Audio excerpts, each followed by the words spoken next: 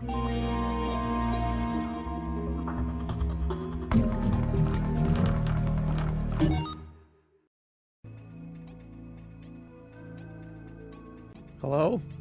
Hi.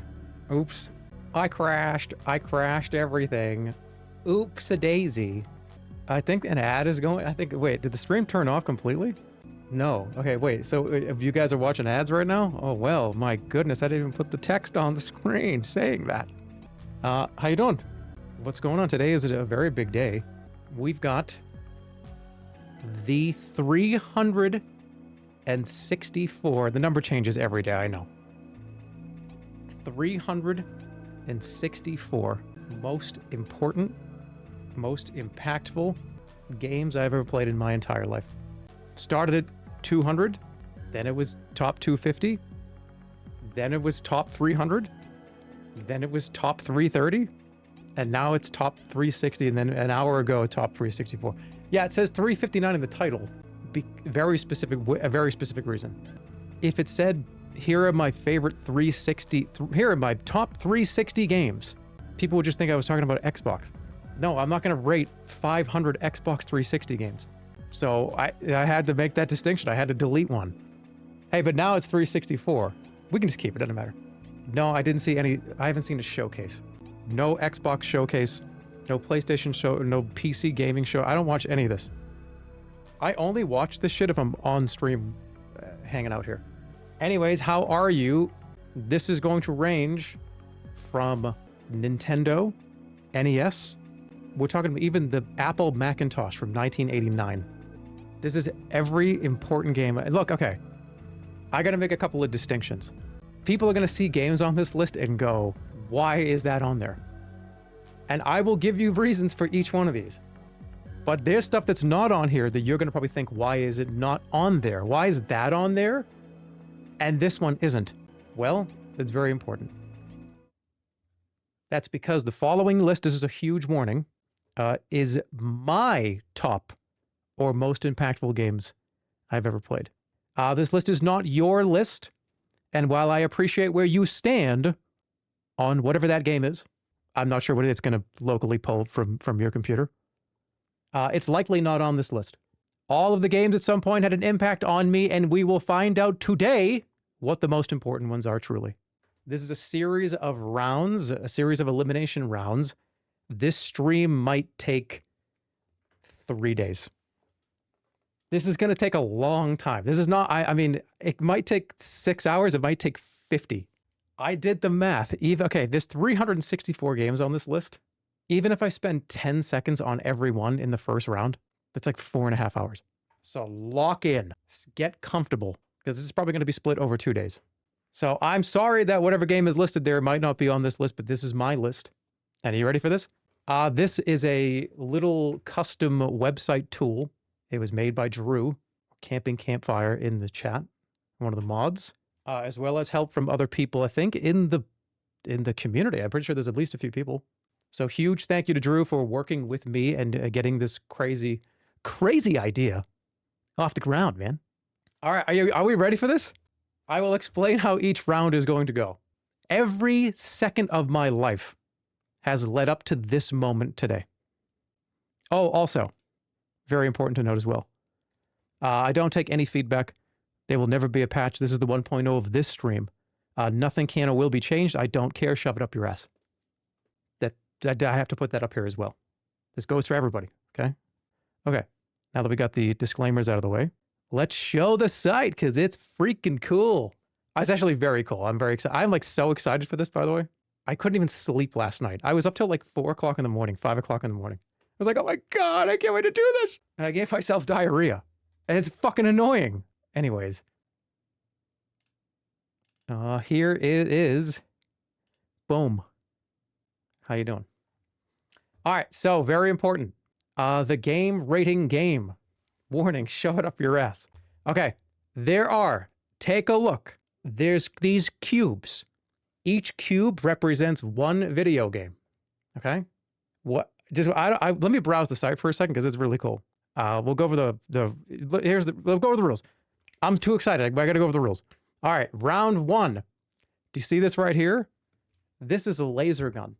if I click this, I can laser the fuck out of a game, and it's deleted forever. The whole point of this stream, and probably 2 or 3 streams, it's gonna take a while, is to get to the final round, which is an Omega tier list.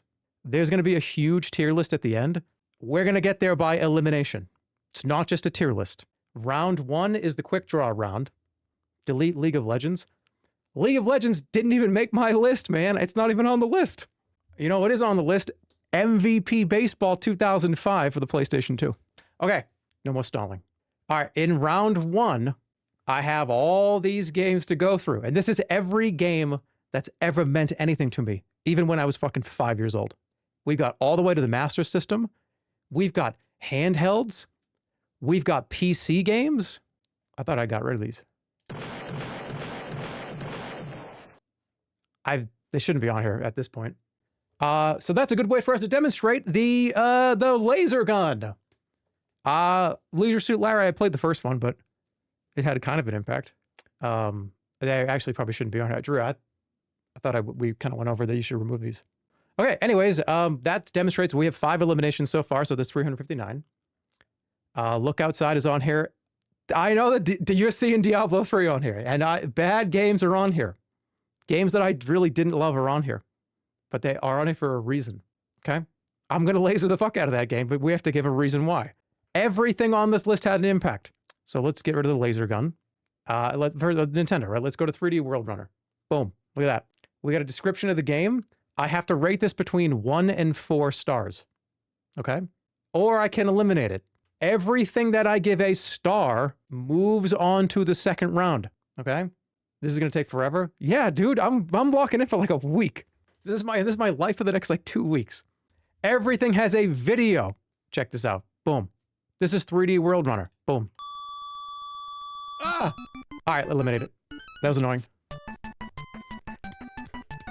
This game came with 3D glasses. And I remember when I was a kid thinking this was the coolest thing I've ever done in my whole life. I played this like every day. It was so, like, it showed me the power of 3 dimensions. But does it belong on this? Like, it had a huge impact. I think I'm just going to delete it. Okay. It was cool. I loved it as a kid, but I don't think I'm going to give that 1 star. What do you mean, no? All right, we're gonna start at NES. Again, anything I give at least 1 star to goes to the second round. Second round is going to be 3 of the round 1 choices. I have to eliminate 2 of them. So I'll get 3 options, 2 get nuked, 1 moves on. Round 3 is going to be pretty similar. All right, here we go. Ready? I'm going to go quick with this, but not that quick. So this is NES. We're going to start with NES, going back to my childhood. I'm going to take myself back to like 1989. I mean, like, Cheez-Its. I've had Captain Crunch for fucking breakfast, lunch, and dinner every day. No wonder I have bowel problems. Okay, I'm there. American Gladiators. There was like 5 versions of this game. But I played the one for NES. And I don't think it gets 1 star, though. What is this timestamp, by the way? All right, this game kind of sucks. This game kind of sucks. But I played it as a kid, all right? We're going to get rid of American Gladiators. I remember putting on a helmet and pads and running around my house pretending I was an American Gladiator because of that game. But I don't think I'm going to have it move on. I'm thinking of other stuff on this list. And would American Gladiators be able to go against... I don't know why that's on here. I'm not sure why I put that on here. The Full Metal Alchemist PlayStation 2 game is definitely not making it to the next round. But it was a cool game. I remember playing it. We're not even at PlayStation. Why am I looking at that? Why am I looking at that PlayStation? I got to get my hand off the trigger. Okay, no more shooting. Okay, Arkanoid. Put it in last place. No, we'll get to it, but I don't think it should. I don't think it deserves to be there. Arkanoid is just Breakout, but it's a way better Breakout. And I was obsessed with this. I actually played the one. Ow. I played the one for. I think it was on the old Macintosh computers, and I was pretty damn good at it. Also, one of the most generationally impactful games for me because it was one of the first games I truly ever really played. The best part about this game is when you got stuff up top and you could trap the ball, and it would start the next level and be like up top. Is it Unk Gaming? Well, no, we have to do everything. We have to see everything. Does it deserve 1 star? And how the star system's going to work, 4 stars is greatest of all time. Literally change your entire life, change the course of your life. 3 would be incredible, wonderful experience, maybe something that had a big impact, but not quite something you'd want to put in your like top 20. 2 is like fantastic, I loved it, but not as impactful as, let's say, it didn't like change my life, I just really love it. 1 is thumbs up, dude. Thumbs up, that meant a lot to me. I think I'm gonna have to give this 1. Because it really just was, it's the first real video game I cared about. It's, well, that's not true, there's like 2 or 3. I'd say this and like Super Mario Brothers and maybe Shuffle Puck Cafe, which you'll see later. I think that deserves 1 star. All right, Astyanax. This one's gonna get pretty high. Anybody played this game before? Side-scrolling kind of attack game. Platformer. It's one of the first times you actually had to worry about like my power bar. I used to repeat this game's intro. Does it have the intro here? Let's see if we can get the intro. Here's Astyanax. Astyanax. Where is it? Let's actually watch this. It's probably funny. Astyanax, I'm waiting. I think you were a high school kid and you had to get like teleported to a new world. That same dream again. Strange. I actually have the physical of this. I have the cartridge, I have the box, completed box. The name is from Greek mythology, I think. He doesn't even know. I'm a freshman here at Greenview High. This is a 2 star. This is 2 star without a doubt. This is one of those NES games that was just on the shelf that I always just, it was in a rotation. Chad profile. No, this game, yeah. Well, let's get some more gameplay so you can see. This was hard. This game is hard too. This is not an easy game. It's one of those, look at this life bar. Holy shit, this is hacked? It was that golden age of side-scrolling video games because it's pretty much all they could do. They couldn't really do much else. Music was fucking fire too. Listen to this. 2 star. Golden age of NES. Balloon Fight, the classic NES video game. One of the most classic video games of all time. This is gonna get at least 1. I cannot eliminate Balloon Fight. People would say, what about Joust, dude? Fuck Joust. There you go. This is just Joust, but like more fun for me. I remember when people thought this was gonna be like a Smash Brothers character. An actual fighter. Yeah, I played like Joust. It's just a classic. If you gave this to me right now, I'd play it for like 2 hours. One of the original games I ever played. Is it 2 or is it 3? I think it probably deserves a 3. I'm gonna go 2 for now. Alright, Bubble Bobble. This is me and my brother's favorite game for the regular Nintendo. This is one of the best video games of all time. This is generationally, this was like a co-op experience. This is the first time I ever really played a game that I had fun with another human with. Because Mario, you had to pass the controller back and forth. This one, we could play at the same time. It was hard. The characters are super cool. This is gonna be 4. Family memories. Staying up late.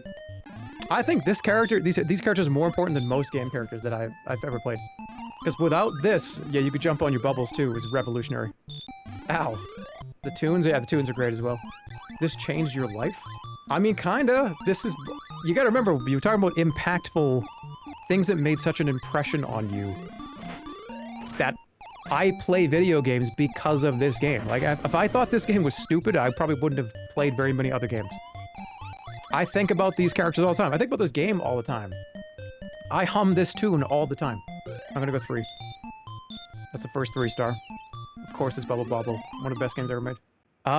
Bugs' Crazy Castle. This is a good one too. Although this game actually kind of sucked, but... You collect carrots, you have to watch out for Yosemite Sam, you have to like drop anvils on people. I might eliminate this. No, I can't though, because I remember the box. I have the box. You ever close your eyes, you can just like see the box. The gameplay loop was pretty simple. But you played as Bugs Bunny, and they've... Why was this game so long? Was it that long? Yeah, 1989. Nintendo Entertainment System Game Boy. It was on... That's right, it was on Game Boy. Let me... Yeah, this song right here. This is what once we... that's why I want to give it 1.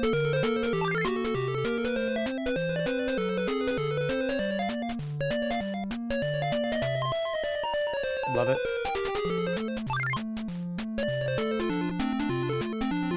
I actually played the one on the Game Boy too. It's getting 1. We're giving it 1. Should I? Okay, well, it's fine. Castlevania. I already know Castlevania is going to get at least a 3, just because I was scared of this game. This is my first horror game. When I was a small child, this first area... Let's go to the first area. This game scared the shit. I had nightmares about this game. Yeah, original Castlevania for NES. Just there's something about the bats and the ghosts. Like, this was back when I was a kid. This was a Five Nights at Freddy's jump scare. Just look at the bats, when the bats come in. The bat boss is horrifying. Still holds up well, still plays well, yeah, absolutely. Yeah, the cats that jump at you. First horror game ever. Guys, he was a child. Yeah, I was, and this was, look, back when I was a kid, we didn't have anything but this. You couldn't go from this to Hello Neighbor in like 10 minutes, or like in your Steam library. We had this to be, this was the thing that was here. There was nothing else. We had Pong. Oh, I didn't have Pong was before me. Okay. I'm gonna say, I feel like it should be higher, but I'm gonna give it, you know what, but I'm full of shit though. I remember me and passing this controller around to my brother, and even my mother played this game because we were too scared to play it. And watching her try to beat, and there's another thing too, I've never even seen past the second level of this game. My parents couldn't beat the first level, we couldn't beat the first level as kids. So I've never even seen 25 minutes past the first level. But holy shit, it made such a huge impact. I'm gonna give it 1, because I don't think it's that important, but it is. Not enough to eliminate it.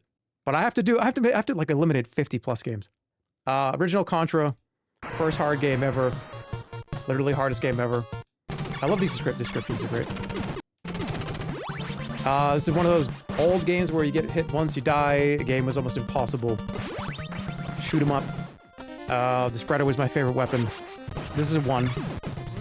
Peak NES, yeah. This is also another, somebody said a co-op. Peak NES co-op, for sure. I would say the one for Super Nintendo, which you'll see later, is higher on the list for me. I'm gonna give this a 1. It was great. I loved it. Meant a lot to me, but maybe not like changing my entire life. Here's Cyber Stadium Series Base Wars. This is a game where you could beat the shit out of each other. I tried to find this game for many, many years. I forgot the name of it.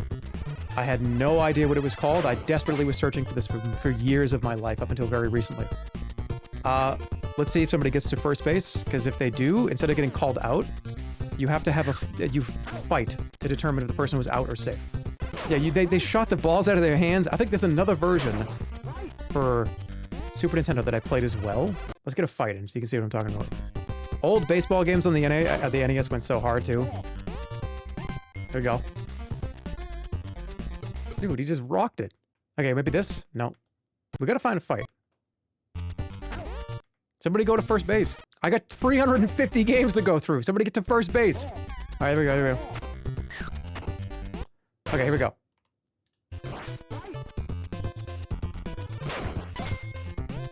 All right. Is he out? We don't know yet, because they both have to fucking fight to determine if he's out. This is one of the great... I'm gonna give this a 1. How stupid of a concept of a game. Because in the rules of baseball, the guy's just out. Why would they need to do that? You're just out. That just ruins the entire game of baseball. And that happened, I think, every single time there was a force out. Oh my god, that guy just drilled it. Is there a cutscene if you hit a home run?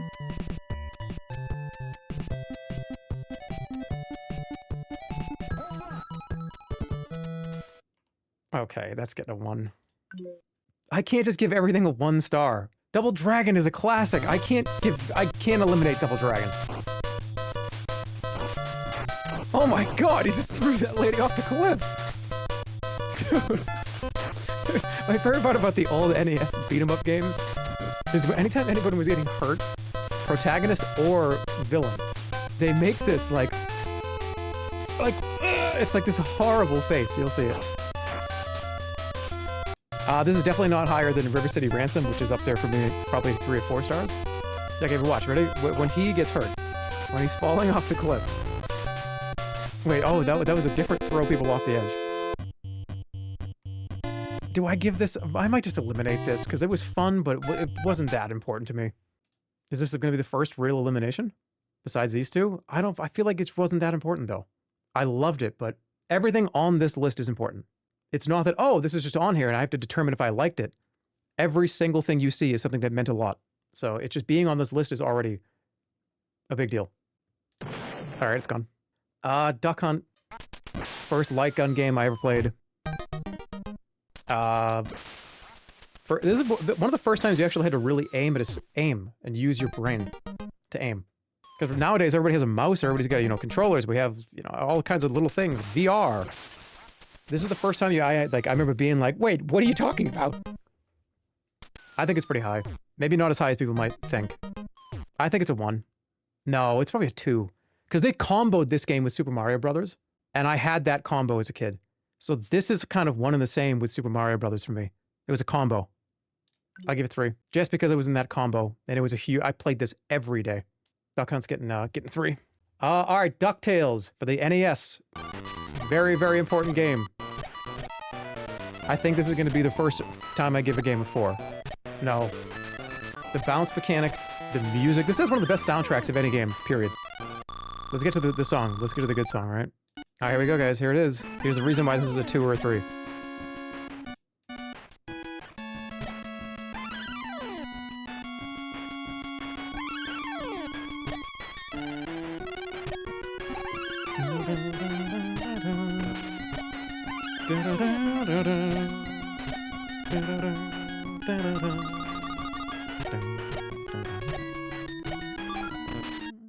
Yeah.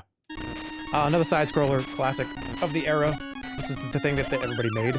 Again. I thought they were going to put him in Smash Brothers, and not just as like an assist trophy. I thought they were going to actually put him in for real. You play as Scrooge. This is a...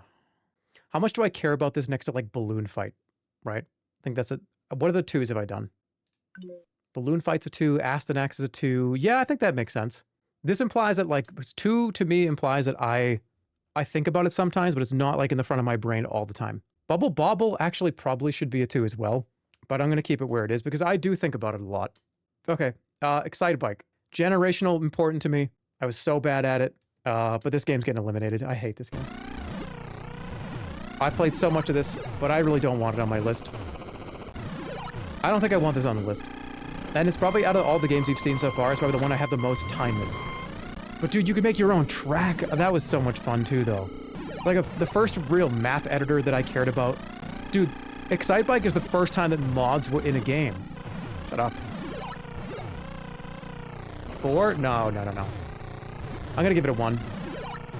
I don't think it deserves to be eliminated. Friday the 13th. We're staying in NES, by the way. We're gonna get through all the NES first. Again, this is one of the first horror games I ever played. And this game, still to this day, scares the shit out of me. Have you any of you ever played this game? This game is shit. It's weird, though. It's something about it so off-putting. When you saw Jason in one of the rooms, you freaked out. You had to switch between the different characters and everything, and I don't know, there's something about exploring the island or whatever the world, then not knowing when Jason was going to just show up and attack you. Yeah, look at it, see? You had a map, and you had to fight stuff too. Yeah, it was a side-scroller.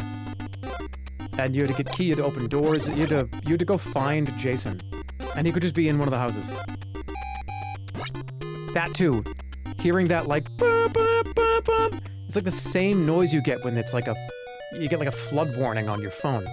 It's like kind of awful. See, no Jason in here. That actually scared me in real life right now. This is a 2. This is a 1. I was going to eliminate it, but no. They just got me right there. Galaga. How can you not put Galaga on your list if you're over the age of 30? I feel like everybody has it on there. Yeah, I'm pretty sure if you're 30 years old or higher, this is just going to be on your list. 40? No, 30. But do I care that much about this besides play? I played a lot of this in arcades, not just on NES. Again, let me think about it next to... We're almost done with the NES. We're almost halfway done with the NES. And it's only been about 35 minutes. I think we're gonna smoke through this. We're not gonna take more than 2 days. I think. If I give Excite Bike a 1, I should give Galaga at least a 1. Again, it's one of those games that formed my reasoning for even wanting to continue to play them. Is it the greatest game of all time? I don't think it is.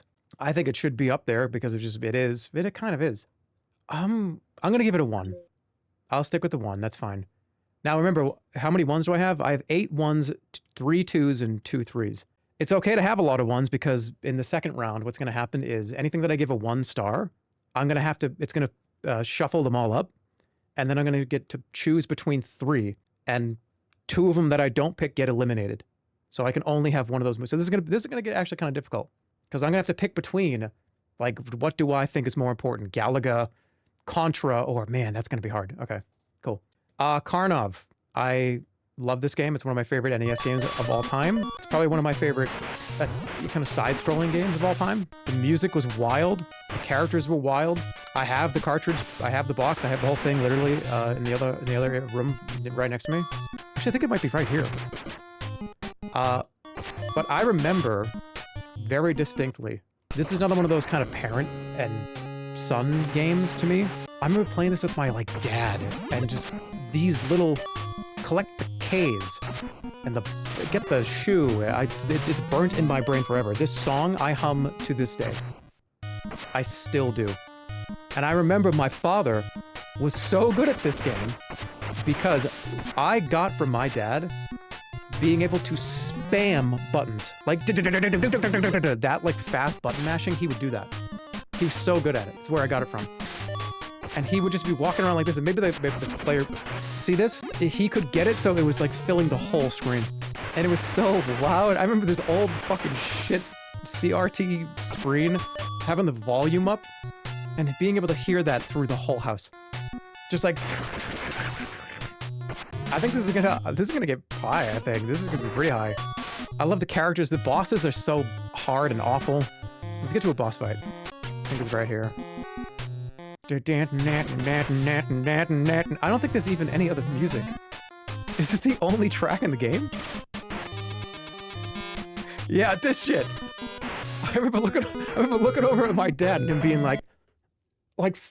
going like this, spamming the button. He beat this boss in 1 second because he would stand at the left side of the screen, over here, and he would just go, and the thing would be dead. That's a 3, without a doubt. And the game is remarkably fun. Alright, Kung Fu for the NES. Again, this is just again. What are you beating? Are you fighting children? I don't remember you beating up kids. You beat up children in this game? This game is so hard, but it was just arcade fun. It was 2 buttons. You just walk and then punch or kick somebody. I will say there's one for the Master System that I did like probably a little more than this, but this is another after school kind of... I can't wait to play this. I'm gonna try to get a high score. I never beat this game. Let's give it a 1. Alright, Muppet Adventures. I don't even need to see the video. I don't even need to see the video. Boom. This is so important. Dude, some of you guys I'm gonna unlock some core memories for some of you guys that have not played this in a long time. This is a minigame compilation NES game. And let's see if I can unlock some memories. This is Gonzo in the spaceship. You got Kermit going down the river. You also have, I think, Animal and a go-kart. Where's the Kermit one? Yeah, here's the Animal one. This one was so hard. Nothing made me clap like this when I was younger than playing this part of this game. Dude, half of us have never even seen an NES. Well, you're looking at one right now.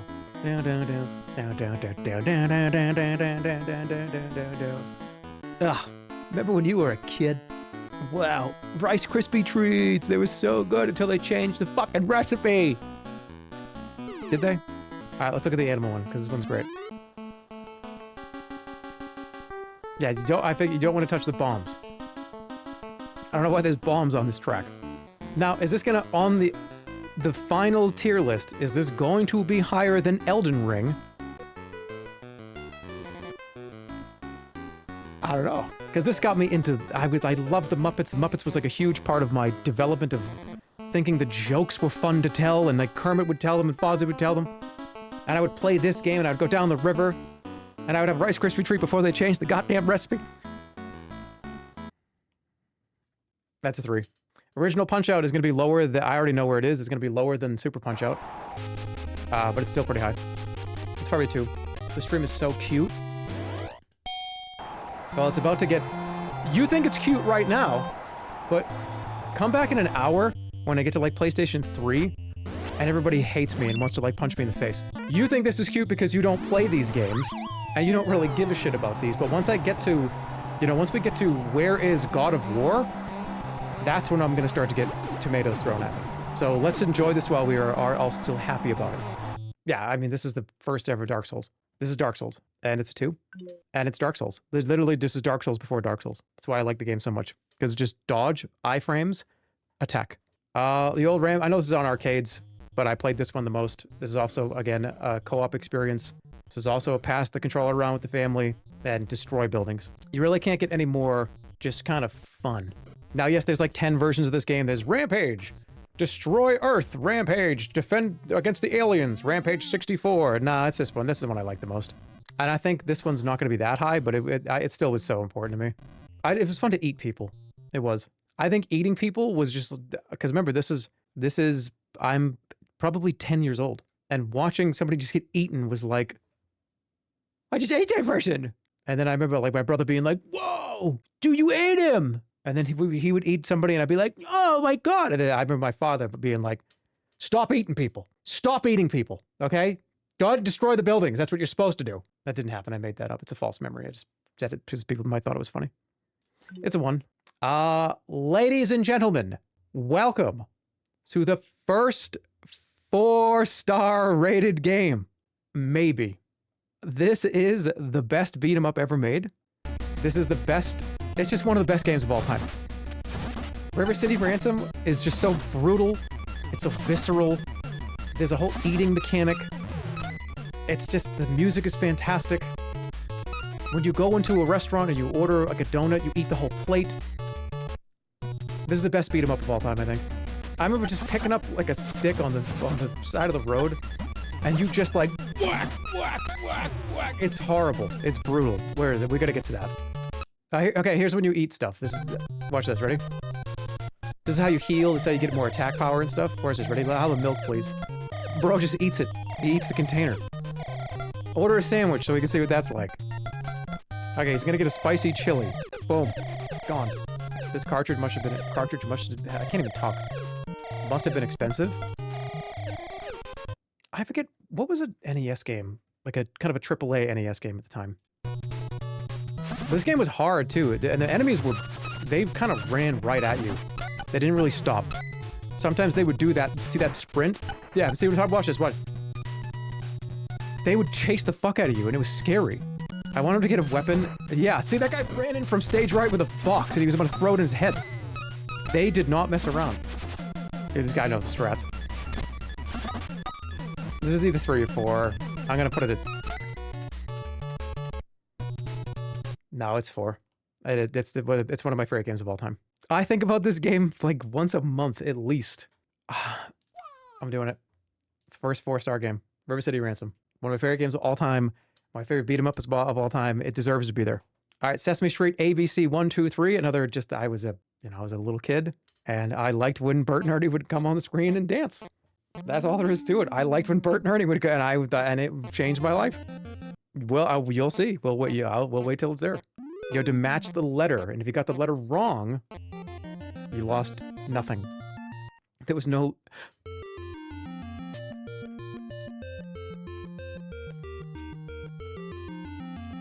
Why is there no metal version of this? Come on, somebody do that. Wait till it kicks in. It hasn't even kicked in yet. No, we gotta wait for the kick in.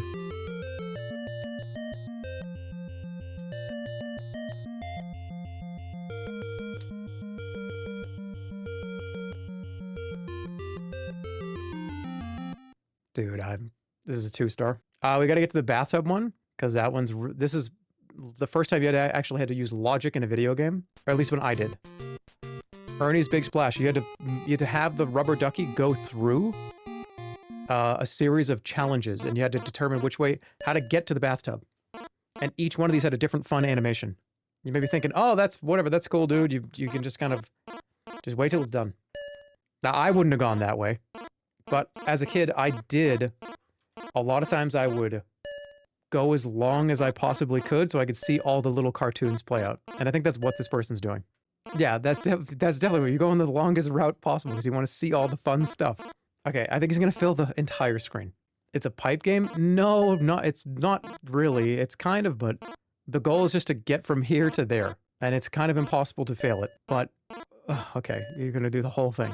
Like, whoever this is could have just gone from here to, like, here. Instead, they just wanted to... Okay, whatever. Here we go.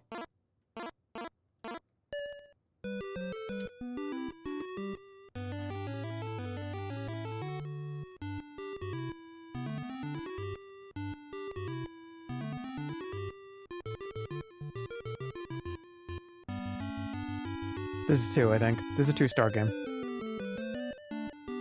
But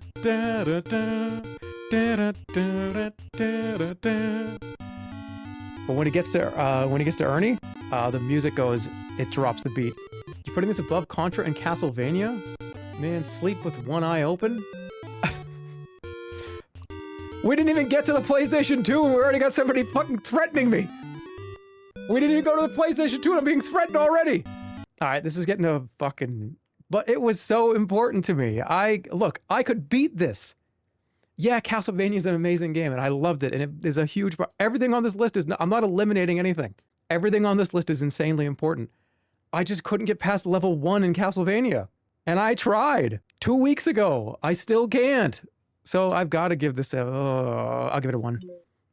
We'll see how I really feel, because it's going to go up against other stuff soon. Snake, Rattle, and Roll, this is a classic. This is definitely a 2. You eat stuff, you get a bigger body. Platforming, challenging. The movement was a lot of fun. Another co-op game. I think about this game at least probably once a month. It just kind of pops in there. It was hard, too. I think this deserves to be a 2. Definitely one of my favorite NES games, for sure. I don't know if this is one of my favorite games of all time, but it's definitely one of my favorite NES games, period. Don't read chat. I'm just telling you how I feel. I'm not... No one's influencing me. I'm not being influenced.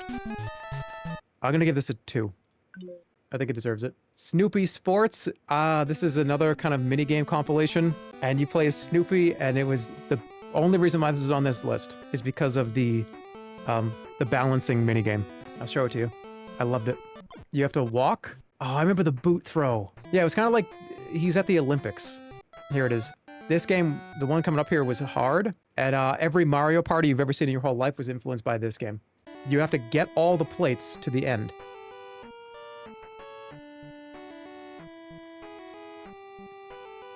It was hard, especially when you were like 6. Are they gonna get there? Because speed mattered too. You're gonna actually do it. This was difficult. I think it's a 1. It's a wonderful little game. It's got so much fun it's got so much charm to it. The minigames are varied. Yeah, Pogo was a lot of fun too. Yeah, and you can play this with 2 players. And another Kemco game. Kemco made a lot of these. And it was released on my birthday. So it's getting a 1 star. All right, we're almost done with the NES, which is good because it's taking about 1 hour per console. But there was a lot of NES. There's not a whole lot of. I mean, dude, once we get to the computer as a boy, dude, some of these I'm already looking at, and we already got fucking 4. This is gonna be nuts. Yeah, I'm already looking over here, and I already want to give this 4. Yeah, this computer boy, and then this computer man, and this is kind of after high school and before I graduated high school. It's a way there was so many PC games I had to differentiate it out. The PC games are going to take like 2 days, but I'm here. I'm ready. We're making good progress. Almost done with the NES. All right, after this one, I'm going to take a quick break. I'm going to pee, We'll come back and we'll lock in. Star Tropics, that's a interesting thumbnail. It's kind of like Legend of Zelda. It's a lot of clear the room and move to the next room game. Music is one of the reasons why it's on this list. Damn, okay. It's kind of like that Isaac Zelda, you have a yo-yo. It's just fun. It's just a fun game with a great soundtrack. And there's all these little RPG elements too. You have to go talk to townspeople. There's a whole huge world. There's an overworld too. I have this one complete in box as well. Jealous? Let's look at the overworld. Yeah, see? There's a big overworld, lots of little secrets, lots of little kind of go here before you go here to go there. It's a great game. I actually thought about streaming this. I was gonna stream this game like a year or two ago. I still might. It's lit. It definitely is. It's definitely a 1 to 2 star game for me. Yeah, look at this. It's so charming. Everything about it's charming. I think this is gonna. I'm gonna give this a. It's also really hard. Yeah, it's hard as balls. It definitely is. Yeah, 1990. Developed by Nintendo. Nintendo actually first party made this. And you knew when people were trying to get Mike Jones into Smash Brothers last, like, what, 3-4 years ago, that they would just kind of scrape at the bottom of the barrel for new characters. I was one of those people. I was like, dude, yeah, Mike Jones from Star Tropics, get him in there. We kind of ran out of characters at that point. No, Mike Jones from Star Tropics. Yeah, the overworld, you go to the dungeon. I'm going to give this 2. It definitely deserves it. I had a lot of time in that game, and I enjoyed every second of it.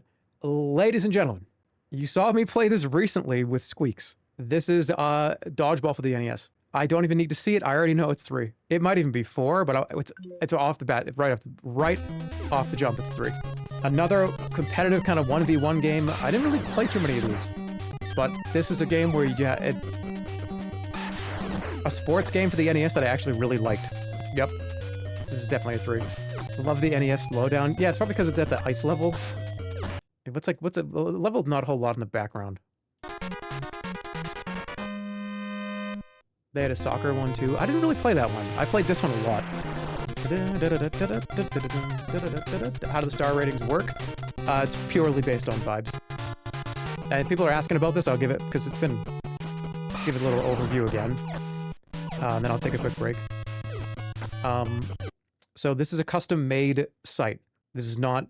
you can't, like, go do this right now. This was made specifically by one of my mods and some of the community members. So this is not, like, currently public right now. It's just kind of here. It's I think a few other streamers are going to do this, and then we're going to kind of see maybe after. Why is it on Roblox? I think Drew said when he was doing the actual website, he was like, I wanted to make it like an old Roblox theme, and I was like, that sounds fucking great, man. So he did some things, and I think it looks great. Why are you gatekeeping? Dude, this was a custom-made experience. I'm sorry, I didn't think, let's do one first and see what the appetite is. I'll be right back, though, and we'll give the... Yeah, it's a 3-star for sure. I love this game. You all know it. I've talked about it before. I'll be right back. We will continue. See you very, very shortly. I'm back. Yo. All right, where do we leave off? We had... It's now we're getting to the real shit here. It's coming. It's coming. The hard part is going to be... I'll be scrolling down. I already know some of those are going to be hard. Okay. Well, this is a big deal. Super Mario Brothers 2, 1988. This is originally not Mario game, but they made it a Mario game. It's effectively just a copy of another game that they just kind of made the other characters, not the ones from the original. But I love this game. I would probably put this... Oh, man. The Mario games are going to be so hard because, like, I feel like 1, 2, and 3 are so important to my entire existence.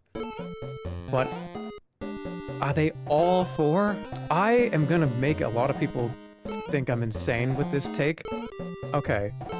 I feel like all 3 of them have to be 4. I'm really thinking about this because you know what's coming right after this. I'm thinking of I played 2. I played 2 probably more than 3, but it was so important. Everything about this game. I love the descending, dude, just the digging part. Remember the digging in the sand? Where is that? That that covers every single base more than how I liked 3. But that doesn't mean they're all not going to get 4 stars. I think all 3 of these are going to get 4. It's just, where are they actually in? Yeah, we're not, you know what? We can figure this out later. They all belong at 4. All three of them, for sure. Yeah, this is so good.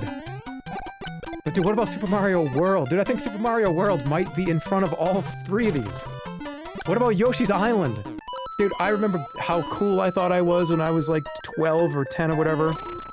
And I knew the cheats where you hold down in this first level or the third level, whatever, and you could skip the whole game.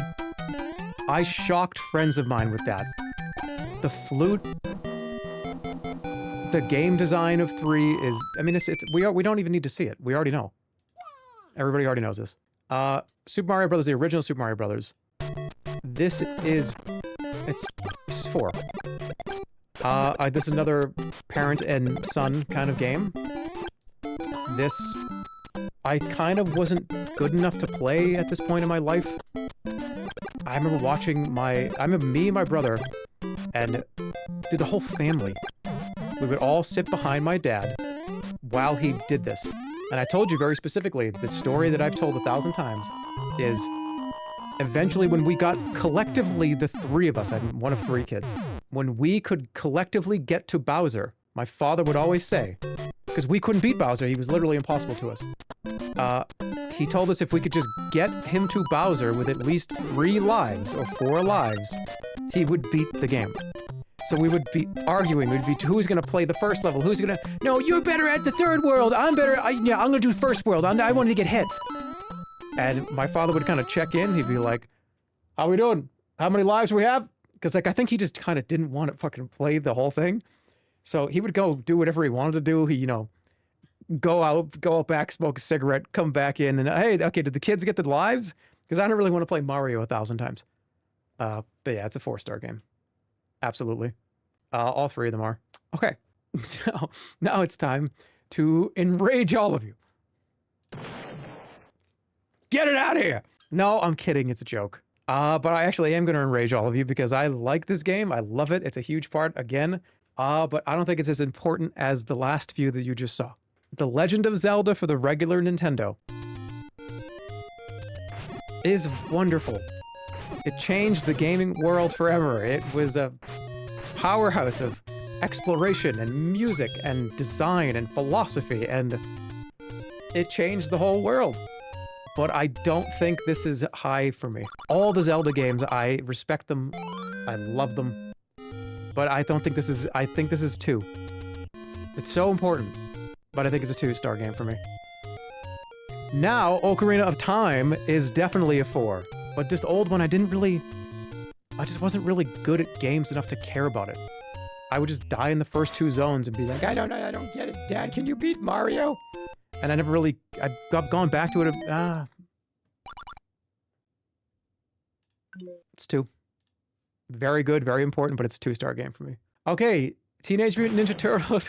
Well, I'm glad I just did that because I was going to do it anyways. You saw me play this on stream and I crashed out at it. And yeah, it's very important to me. It's one of the first games I had. I loved it. I own it. But this game sucks. And I talk about it's gone. You know what? We don't even need to see the rest of it. Do you want to see the video? You already saw me play it like 6 months ago. We don't even need to see it. This one, on the other hand, is a port of the arcade game. And the Teenage Mutant Ninja Turtles arcade game is a 4-star. So to me, this doesn't deserve to be a 4, but man, was it fun. It was great. They did such an improvement over the first one. That arcade-style beat-em-up, side-scrolling, especially the cabinet. We'll get into the cabinet later when I give the arcade cabinet version of this 4, because, spoiler alert, it's getting 4. And so is Turtles in Time. Playing this with friends, too. There's another one. It's you just locking in, having like a Coca-Cola or like a hot chocolate or something on some lazy Sunday afternoon. You just got home from riding your bikes around, pop in Ninja Turtles 2. Remember, 4 is greatest experience of your entire life.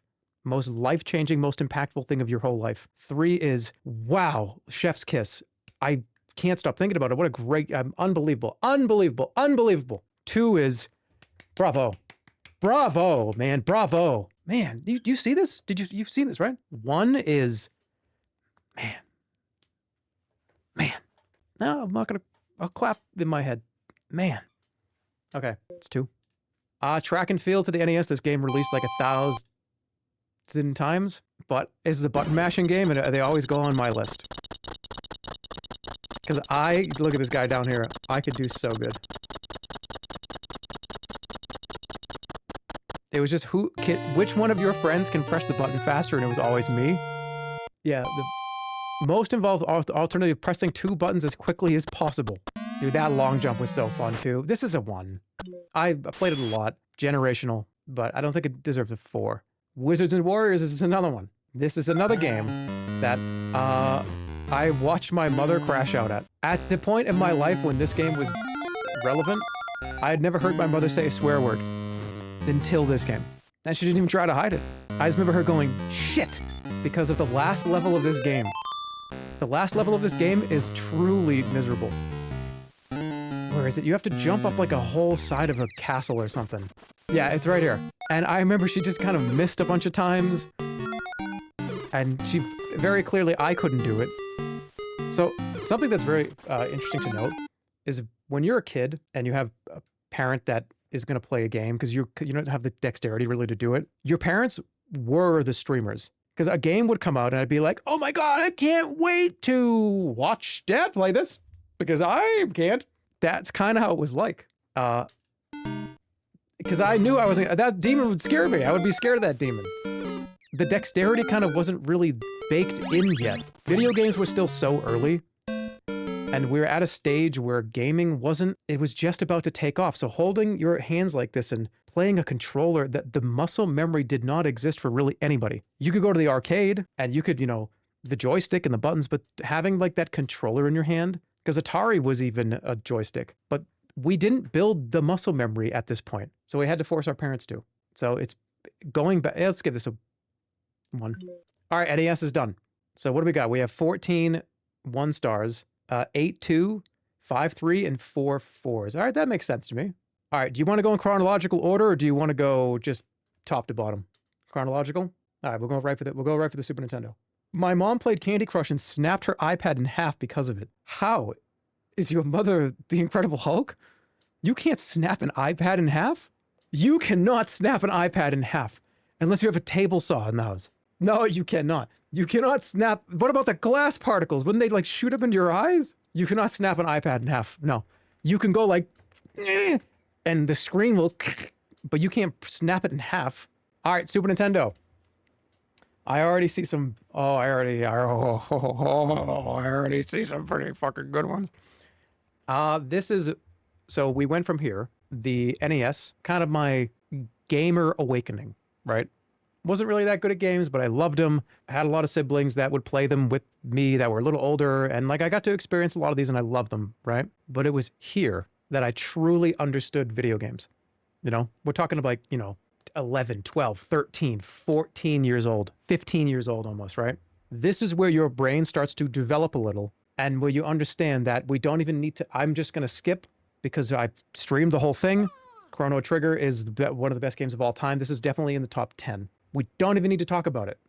I will show you a clip. I streamed the whole thing like last year, but this is not only one of the best RPGs ever made, it's one of the best games of all time, might be the best game ever made. It's probably don't say that because Earthworm Jim is on this list. Don't say that before you rate Earthworm Jim.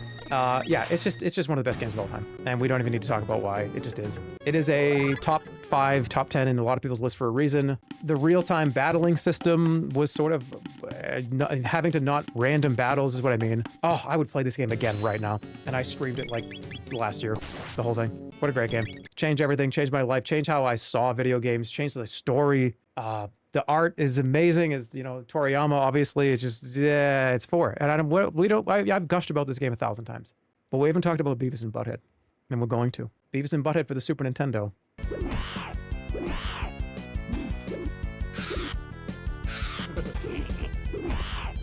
Although Butthead is just sitting there not caring about any of this. Beavis and Butthead for the Super Nintendo is a side-scrolling, weird 'em up game. Because it's like a beat 'em up, but it's weird. It's not. Beavis and Butthead, they dominated the 90s. They had more video games than Mario at one point. There was Beavis and Butthead PC CD-ROM games. There was Beavis and Butthead Super Nintendo games. They had like 5 games at one point. And look at this password. Yeah. That's the password system. I think this is a 1. But the song, I hum this to this day. You probably heard me hum this. No, it goes. I need to hear it. Where is it? It goes.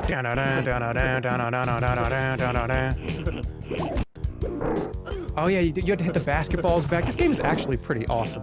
I have to give this 2, I think. This actually might make the top 100. This is in my attitude era, right?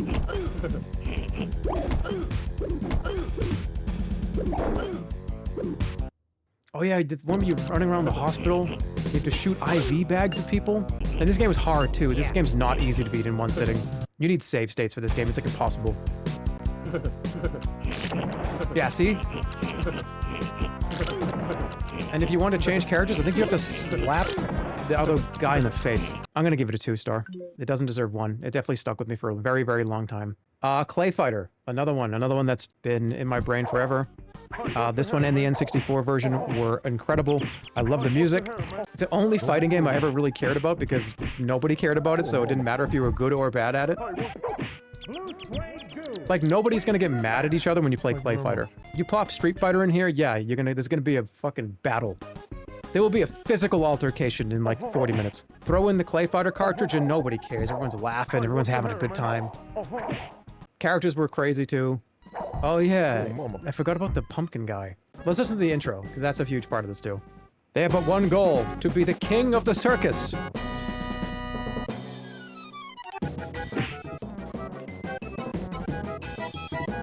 I gotta pump this. Shut up! Sorry. From the top.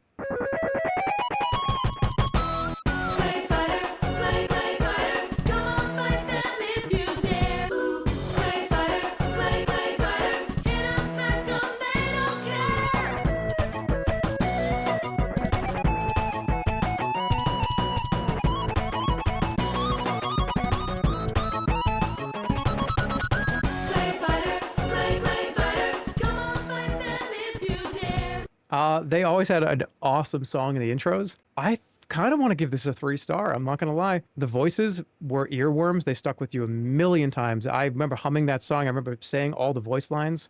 Hurt, hurt, hurt. That's Taffy. I don't know. It's either a 2 or a 3, and I'm fighting on giving this one a 2 and the N64 one a 3, or vice versa. Yeah, fuck it. It deserves to be there. This is a 3-star. Clay Fighters, I love that game. It formed the kind of person I turned into. Okay, let's go back up. We skipped a few. Aladdin for the Super Nintendo. I'm going to give you a hot take. This is the worst of the 2 versions, but I still played a lot of it. I still loved it. Incredibly difficult platformer.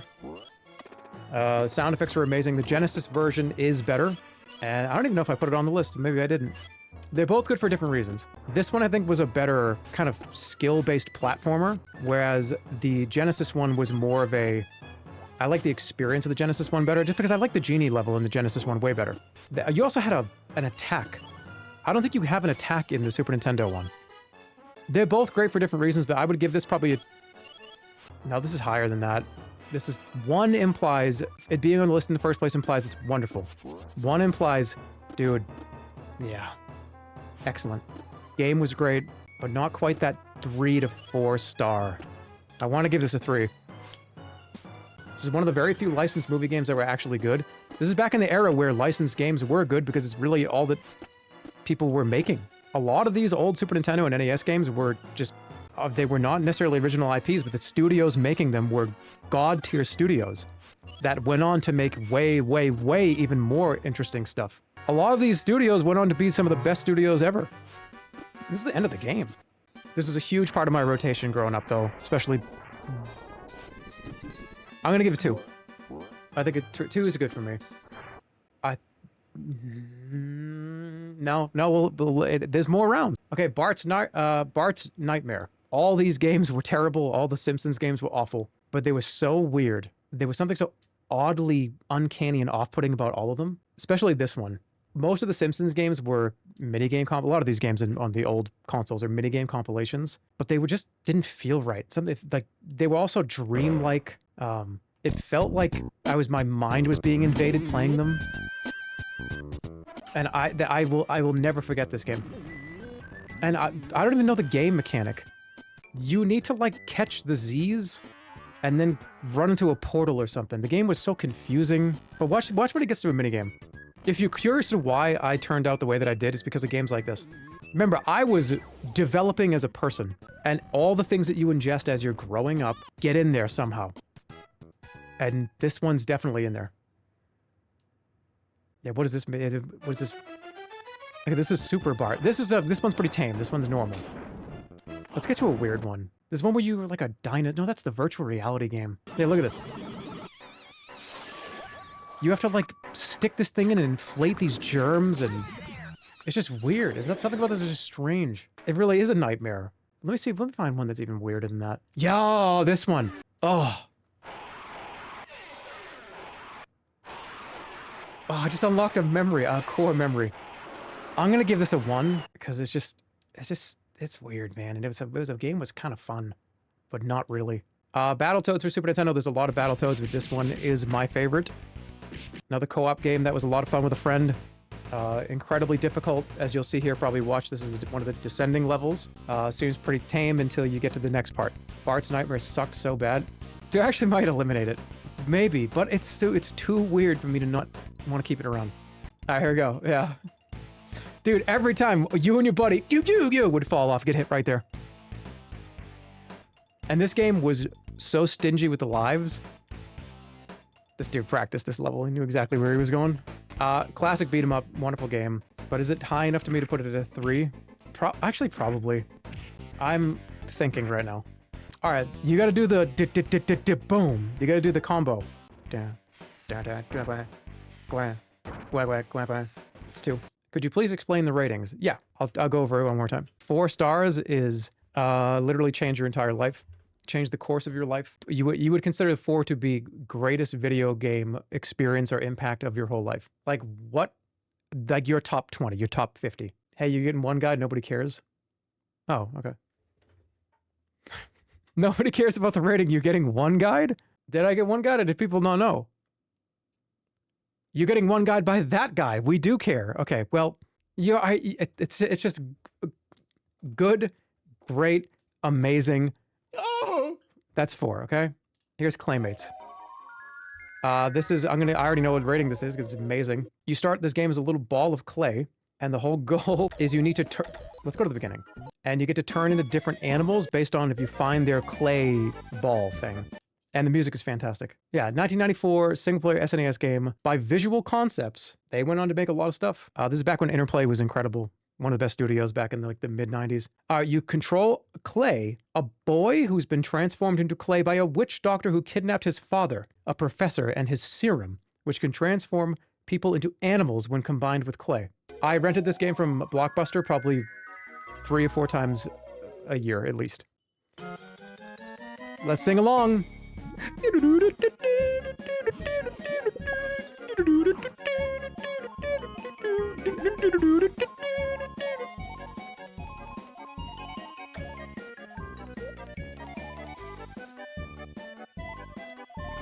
He's going fast, damn. Where's the cat? You turn into a cat. Yeah, that's how you dump it. You collect the gems. This game is so good. This game is really good.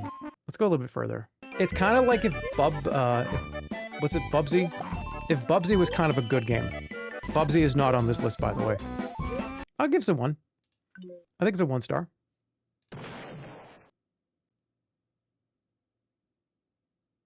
I actually prefer the other one, which is the virtual reality Bart game. So that one, you can't have more than one shitty Bart Simpson game on this list. It's gone. Okay. Contra 3, Super Contra. Dude, this is a fucking banger. This is the best. This is the best Contra. This is also, I burnt days, if not months of weeks of my life for this. This is one of the best games of all time. I don't really care about the Contra that came after or the Contra that came before this. This one is a 4-star game. 4.0. One of the best games I've ever played. One of my favorite games of all time. This on a Saturday night with a buddy hits so hard. Because this, if you didn't have a Game Genie, you had to start this whole thing over if you lost. And these games were roguelikes. All these old games, you had to beat them in one sitting. And if you fucked up in the second world, do the whole thing over again, man. You gotta start the whole thing over. There were no save points in a lot of these games like this. You just had to beat the whole thing in one sitting. Some had passwords, which that's, you know, you could say there's a save point. But man, the boss fights in this game, the different... I want to skip to one section in particular. By the way, boom, it's a 4-star game. It's one of my favorite games of all time. The one where you're fighting the alien and it's you shoot up. The boss music was so scary and weird. Where is it? It's like the 3rd level. Oh, this is just the first boss. Let's just do this.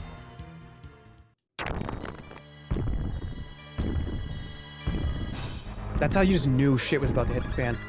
And you had to lock in. By the way, you get hit once, you're dead.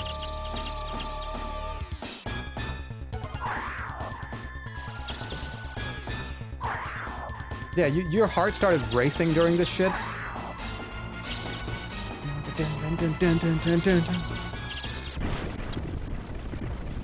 Yeah, it's a 4-star game. If you had never played this game, please play it eventually if you get your hands on it. It's single-handedly one of the best games of all time. 4 stars, Contra 3, Super Contra. Check this out. This one's fucked up. Like, oh yeah, kill these two like twin robot monsters. That was kind of challenging, man. This guy knows what he's doing. He's played this game probably a lot. But if you didn't know what you're doing, that's easy to die 5 times here. Remember what I told you? Oh my god! Oh.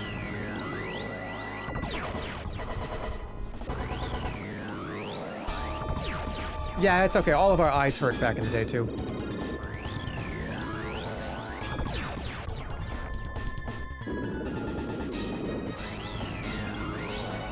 How many bombs did you save up? Yep, that one got my friend every time. What a great game. What an absolutely amazing game. That could be top 10 of all time. Donkey Kong Country. Oh, man. Are we doing this many? How many 4s can I even put out? Okay, am I going to do 2 4s back to back? By the way, anything that gets a 4 is automatically has a bye into the final round. That just automatically. I don't want to eliminate 4 stars next to each other until the final round. It's fun. What can I even say? This is just, it's one of the best games of all time. It was the most fun platforming back before this, platformers. Adding in the barrel mechanic where you ba-boom, ba-boom, ba-boom, ba-boom, ba-boom, it just was so satisfying. The art is so beautiful. The backgrounds are amazing. That sort of sprite, that 3D sprite, which they started doing a lot of, it just changed the game completely. The music is some of the best, period. Hey, Jeremy, I'm holding my baby that was born during your Roller Coaster Tycoon stream with the horseman. Can she get a special horseman blessing? Yeah, of course.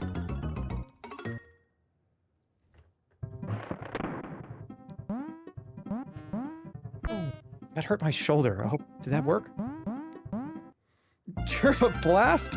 No, that was a blessing. That was not a blast. All right, it's 4. We know that. Donkey Kong Country, best game. Earthbound. All right, here's the story for Earthbound. I've never played this game. Well, how could it be on here? And why are you giving it 3 stars? I've never played this game. I've played it kind of. I didn't understand the concept of an RPG. I did, but I didn't. And I don't know if I was too lazy or too unskilled or too confused at the mechanics of why for some reason, I would rent this game. I loved the game. I was like, this game's so awesome. What an amazing game. I would go rent it from Blockbuster and I would hope to God that somebody had left a save file. Usually when you rented a game, they didn't go in and wipe all the data. You know, like Larry's save file was just still there. And when you could open it up and you'd see, oh, Larry, and he's got like 3 party members. It's like, fuck yeah, you're like halfway through the game. I can go explore and talk to people. And I can go experience the world and I can go fight stuff because I don't know where the hell anything is. It was such an awesome treat if you got to have that. It was a disaster if you rented it from Blockbuster Oh man, I wonder whose save files are on here. Like Joe, Dave, you're gonna be probably halfway through the game. So I hope somebody has like almost the whole game done. And you would bring it back, you turn it on, and there was one save file at the first save point. And it was like, God damn it, no, I want to be halfway through the game so I can walk around and talk to everybody and listen to the music. So I have never played Earthbound, but I love this game. I've listened to the soundtrack so many times. I love this game that I've never truly played. I love it so much. And that's good for people that are watching that are here to see me play video games, because the plan is for me to play this one day, do the whole thing, go through the whole thing. So I have to give it, I gave it 3 right off the bat. That's not fair. Can I give a game 3 stars that I've played like for, collectively maybe an hour and a half on other people's save files? Maybe. Yes, you can. Eliminate it? I'm not going to eliminate it. All right, Earthworm Jim.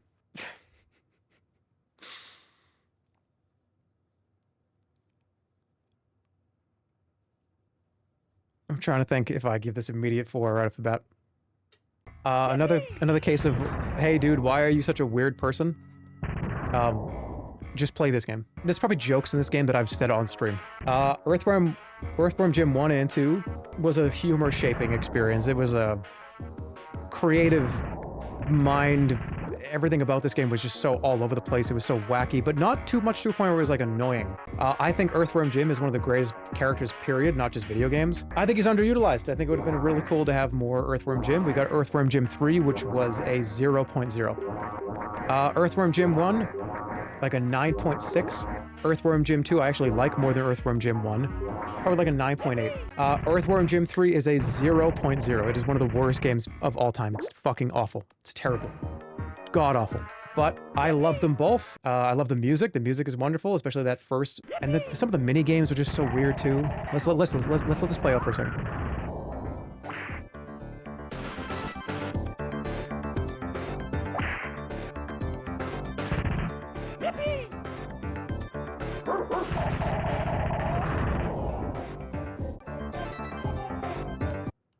Okay.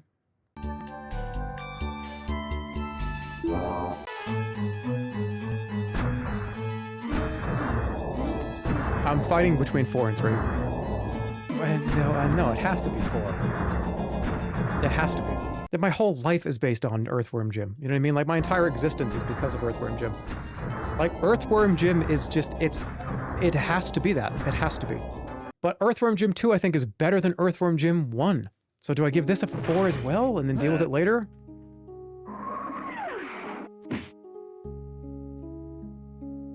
Did you know that earthworms are an invasive species? Well done. Earthworms are like incredibly important. They're like one of the most important aliens on the planet. Yeah, that's what I said.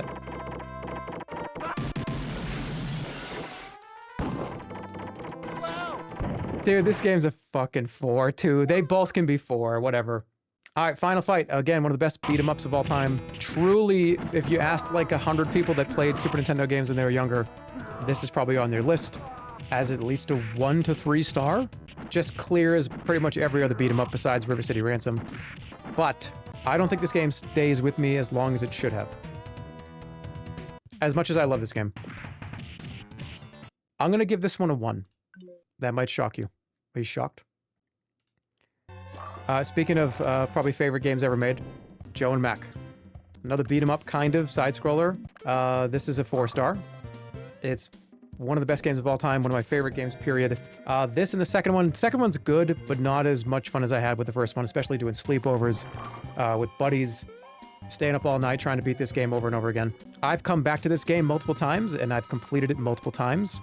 Probably 5, 6 plus times over the last 5 years, let alone 20. Music's great. This is Data East, back when Data East was just made some of the best video games ever in like the course of 5 years, which is insane.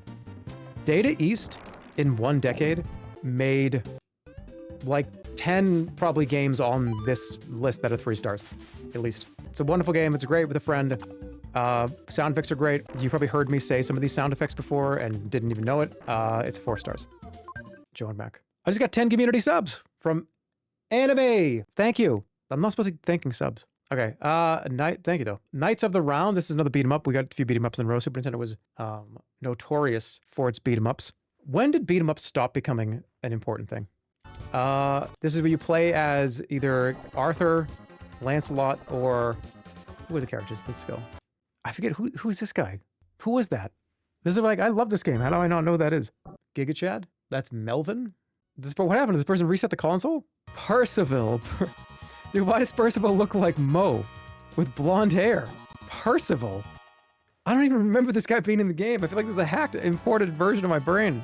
Anyways, it's great. It's really, really fun with a friend. Some of the most fun beat 'em up mechanics. I love the chunkiness of this when you swing at people. Oh, and they make a funny noise when you kill them. They go, yeah, yeah, yeah. I think this is worthy of one. Yeah, there's something that was so chunky when you would swing the sword, though. Why is no Golden Axe on here? We're only in the Super Nintendo. You don't think Golden Axe is on the Genesis list? This stream is going to be 15 hours long. Knights of the Round, Lancelot was my favorite character. It's going to get a 1 star. I'm going to have so many high ratings. It's going to be fucking impossible to do this at the end.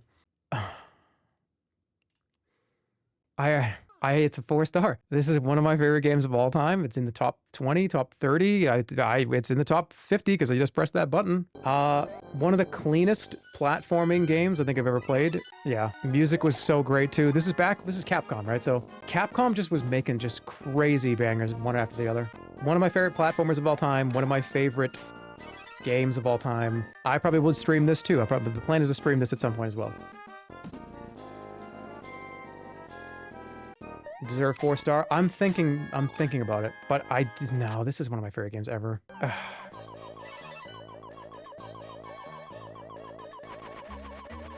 But is it 3? Oh, no, but it was so much fun. I don't know. I might have to go 3.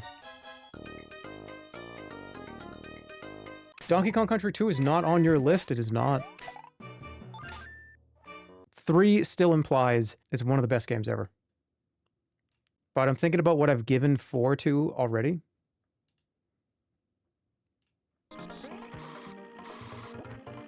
How do you not give the original Mario Kart not 4? Yeah, it's just, this is like 10,000 hours in this game. I remember being able to lap Toad like 3 times on some of these levels. I just perfected it.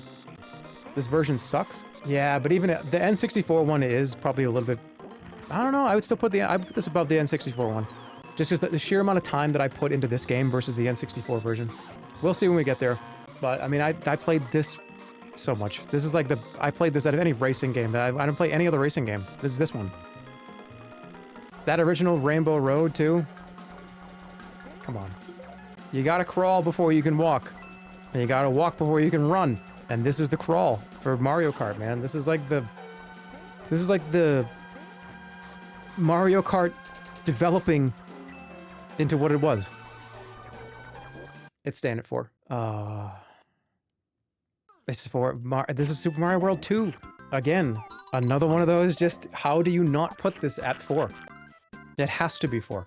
Music, impact, I wanted to this is one of the first games that I truly wanted to 100%. Getting all the flower pieces, all the coins, I didn't care about that until this game.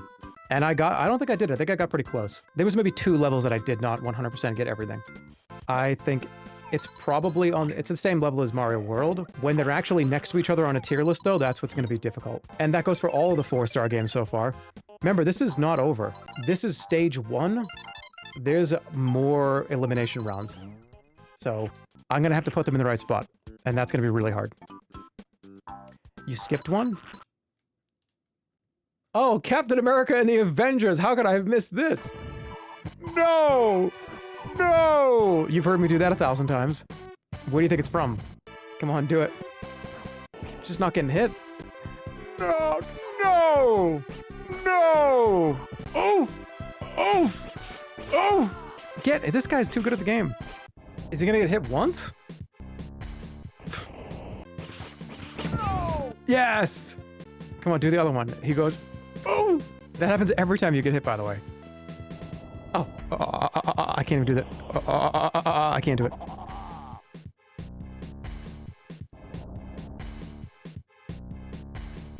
Don't interfere, Avenger. Villains like you must be crushed. This game's so good. Playing this with a friend was so fun too. Boss fights were fun.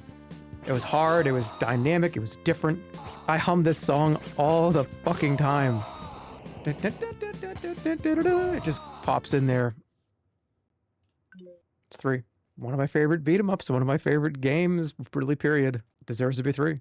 Okay, this is where we're about half. Oh my god, look at how many Super Nintendo games there are. Holy shit, Maximum Carnage. Yeah, dude. 4. We gotta get the song. No, where is it? It's literally Black Sabbath song. Where is it? Yeah, there it is. This is the Mob Rules by Black Sabbath.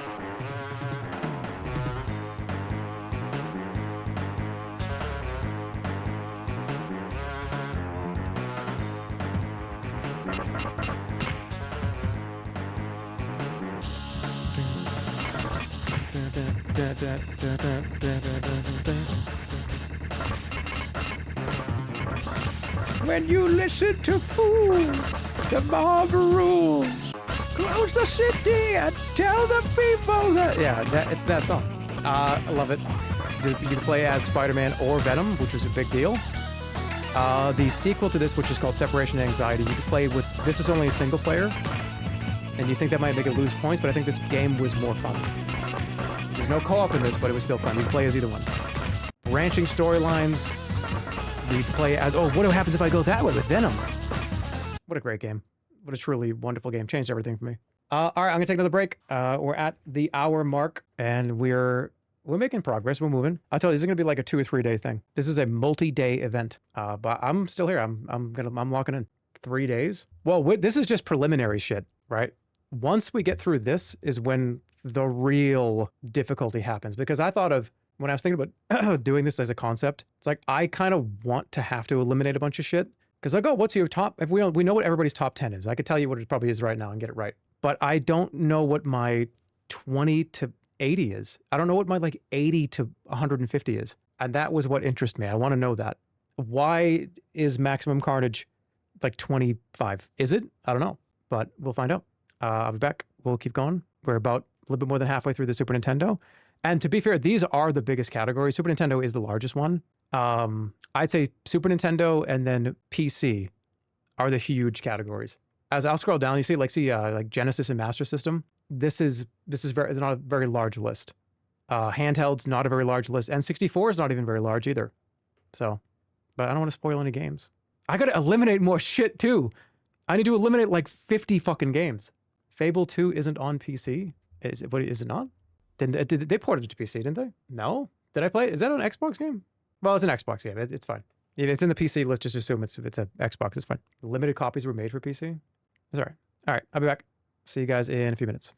I'm going to stretch my legs and get a water. I already have a water, but I'm going to stretch my legs. Eliminate Earthbound since you didn't play it. No. Stan. I played that game through 5 different people's save files. I experienced it as a jigsaw puzzle. All right, BRB. What's up? I'm back. Shall we continue? Let's keep going. Okay, we are at Mega Man Soccer. Again, one of the only sports games I think I really truly loved. It's a game where you have 2 teams and there's a ball. There's a small ball. It's kind of like about this big or so. It's got a cool design on it, and you have to kick this ball around, and you can pass it to people. You can't use your hands, which I thought was pretty interesting for Mega Man. But then you have to kick the ball into a goal on the opposite side, and everybody has their Mega Man powers. And it's fun to create a team, a custom team. Because then you can be like, dude, I got Cutman on my team. And he does like a cut move. They have special moves. It's kind of like Mario Strikers before Mario Strikers. But it was cool. It was awesome to see that they would take the classic Mega Man characters and bosses and let you kind of make a fun soccer team. I love this game. I'm not necessarily sure this is a 4-star or 3-star or even a 2-star. I really, really loved it. But that glass is kind of a 3rd full on how I feel about it. I think it deserves to be up there. But not necessarily, wow, best game I've ever played in my life. I think it was good. Mega Man X. You'll notice this is the only Mega Man game that's on this list that's not a ball-kicking simulator. It was very important for you to understand. This is probably the only Mega Man game that I actually really like. Mega Man X for the Super Nintendo. Mega Man for the NES and all the other ones before it were too hard. I thought they were too hard. And I was probably too young to care. But this one had kind of a cool story. The sound effects were great. I think it was like the best version of the Mega Man formula. Yet good? No, I really don't feel like it. I don't feel like getting good. Is Ball Kicking Simulator 3 on the list? Yeah. I love all the OG Mega Man games. They're all good, but I would say this is the only one that I really truly cared about. Who are the bosses on this? Oh, you can play as the other character too, but isn't there like 2 different characters you can choose from in this game and it's a different play style? Right, yeah, that's right, you do. Because like Mega Man gets hurt and he gets fucked up and you gotta like save him. Yeah, you can play Zero. That was a huge reveal too. I'm gonna give this a...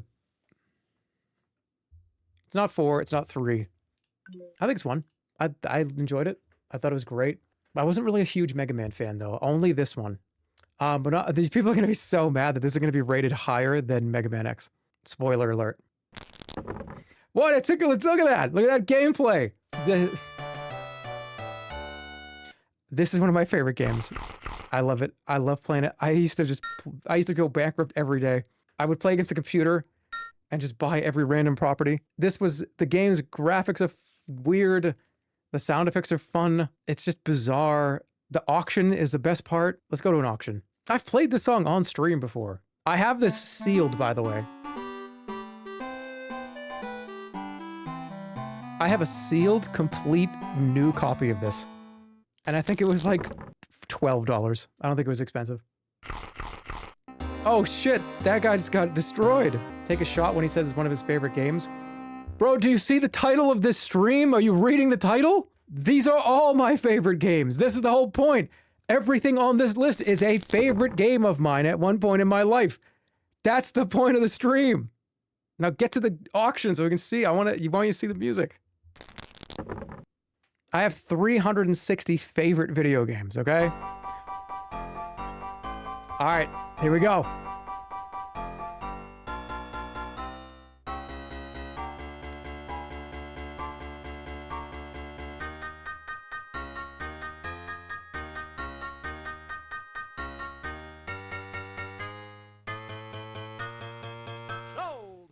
Why'd you buy it? I want to hear the rest. And there's, don't you be coming back here now when you go to jail and you get out. This is a easy 2 or 3 star for me. I like this game more than Mega Man X. I told you we were going to get to Super Nintendo and somebody already threatened me. I already had a threat. It's a 2. That's a 2 star. I loved it. Original Mortal Kombat. I played a lot of this in the arcades, but this was one of those periods where blood in video games was brand new. They tried to ban this game because it was so violent. Something about seeing blood come out of somebody for the first time was scary, and it really kind of, I felt like I was doing something wrong. This first Mortal Kombat, especially when you kick somebody in the face or uppercut them and they get like the 3 or 4 spurts of blood coming out, it hit you so differently because it was the first time that it was really ever happened. Imagine seeing blood for the first time in a video game. No, like really think about that. For many, many years, video games were like, hey. Right, like there wasn't people getting their heads ripped off. This was the first rip your fucking head off video game, and it shook the earth. I remember Congress talking about this game, but there's no they turned the blood off on this one. Usually there's blood coming out. Did they turn the blood off in the settings? Did the Super Nintendo one not have blood? Was it the Genesis one that had blood? Dude, it was the Genesis one. That's right. Dude, it was I forgot about that. Okay, so let's put the Genesis one. So, okay, so it's the Mortal Kombat for the Genesis is more accurate. It was sweat in the Super Nintendo. I'm gonna say this is this is really impactful. It changed literally everything, and the idea that a game could be this violent and this kind of horrible and brutal, I'd never experienced before my whole life. I don't think it's a 4, but I think it probably is a 3. I think about Mortal Kombat a lot. I love Mortal Kombat as a franchise. I'm gonna, I would say Mortal Kombat 3 is better though. Like, I'm gonna give this a 2. I'm gonna give Mortal Kombat 3 a 3. Because I could do like a 20-hit combo with Smoke, and I used to destroy people, especially in the arcade. No, it's gotta be 3. They're both gonna be 3. For different reasons, right? NBA Jam. This is you see, I played this pretty recently. I actually was a Blockbuster video game champion with this game. This is definitely at least a 3. Do you know how much I practiced this game to be able to be as like a 6th grader to be able to beat all the adults that came through that door? You know how many people I surprised because I took this as serious as all of my homework in school? In fact, probably way more serious than the homework in school, which is why I didn't do that great. What a great game, though. How many 4 stars? There's 13 4 stars already. Would I put NBA Jam in my, like, top 50? Or top 20? I'm gonna go 3. Oh, here we go. This is what I'm talking about. Yes! Welcome to 4 stars, Pac-Man. This is Pac-Man 2, The New Adventures. If you don't know what this game is, it's a Pac-Man game, but they decided to go in a completely different direction. They got who want the top-down side view of, like, you know, walking around eating pellets? No. We're gonna give you a moron, a game where you point at stuff and have Pac-Man have like a 35 IQ. That's the game. You just point at stuff, and you have to do errands. And he's so stupid. The whole point is, look at how dumb he is. He can't do anything on his own. It's like directing an unruly dog. I don't know why they did this. I have a video on this. Oh yeah, this is one of my favorite games of all time. It's so weird. Nothing can compare to this game. It's just it's just to analyze Pac-Man's behavior and direct him to pick up a glass of fucking milk somewhere. It's so stupid. Yeah, we'll get in there. Ready? Just to give you an example. There we go. Okay, so go take a walk, Pac-Man. Go in the house. Go look at that couch. Okay. Now what?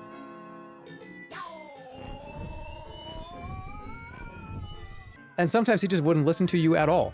This music makes me nostalgic for your YouTube video. It makes me nostalgic for my own YouTube video, too. All right, when he gets outside, you'll see. You'll see this is why this is probably 4. It's a 4-star game. Go look that way. Okay, now for what? Sometimes he would just freak out. See, he's like, oh, apples. It's like, no, don't touch it. Don't. Wait, what the fuck is that? Why is he doing that? Why is he doing that? Why did they make him do this? Why is he such a weirdo? The whole game is like this. I want to give this 4. I'm giving it 4. I don't care. It deserves to be there. It's one of the most ridiculous games, one of my favorite games ever made. Didn't you say that for every game on here is? Oh. Except for this one. This game's fucking terrible. But it had to be on here. This game is impossible. You can't even beat this game. The game's too hard. You lose health just by existing. I have a video on this game too. It's generationally terrible. This game is irredeemable dog shit. I just eliminated it. It's gone. But it had a ton of impact. Do you know how many bite marks were on my Super Nintendo controller because of this? I think in the video, I talk about how this is one of the worst games I've ever played. But it stuck with me. I think about that guy's stance. I'll just be in the shower, and I'll just be thinking about this shirtless dude. Like, with that stance. I'll just be like, remember that guy? That was fucking weird. I'll be sitting on the toilet. Or I'll just be laying, like, I'll be, like, sitting down. I'll be thinking about this guy going like this with his Sprite. Yeah, but, you know, look at that stance. It's crazy. It's already eliminated. Who cares? This is probably 4. Plock. What needs to be said about Plock? I should play this game on stream. It's so good. Another game that I genuinely wanted to beat multiple times, and I did. This was hey, I beat that game yesterday. Might as well play it again today. And beat it again. Oh, and hey, like a week has gone by. Let me just put that cartridge in. Let's play that game again and beat it again. But is it 4? Would I put Plock in my top 50? The coolest part about this game, if you don't know, is you, like, throw your arms and legs. And you can lose them. And eventually you can kind of hop around with just, like, one leg. The original Rayman. Yeah. But put this next to Super Mario Bros. 2. And again, this is just the first preliminary round. What matters is, like, a day from now. I'm gonna give it 3. Because when the eventual tier list and the eventual elimination rounds happen, I can get a good visual and I can decide where it actually belongs. Those of you that ever played this game, it's wonderful. Another kind of like shoot 'em up kind of game. The original Pocky and Rocky. Again, we had sleepovers and I would play this game with a friend. We would beat it. Or not, and get frustrated that we couldn't beat it. I think this is the first time I raged at a game, like, sincerely. In fact, I played they did like a remake or a port of this game, and I think did they re-release it or did they remake the whole thing? Well, anyways, I played it recently and I raged at this part right here. So it's still, you know, I raged 30 years ago and I raged again. But yeah, this is definitely first crash out. Maybe not.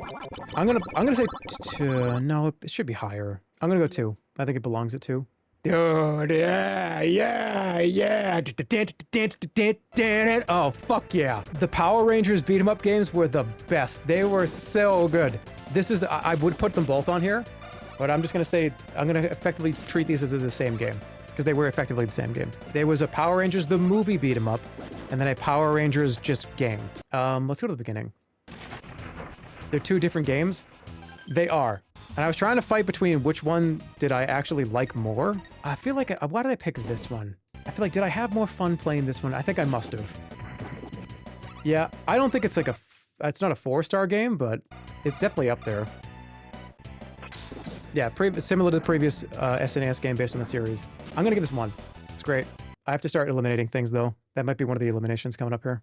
All right, Smash TV, Super Smash TV to be more exact. Twin stick shooter, top down. This is a 4-star. It's one of my favorite games of all time. Definitely in the top 50. Definitely in the top 20 even probably. The boss fights in this game were so weird. I also liked kind of like that Zelda Binding of Isaac style where you get a map. And, oh, what if I go up? Be careful, because that place might be way harder. Oh, maybe you get a bonus level instead. You'll see when the map pops up. It's really difficult, really, really fun, super arcadey. Again, you can play this with 2 people could play this game. Power-ups are awesome. Every single gun that you find on the ground and every single weapon felt fun to pick up. You only had it for a very short amount of time. Let's go to a boss fight, too. The boss fights are awesome. No way. The ball, the beach ball weapon was the best weapon in the game. I wonder if he gets it here. I don't think I've ever gotten past... I think I've beaten this game once in one go. But this shit was hard. Yeah, this is the second boss. That's right, you have to individually break the individual little sections of the monster's body to get to the core. Let's see the beach ball. The beach ball's the best one. Stuff like this was so sick. It really was. I guess they kind of make games similar to this nowadays too, but I would love a Smash TV reboot. Just make a new one, but just kind of keep the same formula. There it is. You gotta get in the right position. You gotta land them all right in the middle. I love that weapon so much. That's top 20 probably. There's gonna be so many like top 50 games, and they're gonna all have to be counted. It's gonna be a nightmare. Oh, who could forget Sonic Blast Man? It's good.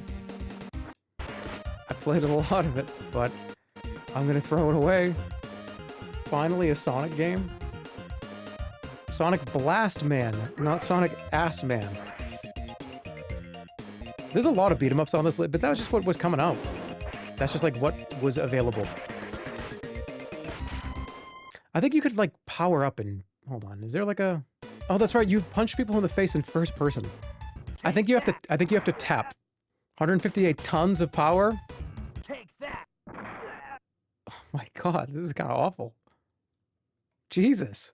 Imagine this goofy ass guy doing that to you. I'm gonna keep it. I have to have eliminations, man. I can't just not eliminate anything. All right, Adventure Island. You know, as much as I played this and I liked it, this is the game where if you don't eat, you just die. How much do I care about it though? Yeah, there were like 5. There's like Adventure Island 1, 2, 3, Super Adventure Island, Super Adventure Island 2, Super Adventure Island 3. The original SNES one is the one that I really enjoyed though. It was good. I liked it. I'm gonna give it 1. Yeah, notice I don't have a lot to say about it. Okay, this is the version for Super Nintendo of that baseball game, that Base Wars, where you fight each other. What did I give that one? A 1? This one, the fights were less frequent, so I'm gonna have to give it a lower rating. Have I played all these games? These are... Huh? Well, no, actually, no, actually, you're right. Earthbound was not completed all the way through, so you're accurate. These are all of my favorite games except for not beating Earthbound. Yeah, I think you could rush the pitcher in this one. Yeah, you could. I think you'd rush the pitcher and fight the pitcher. It's good. It's good. Is it as good as the other one? What did I give the other one? 1. The other one's just a better version. Who remembers this one?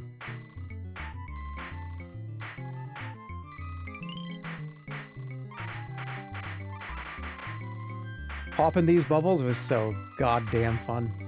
Shitty flat. Yeah, this game, it had iterations that were arcade, Super Nintendo, Flash games. There were so many just kind of copycats of copycats that came out about this game. In fact, I don't even know, this one is a copycat of a copycat already. But it's the one that I played. It's called different. It's called something else. What's it called? What is the original version of this game? It's called something else. Pang. That's right. Yeah, Pang. But this is the one that I put the most time into, and I loved it. When you could the satisfying nature of putting up, you put up the one that sticks to the ceiling. That one right there, the harpoon, and hitting that harpoon where you get the stick, and then you turn over. Boom, boom, boom, boom, boom. You catch all of the iterations in a row. And I would go. I beat this game many times, and I would go to the arcade and play that version too. I'll give it 2. Fire Pro Wrestling. These games, you could just do so many crazy moves. There was a lot of good customization in these. Again, a franchise that had like 20 different games in it. In fact, the ones that came a little later may have been a little bit better. Fire Pro is still going strong. See, I didn't even know that. But I remember the cool customization and the cool... There were just so many games in some of those later Fire Pro wrestling games. There were like hundreds of different weird moves you could do. I loved this game. I don't know if I'd put it the same level as No Mercy, because No Mercy is a 4. But I'd give this a 2. Spent a lot of time in it. Loved it.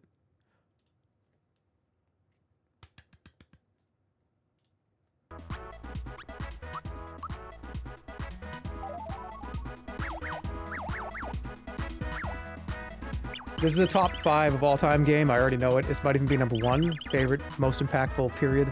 The new characters that Square put in the game, the actual replayability, the never-ending, lasting nature that this game has.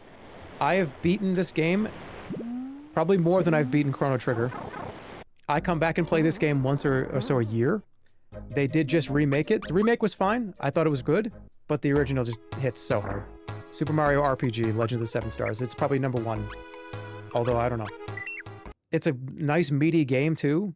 It'll take you a while to get through it, especially if you don't know what you're doing. You can play as Bowser for the first time ever. It's just... And this is where all the fun shit that Nintendo did after this, too. All the Paper Marios, which I got beef with Paper Mario. Sorry, I have beef with Paper Mario. This is one of my top 5 favorite games ever made. Paper Mario was supposed to be Super Mario RPG 2. That's what it was called. And then there was this big falling out with Square, and Square and Nintendo fucking hate each other. And no, we're actually not going to work on that again. And we're going to do something. No, fuck you. We're not going to put our games on your console anymore. We hate Nintendo now. We hate all of you. What the fuck was that all about? The Sony PlayStation. Yeah, I know, but I know. My point is, Mario RPG had a sequel. That sequel turned into Paper Mario because Square and Nintendo went like this. So that's the only beef I have. You've been holding that in? I think I've said that many times. So I know that Paper Mario is considered a top 10 for a lot of you guys of all time, but my brain says, what would have Super Mario RPG 2 been like if we got to see it? Because it wouldn't have been Paper Mario. But yeah, the game's amazing, incredible. Again, is it Mario World? The overworld, the secrets in this game, amazing. Yoshi for the first time being a cool character you could actually play with. When it's all said and done, when this and Mario 1, 2, and 3 are next to each other, I think this is going to clear them all. If you want my true, honest opinion. I think this is going to go much further than those will.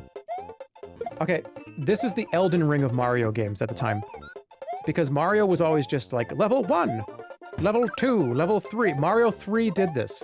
But Mario 3 was like, oh wait, this is like an overworld. And like an open world. Dude, like I can go there, I can go there, I can go there. They just dialed it up to 1,000 with this one. He said the slop. Elden Ring is a You don't think Elden Ring is a 4-star game? Yes, it is. Yeah, we all know this is a 4. It's amazing. Super Punch-Out. Fuck, I have too many 4-star games.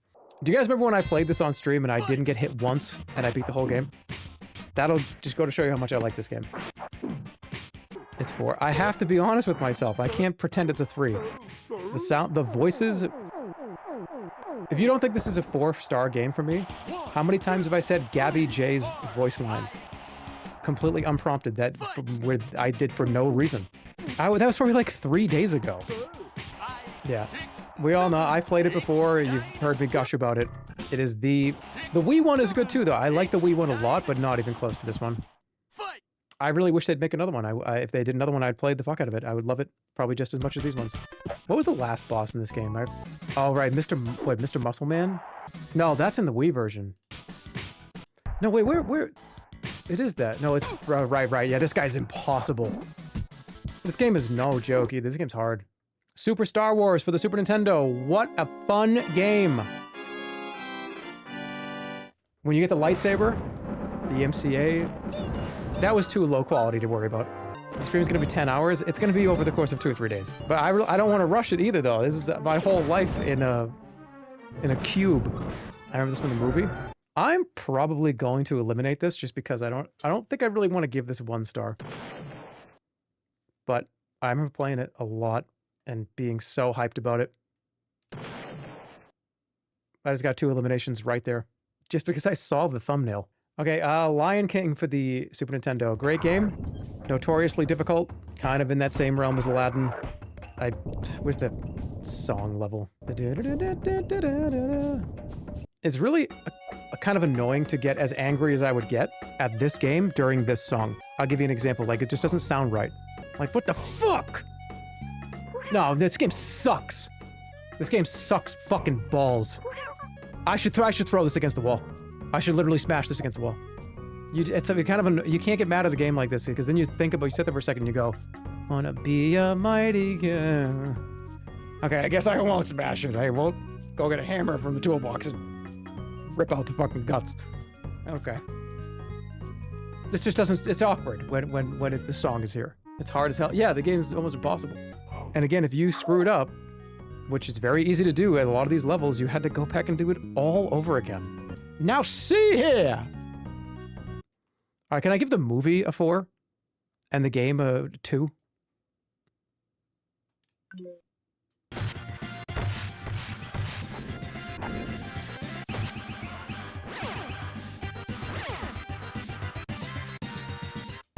Doing this alone is crazy. There's not enough stars for this game. The arcade version is great too.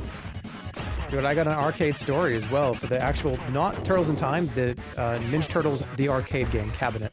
Oh, I'll tell the story when we get there. Yeah, that's 4. I played this with Squeaks. Me and Squeaks beat this pretty recently, like what, last year? It still holds up. It's still a great game. It's still so much fun. You could just never ever get enough of this game. Just this first part, it will. Again, 4 stars is like change the course of your whole life, something you think about all the time. You continue to think about. You look back on so fondly. This song pops in like some of the other songs that I've already talked about. It pops in almost every week. Just randomly, you'll just get it. Boom. Disco Elysium? Big Apple. 3 a.m. I don't have that, sorry. Not on this list. Like, this just makes you want to beat the shit out of people, you know what I mean? But in a good way, as like a lawful good. This is the most lawful good beat the shit out of somebody music. Like, you know you're doing the right thing, right? This is like you're doing the right thing, beating the shit out of somebody's music.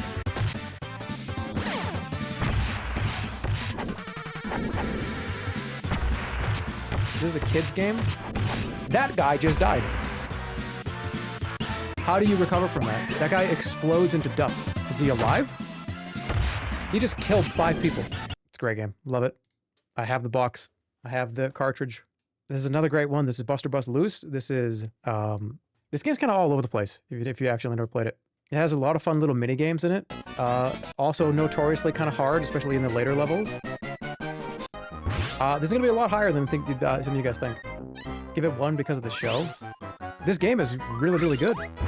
Really, really good platforming, really fun game mechanics. Yeah, there's a couple of levels where you have to dash and jump and dash and dash and dash. Like, you'll see right here, probably.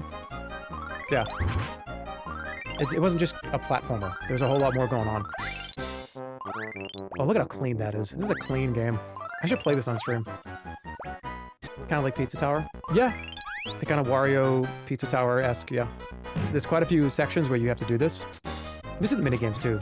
My favorite minigame was when you played squash as the cat. See if they get it. Because you just spin a wheel. What was the bird game? The game is Mystery Weight Challenge. Oh, they get to guess somebody's weight. How have I played so many games? I'm 40 years old. And I've been playing video games since I was 6. That's kind of how it works. Outweigh your opponent. Oh, right. You had to see who weighed more and get... Yeah, okay. You ever get sick of video games? Yeah, all the time. I kind of just don't play them for a little while. It's definitely 3. There's a whole lot more to this game that maybe you'll... Yeah, this is it, right here. Oh my god, I loved this. I remember when I was a kid, I was like, man, I wish they would just standalone release this so it's not just a minigame.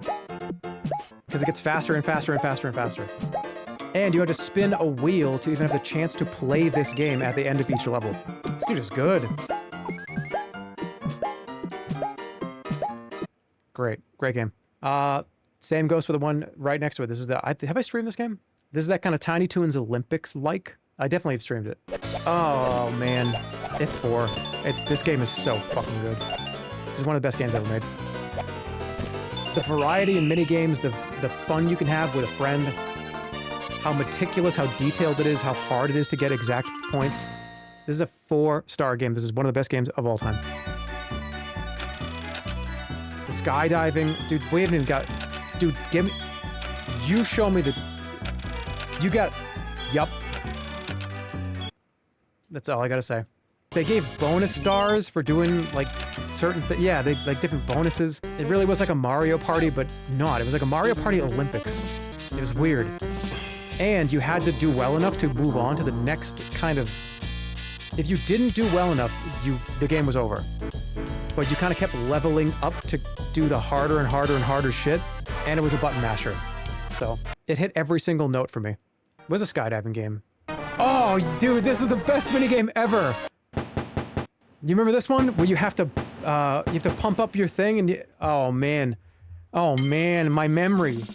And if you played with 2 people or 4 people, which you couldn't, but if you played with 2 people, it's like, dude, whose rocket's gonna go higher? Mine always went up to the stratosphere. Every time. And you could sabotage each other too. Hey, good bit, this is a 2, right? Ban that person fucking forever. I don't ever want to see their name in this chat ever again.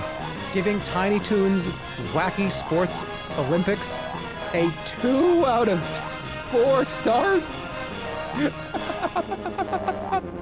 Oh, I can't even laugh hard enough. No, it's 4. It's one of the best games ever made. Oh, shit. We're almost at the end of Super Nintendo. We're almost at the end of Super Nintendo. Uniracers. It's great. It's fun. I love it. One of my favorites.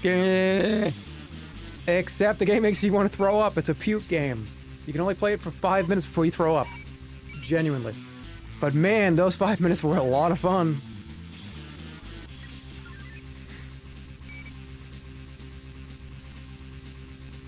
Alright, I think we saw enough of this. That's good. Alright, Uniracers. It's already eliminated. Everyone's saying, what the fuck? I already blew it up like 40 minutes ago. This is one of my Mr. Breen's Origins. Now again, the game doesn't necessarily here's the thing. This game means so much to me because I remember playing this game when I was younger and I remember loving it. But coming back to it 2 decades later and streaming it and having to be a whole nother dynamic to like, oh, you're streaming it. Now you're making up this new character that is like I'm having fun in a different way 20 years later. In a completely different way than I first experienced it. So it's definitely Mr. Claus to me.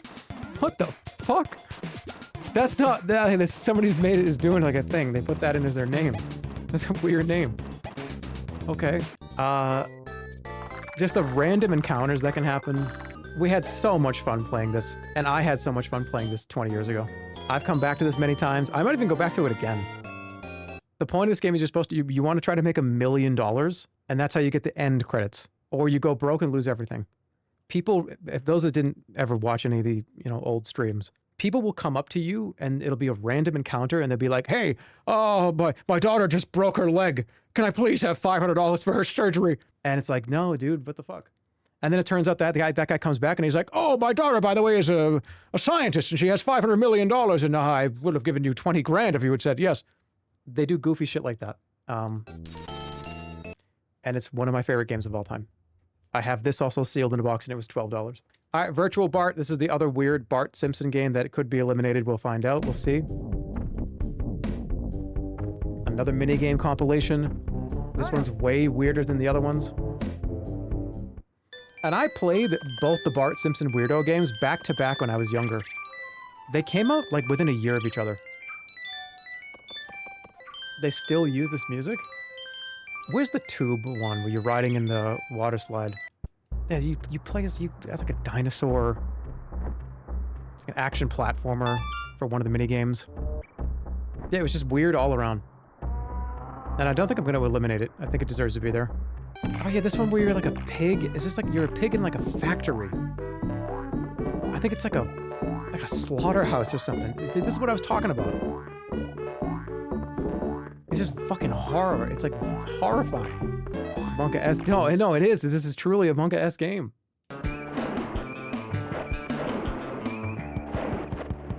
Oh, there was like a motor. Yeah, look at the whole family's dead. Surviving kids. Have you ever seen a set? All right, where did this come from? Where did this come from that people think I've never seen an episode of The Simpsons? Did I say like make a joke like a few years ago? I've seen hundreds of episodes of The Simpsons. That was one of my favorite shows when I was growing up. I've seen almost all of the first like 6 to 7 seasons of that show. People think I actually haven't seen an episode of The Simpsons. That's fucking crazy. That's literally impossible. You said it during Hit and Run, so I just was fucking talking shit for one day. I've made references to the Treehouses of Horrors over the last 10 years. I said one joke during the Hit and Run stream and all like the Treehouse of Horror references I've made, it just went completely over everybody's head. I'm going to give this one. Right. Let's keep it around for now. Okay, this one's only on the list because you can hit the referee with a chair. That's the only reason why it's on here, and trust me, it lasted generations. This game, you could go up there and you could hit the referee with the chair. This game's so bad, but it's so funny because it's just like, look at that. You're just like, just punching people in the face. They're not even doing wrestling moves. Dude, this game's a fucking 2. Dude, that's exactly why. That is exactly why right there. And somebody won. That's how every single one of these matches went. This is at least a 2. This game sucks so bad. But man, was it an absolute blast. I just think it's so funny watching a dude just punch another dude in the face while the other guy just sits there like this. Not even putting your hands up, not even fighting it. And you can just run. It gets 2 comedy stars? Absolutely, man. That double elimination was fucking crazy. I should play this game too. Okay, put this on the list. I'm playing. This is a 2-star game. WWF Royal Rumble for the Super Nintendo. All right, X-Men Mutant Apocalypse. It's up there, but not really. I think you could play this game as like 5 different X-Men, and they all have their own little kind of different little storylines, right? It was really fun. Gambit was my favorite, and probably Beast. Please do one category of modern games. Bro, do we really have to fucking scroll down for 5 seconds for you to please just leave me alone? Do you understand this is going to take like a week? This is going to take like a month. It's in chronological order. You spoiled everything. I spoiled everything so that guy felt bad, okay? I wanted that person specifically to feel bad about it. Do you feel bad? I kind of feel bad about doing this. But I'm going to. This is at least 2 stars. Zombie ate my neighbors. Zombies ate my neighbors. Sound effects were crazy. The fear factor was there. Stir played this the other day. I wonder if it's on his list. I imagine it probably is. He was crashing out. The game is very, very hard. That doesn't surprise me. The game's really difficult. It's super rage-inducing, especially when you have to find very specific stuff. Where's the fucked up baby? Where is it? It's the weirdest level in the game. I think it's later. You fight a giant baby. There's something odd about it. I wanted S3. Is that fair? 2. It's a 2. All right, that is the end of the Super Nintendo. Very cool. Coming up next, we have the Sega Genesis and Master System. I didn't have a Genesis for a long time growing up, so there's not a whole lot of Genesis games on here. but there's quite a few. I'll be right back. We will continue. And then after the Genesis, I'll do the handhelds right after too. All right, BRB. Hello. Okay. So now we're at Sega Genesis. I think after the Sega Genesis, I think we'll go up to like PS2. Yeah, we'll go forward a little bit because then it's handhelds after that, and then we'll do N64 later. All right, so here we go. Here's Aladdin for the Genesis version. There's so many. Yeah, I mean, I told you this is gonna be chunks of like 4 to 6 hour streams. We'll do this like effectively every stream for a while. Once we're done with this, once the like preliminary ratings are done, the second and third elimination games are probably going to go pretty quickly. So this is the actual important part, really, is because they need to be in the right categories for the elimination games that happen after this. So we're trying to put them in the right spot preliminarily. All right, here we go. Aladdin for the Genesis. Again, this one was different than the Super Nintendo version. And weirdly enough, I also saw, Holly said this too. We talked about this before as well. When a game would come out on multiple consoles, a lot of times it was a completely different game. As of like the PlayStation 2, PlayStation 3 era, games are pretty much uniform the same way. It was really weird. It was like, oh, here's Aladdin for the Genesis, which is a completely different video game than the Aladdin for the Super Nintendo. Even up until, I want to say like the Wii. Remember Wii games would come out and they were just like a different video game? It's like, oh, Call of Duty 3 for the Wii is just like a different game. It's really weird because they had to develop it a different way because of the console's limitations, I guess, at least for the Wii. But yeah, it was weird to see that they would, like, this is supposed to be the same game that the Super Nintendo was. And they were very similar, but not quite the same. The levels were pretty much identical, but just the way you played them was different. I do think this one was more fun than the Super Nintendo version. And that's a pretty rare case because I think that the Super Nintendo destroys the Genesis in every single measurable category, almost every single one. But I do like this game a lot. The question is, where was Aladdin for the Super Nintendo? Let me see, the genie level is why I like this game more. It's pretty great. And it was so far into the game, you had to play well enough that you could actually see the genie level. Vector Man's my favorite Genesis game. That's a good one too. Yeah. But this version of the level I think was just a little more interesting.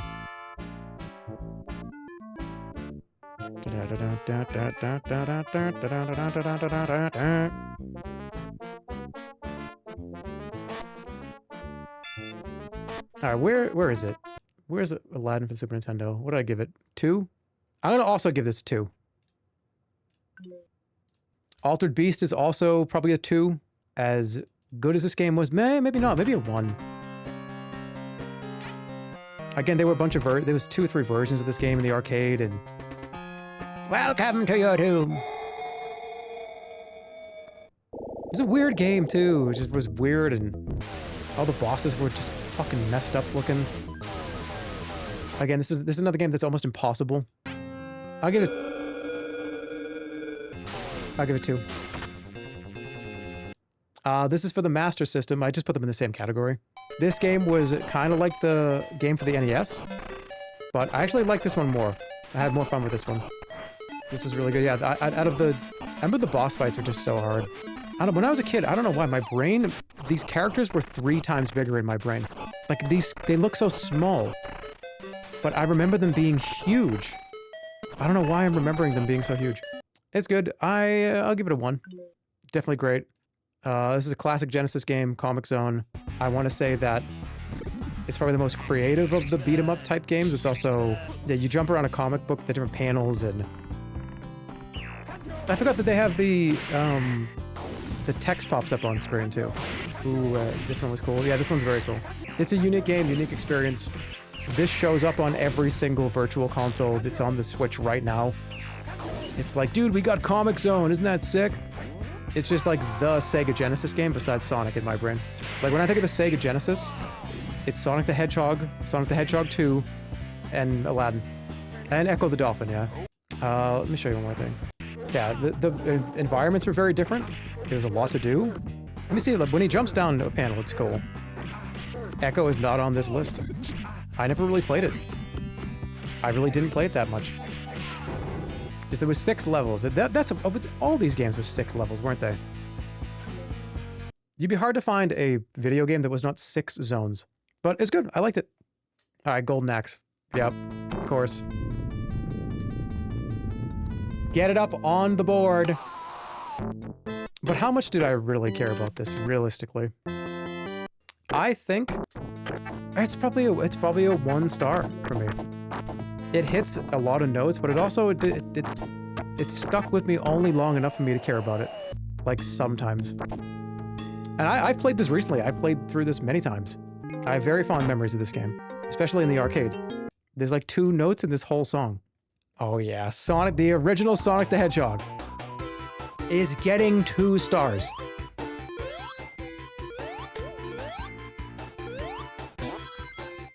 I didn't have a Sega Genesis. I didn't have any Sega console really until the Dreamcast. I love Sonic the Hedgehog. But I don't think this is that huge to me. It's big enough of a deal to me to want to make it 2. But I wouldn't say that this is a 3 or a 4. With 2 and 3, I didn't have a Genesis. I didn't really play them. I played Sonic 1. I didn't really play 2 or 3. I played 2 I did play 2 actually a little bit, because that was with Tails. And you could be like the one friend that doesn't really have to do anything. But this is the one that I played a lot of, just because it was the thing that everybody had. A lot of people had 2 as well, but I remember all that. I remember the casino level here, right? The underwater levels. Wait, is casino in Sonic 2? No. Where's the casino level? It is in 2. Okay, let's pretend this is Sonic the Hedgehog 2. It's still getting 2 stars. Toe Jam and Earl, I actually like the sequel a little bit better, but I didn't want to put it on the list because I didn't really play it that much. I actually might eliminate this. Toe Jam and Earl they were a classic duo. I feel like this is gonna be gone. I didn't really care for this that much after I played it the first time. Am I dropping this? I feel like I can't.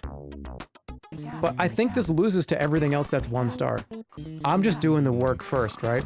Like, this is gonna lose to a lot of shit. It's a really cool game, though. It's a really great game. But I think it just let's give it a chance. Let's let it see if it can beat anything else. Hey, look at that! Sega CD! The only Sega CD game on this entire list. This is Wirehead. An FMV Choose Your Own Adventure QuickTime game. There was 1,000 of these for the Sega CD and the 3DO.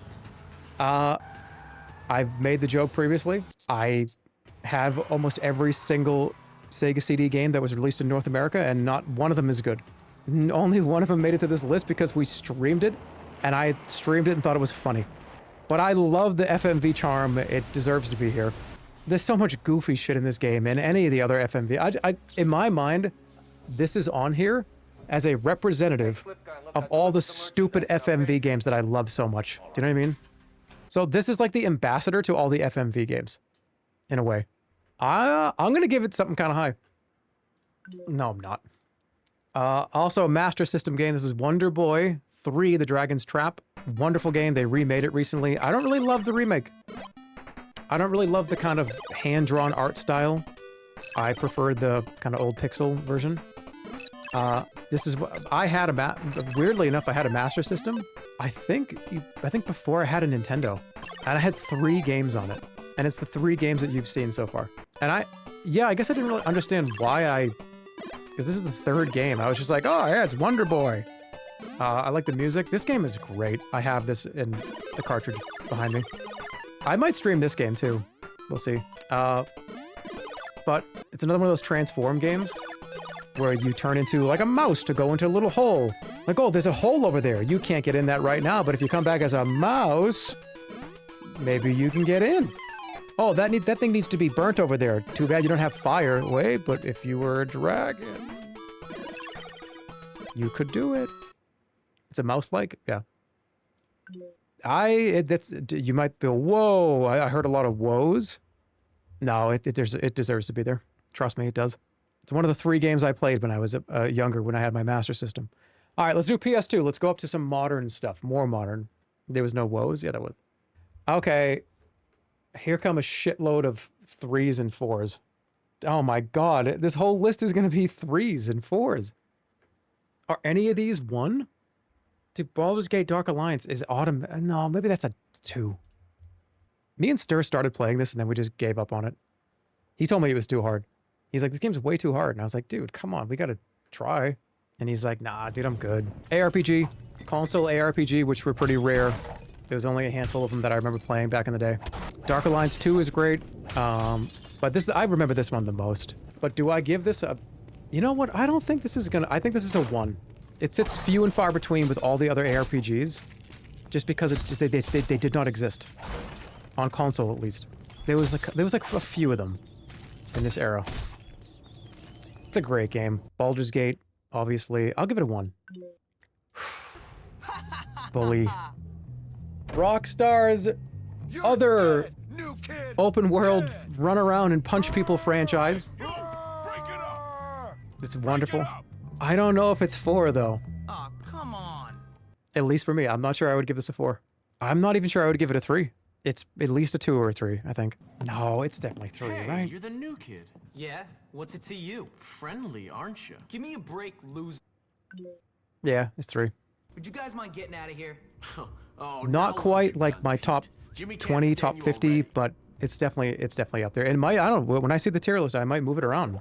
We'll see. But yeah, when Rockstar was making this, I remember hearing about it and being like, wait, why are they doing GTA, but GTA as a kid? It's like, what do you mean? I'm going to do GTA as a kid? I'm like, that's weird. But then it was like, wait, this game's fucking phenomenal. We had a fecal raid? Oh, I was like, who's fecal? I was like, is this somebody's name? Is like the name is shit or something? I was like, who is fecal? They can't have that name on Twitch. All right, what's up, Joel? All right, Joel. Hey, Joel. What are you giving? Dave Mirror's Freestyle BMX 2. And I'll tell you, it's at least a 1 because this is the first game that I ever laughed till I had a headache. That's why it's on here. This game, there's a highway level. By the way, this game operates, it's a BMX game. Like, okay, I don't really care about like BMX. I'm not like a big BMX fan. But there's a mechanic in this game where you can throw yourself off the bike and just go ragdoll. I don't know why it's in the game. It's called a bail. And your character just goes completely limp. And there's a highway level in this game. And I remember watching Burger Boy's face turn purple for the first time really ever. Because we did the highway level and he jumped into the highway and did the bail and he got hit directly by a fucking Mack truck and he flew off the map. And I've never seen his face turn purple before and it turned literally purple. Where's the highway level? Also the Slim Jim guy's in this game too. Come on, I gotta find it. I gotta find at least one part where they like fly off the bike. Come on, fall off the bike. We didn't even play this game to play the game. We would load it up just to hurt ourselves. That's all we did. It was like, oh dude, if you jump off there and then like let go when you're upside down perfectly, you'll land right on your fucking head. Dude, I will land right on my head. And just landing right on the crown of your head. I don't think we're gonna see it. Oh, come on, land on your head. That's fucked up to wish. But this person's insanely good at the game. All right, all you need to know is this is a 1 star because I saw Burger Boy's face turn purple. Okay, Joel, the hardest I've ever laughed at this era of PS2 was Shut Your Mouth or Here Comes the Pain. I played with my brother and we made a human amoeba in pink and we were laughing so hard our toes fell off. Dude, this era had so much just goofy shit. Dude, just go look up Dave Mirra Freestyle BMX 2 flying like into a car or something. You know what I mean? Like you'll find it. I'll stream this game one day and I'll jump into a car on the highway. It's a 1 star. It's hilarious. Clock Tower 3. Streamed it. Fucking hated it. But I loved it. All the Clock Tower games are weird. This one is the weirdest. I think this is one of the biggest crash outs I think I've ever had on camera. What a fun experience it was though. It was a good time. Do you remember how much fun this was? I think this was like a 13-hour stream or something too. It was like 12 hours. I wanted to put it on here because it had an impact. It was so much fun on stream, torturing you all. Looking at the sea of people in the chat saying, please play something else, I beg of you, and me going, no, shove it up your ass. I'm gonna play this and only this. But I think it's gonna get nuked right now. All right, if the next timestamp does not immediately give me a joyful response, it's getting destroyed. Oh, shit.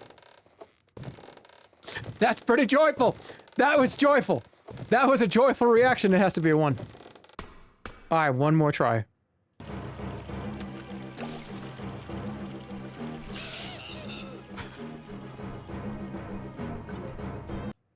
I don't give a fuck, it's staying. Dynasty Warriors 2, this is the first game I ever played where I said, look, bah, there's 10,000 people I can slay. Dude, running around trying to kill every last little fucking red circle over there. Oh man, I had fun. When you do the, you hold the circle and you do like the boom, boom, boom, boom. This game is a fucking 2 at least. Running away from Lu Bu. Or sucking it up and fighting Lu Bu head on and beating his ass. I'm gonna act, this is a 2. Well, you know what, maybe it's a 1. 2 is reserved for like, damn, that was fun. This what? No, this was that though. Oh man, this game was fucking awesome. I'm gonna give it 2. I already eliminated this, but let's just open it, I guess.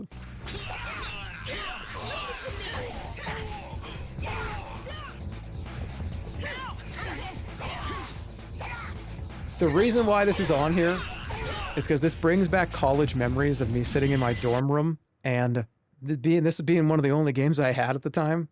So I was going to beat it, and just that it takes me back to being in college and having a television that we could not turn off unless we unplugged it from the wall. And that TV would only turn off during school breaks. The power button was punched out, so you couldn't turn it off by going up and pressing the power button on the front of the TV.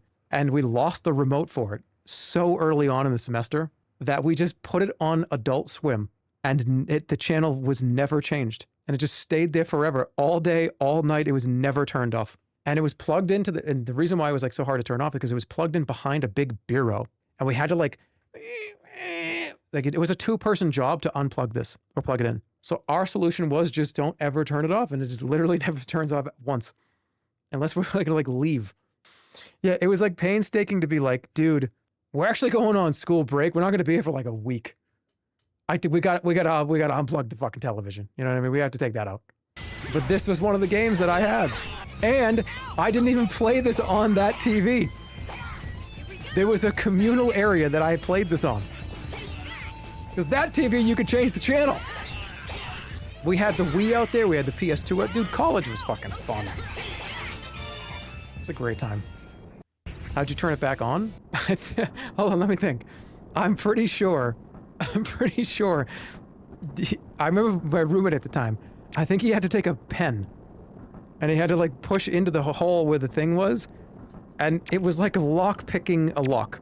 Like it was like, it was not gonna work unless you spent like 30 minutes doing it.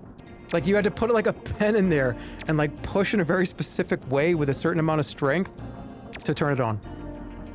And it was not easy, so it was like, why don't we just leave it on forever? This game is not that good, but it brings back college memories. What a fun time that was. I'm gonna uneliminate it. No. Okay, time for some heavy hitters. Are you ready? Wow, Grand Theft Auto 3. I got another dad story for you. This is back when violence was coming back. We're getting back into violence. Violence was coming back into video games. And giving the controller to my dad. First of all, this is the first ever big open world third-person game like this that had this much to do. Watching somebody that doesn't really play games and doesn't commit crimes, giving that person the controller and watching them drive around as if the rules of the road exist. And anytime that they do anything remotely wrong, they go, oh, Jesus. Oh, jeez. That was a generational feeling. Right there, my father would have let go of the controller and been like, ah! Like a train going towards the screen in the 1800s when there was the black and white movies. There's a train coming, does nobody see that? That's kind of what this game did. This game changed everything. Everything changed after this. This is 4 stars. It definitely deserves to be in the top 50. Or even top 20, top 30. And it's crazy because I think all of them probably deserve to be there. Yeah, I mean,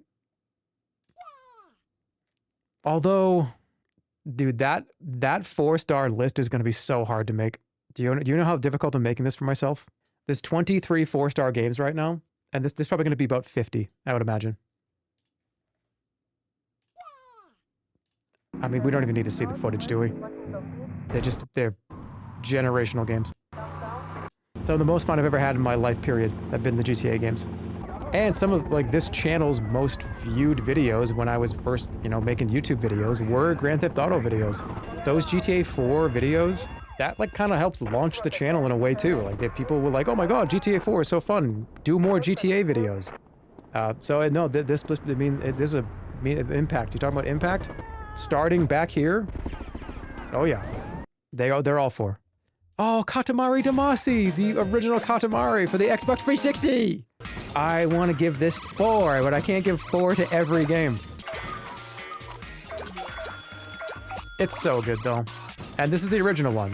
They've made a lot of games since. And all the other ones may be a little bit better. I think the original is probably the most fun I ever had. Because it was so new and so fresh. And this concept was so bizarre that it just was like, what do you mean? I'm going to roll up the world and get bigger and bigger and bigger and bigger. It was a really fun concept. And this many years later, I still love this franchise. I'd say probably, if I were to do a top video game soundtrack tier list, this would be probably in the top 10.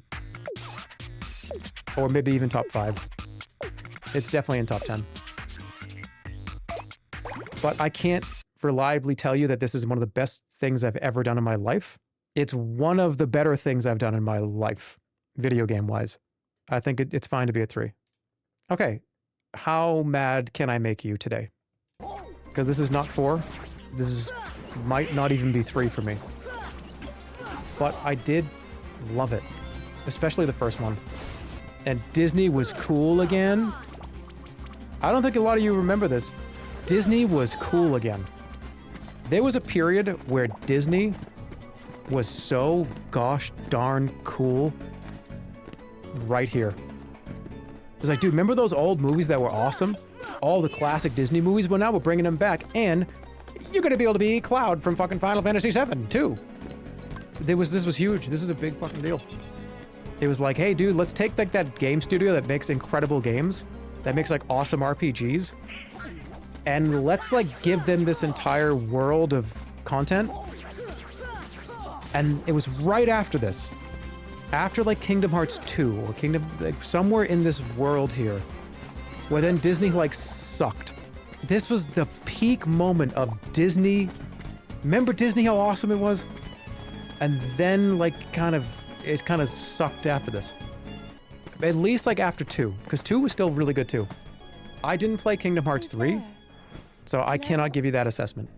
Then it was the Pixar Golden Age. Yeah, that's true, but this did kind of feel like a stamp in time of Disneyland.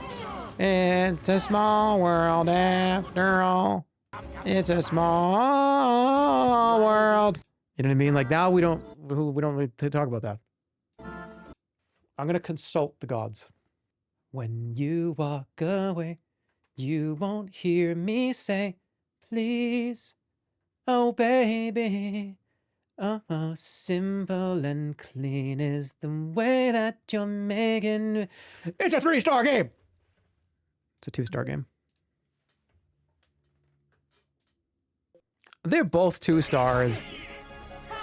They were very, very good for what they were. I had a lot of fun with them. Yoko Shimomura did the soundtracks for both of them. How could I be so careless giving it a 2? You know what? It only has a 2 because of the soundtrack. Yoko Shimomura also did the soundtrack for Super Mario RPG. Greatest of all time. Kingdom Hearts 2 is miles better. Yeah, but here's where I don't want to fuck this whole thing up. You are correct. But if I give Kingdom Hearts 1 a 1-star, it's going to get obliterated because it's going to go up against other 1-star things eventually. But it'll get obliterated at 2 as well. Maybe I should just fucking nuke one of these. You know what? All right, so I've made my decision. We got Kingdom Hearts 2 as a 2-star game, and Kingdom Hearts 1 was fine. But I don't, there's 2 of them. There's 2 of them, and I think that's accurate. I don't even want this one. I put this one on here to eliminate, by the way. Such a huge, talking about, okay, the game itself. No, the game's good, isn't it? No, this game was fucking fire, dude. I hate this fucking game so much. But I loved it when I was 16. Was that weird? What happened? No, fuck, dude, this game was awesome with 2-player. I'm gonna uneliminate this. Okay, it's been uneliminated. Just because I had a massive, longest stream ever meltdown, and I talked about how I wanted to burn the disc. Oh, this game was so good. This is at least 2. I think it's a 2. Just such a great, especially co-op experience, trying to fill that bar. Just keeping a combo going, keeping the kill streak going. The level up system. Helm's Deep. You get to actually play in Helm's Deep. Wait, wasn't it that for 2 Towers? Oh yeah, well this is a better game. This is a better version. I think 2 is accurate. Dude, there's so many good games on here.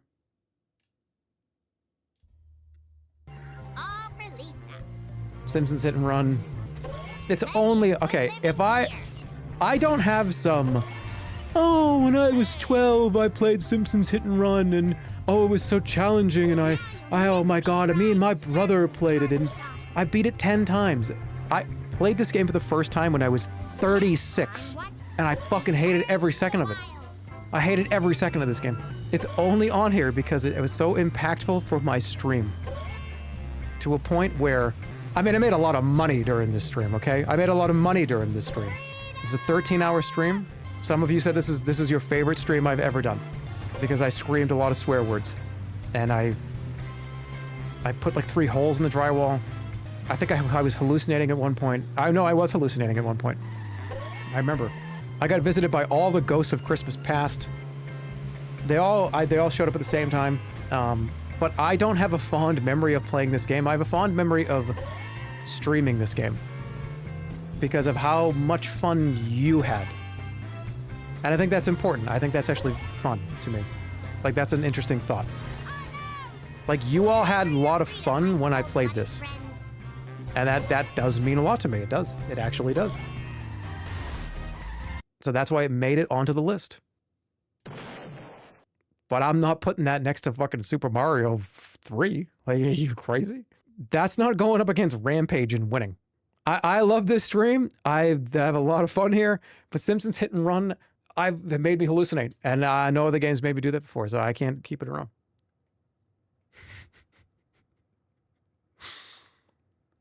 But let me think. Your enjoyment of that stream and how reading comments and years later, please do a rerun. It was so much fun. The joy that brings me, the genuine joy that does bring me. Does that beat Friday the 13th? Hold on, give me a second.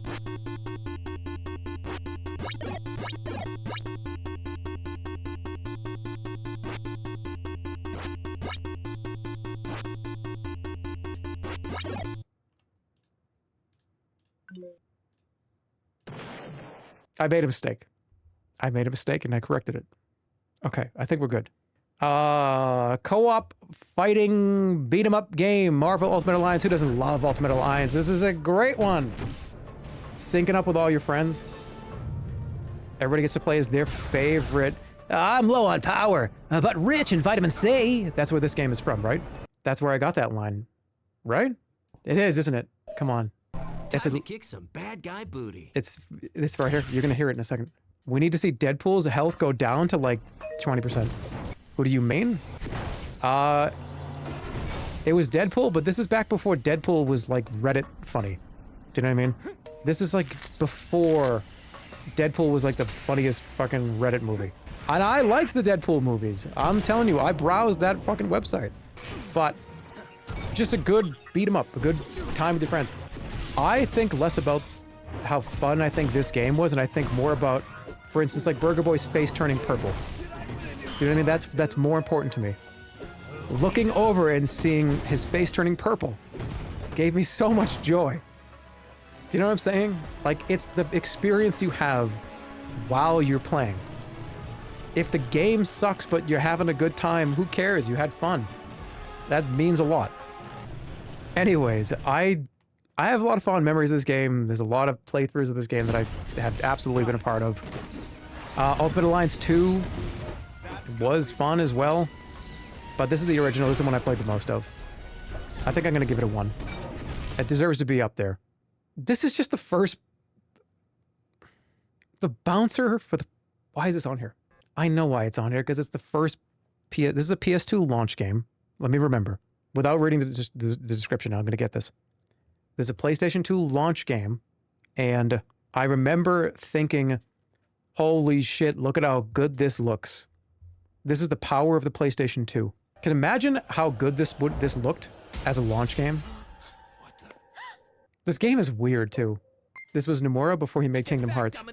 Yeah, I mean, it's on here for a reason. It's a fun game, but I don't know if this goes up against very much. I need more eliminations. It's just a fact, guys. It is. They're playing this on an emulator. Shut up! What are you trying to do? No, what do you, the PlayStation 2 HDMI input converter. What the fuck are you doing, man? Anyways, I probably am going to eliminate it. It's a great game. It was fun. It was the first game I played on PS2. I played it at my buddy's house, and we both pogged, and it got stuck that way for a week. I remember his lips were getting so cracked and dry here after the 3rd day. He had to put like chapstick, like, oh, ow. It was a pog moment. It was a big deal. 2000. Developed by Dream Factory. Why is that familiar? OST is good too. Yeah, this is like the score attack kind of game too. It was good. But I need eliminations, dude, and it's not going to make the cut. I'm sorry. It just isn't as cool as it was. And as fond of a memory as I have of that. Dude, Tony Hawk's Underground. This is a good one. I hate this game too, right? I streamed this and I hated it. No, I didn't hate it. I just hated it. I loved it and hated it. I love this game, though. I love both of them. I don't think I gave this a 4. Because, okay, the reason why I can't give this a 4 is because Tony Hawk 2 is a 4. And if that's a 4, then this has to be lower. It just does. I don't think it's lower by a whole lot, but maybe it is, though. I feel like Tony Hawk 2 would be... Is Tony Hawk 2 a 4 for me? I'm just going on vibes. I'm just going, we gotta go individual. I don't compare anything yet. That's for much later. Dude, if I'm gonna be honest, I have to be completely honest. I would put this at 2. Fantastic game. Have a lot of great memories with it. It doesn't quite get into the, god damn, that was the best thing, one of the best games I've ever played or changed my life. But it's definitely up there. PlayStation 2 is done. Dude, do I even start Computer Boy? I already see like 3-4 stars. That's outrageous. You missed like 5 PS2 games? Oh, fuck, I did. Metal Gear Solid 2? Dude, I love this game. Dude, this is a great game. I think Metal Gear Solid 1 is better than 2. Do you know what's not on here, though? Which is going to be probably shocking to some of you. Metal Gear Solid 3 is not on this list. It's not. And I thought about it very deeply. I think I actually like 3 a little bit more than 2. I think it does go 1, 3, 2 for me. And then all the other ones may as well just be, I don't really care too much about them. But also, 3 sits in kind of a weird place in my head. Because I played 2. I played 1 and 2 all the way through multiple times. Loved it. Metal Gear Solid 1 is one of my favorite games. I don't know if I would call it a 4. But it's... this is the worst part about doing this. Is because everything up here is like one of my favorites. So you're literally picking your favorite children. Another bad day. But 3 is not on here. I don't know what... Dude, why the fuck is Balloon Fight on here, but Metal Gear Solid 3 isn't? Because I really only experienced it once. I really liked it, and I loved it. And then I watched somebody play it. And I was like, oh, yeah, that's great. I remember very, very intimately playing through this game like 3 times. Now, maybe it's an oversight that I didn't put it on the list to give it a 1. But that's on me. Let me see some of the gameplay. Don't you think it's so funny that Metal Gear Solid 2, I'm skipping to everywhere on the timeline, and it's been only cutscenes? Is there any game? Okay. Is he dead? Where is he? What? What happened? Yeah, I'm probably gonna say I'm gonna give it a 2 because that gives me room to give Metal Gear Solid 1 a 3 or a 4 because I think that is a better game.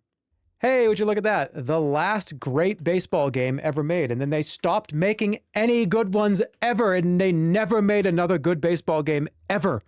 What the hell happened to the world? This is right when EA, we already talked about this like a few weeks ago, but whatever, I give you the preview. MVP, settle down. I'm very passionate about this, you can tell. Give me a drink of water. MVP Baseball was the premier baseball game on all the consoles. It was the game. It was the best one. It was way better than any of the 2K games that they were trying to make. Like RBI Baseball. No, dog shit in comparison. They made the best baseball game, period. At some point, EA, as we know, was also making the Madden games. So I'm going to botch this whole video game history story. I don't care. Go look it up. There's probably a YouTuber that has a whole thing about this. EA says, we're going to be the exclusive, we have the exclusive rights to all NFL football games because we make Madden and everybody loves Madden. It's the best and fuck everybody else. No one's getting the license. And 2K said, well, fuck you, dude. We're going to get an exclusive baseball license then, and we're going to be the only ones that can make baseball games, motherfucker. And that was really good puff up the chest moment from 2K. Here's the problem. The 2K games were terrible. They gave themselves exclusive license for the worst fucking baseball games. They were awful. It's like if they got exclusivity and they had great baseball games, I wouldn't have cared. But when I woke up one day, eyes open, boom, and I turn on the fucking radio, and the first thing I hear, ladies and gentlemen, we got it's going to be cloudy today, 75 degrees. Also, by the way, there will never be an MVP baseball ever again. We'll never release. My eyes turned black, and I went because this is the best baseball game ever. This is the last time we got an amazing arcade simulation combination of all of them. There are other non-simulation games that came out that I love, like the Bigs, like the goofy robot beat the shit out of each other game. This was a perfect combination of arcade, simulation. Oh, it's so good. So good.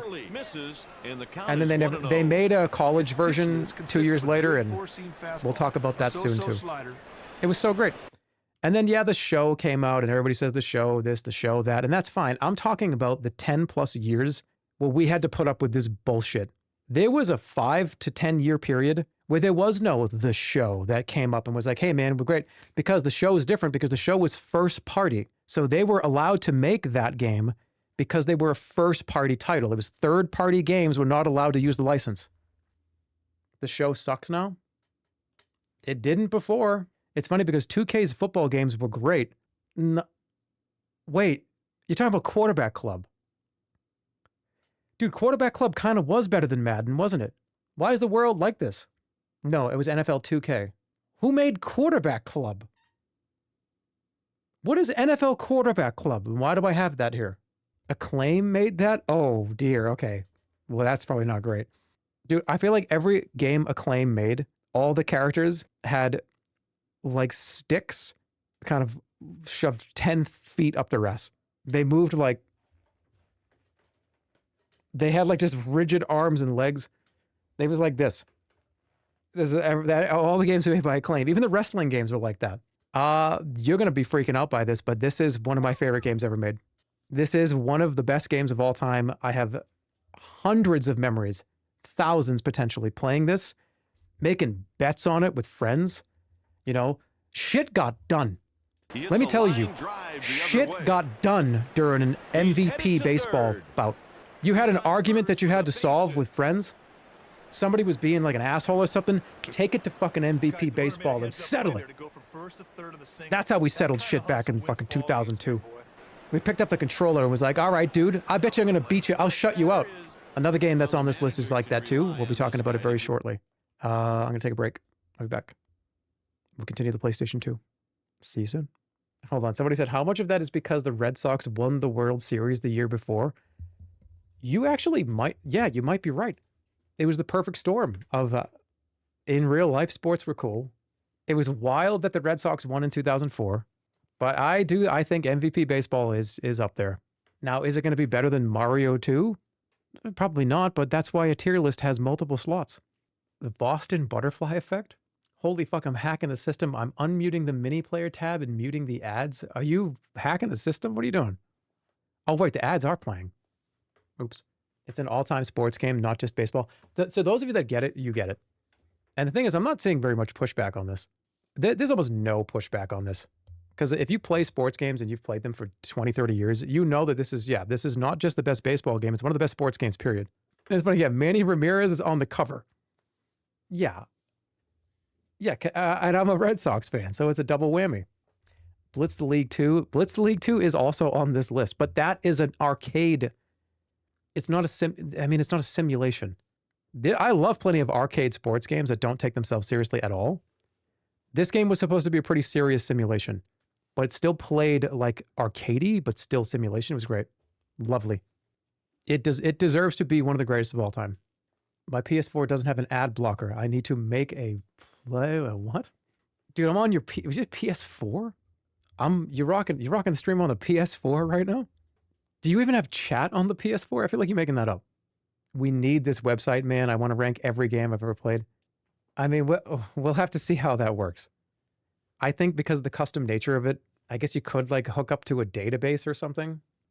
I don't want to give Drew more work than he maybe bargained for originally. But at the very least, this is something I wanted to do here. And hey, this is an idea that I wanted to do. I want to do like a ranking stream or multiple streams because it's definitely going to be more than one. And I know like Stir and other people like Squeaks I've talked to a little bit about it. People like Italics probably would do it. But just like that like small group of like, hey, let's do content for this. I kind of want to see content of it first. And then it's fun to do. It really is. I trust me when I say, when you sit down and, because I've told the story like 5 times, but whatever. There's people who probably didn't hear it. When you sit down and you give yourself like a solid hour, just take an hour and go to a console that you owned and just start kind of at the top and, okay, yeah, like DuckTales. Wait, DuckTales. Fuck, dude, I played that a lot. That's like one of my favorite games ever. You kind of don't even realize how much stuff you truly remember fondly until it's presented in your face. Computer, transfer this guy's consciousness into my Xbox Series S. So you'll be surprised that you'll see like Sesame Street ABC 1, 2, 3. And yeah, because everybody knows their top 10. You and I both know our top 10s. Like I could probably name them for you right now, but is it though? That's the question, is like, what actually truly are your top 50, top 100, top 200? And I'm less interested in the top 5. I'm more interested in myself of what the 50 to 150 is. Because those are the little ones that just kind of add up over time. They're the ones that kind of catch up on you. Okay, where are we at? So yeah, while we're on the same topic, this is NCAA MVP Baseball 2007. Do you notice something different here? Because they lost the license, they still could make the game technically. They just had to make everybody royalty-free. Every single team on here is an NCAA team, and it's royalty-free names. I'm pretty sure it's just like Joe Smith is the pitcher. I don't even think did they have real players? Sure. Yeah, it's pretty much, it was public domain baseball, effectively. I think there were some real college players in this. But aren't there rules with college sports and like you can't like profit off of it, or you can't like be endorsing? So I don't know what all the rules are, but wait, what's this? This guy's name is right fielder number 2. There you go. Do you really need more of an explanation?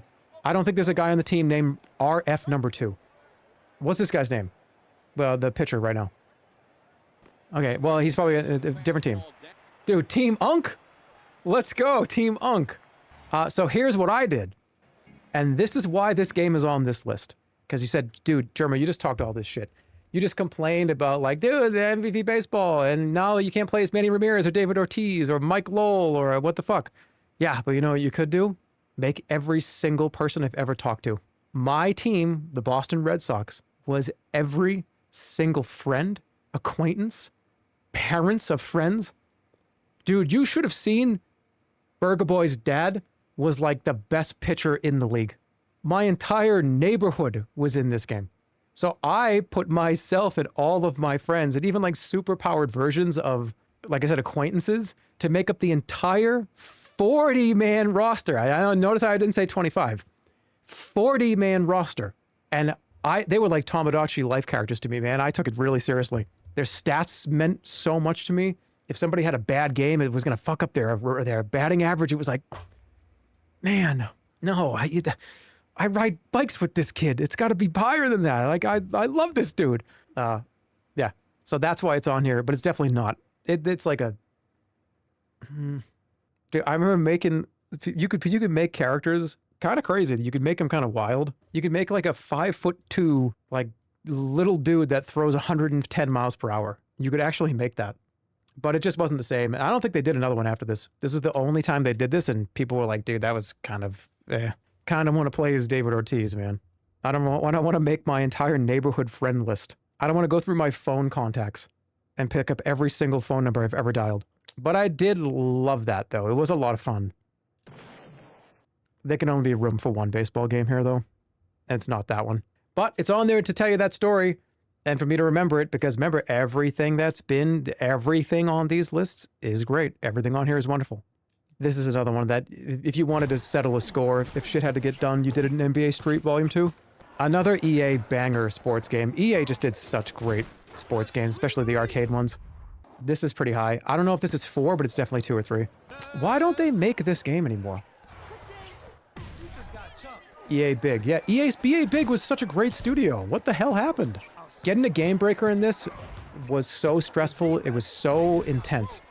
I remember people leaning in during a close, like, 1 to 2 point game where somebody put something up on the line in the friend group. Let's say like 10 people are all just sitting around. And this is a great drinking game too. Like, if you're just hanging out with a couple of beers, just watching this shit, it was more entertaining than watching the Celtics a lot of times. Was watching a few of your friends go at it here. But man, this was a lean in. Oh my, oh, like the crowd went wild during that moment right there. Game breaker, yeah. Well, around 2006, absolutely. Yeah, well, why don't they make NBA Street? They made NBA Street Home Court, which was all right. It was fine. That was a 360. It's been like 2 decades. It's been like 15 years. You can play as Mario, Luigi, and Peach in the GameCube version. That's true. And they look awful. They look like weird mascot versions with big foam helmets because no one cares about sports anymore. I feel like they would if you made it fun. Look, the younger generation, which a lot of you are in, yeah, maybe you don't really care about, and, okay, and then there out to the plate next is, Dave Davidson, and, oh, there's a line drive to center field, and center fielder gets underneath it, and he makes the play and tosses it back in, and, but if there was a fucking guy in a hot dog outfit that can throw, like Mario sports style, like corkscrew pitches, and you had a super power bat that you could turn on and hit a home run guaranteed if you made contact. They're not even making those anymore. They have not made Mario Baseball in 20 fucking years. And yes, I'm gonna get angry and I'm gonna use a swear word. They've made Mario Tennis like 5 more times. Why won't they make a new Mario Baseball game? Why do they keep making tennis? Tennis is not even a fucking popular sport, especially in Japan. Baseball is so huge in Japan. It's America, Japan, and South America are the top 3 places where people think baseball is cool. Why is Nintendo not made its baseball game? I like tennis, but I love baseball. And just go play MLB The Show. No, dude, I want to throw a corkscrew 10,000 mile per hour pitch at my opponent, and I want to fucking talk shit to him over voice calls. That's a 3-star game. They made a new Mario Strikers. Yeah, that's not baseball. I'm surprised it took them that long to do that anyways. All right, PS2 done. Let's see. Is that fair? Vice City. Yeah. I think this is good. Okay.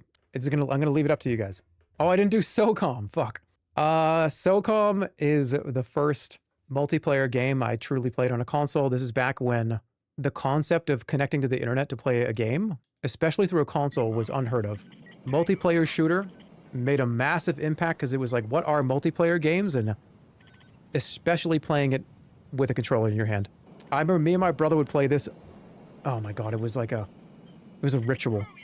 You never played Shadow of the Colossus? Shadow of the Colossus is an unbelievable game, but I feel like I don't think I ever played through it myself. I'm pretty sure I watched somebody in college play through it, and then they did the remake. No, did I play through that game? Did I? No, I think I did at one point. I think I did. It's a wonderful, wonderful game, but I don't have the attachment to it like a lot of you might have because I didn't really play it when it first came out. You need to play it. Yeah, I've seen everything. I know everything. I feel like I definitely played through it once, but it was years later. It was years later after seeing somebody else talk about it and play it back when I was in college. So it's not like quite like right in the front of the brain. But yeah, this is great. I would say this is going to get a 1 because it was just a huge deal to play multiplayer shooters like this with a team. And it was a voice chat. I remember the concept of talking to somebody through the internet was wild. Okay. What do we got for the breakdown? 32 1 stars, 27 2 stars. Okay, this makes sense to me. That's 3 consoles down, and this is just round 1. No, more. That's 1, 2, 3. All right, yeah, and the Genesis. All right, so what do you guys think? What do you want to? There's definitely enough time. I'm still here. I'm still good. There's probably enough time to do 2 more consoles. Let's get the handhelds out of the way because they're right here. Donkey Kong for the Game Boy. This is my experience with. If you're wondering why is Donkey Kong not up with the NES or arcade, this is the experience I had with Donkey Kong. This specific 1994 Donkey Kong. I believe this one was kind of a combination of like Donkey Kong Jr. and the classic games. I played the absolute hell out of this. My favorite level is when you like actually shoot Donkey Kong with like a laser gun. Why do I see Overwatch there? There's a whole story and you'll hear it in like 3 days. I think this is the best Donkey Kong game. By a large margin. Is because Stir peed his pants? Well, Stir pooped his pants. I don't know why you're making that story better. Yeah, you got the classic Donkey Kong game, then it turned into the barrel. You could throw barrels at him, right? There was a slot machine. This game was so good. Speaking of games I should stream. And I had this on the Game Boy Pocket. So remember, the screen is like, you know, this big, right? This game was so intricate. When do you like shoot him? It's like it's a certain boss fight. I'm trying to remember where it is. I think it's like the 2nd level. But yeah, but I didn't really love Donkey Kong. I thought it was boring. Even when I was a little kid. And this to me was a less boring Donkey Kong because it was like, oh, okay, I climb the ladder and go step on the platform. Okay, I'm done. I didn't really love it. He likes eating people and shooting people. You just mentioned like 1/3 of every video game ever made. Yeah, guys, you either shoot somebody or you eat somebody. That's every video game ever created. Yeah, so here we go. Yeah. It begins as a remake of the Donkey Kong arcade game before introducing 97 original levels, incorporating mechanics from Donkey Kong Jr. and Mario 2. It was great. I'll give it 2. I already know what I'm giving this. Picross for the DS. This is my introduction to Picross. I didn't even know what Picross was, and as you know, if you've been around the channel for a long time, this is one of my favorite video games of all time. Not just video game, but this is one of my favorite things to do of all time. Picross became one of those moments where I said, how have I never seen this before? Why have I never been experienced? Why have I never was exposed to this. And as of Nintendo DS, I think I have done 2,000 or 3,000 of these puzzles over the last 20 years. What's going on with this? It stuck with me to this day. I've continued to play it. I've streamed it many times. I still play it off stream all the time. I think it's generational, wonderful. Love every second of it. There's so many versions of this. Now, I don't think this is going to beat, like Mario RPG, but it's going to be up on that same tier.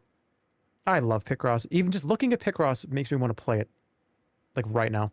Also for the Game Boy, Kirby, that was for the DS. This is Kirby's Dream Land 2. The only Kirby game that's on here, by the way, for good reason, because this is the one that I cared about the most. This is my favorite Kirby game because of the hamster. I love this little hamster more than you know. He's so cute. He's so funny. And I believe this is where they introduced the animals, and then I think Superstar had them too. This is going to be ranked pretty high. Yeah, the owl, the hamster, the fish, dude. Remember the fish? Dude, do you remember that? The final boss of this is insane. How many animals were there? I think there was 3 or 4, right? Wait, is the final boss DDD? Spoilers, let's find out. Is it DDD? Whoa! It's not? No, is it Meta Knight? It's a great game. It's definitely a 3 at least, and I'm gonna give it a 3.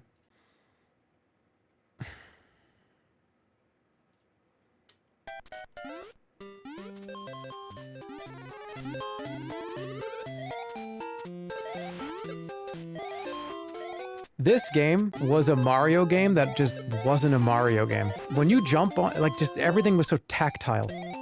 Mario Land 2 for the Game Boy. Even jumping on the Goombas and shit, it's like, it just feels off. It's not quite Mario. Mario Land 2, yeah. Mario Land 1. This music is so iconic in my brain. And when he jumps on this Koopa, watch this, ready? Well, I can't even describe it. I get this, like, soul, this feeling in my very soul. And especially seeing this on a tiny, like, 3 or 4 inch screen with those kind of lines all over it and being all green and shit.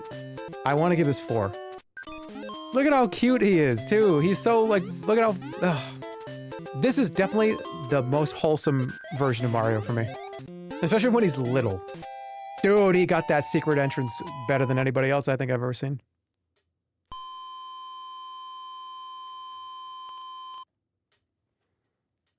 Ow. It had a really interesting theme, too. You kind of went all over the place. Where's the level where you shoot the... Yeah, because this is not Bowser. Bowser, they didn't give a shit about Bowser in Mario Land. Da, da, da, da. Oh, this is a great song. Oh, here it is. They made it a shoot 'em up. This is my favorite level. I used to try as hard as I could to get to this level because I knew I was going to die here, but at least I made it here and I got to play the shoot 'em up level. This is a bad video game. I mean, that's bait. That's just bait. Don't even time them out because that's what they want. The question is it 4 or 3? 3. Oh, WarioWare for the Game Boy Advance. The only Game Boy Advance game on the list. Oh, this is 3. It's 3. It's 3. It's 3. Because you know why it's 3? Because the one for the Wii is a 4. But this was so good too. But okay, does this deserve to be 4? And the Wii one is a 3? Because this is technically like the OG. This is the concept that created a whole world of new material. Or do I go with which one I actually thought was more fun and more impactful? Which was probably the Wii one. But this one was so good too. That's my favorite one. I'm so glad we got to see it. I'll give it 3. And there's your handhelds. Really high scores for the handhelds.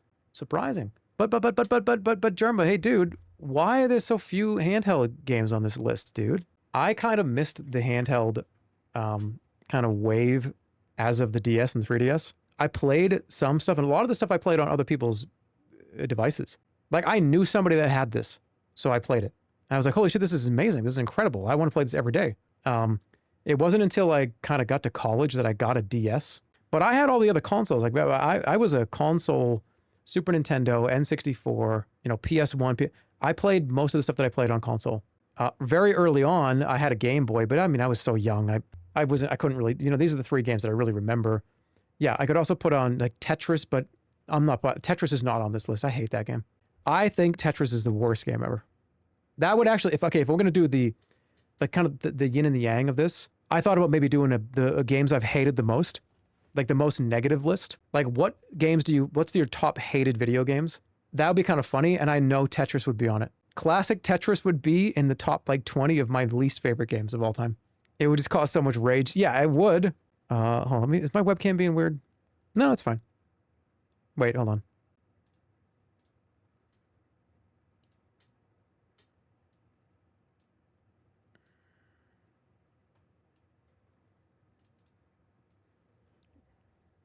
Why is it so frame ratey now? Oh, there we go. Fixed it. Okay. Okay.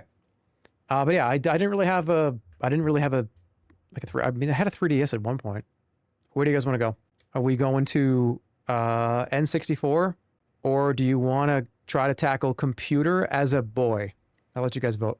We're gonna do it all, but which is whatever you want to see first. I've seen a lot of N64. Okay, well, there's not a whole lot of N64 games, so we can do those quick. All right. Oh, yeah, that's a good one. Go in order? Yeah, that's a good... You know what? I'm just going to start here, because this is my favorite N64 game. For very good reason, this is Mischief Makers. I already know what I'm giving it. It's getting 4. One of my, obviously, top 3 N64, and top, probably, at least in the top 50 of games of all time. The reason why this game was so fun is because this is Treasure that made this, by the way, yeah. You play as Marina, and you're a robotic maid who you have to rescue your professor, and it's all about shaking stuff. There's a lot of secrets. This game is weird because the ending cutscene of the game is directly tied to the amount of this special item that you have to get in every level. So it's like a big diamond. So for every 1 diamond that you collect through the game, you unlock 3 seconds of the game's final cutscene. So if you play through the whole game and you really don't go all the secret areas, you don't collect everything, and you get like 1/3 of all the gems, your ending cutscene will literally stop during like the middle of an incredibly dramatic part. Why am I so red? Because this is a red game, look. So that, I thought that was, so it made you want to beat every level and totally complete everything, so you could actually see the ending cutscene. I'm not even that red. I'm literally looking over here right now. Hold on a second, let me fix this shit. Hold on. Enjoy Mischief Makers, it's one of the best games ever. You look like the burner on my stove. Oh, that's fun. That was a good one. Dude, I would give that joke 3 stars. Not quite 4, that's not changing my life or anything, but it's pretty damn good. Yeah, great game, wonderful. I'll stream it probably one day. I've always wanted to stream it. I've always thought it would be fun to stream it. Hey, look at that, I fixed everything. Boss fights are intense. There's a lot of really, really cool mechanics. The grab mechanic is, you know, obviously the shake mechanic, but you also have to hold on to stuff and kind of slingshot it back at things. It's just a wonderful little adventure platform action game, and it deserves to be 4 stars. All right, what else stands out for me? This does as well. This is No Mercy. This is the best not only the best wrestling game of all time, it's one of the best games of all time. Now they made, this is a company, I think called, who made this? Let me just take a look at this. I want to say, yeah, THQ, but it was made by what, AKI? Yeah, AKI made a series of these games, and then they kind of just stopped. They made WCW versus NWO, Revenge, WrestleMania 2000. This was just, every single time, they're effectively all the same game. They're all the same, really the same game, which is updated graphics, updated mechanics, better modes, better stability. So I love WCW versus NWO, but this is just the best version of all of those old THQ AKI wrestling games. For the first time ever, you could, there was like hardcore modes in this where you could go fight backstage. There was a whole campaign. They introduced so many fun things in this, and this is just the best version. You can make a character, and I love this game. The music is the funniest part because it's just so weird. It's just such royalty-free random shit. Has the best grappling system of any wrestling game. I really believe that every wrestling game after this is horrible. What they lack in gameplay, a lot of the newer wrestling games as of like 2010, they made up for in customization. So like, what the fuck is going on? I think this got muted by YouTube because there should be music here. But so the newer games, they lack in gameplay to me, but they make up for in customization. Until obviously very recently. Like 2K14 is on this list. Because that's obviously Jerma Rumbles, it's how I made those, and that was a big deal for me, and big deal to me, but it all started here. This is where I had the most fun. Best grappling mechanic of any of the wrestling games, and the best N64 wrestling game, period, and one of the best games of all time. WWF No Mercy. Okay, let's just get this out of the way, because we all know where this is going. Like, that feels sacrilegious to do that. Like, I feel like I have to, like pray for that. Do you know what I mean? I feel like I need to go, I did go get, like, baptized because I just did that. Mario 64 is... It's just the best. It's the best. It might be the best game ever made. I keep saying that about every 4-star game, but that's that fucking point. Again, another game that I truly wanted to 100% because I heard about... And that, back in the day, we didn't really have a whole lot of places to find out secrets. You had to hear from your weird friend that, yeah, dude, I got on top of the castle. Bro, I got on top of the castle. And you know what? Yoshi's up there, man. It's like, liar. Yoshi is not on the what do you can't even get on top of the castle. No, you don't understand, dude. I got 120 stars. And something happened. I beat the whole thing, man. I just locked in. And then a cannon showed up. It's like, okay, well, this guy's full of shit. I remember people thinking that that was not real. You couldn't just go look that up. You were the weird friend? Oh, yeah, absolutely. Oh, 100%.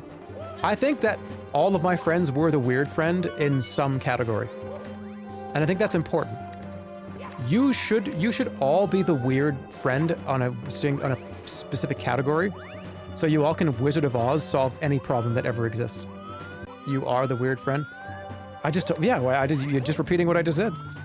I mean, what can I say about Mario 64 that a dozen other video essays on this game have already, I've said already? It's 4 stars, okay? And so is this. Ocarina of Time. I'm not even a big Zelda guy, but this was one of the most important games I've ever played. I got my first, I had my first girlfriend in the pause menu of this game. I remember that. I remember like being like, wait, she said yes? What do you mean? Yeah. Lore drop. Love wins. No, it was just, I paused the game and it was like, do you want to go out with me? Yes. Wow.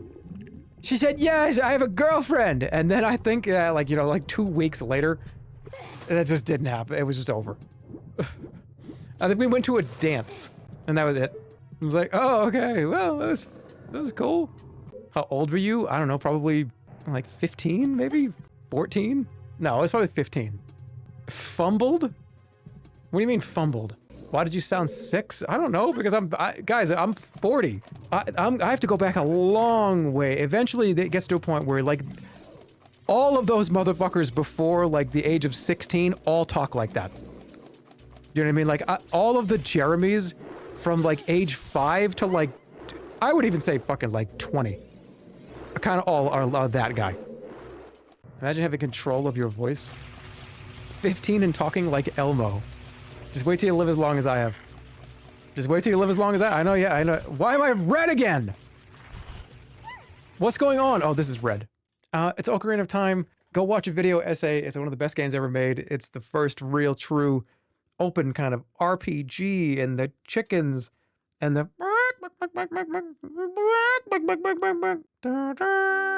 You know, when I was little, when I was like, when I was 15, I was little, I thought the chickens were singing that song. And I was like, holy shit, the chickens are singing. You don't know me. You can't even own this game anymore, but it's the N64 Clay Fighter game. This was like a weird Blockbuster exclusive, and like nobody can have this. They added fatalities. 63 and a third. What did I give the Clay Fighter for Super Nintendo? I gave it like a 3, right? Yeah. I want to give this like a 2. Oh, you know what? Yeah. I said I wanted to make this higher, but no, I put a lot of time into this, but I don't think it can hit the same as the first one, now that I sit here and really think about it. Oh my god, there's blood. I didn't even notice that. I'm gonna give this a 2. Because I want to see this go up against other things that are in that same category. Diddy Kong Racing. Yep, it's great. It's wonderful. N64, this is the absolute pinnacle peak of Nintendo 64. But I'm gonna give this a 3. I'm not gonna give this a 4. That's just how I feel. I gave Mario Kart for the Super Nintendo a 4, but I think this is a 3 for me. Those airplane levels were fucking dog shit. I hated them. So that's a full letter grade. Oh, that's a full star. You just suck? Okay. Okay. What? Are you done flipping over your desk? All right. Okay. Okay. All right. Did you run out of 4s? No, it was so good, but guys, 3 is not like a C-. There's literally a gold bar.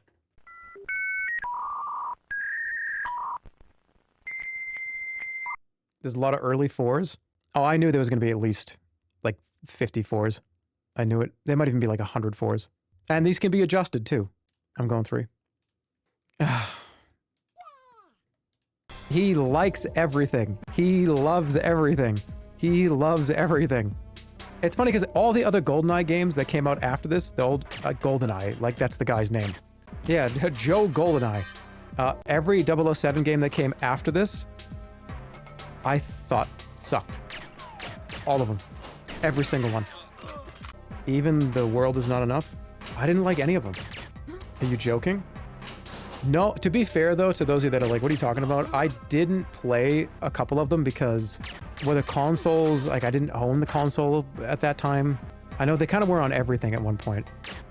But when I had what I wanted to go buy, if I had an opportunity to buy something, I already loved my 007 here. So I was like, I only have a finite amount of resources. I need to spend it accordingly. And it wasn't going to be on like another 007 game. 10 years from now, you're going to see a clip of this stream and freak out about giving this some game a 4?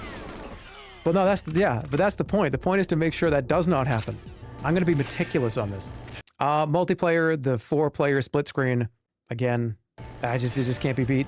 That original feeling of playing with your friends, doing the golden gun game mode and hiding in the bathroom will never be touched by another game ever again. Getting the golden gun, going into the facility, and sitting into a stall in the bathroom, and you're the person that has the golden gun and 3 of your friends are all working together, how are we going to go in there and get that motherfucker? And you're just sitting there like the second you see movement, and you hear them scream and everybody freaks out. You got to do your own Looney Tunes routine in 007 and GoldenEye, where it was like everybody got to be Elmer Fudd and Bugs Bunny at least once during that game. You get to do a Roadrunner and Wile E. Coyote routine with the proximity mines, the golden gun, the laser weapons. It was just this game was peak gaming in 1997. One of the best games ever made. Speaking of baseball games, Ken Griffey Jr. This was a great game. Another good arcade kind of simulation, but more arcadey. This dude loves baseball. Of course I do. I grew up in New England. I grew up in the Boston area, like my whole life. I spent my whole life there. It's like when you're in the delivery room, the guy with the delivery doctor has a Red Sox hat on. And it's, you come out and the father and the son and the green monster. Welcome to the world, kid. And then they like give you back to the mother. Baseball is so boring to watch, but it's fun to play. I feel like you could say that about a lot of things. I love this game, I do, but if I'm going to be dead serious, it's not MVP baseball and it's not the bigs. Any vibes here that I'm picking up? Hold on. I picked up something. I just smelled something. What is it? What did I pick up? I picked up something I didn't like. Fuck, man, there's going to be like 100 4-star games. That tier list is going to be crazy looking. We're good. Killer Instinct. This is a great game. It's damn good. I played most of it on the N64, not in the arcade. I don't think this is a 4. I don't think this is a 3. And I don't think this is even a 2. But it was wonderful. Just because of that voice actor.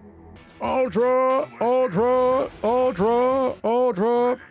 The combos were so fluid in this game, too. They weren't even that hard to do, either. Do the theme song, please. Also, another rare banger.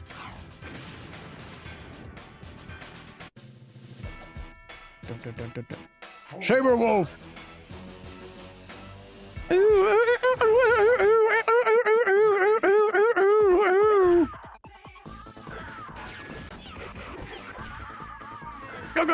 Combo breaker! Yeah, this is going to be that's a 1-star. It's good enough to continue to move forward, but it's... Oh, welcome to Mario God. I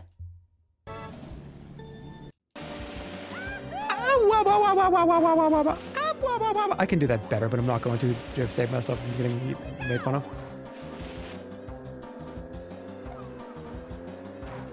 4. It's so good. It's so good. This is an important ass game. I know. It's funny because everything after this I didn't really care about. And I was still very much a gamer. I didn't have a GameCube. That was my problem. You'll see the GameCube list is like 4 games. It's very small. I really didn't like the one for the Wii. I think when they introduced the blue shell, I was like, well, this game's dumb. I don't want to play this anymore. It was kind of at that moment. You have 34 stars already? No, they're going to be adjusted, don't worry. I was anticipating somewhere around 50. The blue shell is in the N64 version. Is it? Yeah, but it doesn't happen every 15 seconds.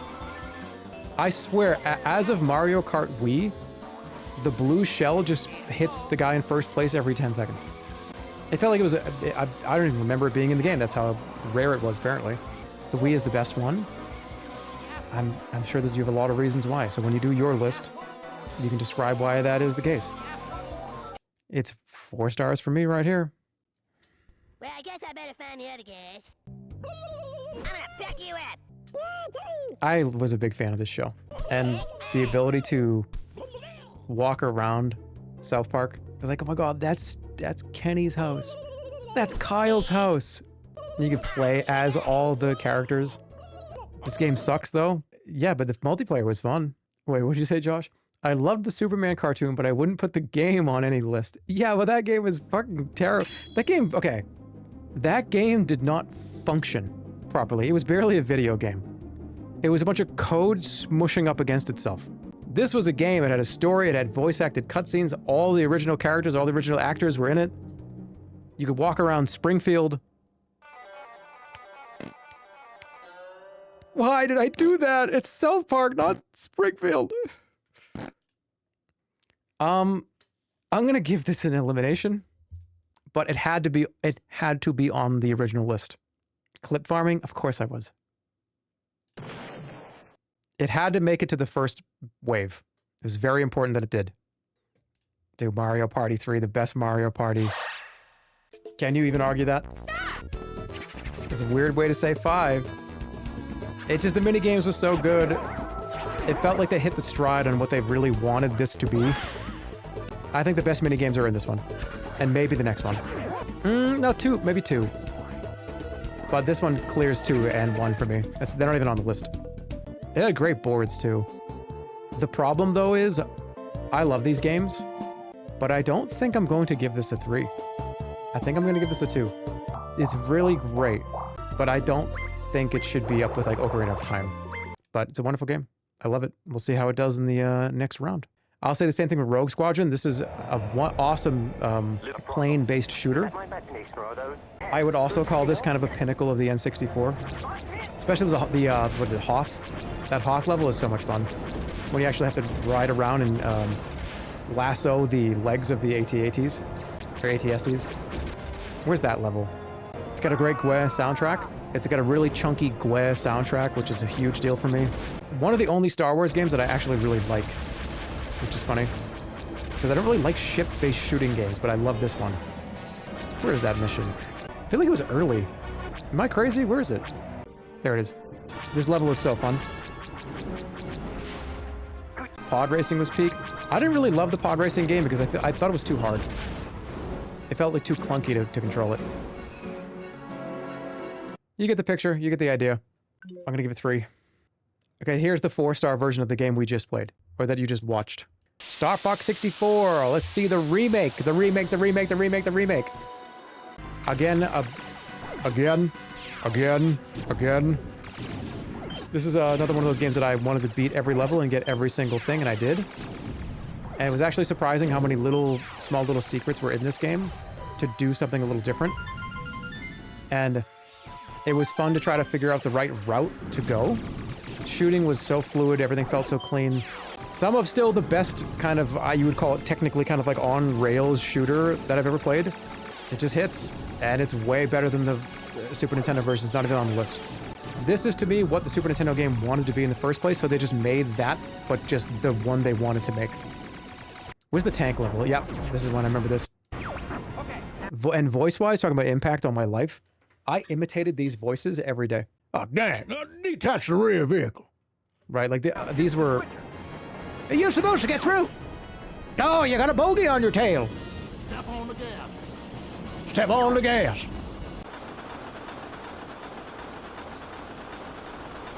Yeah! Get the brake! I can't stop it! Classic. Yeah, it's 4, and it'll go up against other shit in that category. When I get back, we'll take a break. I'm going to continue. We're going to do the rest of the N64. There's only 2 games left. Then we'll do the GameCube, and there's not a whole lot for the GameCube, but they're still worth noting. I'll be back. I think we're going to get to the end of all the consoles.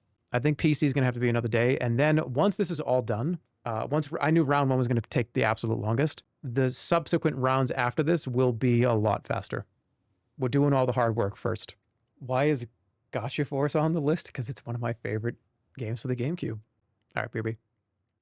I'm back early. What do I got? Smash Brothers and Turok. Turok's an interesting one. It's another game that I didn't play all the way through, but I played it a lot those first 3 or 4 levels when I was a kid. I don't even know if this is going to continue. Let me remind myself. Yeah, it definitely deserves to be on the first list, but I don't know if this is... I don't think this keeps going. This was another game that there was a lot of blood. And for a Nintendo game, that was kind of crazy. Especially you fight like other people, don't you? Don't you have other humans you fight? Pretty early on, you fight people. Multiplayer. I feel like it was one of the first areas. One of the first enemies I thought was just a guy that runs at you. You know what? It was one of the... I want to give it like 1. I'll give it 1. I'll give it 1 star. I feel like that's fine. I feel like that's fair. The original Super Smash Brothers. Great. It's when Nintendo had 12 characters and they said, oh my god, we have so many more characters we can put into future releases of this game. And now Al Bundy's in the game, so they ran out. But we talked about that earlier. Melee's not on this list. You're probably wondering why. I didn't have a GameCube. Most of the stuff on the GameCube list that you're seeing is years later that I played when I was like a college student. And I didn't really play Melee. Brawl was coming out at that point, and that's the one that I played. But I don't want to give this 4, and I'm not going to give it 3 either. I'm going to give this 2. I think that's fine for me. I think that's okay. I don't think it was one of the best. I love this game. I love it for sure. But we'll see how it fares against the other ones. There are 2. All right, GameCube. Remember I told you I didn't really have a GameCube? Well, here you go. Here's the 4 GameCube games that I care about. WarioWare, it's an automatic 3. Just automatic 3. I love all these games. They're so much fun. I've played them all a million times over. You know it. I know it. But it's not... My favorite one is coming up later. WarioWare for the GameCube. Banger. This one surprised me because I played this much later. This is not something that I'm not reminiscing about my childhood playing this. I played this for the first time on stream. About 8 or 9 years ago. Whatever, 8, 7, what, 7 years ago?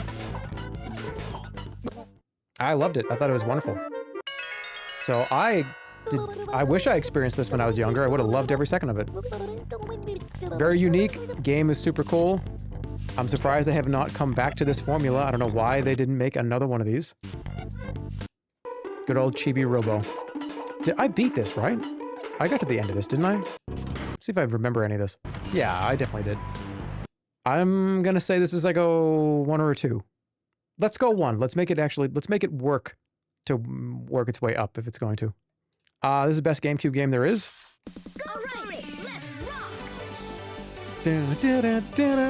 Gotcha Force. Okay, for those of you that have no idea what's going on, I did stream this as well. You collect toys, and you have to make a toy loadout to fight other kids' toys. No custom robo. No, I had more fun with this than custom robo. It's a really fun game. And you can only take a certain amount of you know, power with you. So you're gonna take a really, really powerful 1 or 2 really powerful ones, or a bunch of smaller, kind of shittier ones that were just as interesting. There was a lot of variety. This game's great. It is expensive. If you have a GameCube and you want this game, good luck. Because the game is hundreds and hundreds. It's like it's $500. Okay, $500 game here. Oh, it's on eBay for $89. Okay, well they must have, the value must have dropped because nobody likes the game. I like the game though. I like the game so much that I'm going to give this a 3. And that might actually change to a 4. I just loved the customization. It was so much fun. Because the game gets hard. The game becomes so challenging. Oh, look, baseball. Oh, look. Would you look at that? Mario Tennis Strikers Charge. Mario Tennis 2.0, Mario Tennis 3, Mario Tennis 5. Mario Baseball for the GameCube. Mario Tennis 3, Mario Tennis 5, Mario Tennis HD, Mario Tennis, like, come on, man. What is going on here? Is this one for the Wii? I like this one better. There's a mod to play this online, really? It's so fun though. But is it better than MVP Baseball? No, it's a 2, but it's great. Hey, look at that. Chat's most hated video game, but Jeremy's most beloved beat-em-up game. The notorious Beautiful Joe streams. And by streams, I mean one singular stream where every 10 seconds I looked over and I saw, game sucks, dude. Fucking do something else. What the fuck? Game is fucking dumb. Dull. I don't know what crack everybody was smoking that day, but this is a fucking great game. Got a great soundtrack. It's got a great mechanics. Slowing down, speeding up time is really fun in the context of a beat 'em up like this. Maybe I'll stream this again.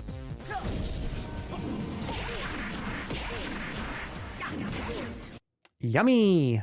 That sounds like Pim from Smiling Friends. Like, yummy! Oh, let's go on an adventure! Yummy! You should do it. Fuck the haters. I don't think there's very many haters of this game.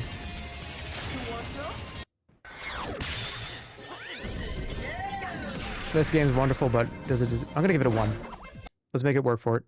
It probably is like a 2 or a 3, maybe even higher, but it needs to work for it. And there's the GameCube. Somebody said the Wii, speaking of the Wii, do Poke's idea and stream every game ever for a few seconds. Dude, you'd have to just, how would you even put that together? All right, we're on the Wii. Let's get a couple of these out of the way because I know where they are. Resident Evil 4, the Wii version specifically. The Wii version specifically. It's one of the best games ever made. In fact, this could be the best game of all time. It could be. I know it's in the top 10. It could be one of the best games ever made. It could be, well, I know that. I just said it was. But is this like number 2 or number 1? Dude, what is going to be able to beat World of Warcraft? That is the fucking question of the century for this stream. The Wii controls were so liquid. I had been begging internally for a game like this to come out for the Wii.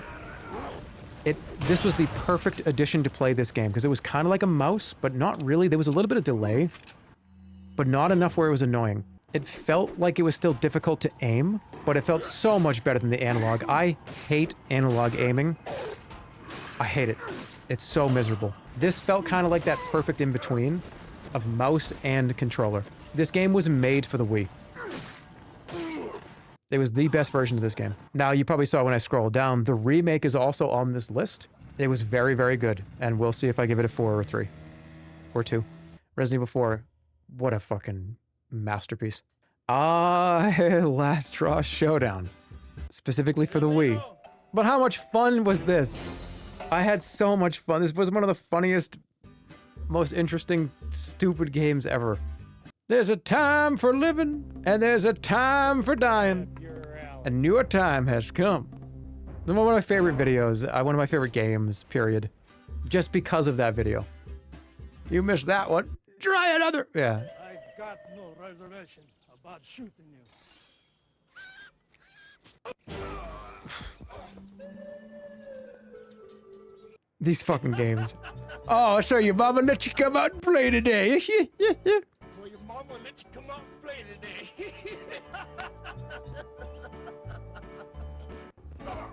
Got him. There's a time for living and there's a time for dying. I always aim to please. This doesn't put the jump cut of the guy doing the stuntman flyback. Just ripping his body backwards.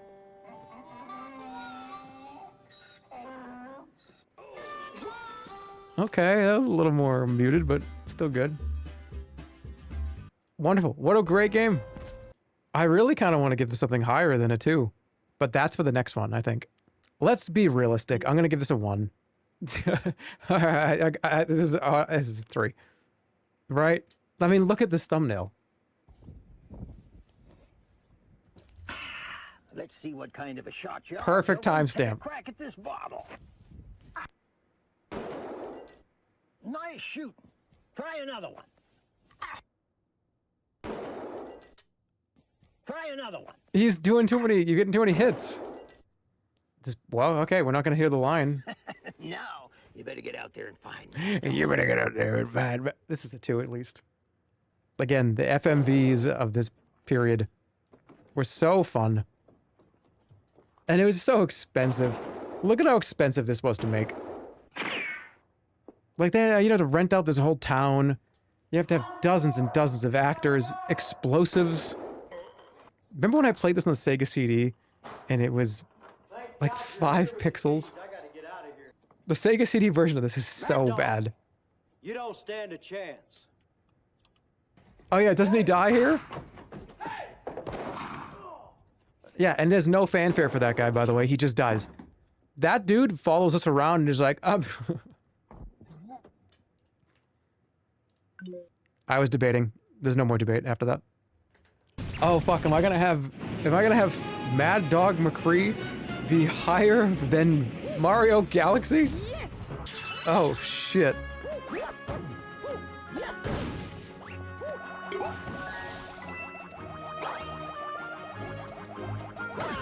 No, it's not quite a 4. It's not quite a 4 for me. It deserves to be a 2 or a 3. But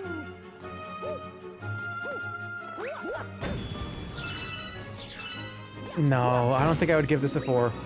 No, I don't think I would. It was so great, and I remember playing this so specifically. The levels design was so great. It was kind of puke-inducing a little though, which is why I think it keeps it from 4 for me. Because there's something about running around, the gravitational shit, they're just like, oh my god. I could only play this game for like an hour or 2 at a time. But it was wonderful. And it definitely deserves to be up at 2 or 3. It's just, where's the vibe telling me here? Because remember, anything that's a 4 is guaranteed to be on the final list. Anything that's a 3 is also going to be on the final list. Anything that is a 1 or a 2 needs to fight for its life in the next round or 2. It has to fight for its life. I think it deserves a 3. Mario Strikers Charge. This is the other kind of Mega Man Soccer-esque game. This is also a great game to play with your friends. Everybody had their like ultimate abilities. It was super fun. This one for the Wii specifically, not the other ones. Holy shit, that was crazy. I feel like I want to play this with somebody. Yeah, when you did, there was like a showdown mechanic where you had to aim with the Wiimote and actually aim into the net, and the other person had to block it with the Wiimote or something. It was really cool.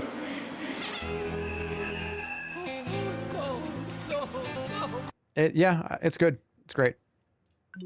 Let's let it fight for it. How have I only eliminated 23 games? There's too many good games. There's so many good games. They're all going to get eliminated in the next round. There's so many good games. I can't delete them. It would be that one. This game is so fun, but this is the game where you do surgeries. This is the first surgery like. Where you have to like use the Wiimote and cut into people and pull out glass out of their chest. And then you have to fight nanobots. They take over a dude's body and you have to shoot him with lasers. And Careful.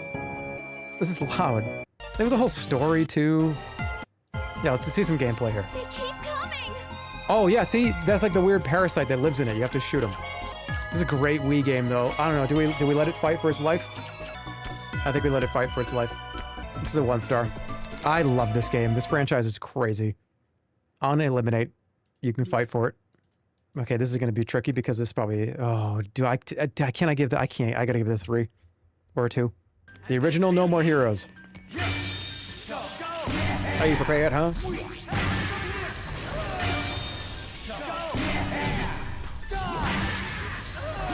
What a pain. You're a joke. Yeah, Robin Atkin Downs too. This game is phenomenal. The second one's great too. It's on this list, but I think this one is better than the second one. Just because, just the vibes alone. It does run like shit on the Wii though. When they remade or re-released these years later, it was a better experience, but there's something about swinging around the Wiimote that's fun. Boss fights are great. Minigames were fun, although they were kind of repetitive. But does it, is this a 2 or 3? It's definitely not a 4. It could be though, but yeah, it's a wonderful game. The third, I feel like I might just drop this one. This one could get dropped. It's great though. Maybe I should just give it a 3 and then decide later.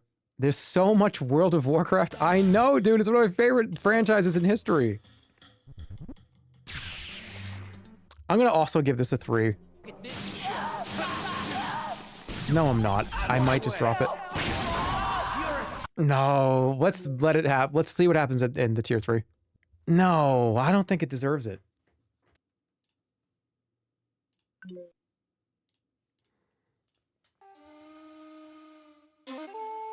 Good old Rhythm Heaven.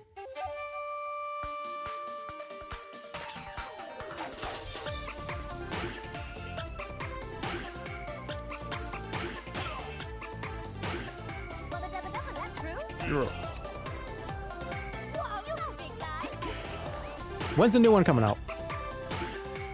Vinny's playing TF2 right now? Oh shit. Vinny's playing TF2? Damn, well, hell yeah. Silly maps. Okay, yep. I don't know if this changed my life, but it was really, really good. And I can't wait for the next one. And I'm a rhythm game fiend. We'll go for 2. I might... Smash Brothers Brawl. Sonic the Hedgehog, remember that? Oops. This is considered by everybody to be the worst Smash Brothers game. But the reason why it's on this list is because I remember staying up, again, like I've said before, they did a weekly site update that had some type of reveal. And it was like the Super Bowl every Friday. And when it finally came out, I had a lot of fun with it. I think this gets a lot of hate in retrospect because of the tripping stuff. But I do think this was a very, very fun game. It was wonderful. I think it was a good party game. And that's kind of what I played it as. That's kind of what I cared about it for. I like the style of this one too. I also love how, and this is my complaint with the newer versions of this game, they upped the particle effects to like times 100. Ever since the Wii U one, and even the newer one, the one on the Switch, everything has this giant laser beam that comes out if you even do a single punch. It's just so much particles. I prefer the old style of less is more. I feel like it's hard, like, especially with a 4-person battle, it's just pink and blue smoke and lights, all, even, and I just went like this to you. And that created pink smoke that went up 500 feet. I'll give it a 2. I think that's fair. Hey, here's the only Wii U game on this list, because this was so fun to stream, and I feel like a lot of you really enjoyed those streams. This is a more audience, like I'm thinking about how did the audience feel, not necessarily me. And I remember you guys were laughing. You guys were having a lot of fun. Is Breath of the Wild on here? No. Breath of the Wild is not on here. I didn't hate Breath of the Wild. Everybody thinks I hated that game. I just mildly was displeased. I thought it was fun. I was mildly displeased. Mildly. I'll give this a 1. It was fun to play the maps. I think the coolest thing that they ever did with that game was do the random, try not to die 10 times, but play random maps. It was just a great, great mechanic. And it was a blast. I played a lot of time, put a lot of time into it. Where is it on your list? Wait, Breath of what? Is Night Rain on this list? Night Rain is 0.0. It'll be on the most hated game list for sure. I love wrong. The bigs. This is a big one. It's going to be a 1 star. I think I already know it. Another great little party baseball. A lot of baseball games. How many baseball games is this? Yeah, it is a shitload of baseball. There's like 10 baseball games.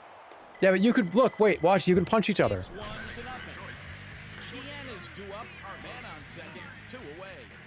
They don't make them like this anymore, though. They actually don't.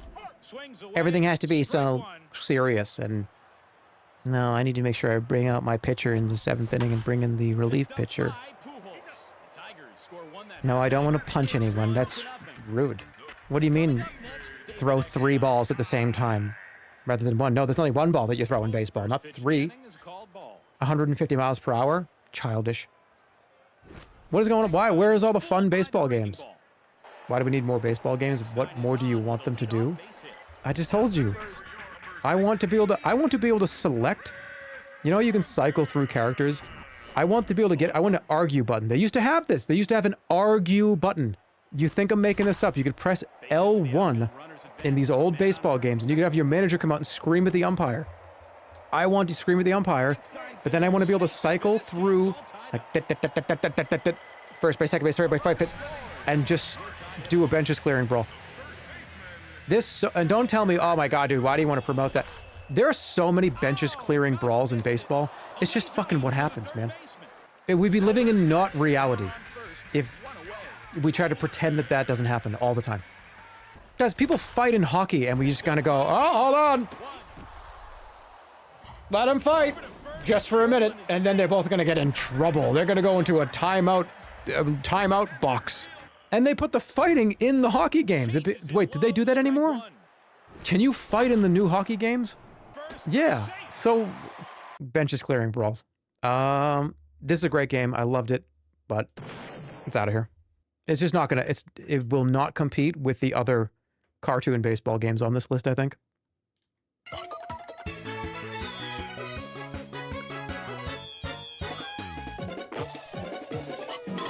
Best WarioWare and one of the best games ever.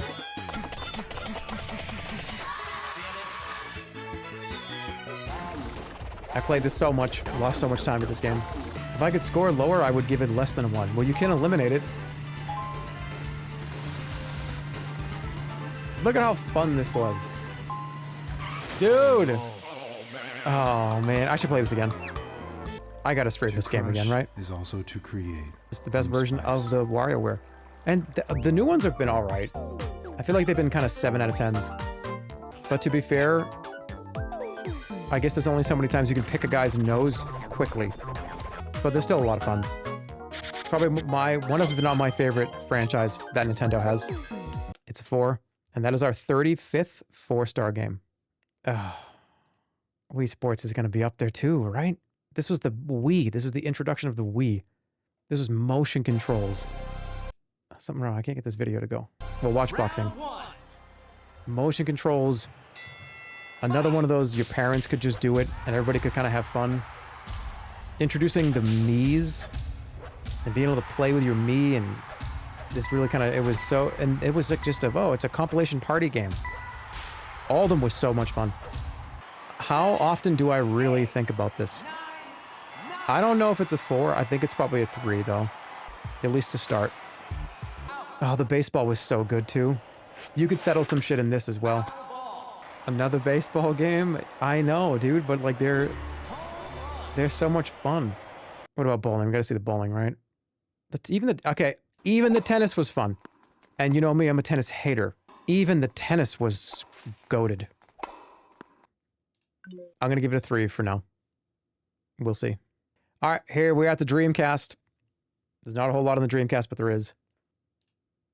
We'll start with Power Stone. I want to give this higher than a 2. Because as a fighting game, I think it scratched a lot of itches. Because I'm not a fighting game guy. I really don't like them. I feel like it's a lot to learn. There's so many mistakes you can make. With a game like this, you can just throw a pot at somebody and potentially beat them. The gem mechanic was so much fun. But it didn't guarantee that you were going to be able to hurt anybody. You still had to land the moves, which, as you see, they're not easy to land everything. Especially if you can dodge really well. I think this deserves to be a 2. It might even make it to 3 or higher. This is great, but getting eliminated. I think. I think I'm gonna have to drop this one, or give it a 1, because I really didn't play this that much. I played it sometimes, especially in the arcades. But once this came to the console, it was fun to just kind of pick random characters and just press every button. I do love it though, especially that theme song. Dude, see me as Spider-Man. Spider-Man. Hold on, let me look at the character list. Best theme song for a character list, by the way. Yeah, dude. Stars and Stripes. Charging Star. Stars and Stripes. Charging Star. Dude, you see me Venom, Captain America, Spider-Man? That was the dream team for me.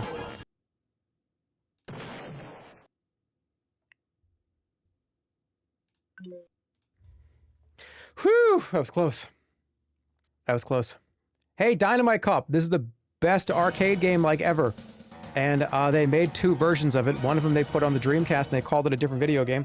Because Die Hard Arcade is the one that's in the arcade. Goated, 10 out of 10. Unbelievable. It's so awesome that you can play this on the Dreamcast. I love the QuickTime events. Such a good beat 'em up. There's cool things in this. But I do have it on the arcade as well. And I think the arcade version was more fun to play because you're just sitting up there at the cabinet. You got your drink, you've got the coins. I think the arcade version is better. And unfortunately, it's got to go. Wonderful game. Hey, look at that. So, as I was saying before, Who doesn't there love are this a one? lot of really amazing things about the internet. But as with everything else, it's not completely perfect. Think of it this way. Again, this You is more can of a do almost stream. anything on the internet. Reason why it's here, Work, shop, impact, chat, and get the love for it news, than play anything games, else. Listen to music, and pretty much anything else you want to do. That's all terrific, but pretty soon people won't even need to leave their homes in order to conduct their daily business. Well, I think it's good that you're exercising a little caution about your internet use. Fire True. is a wonderful thing, but I wouldn't want to sit on a sofa made out of it. It's true. A place for everything and everything in its place. Isn't that how the saying goes? Well, I don't know about you, but I've enjoyed this little chat about the internet. It can be a wonderful thing. For the first time ever, people can finally communicate with each other and not have race, gender, or culture prejudices get in the way. This can be moved, by the way. That's 3.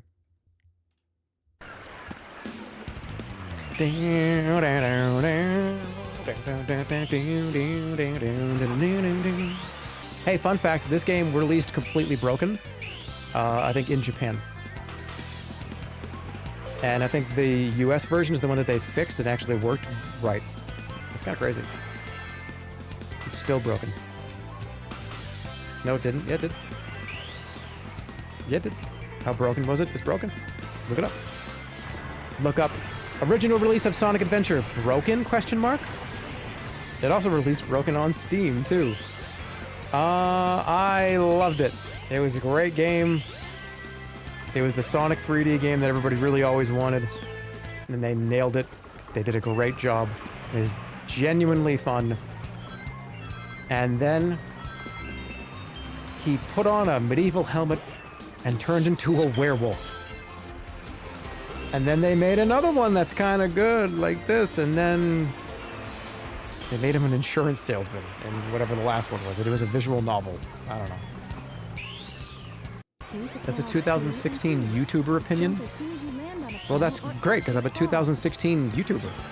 I feel like that's when I was at my peak of YouTube, was like 2013 to like 2017. So yeah, that's correct. Gets 2. Space Channel 5. Hey, our ratings are going up. Choo, choo, choo. Great game.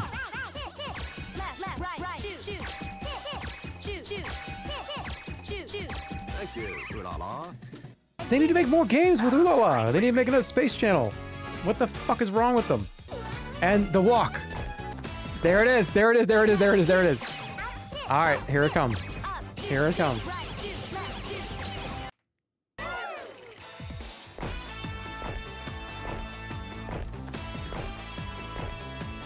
Where did I get it from? I got it. There's like 2 games that did this. Dude, you know when you just want to play another? I've streamed this game already, but I just want to stream it again. Let's see how much I truly like it. I was thinking about 3, but I pulled it back to 2. Unironically, the best tennis game, period. All tennis games pale in comparison. This is the best tennis game, period. Period. Nothing is better than this. It's a great, wonderful tennis game. The arcade version's awesome. The Dreamcast version, they've made like 5 of them. I am proud to put this on my initial list, but I'm also happy to delete it. How good is Night Rain, dude? Wait, we have to get to the PC man section. Playing this against another player was so much fun too. It's great, but it's definitely I don't think it makes the cut. I don't think it does. At least initially here. Dude, we're getting to the big shit. We're getting to the big names now. Huh. Oh, dude. Yeah, the fucking iPad games and the VR games. Bat chest. Hey, 10 million. I know this is on Steam as well, but am I gonna give an iPad game 4 stars? This is 10 million. I streamed this not that long ago, maybe like a year ago. Probably even sooner than that. There's tons of upgrades. You attack with the swords, you have to match the swords. You have to collect money, then you upgrade your attack power, you upgrade your magic power. You gotta be strategic with how you use your items. It is the most fun match 3 game, regardless of how you feel about anything. Go play it, go try it. It's on Steam right now, it's on iOS 10 million. Oh my God, it could have been Game of the Year if I gotta calm down. By the way, I remember I streamed this game when I streamed on YouTube. I streamed on YouTube for a while. I want to say like a week or 2. That's not a while, but you know what I mean. And this game was one of the first games I streamed on YouTube, and my power went out. My house got struck by lightning, and my power went out midstream. Who was there for that? Who was there for that? Were any of you actually there for that? Doubt it. I think it's a 1. It can fight for its spot. Okay, now we're getting to the weird shit. Now we're getting to the shit that you guys don't even know about. This is Ancient Legacy, also for the iPad by GameStew. GameStew is a mobile game developer, and they make the weirdest shit in the world. They're usually based on kind of like rolling dice or playing a slot machine, but they're usually adventure games. There's a few GameStew games that are on here. This is a game where you have to roll dice against other people, and you have to... I can't even describe it. I want to stream these games. The sound design is really, really great. There's a lot of random encounters. There's like RPG elements. There's kind of make the right choice. There's land on the right square. I played this Pog. The GameStew games are just interesting. They're always interesting. And these games are old too. They're not that... This is probably 10 years old. 12 years old. Is it like Hitman? No. They were very, very notoriously difficult. Just wait till we get to the other GameStew games, because this is up there, but the other ones are much higher for me. I just love everything about it. I love the aesthetic. I like the art style. Maybe I'll stream this game. It's wonderful. Ancient Legacy. Let's give this 1. I ain't eliminating this. No way. Dude, I put Battleheart Legacy on it. This game is also awesome. I canceled streams because of this game. I canceled streams. I played this instead of streaming. We're talking like almost 10 years ago. I think I said, oh, dude, I got like a headache today. And then I just played this for like 12 hours. I definitely did that at least once. This is going to be higher. This is going to be probably 2 or 3. Dude, Super Mario is going to have to fight this motherfucker with an axe. This game was cool because there's a multi-class system where... Let me see if they show the map. So you had to pick a certain... You could do... like 2 different classes. There was like 15 or 20 classes in the game as well. Battleheart was peak on my iPod Touch. Yeah, you get it. This is Battleheart Legacy though. This is like and they never made another one. They didn't make another Battleheart game, which is crazy. It got a little grindy near the end, but dude, I might just download this and play this tonight. They made Battleheart 2. Yeah, Battleheart is more of a strategy game. This is the kind of ARPG version that I like is this one. I didn't really like the other Battleheart games that much. This is like 2010, 2011 mobile games type shit. It did get a little grindy, but it was fun. You play like a mage thief character. It was fun. It was a wonderful game. Wonderful game. Wonderful game. I just did that. I just did that. How do I feel about that? Let's be realistic. VR is also on here. I feel like this has to be on the list, considering just how... I remember sitting in the VR helmet and thinking, this is it. This is the future.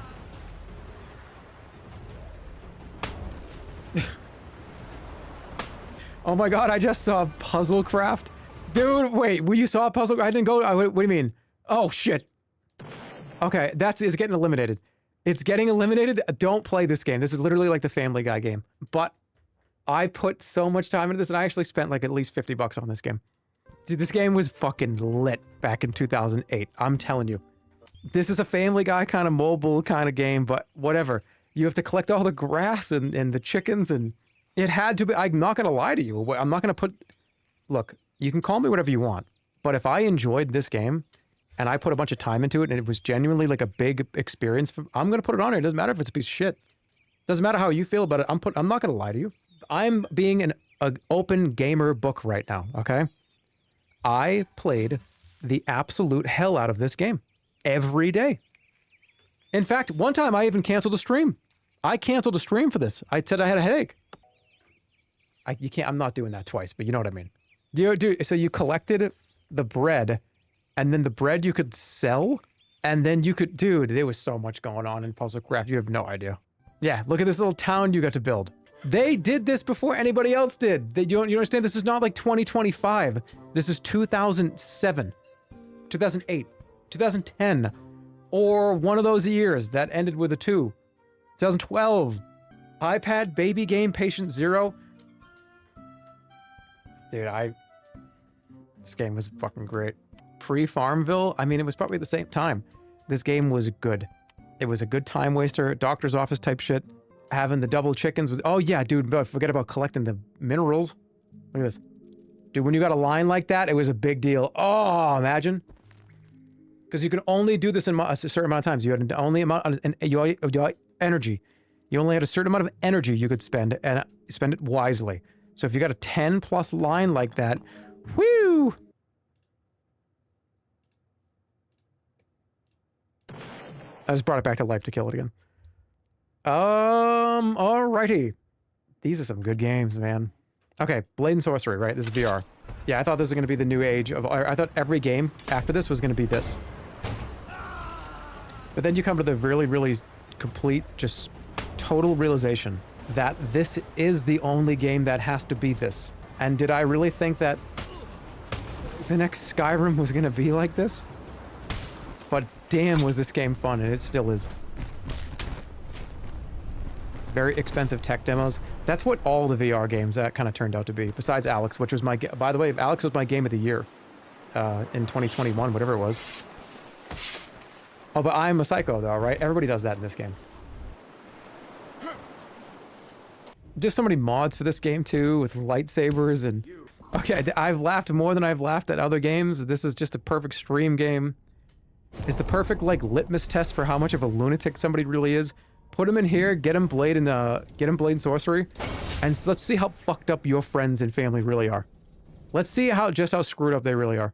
It's getting a 1. It can fight for its life. This game was the only game that came out for VR. Okay, when all the VR helmets all, go into landfills, and there's only, like, 2 things, the only thing we have is, we have to pick 2 things to leave. It's just going to be VR chat and Half-Life Alyx. That's what's going to be left over. They'll clear all the rubble, and there'll be all those you'll see 1,000 VR chat avatars. And that space is thriving, by the way. I think VR chat is continuing to prop up the VR console world. So I don't know what else is going to come out for VR that's going to fill any voids or anything. There's a whole other world out there. Yeah. 2 million furry avatars and Half-Life Alyx. Yeah, I mean, that's just the way it is. I'll be back, and then we'll probably do this for like another half an hour. I want to get through these smaller categories, and then we'll leave the PC is the one that's going to be left, and maybe the PS1. So we'll do that another day. We'll probably just either tomorrow or the next day. I want to let's go. I want to get this done. But I'll be back. Last break of the night. I will see you very shortly. Howdy. Okay, so let's keep going. Welcome back. Half-Life Alyx was game of the year for me for 2020 or 2021. It just was what the VR was supposed to be, and they're the only ones that made a video game. I feel like they kind of had to, because Valve went pretty all in on a lot of the VR hardware pretty early on, and it felt like if they didn't make something interesting, then it was going to be like, oh shit. Well, we invested all that time and money for what exactly? And to give Valve credit, the one game that did come out for the, you know, Vive, the Index, whatever. It was Index. Was it exclusive to Index originally? Or was it everything? The thing that they made was fantastic. It was for any headset. Okay. And they went all in on development on this. They made a ton of cool things. And then they were just kind of like, all right, we made you a Half-Life game. We invested millions of dollars into this shit. You got your Half-Life game, and it's a great game. Okay, all right. Quelled everybody. But I feel like if this was, you know, Barry's Big Day Out or something, I don't think anyone... I feel like it wouldn't have gone over as well. I think this had to be a Half-Life game. Like, even if Barry's Big Day Out was an awesome game, this had to be a Half-Life game. And it was my game of the year that year. You know, let's go ahead and do... I feel like this might need to fight, though, for a position. As good as it was, I'll give it 2 stars. Oh, hell yeah. Dude, Card Crawl. They came out with a sequel. It's crazy that they came out with a sequel to this game. Card Crawl. I have a video on this game. It's one of the simplest, but most interesting, most fun, like dungeon crawler card games. Right when I brought this up that I wanted to add this to the list, this is the sequel that we're seeing. Oh, okay, Card Crawl Adventure. The original Card Crawls, when I can pull up the video. They are named very similarly. Hold on, give me a second. Give me 1 second. But yeah, it's a card. They came up with a sequel, like an actual legitimate sequel to the first one, and it's so good. It's like just as fun as the first one. I've already put a ton of time into it. There's probably not a whole lot of gameplay for this game, honestly. Oh, I didn't even use this once. I had this all queued up and everything.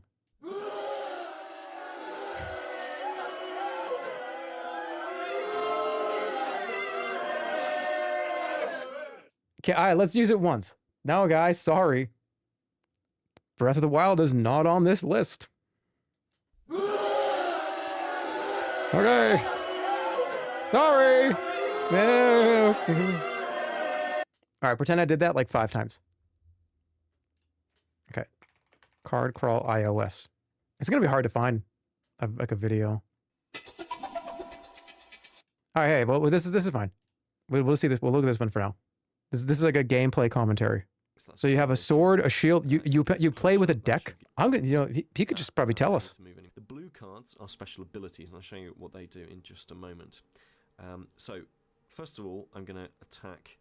I'm gonna have the Soul Eater attack me, but I'm gonna have them attack my shield first. So I can either draw them directly onto me, or I can draw them onto my shield. That's what I'm going to do first. Yes. I'm going to have them attack my shield. And you take the damage. 7 points in that shield. It took 7 points of health. It's like Solitaire. 10, leaving 3, and it's so much fun, dude. You'll get so go download this. Now I've only got 5 health. And you will be so addicted to this game in less than 20 minutes.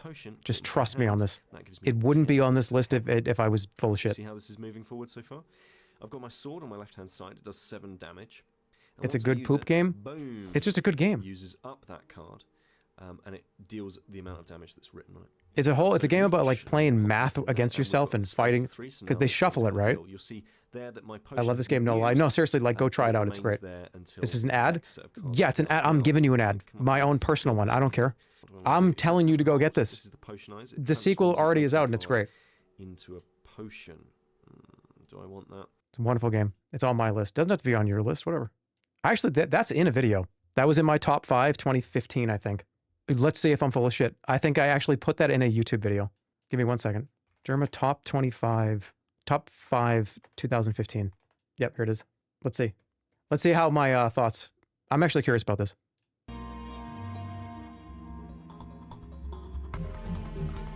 Let's see what this asshole says 10 years ago. Hey, what's happening, everybody? Jerma here. Welcome to 2016. Let me be the first to welcome you to 2016. First, before we get started to the top 5 games of 2015, I want to tell you about my New Year's resolution. Here we go. Here it is to invent a shrink ray so I can hang out with my mice friends that are in the top 5 games of 2015. These are the ones that I spent the most time in, or the ones that I just had the most fun with. Like, what's going on? Warning. Oh, yeah. This is an automated response. What is going on? The Witcher 3 has not been detected on this list. Proceed with caution. No, I haven't even played the game. I don't. Okay. Okay, that's enough. Sit down. Hey, put that I down. don't That's an antique. fucking play That's these an games. antique. Dude, Undertale made my Quick little list. Are you story about serious? Undertale. I played this game Oh! for 2 hours and gave up. You just did I the saw same it bit. as a Yeah. run-of-the-mill It's been 10 RPG years. with I can reuse it. retro-inspired graphics made by a small team. It took me a good Dude, this 2 is- to 3 dude, weeks before I Undertale. came back to it. And not because I really felt like playing Undertale, it's because I just really had nothing else to do. I ended up streaming the rest of the time in the game. Oh shit! And it was a Oh blast. shit! The Undertale fans are I'm gonna so kill me. glad that I got bored The that day and Undertale decided fans. to go back and play it. Oh Because it fuck! turns out to be I one of my Delta Room. favorite games Hey, from remember when last I year. did the Spampton voice? And I thought remember about when I it did Spampton? as to why I didn't Remember care when I did before Spampton? and why I didn't like it, why I didn't give it a chance. And it has to do with Inception. How many of you guys remember when Inception came out? Everybody loved the movie, and everybody was talking about Where it. am I And going if with you this? hadn't seen Inception, people were like, whoa, wait a second. You haven't seen Inception? Oh, you gotta see Inception. Just wait for that part in Inception. You ever heard of Inception? And it gave this predisposed expectation of what you're supposed to expect to get from the movie. Yeah. Undertale's the same way. People talk a lot about this game. Even me right now, me making this video, is telling you about it and talking about it. And the point I'm trying to make He is used to be so smart. enjoy Shut the game up. at your own pace. Don't listen to other people. Don't listen. Just forget everything I've said so far. You got Everything. caught LARPing? No, I I didn't. should not have even talked about it. I didn't plan this through. Didn't think this through at all. Of course not. Just pay attention to your screen right now. The Mind Eraser Frog is going to come say hello. So as I was saying, Dying Light is number 5 because of everything we just talked about. Oh, It's I got get great it. melee mechanics. It's got a fun multiplayer mode. You can jump in, jump out with your friends. I highly recommend you check it out. Number 4 is Metal Gear Solid 5. Imagine not The putting this at Phantom number Pain. 1. There's not much I can say about Metal Gear Solid 5 that hasn't already been said by everybody. So I said that know like that it's a 1,000 times fantastic open on world this third-person stream. shooter with stealth tactics. That's but such a also cop-out know for I don't it's want to one of tell the you greatest, anything. If not the only. Let's just all agree human that we all being agree on collection this. simulators. I think the Fulton device might be more fun for me than the actual Metal Gear Solid 5 campaign. Something about scoping people out, seeing what they're good at, sending them back to Mother Base, doing it's so staff true. allocation and moving people around, and oh, these guys got in a fight, gotta move these guys around. It was a very, very itchy, scratchy game. Lazy Now, I have reviews. not yet finished Listen to this game. review, dude. I It's actually fucking didn't start reviewing. playing this game until 2016, about a week ago. So technically, it's not even allowed to be on this list because I need to follow my own rules, and I had to at least have started playing the game in 2015. So unfortunately, I'm gonna have to disqualify Metal Gear Solid 5. I fucking up this whole list. Can I get anything right the first time? So Hold what on, is just number? take a look at this frog for a second. Okay, you're on a boat. You're on a boat, and it's a nice day. There's a southeastern wind that comes by, catches you right in the cheek. You breathe in the fresh sea air. You go home. You had a great time when you were there. That was what you just were doing, and it reminded you of just how bad Raven's Cry sucked, and you wanted to disqualify it, and that's exactly what we just did. This is on my list. Currently making our Games of the Year for 2015 list, and what a great idea that was that you had. What a fantastic suggestion that you gave me there. Yeah, I'm feeling a little bit sick too. I'm a little queasy as well. It's probably something that you ate. We probably ate the same thing. But don't worry about that. It'll probably pass. Let's move on. We've already talked about this. We can go to number 4 now on the list. I'm giving this a 1 star. And it's Victor Vran. Victor That's Vran on the is list, I'm not kidding. one of those games that I wish the developers had $100 million more. True. Because the base game is so good, and there's so many great ideas in this game. If I won that Powerball, I'll give you a real scenario here. If I won the $1.6 billion Powerball, whatever the hell it was, I thought he was gonna say I would have, wrote 1.6 a million. blank check to these guys. like, dude, that's and a- been like, make another inflation's one of been these crazy, games huh? and make it like 50 times bigger. Here's a fucking $1 billion. But I didn't win the Powerball, so I can't do that. Why do you say he? But the point still stands. The 'Cause of action this is RPGs, 10-year-old especially top-down 10-year-old ones, me. really needed a breath of fresh air. Victor Vran is that heir. This was so There's much fun. a combat role in this game. There's a wall jump. There's a deck building progression system. I mean, where you that's cool, craft but is that, I cards don't know, is that together and worth collect different talking types about? of cards and put them in the I was a slots game down reviewer. here. It was a bunch of new ideas, and I just wish I could have seen it more fleshed out. But what was there was What did really I give number good. 1 in 2015? I just hope they made enough money from this game to potentially do another one or a Oh, sequel. boy. I don't Maybe think not they- Victor Vran 2. I don't think there's 'cause another one. We've already seen a handful of Hellsing-inspired ARPGs. I'd rather see a different setting or a different story or something. But whatever, it's who doesn't like slaying monsters? You know what I mean? Who doesn't like killing monsters? So that wraps up this one. Here comes number 3, Card Crawl. I was pretty reluctant to put this on the list because it's a mobile game, iPad, Android, iPhone, that type of deal. So just give me 10 seconds. 10 seconds. 10 You seconds. just of your time. did this That's to all me I 5 ask for. seconds ago. Fucking listen. Stop Take all the booing. games that I've talked You about did so this far, to me 10 take minutes the ago. amount of playtime I have in them. I'm gonna I would go not be camless. surprised if I had at least half that amount of time in Card Crawl. Listen to this guy. The game is fun. You play against a deck of 54 cards, and it's $3. There's no in-app purchases. The game's really. Look at this frog. Look at the frog. What? Is that a batteries? Does it even take batteries? No, people are gonna remember this. How do I get out of this? How do I get out of this? Witcher 3 is number 2. Yep. Congratulations. Huh? This list has officially been approved for viewing. Please have a nice rest of your day. Thank you.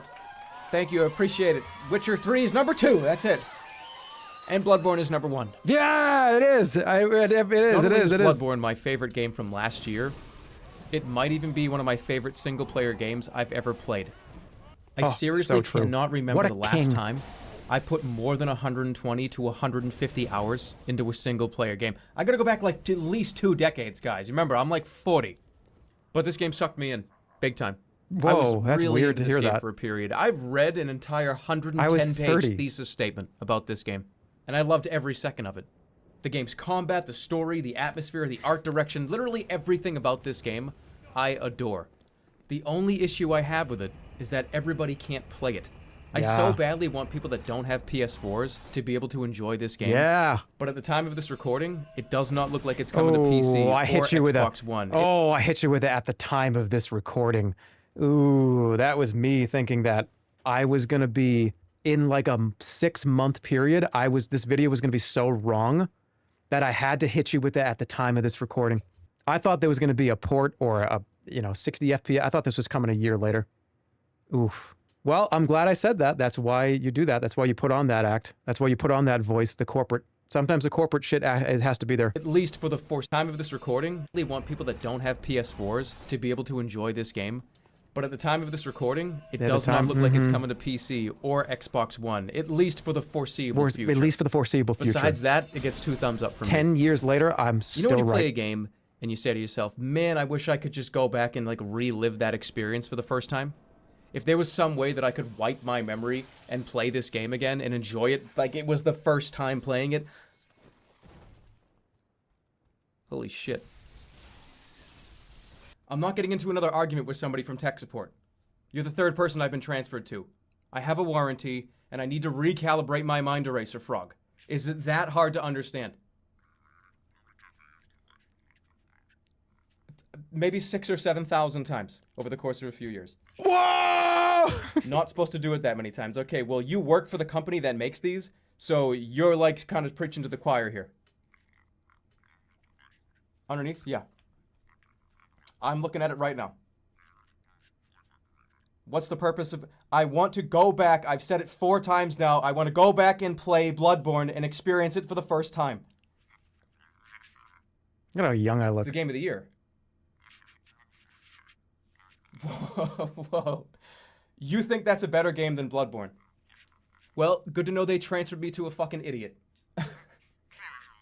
Okay, no. It's not better than Bloodborne. Look, we have differing opinions. Whatever. I'm sorry. Just forget it. How do I fix it?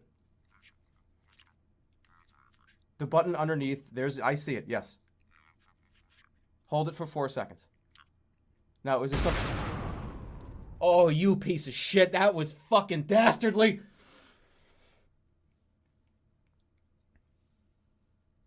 Dude, what the fuck? I think he got him.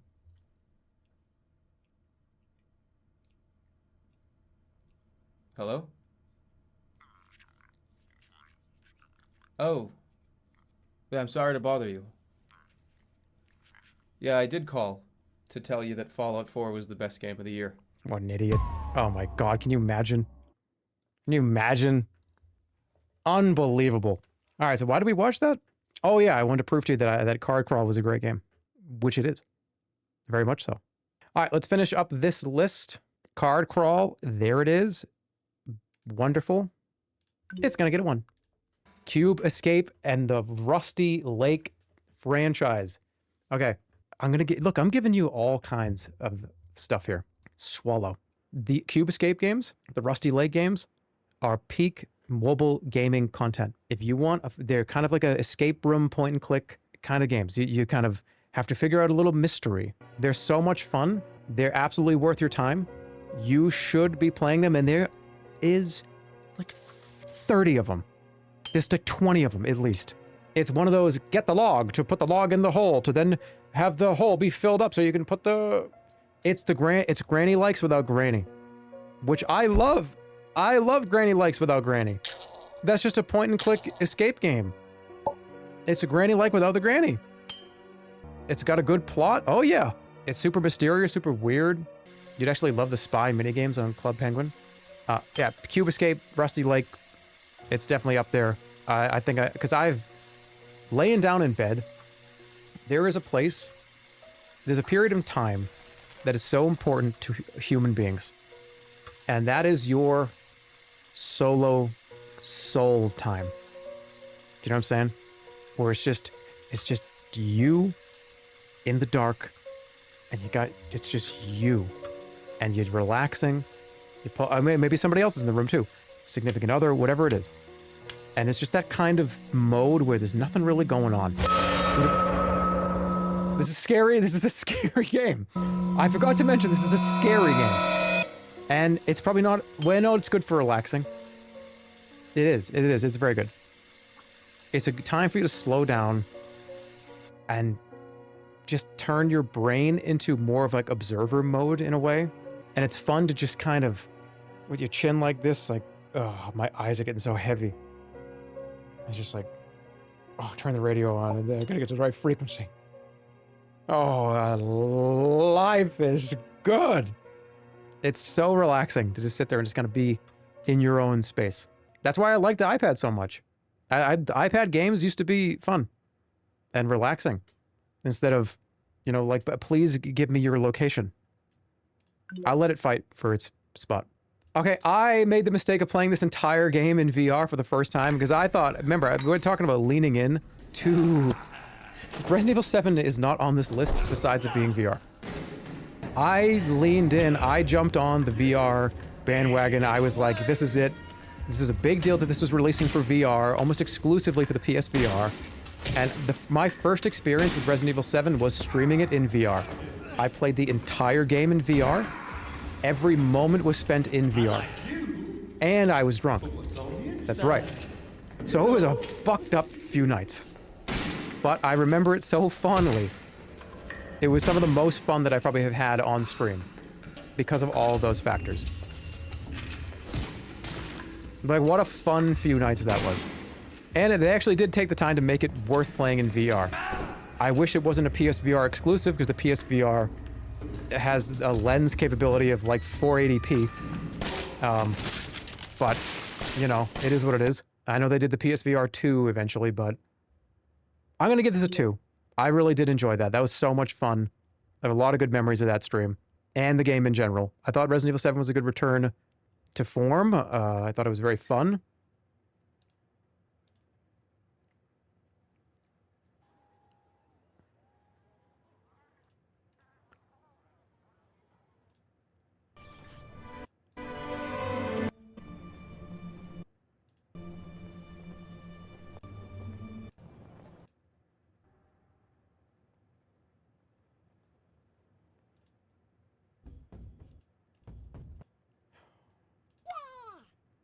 Sorry, I got lost for a second.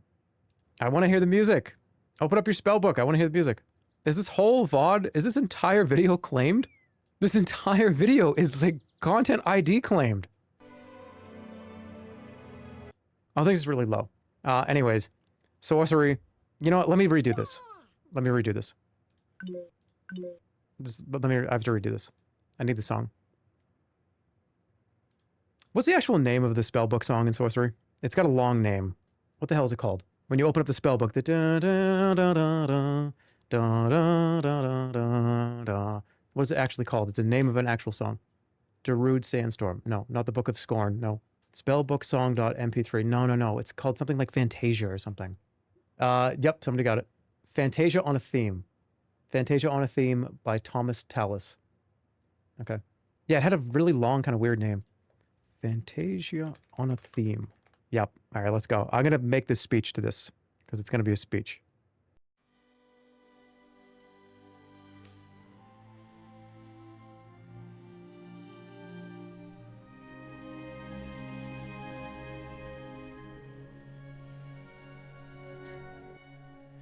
This is not only one of my favorite games that are on the iPad. It's on Steam, obviously now. They ported it.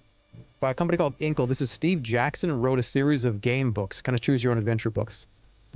And the whole, oh, flip through, you fell down the hole and you died. Okay, I'll go back and do it again, right? I don't know if Steve Jackson knew he was doing this when he wrote all these, because he did a lot of other shit too. A lot of fighting fantasy books that Steve Jackson was responsible for. But with sorcery, he made this world and these encounters and this whole story that is just so unbelievable. And this was like 1970. This is like 1977 or something, 1978. Long fucking time ago. At some point in the late 2000s, 2010, 2014 or so, this company Inkle came along and they said, hey, those old Steve Jackson game books were so much fun. There was a lot of them. There was like 5 of them, 4 of them, especially the sorcery ones.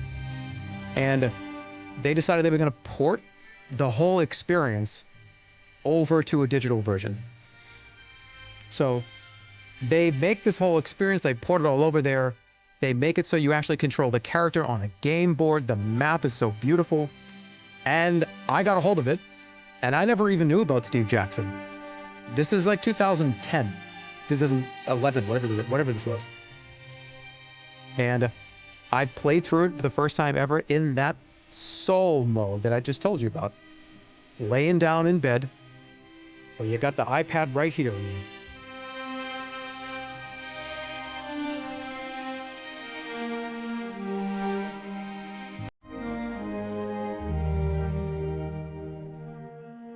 And I remember just being so enthralled in every single moment of this experience.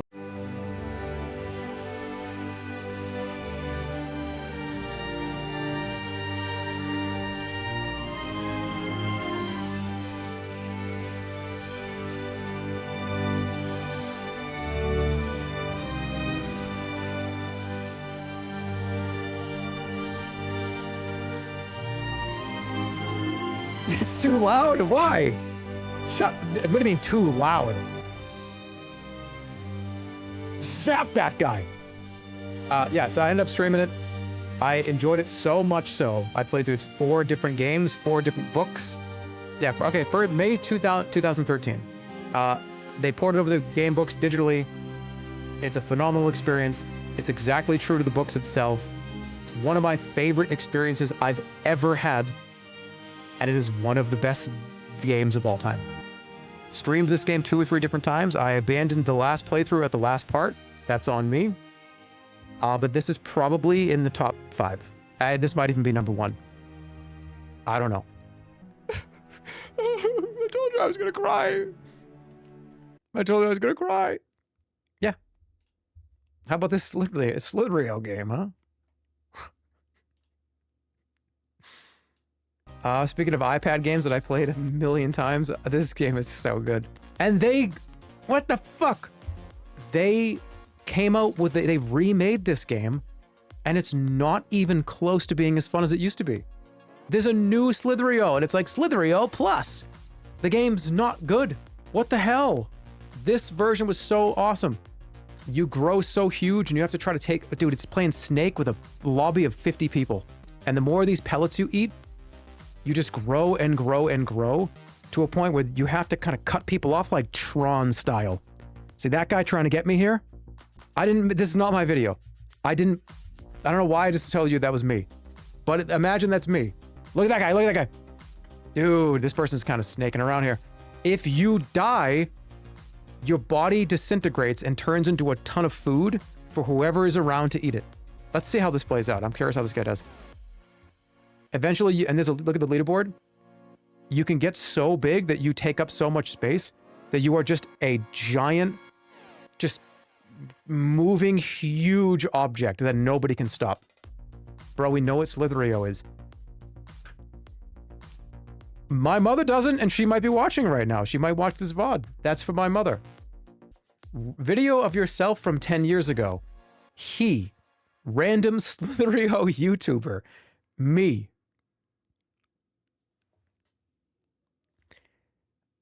Whatever. This dude's in trouble now. Look at this. When you get to this crazy traffic jam, it's like, who's gonna do what? Who's gonna do what? Dude, if this is me right now, and this is how I played. Oh, man, that was pretty damn good. Okay, if it's me right now, I'm doing a jerky-ass movement to the right, ripping to the right, speed up, and just try to... And I might die, but whatever. I'm gonna get like 3 people right here. How big does this actually get? Is this the same life? Holy shit, dude. He's 12... Look at how small everybody is compared to him. This guy's a Giga Chad. He's still only ranked 6 out of 318 people in this lobby. This is a 3-hour-long game. Dude, 17,000.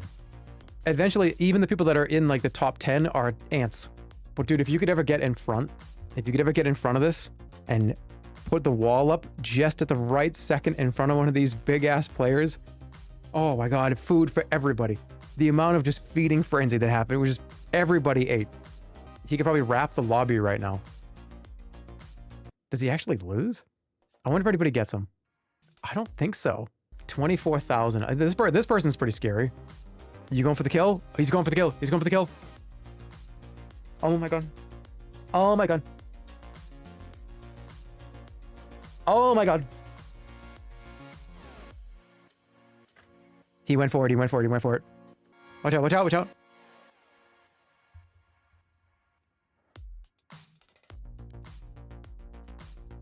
Who's gonna win? Who's gonna win? He's gonna cut him off.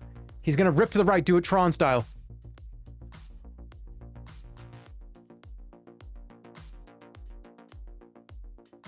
Oh my god. Actually, this is kind of crazy. This is actually crazy. Who makes the move? Oh, he tried to give him with a little, hey, fuck you. They're gonna hit the wall.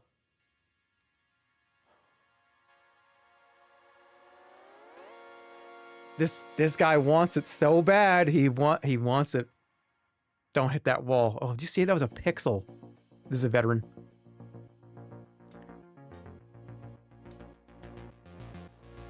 Oh, I feel. How did that not hit?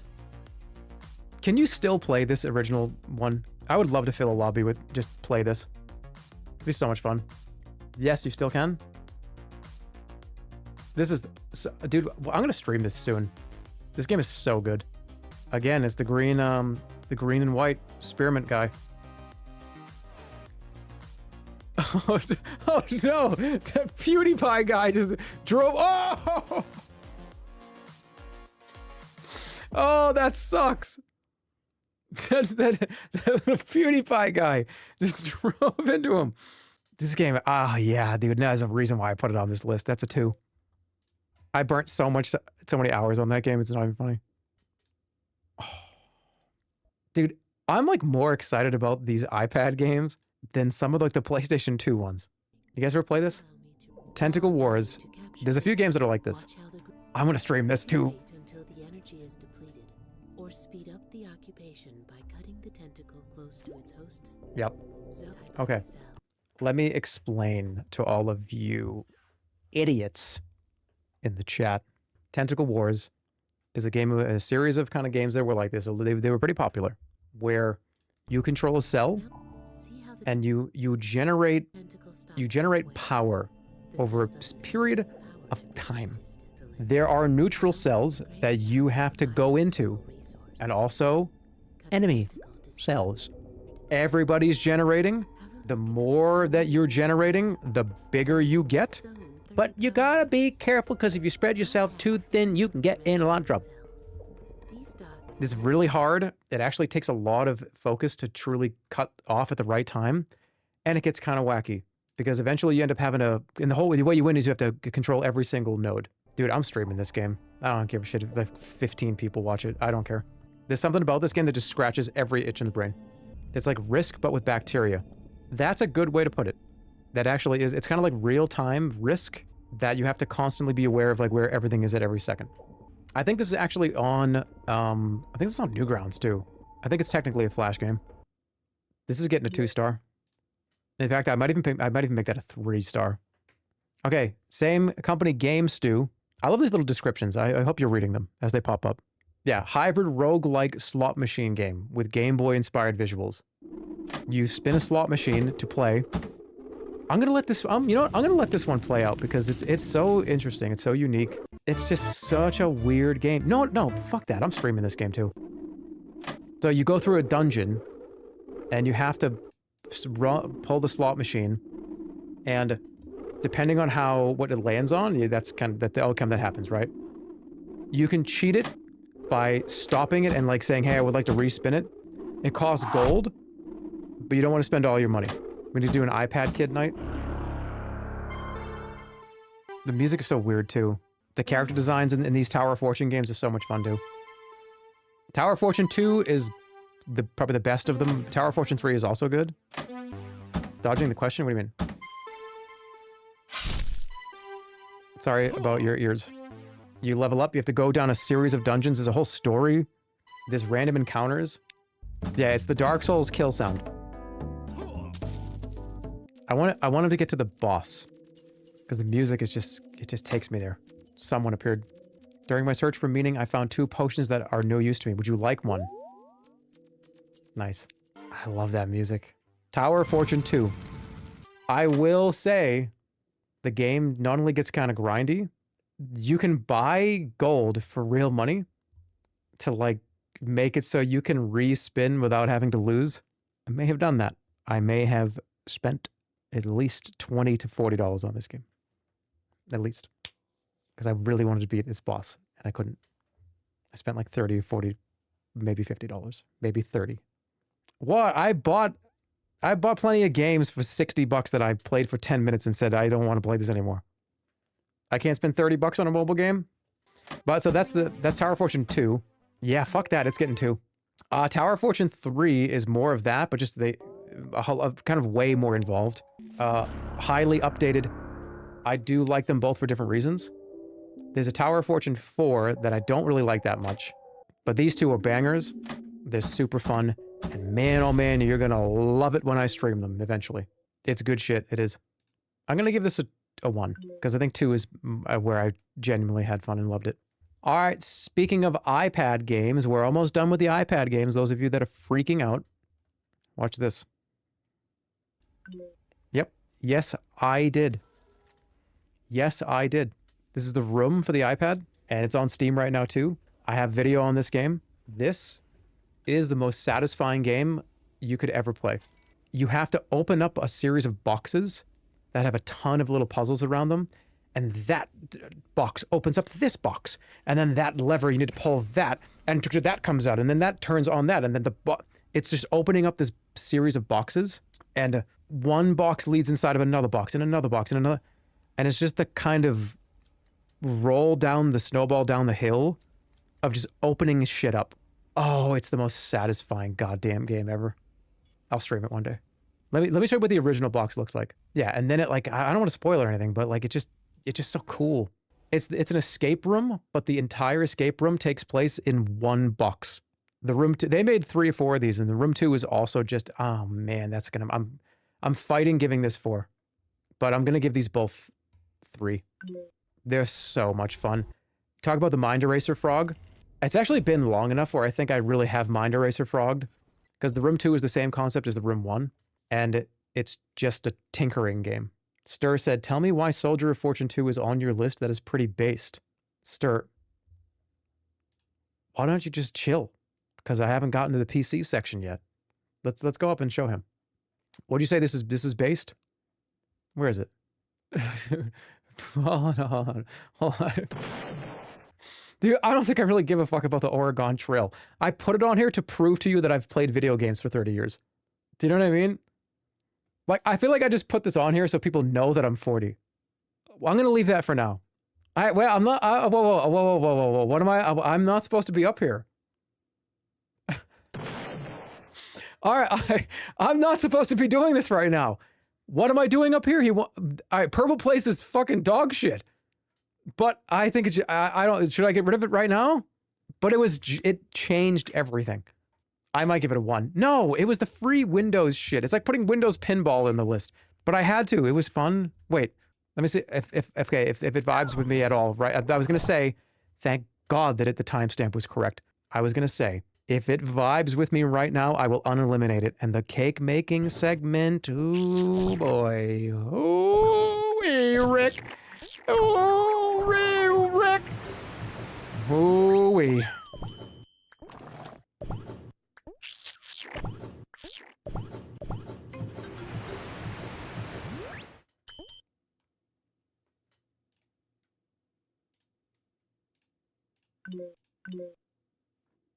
Okay, if this goes against Final Fight, it's gonna, I don't know, maybe it won't. Okay, Soldier of Fortune 2. Why is this on the list? We're in PC, we're in the PC boys section right now. So this is not, I'm not supposed to be here, but Stir fucked this whole thing up. Why is it here? Because this is the most violent game I played when I was younger. This game is disgusting. And it was a good shooter, but you can like shoot off people's body parts. It's fucked up. It's actually a really kind of good shooter, but look at how disgusting this game is. The gun mechanics were fun. I actually liked how the gunplay was in this game, but it was just so violent. It just I stuck with it for the rest of my life. No, we need like a more violent section. Hold on.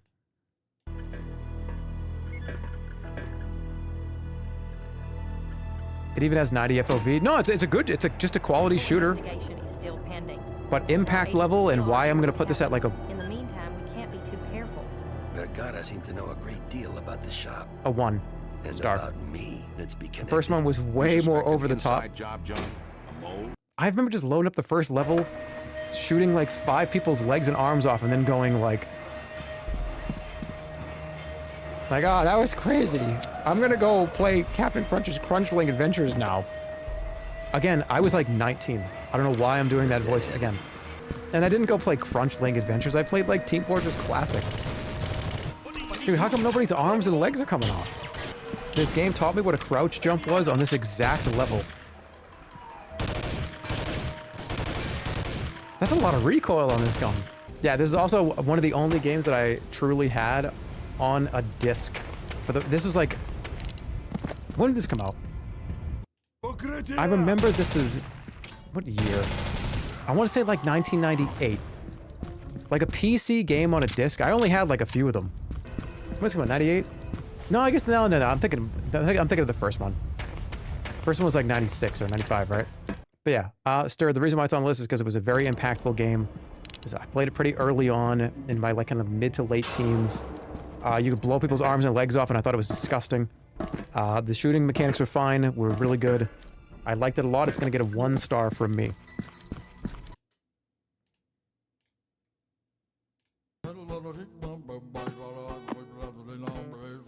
No, this requires a story. We're not doing that one yet. That's like for like tomorrow or the next day.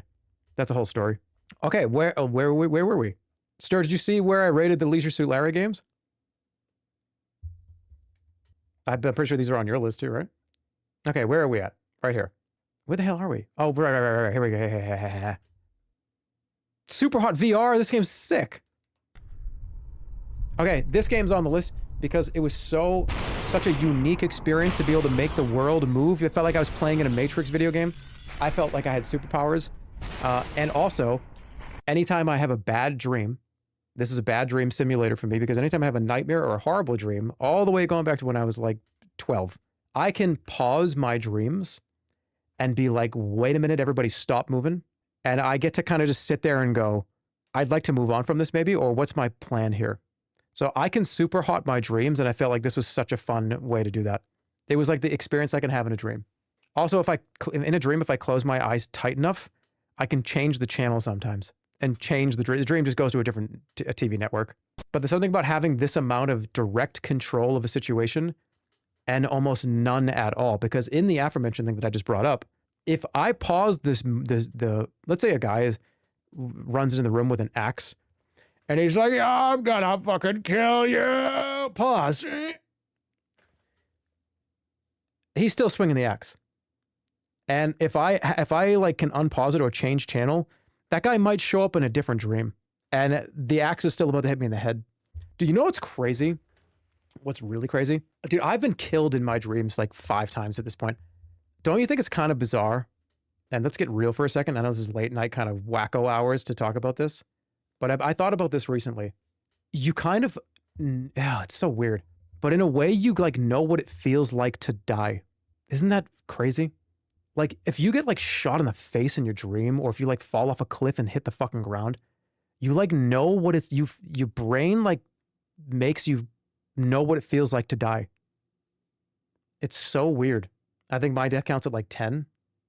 Cause like I've had a dream where like it's a maniac and he's like fighting and it's like a guy with a chainsaw and it's like, and it's like, oh, it's like, oh my God, this is what it feels. My brain is telling me this is what it feels like. That's happened to me once or twice. I've been shot in the face in my dream and it's like, what the fuck? This is what happens. It's crazy what your brain does. I don't have slasher dreams. I mean, this has only happened like probably 5 times in my whole life, 10 times in my whole life. Sorry, that made me laugh. What, the thought of me being round up with a chainsaw is so goddamn funny to you? I mean, I guess it was a kind of a humorous, I don't know. I guess I don't know. But anyways, yeah, but I think because you have that moment too when you wake up. Like I've been shot right here before, and like I feel myself just like you're just like kind of going, and your brain's like, this is it, man. This is what it is, and you're just kind of like, this is so awful. And you wake up and it's like, oh my God, thank God it's a dream. Thank God it's a dream, right? And you know what's really kind of terrifying? The prospect that you get to say thank God it's a dream, but like holy shit, how awful of a thing that like you could experience. It's awful. To truly sit there and think like that is what it could be like, I feel like builds a little bit more empathy for your brain too. To be like, man, oh man, I hope everyone's doing all right. I hope everyone's like okay. It hits you pretty hard, it does. Is Stir still here? Do you have a positive dream KD ratio? Actually, I don't know. I feel like dreams by their very nature are like, you are nerfed and you have all these powers removed from you. All you can do is kind of run and scream. That's a crazy question. Yeah, it is. I've definitely fought in a dream, and it's like, here we go. And it's funny because you always tell yourself in the dream, I'm in a dream right now, so I'm not going to be able to fight good, but I'm gonna this time because I'm aware of it. And you still do the like,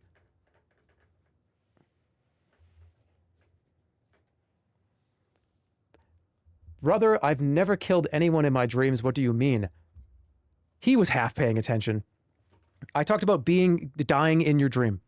Like falling off of a fucking high place or being like killed in a dream or something. You weren't even paying attention.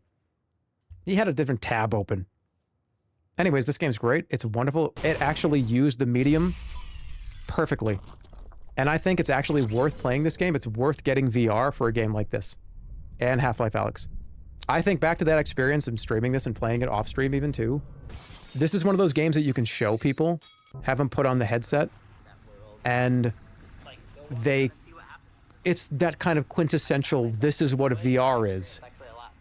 It kind of floors them. I'll give it a 2. It can fight for its spot. All right, we are done with the iOS and VR. What is left is PlayStation 1, PC, and arcade. Oh. Dude, Wacky Gator. Oh man, I want to give this 4, but I feel like you would all hate me. All right, we'll come back. Wait. Let me take one more break. Let me take one more break. And we're not going to go too much longer. I just want to look at it. I just want to look at it. Is this like a top 10? Eventually it will be, but I just want to look at these. So again, let me explain just very quickly how this is going to work. This is the first important round. This is the longest round. This is to place the games into one of 4 categories or remove them entirely. Whatever category a game is put in, especially these first and second star games, these 1 and 2 star games, the 1-star games are going to go up against each other in a choose one scenario. Then the 2 stars are going to go up in a choose one scenario till we get to only 4 and 3-star experiences. When that is done, that's when I have to make the big 50 to 100 game tier list, because everything will be in the right spot. I'll be right back. We'll take one more break. I want to take a look at it. Does the winner of the choose one upgrade to the next star? It does. Until the 3rd star. I'll be right back. Somebody said worst rating system ever? Well, you don't have to do it. That's fine. Get banned? No, I'm not going to ban that person. They can stay there. No, they get to stay. I did it this way because I didn't want to have to eliminate, because eliminating 4-star experiences, I didn't want to dump them off because I want to eventually see it all laid out on a giant list. So let's say that it was, 4-star games were going to go up against each other. I don't want to remove 4-star games because I think they belong at the top. Same thing for 3 stars. The 1 and 2-star games are the ones that you kind of are not really sure of where they belong. I know they're not as important as like a 4, but I wanted the 4s to be secure.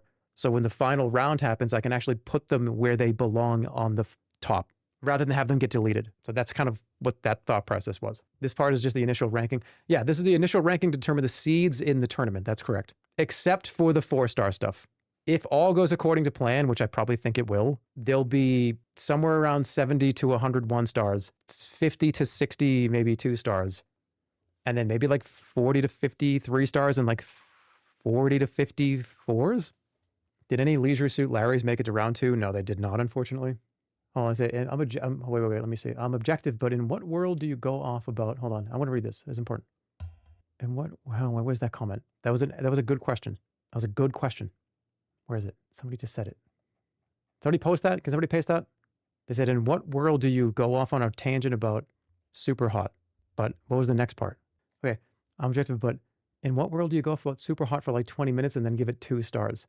Okay, so I don't know, maybe a good way to describe it is like this.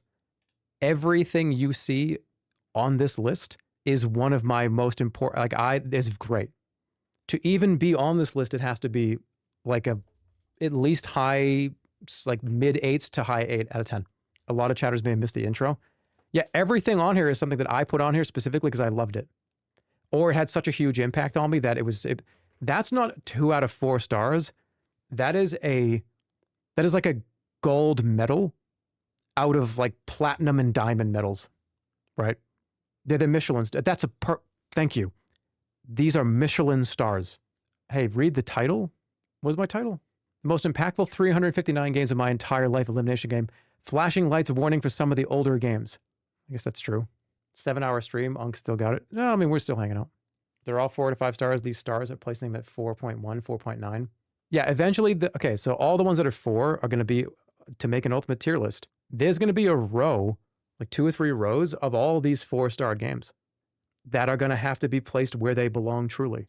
It just is a means to narrow it all down and seed it correctly. So a 1-star game is not going up against a 4-star game in an elimination bracket. That would just be so, like, I love this game. I really do. But Dusk is not going to be able to, if it was truly all just eliminations, Dusk would just get eliminated every single time it goes up against Tiny Toon Adventures Wacky Sports. But anyways, I'm almost done. I want to look at this. So they have to be in their own categories, at least initially. So it's like a seed. It's like a seed. It's like a seed. Why did I say that 3 times? It's late. I'm getting tired. Can I fucking burn these? I hate these.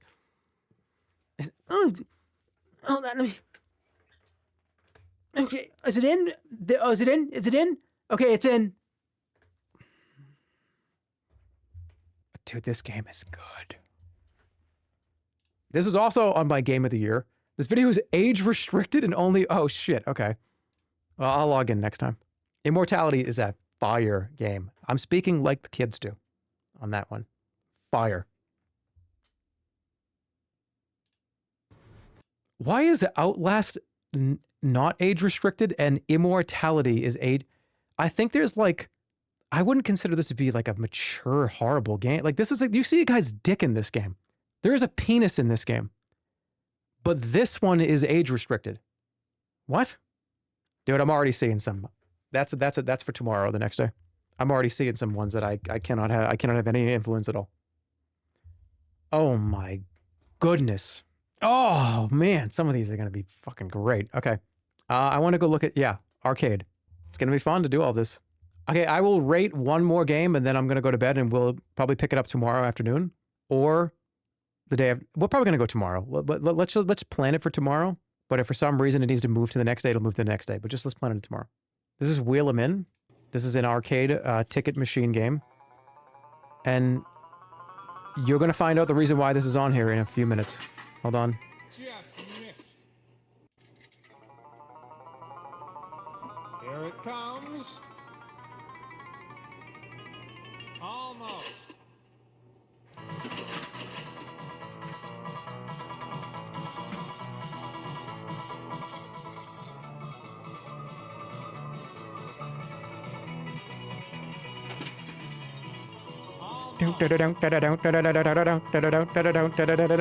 This is the most annoying arcade machine in the entire casino.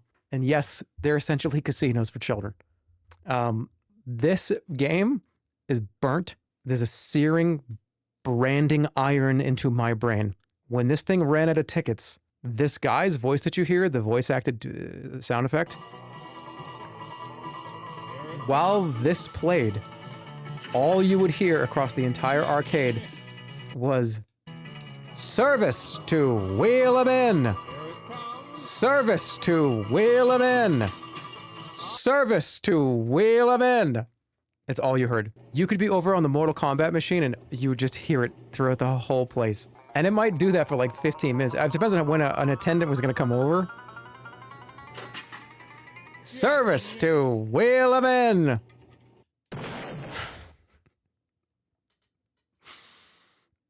It's going to lose to every single thing, let's be real. But wait a minute. Let me take a step back. Marvel vs. Capcom is on the 1 Michelin star tier. Would that beat Wheel 'em In? Yeah. Hold on. Super Mario Maker for the Wii? Yes, it's going to beat Wheel 'em In. Nothing, yeah, it's gone. It was fun. What about Big Bertha? Hold on, this is important.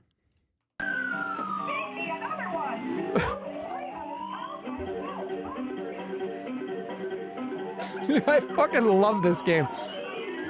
Dude, this is the best game at the whole arcade. Because when you're a kid, everybody goes over and picks up like 10 balls, and 10 kids just like stuff it in their mouth at once. It's like the funniest fucking game. We had a whole group of us that would just always just filling up your hands full of these things. Fucking putting it in. Alright. It's an arcade machine. Stop. It's an arcade machine. Arcade machine. Arcade machine. Arcade machine. Arcade machine. Arcade machine. But, dude, again, you would hear this across the whole arcade. It made me laugh. It made us all laugh. We all thought it was the funniest goddamn thing. Alright, Big Bertha's getting fucking destroyed. I can't have anything. I can't have anything. Wait, somebody has a link to service to Wheel 'em In? What? No way, hold on. This is just an audio clip? How did you find this? Hold on, hold on. Why does that not work? Wait, why can I not play this? Hold on. Copy the link. What the fuck is this link? Why am I so bad at this? Okay, here we go. So this would play forever. Dude, I can't wait to hear this. I can't wait to play this for like 5 seconds straight. Service to Wheel 'em In. Tilt. Ah! I don't remember that. Wheel 'em In. Winner. Almost. Wheel 'em In. Service to Wheel 'em In. Come on over and wheel 'em in. Yeah, it would say, this thing would talk to you when you walked by it. They probably... Service to wheel 'em in. Service to wheel 'em in. Service to wheel 'em in. Service to wheel 'em in. It's like I'm back at the arcade. What did I give that?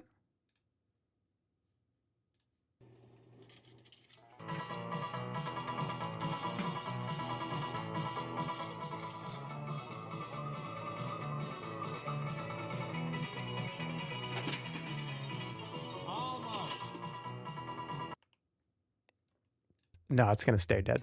While we're on the topic of real life IRL arcade machines, Wacky Gator. This was in my local arcade, and it was just as broken as this machine probably is. I don't know if you can hear it, but it makes a high-pitched metal-on-metal grating sound. Now I'm angry. Ouch, ouch, ouch, ouch, ouch, ouch, ouch. Oh my god, this is not getting eliminated. This is getting up to like at least tier 1 or tier 2. I remember having a slice of pizza in my hand, and nobody uses the mallet. Using the mallet is an amateur move. It just is. You need 4 people lined up. You need 5 people, 5 of your friends, 1 at every crocodile. So the second it comes out, you just hit it.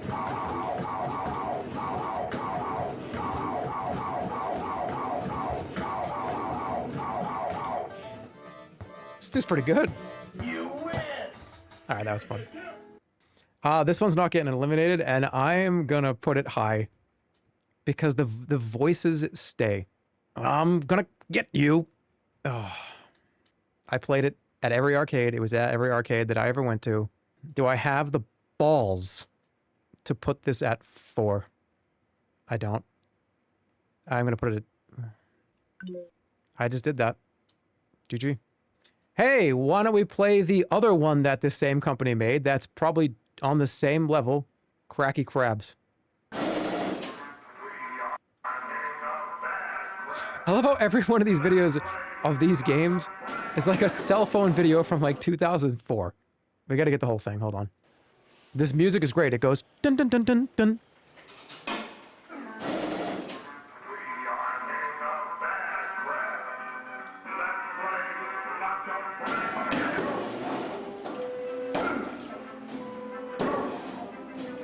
Dun dun dun dun dun.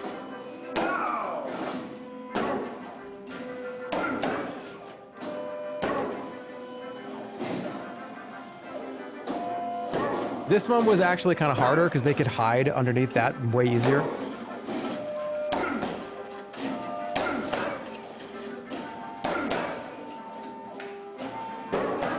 They love their whack-a-mole games.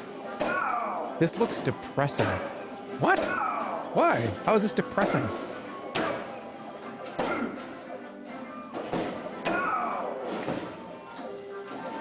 Is that they get angry, don't they?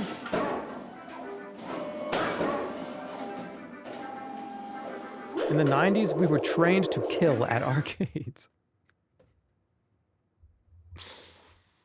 Okay, I'm gonna give this one a 2. I don't think it's quite hits the same as Wacky Gators. Now here's one for you. It's probably really hard to find videos on this. This is Arm Champs 2. This is the game that I told you about, where there was an arm that had negative pressure against it, like a hydraulic pressure, and you had to arm wrestle different people on the screen. It was impossible. You would see some big dude come over, and this is the last boss, by the way. There's like, I think there's 12 characters you can play, and the first character is a kind of a wimp, and it's really easy, and there's not a whole lot of pressure. You get down to the cyborg guy, there's probably 500 pounds of pressure on that. And what you had to end up doing is you had to have at least, again, I've said this like 5 of these arcade machines in a row, 2 or 1 to 2 of your friends would be right behind you, and all of you would pull this thing down at the same time. It was the only way it was possible. Let's take a look. So remember, this is the hardest, and this looks kind of like this looks like an older guy. This doesn't look like a kid. Look at this. Can't even do it. All right, cue the friend. Cue the friend. Where is he? Where's the buddy that's gonna jump on and pull it down with him?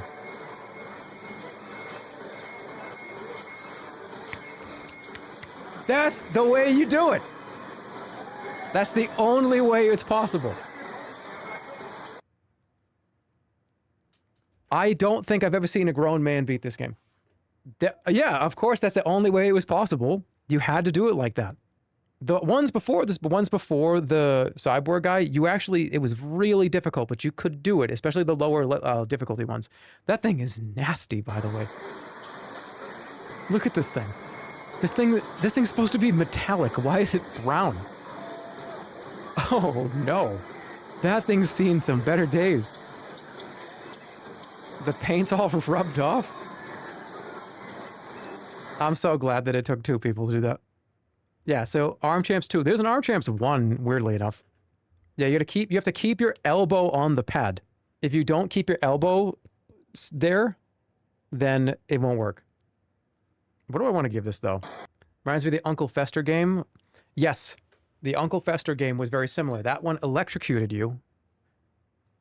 You held your hands on this thing, and it sent such intense vibrations into the machine that it shook your hands. It hurt. This thing actually hurt, especially on the high difficulty. I should put that on here. I'm going to add that for next time. We'll see if Drew can get a source a clip of that. That should be on here to get eliminated, but I want you to see it. Okay, we're jumping out of order. I'm going to do one more random one just because I feel like it. We're way out of order here.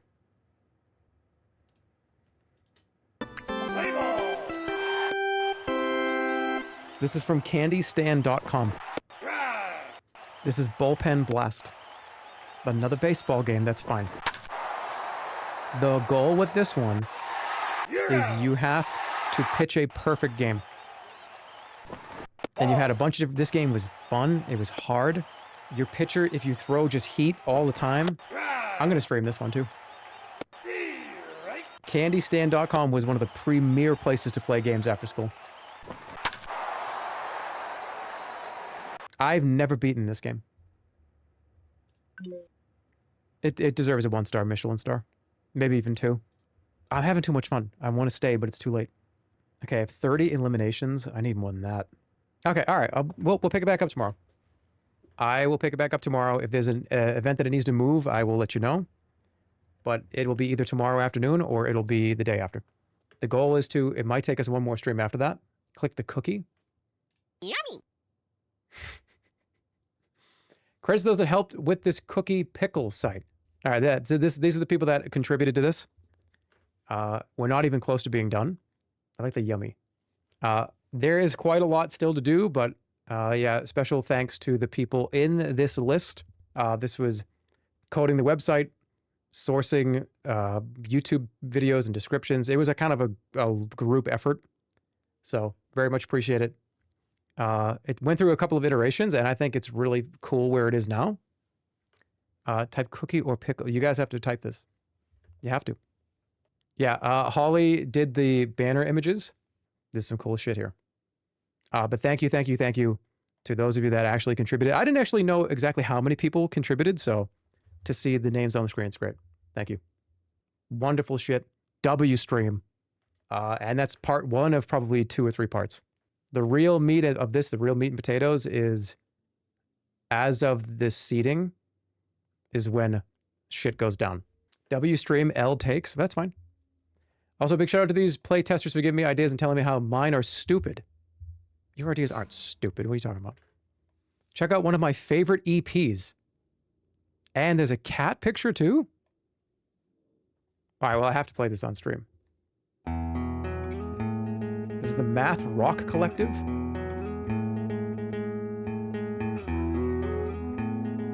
Okay.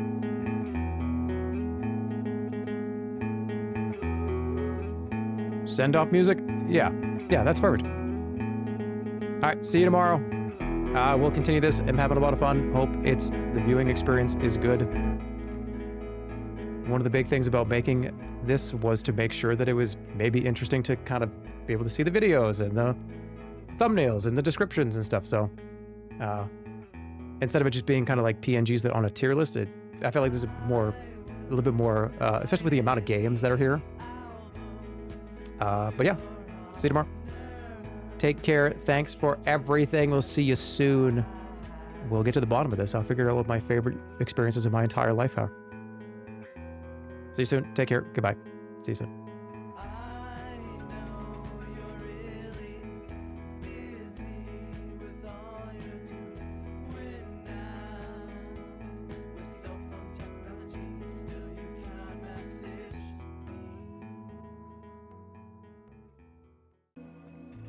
Jump scare. Jump scare. What do you mean jump scare? I'm here exactly when I should be. 2:50 o'clock. Also, do I sound different? Do I sound a little different? I might sound a little different today. I might sound a little less bass boosty today. This is not the Vinny headset microphone.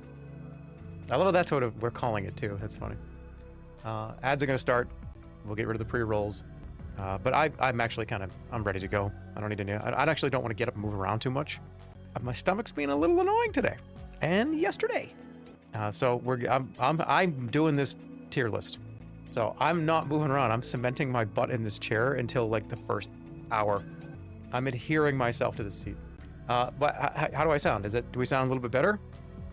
A little more kind of natural? A little less on the kind of harsh bassy sound that sometimes happens when I talk?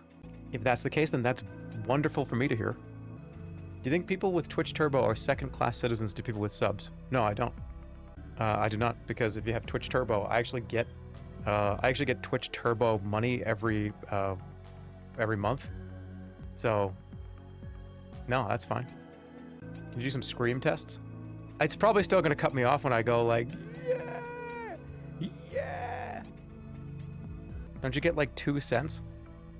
I don't think it's like a huge, massive amount of income for the stream, but hey, if you're doing Twitch Turbo, then that's good for every streamer, right? Because the ads you would have been shown, you just don't see them, and then all the streamers kind of collectively get a cut of it, I think, at some point. Or like the ads that you would have been shown, you just don't get them, but it gives me like a tiny amount of money. I don't know. I actually have no idea how it works. I heard on YouTube, premium subscriber views are actually worth more than regular viewers who see ads. There's probably a formula here. I mean, subs absolutely are worth more pound for pound income, I think. Like if you're talking about like per sub versus per Twitch Turbo view, I don't know. Prime versus real, we get less money for primes. I think the split on primes is pretty low. I think it's like, I don't even know. I don't want to give a number and be wrong. But I think it's like I want to say like $2 and like 25 cents or something for every prime.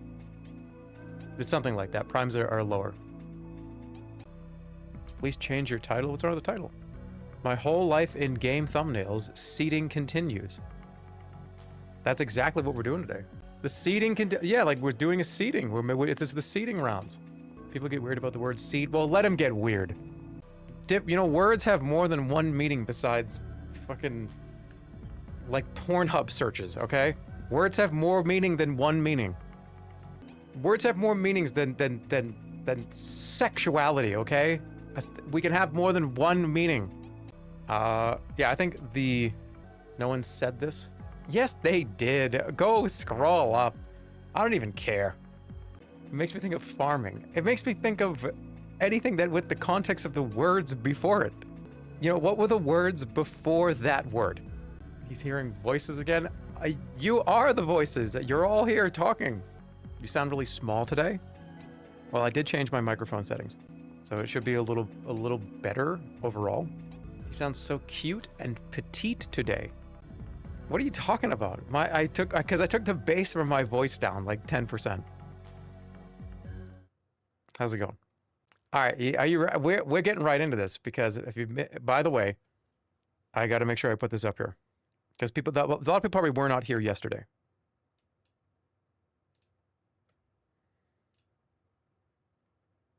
I want to make sure you all read this, that we're not here yesterday. Do you know what I'm saying? Oh, also, this is important. I should show the whole thing, right? So I have a little program that was made. Here, I'll just put it up. But let's put the whole thing up because a lot of you probably weren't here. Why do I have this in such a wrong order? Okay, well, I fucked the joke up. The joke was done yesterday, so who cares, right? It was supposed to be a different game today. Yeah, okay. For context, the following stream contains my top or most impactful video games I've ever played. This is not your list. It's mine. So sorry that whatever that game is listed there. You know what? I did this already yesterday. Just use that one in the video. It's a funny one. Okay. Where we left off yesterday, we did the NES. We did the PlayStation 2. We did the Super Nintendo. We did pretty much every single console up until PC. And I think PlayStation 1. So let's just go for it. What did you give Bully? What did I give Bully? Very quickly. We'll see it later. Okay, you ready? Let's go down to the Wii. Did the Wii... I eliminated the bigs, did I? How could I have done that? All right, here we go. PlayStation 1. Right off the bat, we're going to do Chrono Cross. Chrono Cross is the sequel to Chrono Trigger, obviously. Also, I can do this. I think it'll probably be a little helpful. Will it be helpful? Maybe for the first little bit. Actually, can you read it if I go? How far can I go? Is that going to mess up when I go full screen? Let's find out. But anyways, Chrono Cross is sequel to Chrono Trigger. It was a PlayStation 1 game. It's unfortunately kind of not great. I would give this game, if you were to give me a true, hey, like, forget about nostalgia and how much you cared about this whole franchise, I would give this game probably like a 7 or like a 6.8 out of 10. And that's because it directly compares to Chrono Trigger, which is like a 10.0 to me. I would give it like a 7. I think the game was just a little too... It went kind of completely off the rails. The story is kind of all over the place. It's interesting, but also not interesting at all. There's 40 fucking playable characters, so it can be kind of difficult to really get like a group that you... Okay, this is the group of the video game. But in that same world, it can be fun to kind of make a weird team that is like, oh, can I make this team work? It's a kind of a Pokemon system where red beats blue. Everybody has like a magic kind of stamp on them. It's like, oh, red beats blue, but blue beats green, and green beats yellow, and yellow beats white, and white you know what I mean? It's one of those kind of systems. I'm not going to eliminate this, but it's definitely not 4. And I don't even think it's 3, but it's definitely up there. I'm going to give it 2, because I think that's where it belongs. As a sequel that sort of was all over the place and didn't make a whole lot of sense. Wait, can I do this too? Does this get cut off? Maybe a little, but I think... No, it's okay. So I can stay zoomed in like this. I think that's easier to read. I'll stay at 150. All right, there's your Chrono Cross take. I've given it many times. Bushido Blade. Bushido Blade. This is a... All right, this is a fighting game, but this is a fighting game where you die in one hit. It was awesome. This is one of those games where anything can kill you. If you get touched with the sword, you pretty much die. Notice how this person's running away. It's because they're afraid, because this player is probably a little better than them. So they're trying to get an opportunity where they can get a swing in. Almost got it. No. There was a blocking system too. But if you got one solid hit on anybody, they were just dead. I think I streamed this, I want to say like a few years ago. Yeah, there was... Oh, damn, this is a good match. Wait, that was it. Dead. And it does replays too. It replays everything you do. This game is so fun. Oh, that was weird. Let's get some more gameplay here, because and the characters were all pretty different too. They all had different weapons and different play styles. It was always so funny when somebody said their opening kind of tagline, and yeah, like that, and they're just dead. Let's see that again.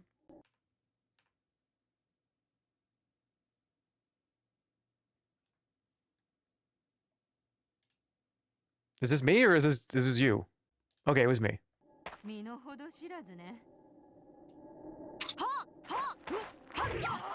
Now you just win the match. I think I'm gonna give this game a 1. I'm not gonna eliminate it because I think it's great. It's definitely I played a lot of it. I want to stream it again, maybe. It was fun. All right, Family Feud, the Louis Anderson edition, specifically the Louis Anderson edition. I've played Family Feud. I want to say probably 30 times on this stream. I've played every version for every console, for every computer, for every all the way back to like the Amiga. This is the best version of this game. The Louis Anderson PlayStation 1 Family Feud game. Okay, I gotta correct this person. Because there's always one every 20 minutes. This person says, I love this game. It was so incredible. Gives it a 1. These are Michelin stars. These are Michelin stars. Everything on this list is the best restaurant in your town. They're all Michelin-starred restaurants. The 1-star Michelin star versus a 4-star Michelin is a difference. There's a big difference. But that doesn't mean that the 1-star, that you're still going to a 2-star Michelin restaurant. I'm more of a Zagat's guy. Oh, delish desserts. I just think of Chris Farley every time. The Zagat's. Oh God, the Chris Farley skit is so funny with that. But yeah, they're all Michelin stars. It's not, this one is, I'm giving this like 1 star out of 4. You get it. So this one's probably a 1. It's time for the feud. I've got the questions, you've got the answers. Let's have some fun. I love that green screen footage where they just shot over the course of maybe 2 or 3 hours every single thing that was going to be in this game. Plus he dances. 100 people surveyed. We got the top 7 answers. You just gotta guess them. Good luck. He just like screamed. Note in class. Yep. That's number 1 for sure. All right, yeah, this is a 1 star. It's great. I love it. Not quite a 2. I feel like the PlayStation 1 is going to have a lot of 1 to 2 stars. That's loud. All right, this is Die Hard Trilogy. This is a game that was broken up into like 3 different games. It was this third-person game. There was also a kind of a first-person on-rails shooter included in this as well. A lot of arcade ports, yeah, they are. Did I stream this? I think I did. Pretty much all these PlayStation 1 games I think I have during that PlayStation 1 Omega week that I did, right? But yeah, you play it as the Die Hard trilogy, Die Hard movies. This is back when licensed video games and licensed movies were great. They were very good. Some of the best games I've ever made were licensed games. Let's go to the on-rails shooter part. Where is it? Was that a different... Oh, no, wait. Okay, here's one. So this was a driving segment. There were driving segments. Dude, with the windshield wipers on? All right, I'm going to give this a... Hold on, here we go. Yeah, this is more of like the kind of light gun without the light gun. This game was good. It was like 3 different distinct genres in one. It was kind of crazy. I'll give it a 1. Yeah, Chrono Cross is the only one that's a 2. All right, this is where it gets weird because the original Grand Theft Auto, I spent a lot of time on. It was my first real kind of, obviously my first ever experience with GTA, but it was also one of those open world games that they weren't very many of these. I think I'm not going to give this 4 because I didn't play this enough or cared about it enough back in the day that I did with stuff like GTA 4 and 5. In fact, I don't even know if, I don't know. That's going to be weird. I think this is a 2. I think this is probably a 2. Yeah. And it's sequel if it's on here. It is. Yeah, both of these are 2s.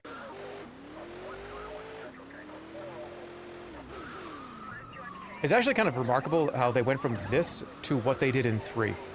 I genuinely thought you were playing this.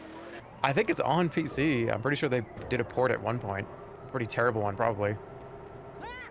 I remember, yeah, this was interesting too, is that the weird faces in the lower left that talked. I remember the telephone going to the payphones and just hearing the like, it was just kind of like Banjo-Kazooie to speak. It's a 2. I'll figure out which one's better after. Oh, you know what? Just kind of like Kingdom Hearts. I feel like only one of these should stick around. Because they're the same, they occupy the same place in my hard drive in my brain. I probably played this one more than this one. So it's gone. I think that just makes sense. Ooh! Okay, this is Heart of Darkness. This game, nobody cares about this game. Nobody knows about this game but me. I'm the only guy that knows, I'm the only one that knows about this game. This is a first 4-star PlayStation game. This is made by the same dude that was responsible for Another World or Out of This World, which is also a fantastic game. You'll be able to tell just judging by the kind of the way things are. The reason why this game is so high is because it was on multiple discs, but all the backgrounds are, let's see if I can get a good view of this. Animation, this is like full CG animated shit back on the PlayStation 1, and this was early PS1. It was a game about, you got this laser gun. Creator of Another World worked on this game. Yeah. I mean, this was his magnum opus. I think it's unfortunate because, I forget his name, but this game was so difficult to develop and he spent so much time on this. I think he quit game development because of this game. because it just was so too much and it was such a fucking mess. I think this was one of the games that he was like, I'm kind of done. It didn't really sell that well. It didn't really do very well. It got kind of panned at the time. It was just way too hard and way too weird, I think, for people to appreciate what was underneath all that. And the game is very, very difficult, like I said. It's one of those get hit once, you die. One of these guys touches you, and well, he got touched, but you know what I'm saying? You don't have a health bar, you just die if the game decides you're gonna die in 1 second. But what's the best part about this game is all the backgrounds are like these pre-rendered cutscenes. So he'll jump across, just wait till he jumps across. You'll jump across like a cavern, and the cavern will collapse behind you, and it's pre-rendered CG behind you. Let's see if we can get one. Because this is kind of just like the core gameplay. Yeah, like right here maybe. But this shit was really difficult. Also, I have a video on this game, and I'm going to repeat what that guy from 15 years ago said. This has got some of the most like brutal ways to die. There's dozens and dozens of custom death animations for this poor little dude. Like being eaten, being like burnt, being like exploded. It's crazy that they put that all in. But I consider this one of my favorite games of all time, and probably one of my favorite PlayStation games. Final Fantasy VII is not on this list, but this is. I thought this was Donald Duck? Bro, it's not Donald Duck. Are you ready?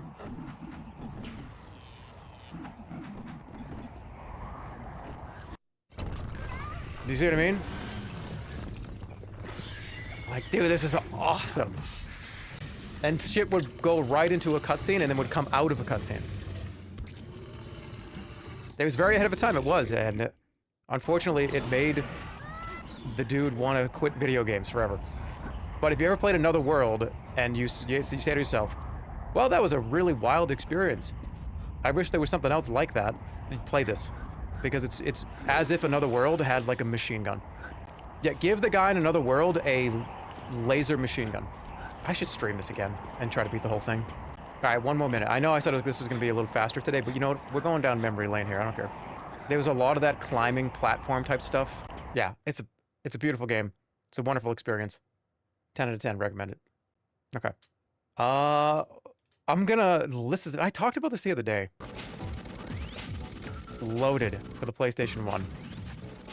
But the top-down shooter. One of those games that you just kind of picked up and just... Another bloody game. This is a very bloody game. Jerma, what is this? What are you playing? We're playing every game I've ever played in my whole life. This looks fucking awesome. It was awesome. There was a loaded 2, but I think I like this one a little better. There were multiple characters. I think there was probably 7 characters, or maybe 5 characters total. All had a different gun, all the different kind of power-ups and stuff. Maybe I shouldn't eliminate this, because I loved this game. I played this so much that I think I almost melted the CD at one point. I'm making that up for comedic effect, but you know what I mean? It felt like that at some point. You know when you touch the top of your PlayStation 1 and it's hot, and you go, oh, oops. I remember doing that. I remember the disc was hot one time. So we're just lying now. Yeah. Hey, this is my list. I can lie on my own list. It was just a good arcade fun. You know what? Let's let it fight for its life. Why not? This is one of those classic PS1 games that is medieval. And I loved the vibe of this game more than I liked playing the actual game. Am I on a... Alright, 1080. Make sure I'm on 1080p. I love this game's whole aesthetic, but I didn't really... I guess I did... I beat it like twice. I think I would give this a 1. It's one of those like classic launch area titles of the PlayStation 1. It was in every single trailer ever. It was in every single teaser and promo for the PlayStation. Look what we can do now. Look what we can do now. Look what we can do now. I think it's incredibly important. Not just to like gaming as a whole, but to me too. This is like, holy shit, PlayStation 1 and medieval. I love this little guy. I'll give it a 1. Let it fight for its life. Hey, look, Mega Man Legends. Is there a video of me saying that I hate this game? Because I would like to retract that statement from 2019 or whatever it was. I notoriously never played the second one, and I told everybody I was going to play it like a week later. The disc is still sitting behind me. This is a good one, though. I had fun with this. It's one of the only Mega Mans on this list because, well, of course, it's one of the weird ones. I have to put a weird Mega Man on here. I'm thinking about giving this a 2. Because I do remember how much fun it was to, like, do this. And how kind of different this whole thing was at the time. Normal Mega Man is a snore. This was a great one, though. I'm going to give this a 2. I think it belongs there. All right, here we go. It's time for another... Do I give this a 4 right just right now? Just get it out of the way. Yeah. Metal Gear Solid, obviously... One of those... It's just like changed... One of those changed everything video games.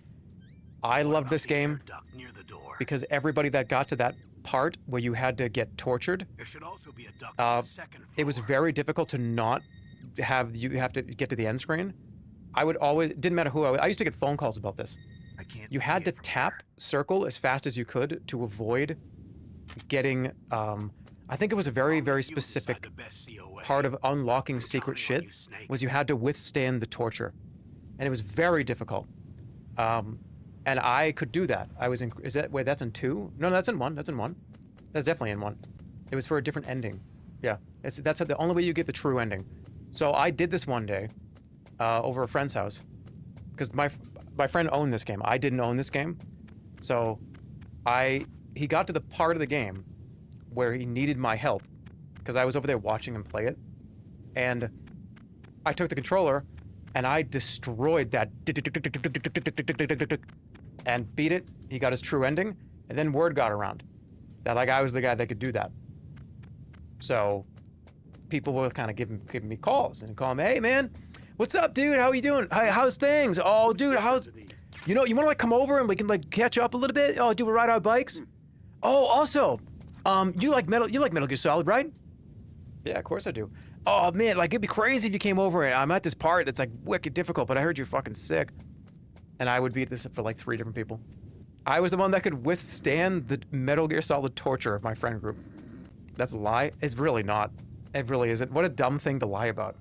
Like that's the stupidest thing I could lie about. I should tell you I can like bench press 250. That's like fucking, that, okay. He's so proud. I was the Metal Gear Solid torture guy. I mean, for a time, and then I got my own copy. I mean, it's just, it's the best action, stealth, espionage, tactical, shoot, eat ration, talk to Otacon game in history. Again, what? Oh, dude, oh, I'm a liar, huh? Oh, I'm a liar. Oh, look at how much of a liar he is. Check this out, check this out.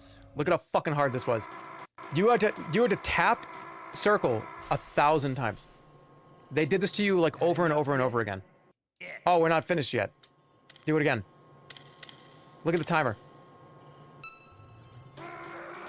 Look at that health. You had to like... This shit was fucking impossible. This person's using a tool-assisted playthrough, I think. Yeah, Metal Gear Solid 4 stars. One of the best games ever made. Monster Rancher 2, also 4 stars. How could I not give this 4? I actually might give it a 3. I just thought about it for one more second. Hold on. No, this gets a 4. It's definitely a 4. It's definitely one of my favorite games ever. This could go toe-to-toe with Metal Gear Solid, which it will. But I have to decide which one's more important to me. This one's more important to me than anything. This is gonna beat like half the shit on this entire list. This is a 4. There's gonna be a lot of 4s, but that's fine. I'll be able to find out what's truly my top like 50 to 60 really is. And then all the other ones. All the stream content, all the like the tournament that we did, it's just both impact and fun. The CD shit, dude, you know how many draws I rifled through when I was younger to find every single CD in the entire house? Yeah, it's a 4-star. You all know it. We don't need to talk about it anymore. Okay, Oddworld is another one of those, like, PlayStation is a new console, and look at how crazy it is that you can do so much interesting things. With that being said, it's going to get eliminated. And I say that because while I loved this game, and I loved seeing all the demos all over the you know, GameStop, and how much I remember being at a friend's house and him running in circles and getting the controller handed to me and me being like, bro, I don't know where to go. And then later on, as like a grown man, having the same reaction I had when I was like 16, but still loving the art, loving the style. I mean, it's just, I remember doing exactly what this guy's doing right now. It's incredibly difficult. Everything can kill you. Everybody has a gun that shoots across the whole map. I love it though. I love this whole thing. I remember all the advertisements for it. I remember being at friends' houses and we just laughing. But it was so, in my PlayStation catalog that I was ever exposed to that I ever really cared about, that's not one of them. That's gonna continue. This one absolutely is though. Yeah, this, you wanna talk about impact? Parappa the Rapper.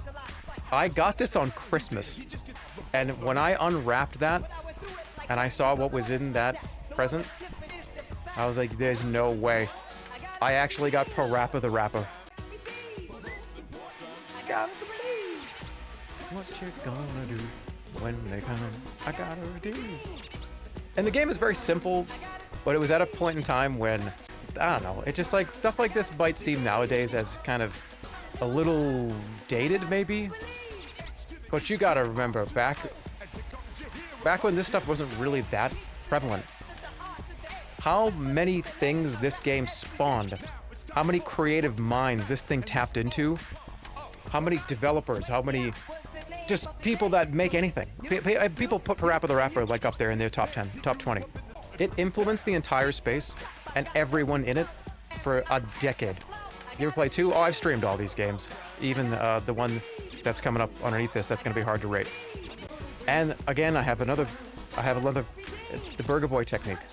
Getting cool was really, really hard unless you gave the controller to Burger Boy. Because he would just mash every button. And it was just like, and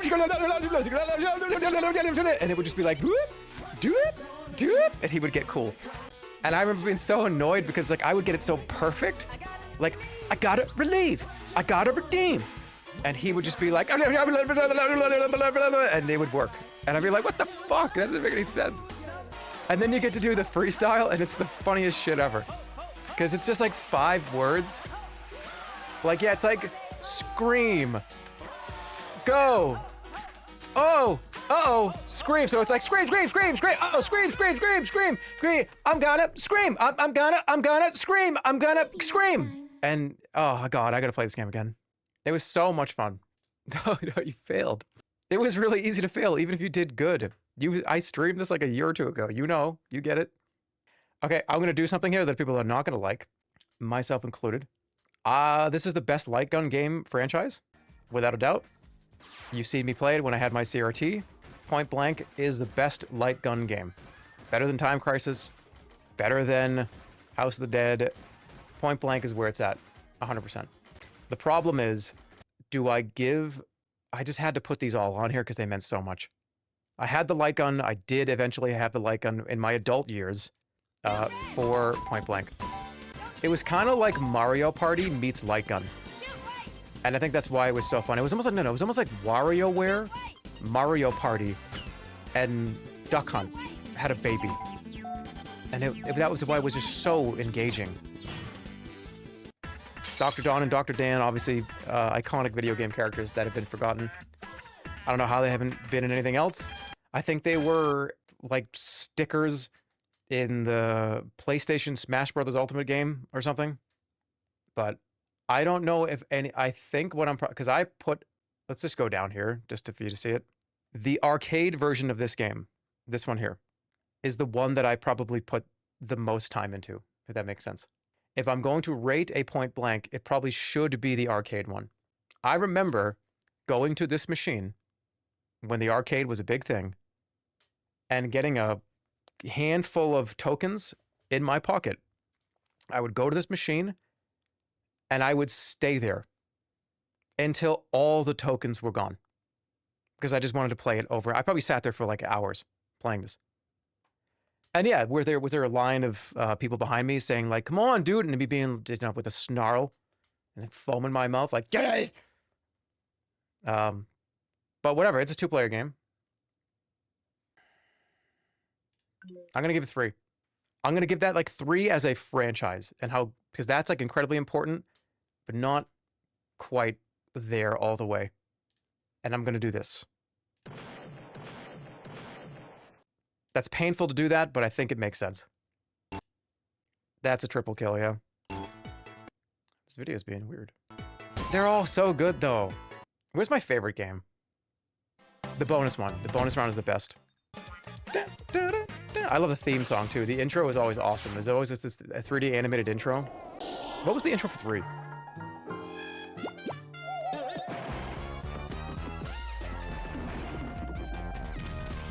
They were kind of like a Mario and Luigi that they never tapped into. They had a Bert and Ernie and Mario and Luigi built into one. These could have been franchise. They could have franchised this. This could have been huge. You got the brotherly kind of fun of Bert and Ernie. You've got the comedy and the jumping power of Mario. You've got the shy kind of little more reserved Luigi. You get the ability to count, the number counting that Bert and Ernie would do. They really were the best version of Bert, Ernie, Mario, and Luigi. They could have been huge. PlayStation fucked up. I think it was Namco. Namco fucked up. Who made this game? Who made Point Blank? I think it's Namco. Yeah, Namco. Dude, they could have had a Pac-Man Point Blank crossover and really brought in the viewers. You know, they could have put American Dad after Family Guy and kept those viewers that were watching Family Guy. They just fucked up. All right, original Resident Evil for the PlayStation 1. I don't know how this gets anything lower than a 4. I think it's just a 4. The problem with giving this a 4, though, which I'm afraid to do, is that then every Resident Evil game that I also is on this list, I'm trying to think of what else is on here. Is it a Mario situation where they're all a 4? Or should I be realistic? Because Resident Evil 2 is on here. The remakes are on here, too. Those are definitely not getting 4. Yeah.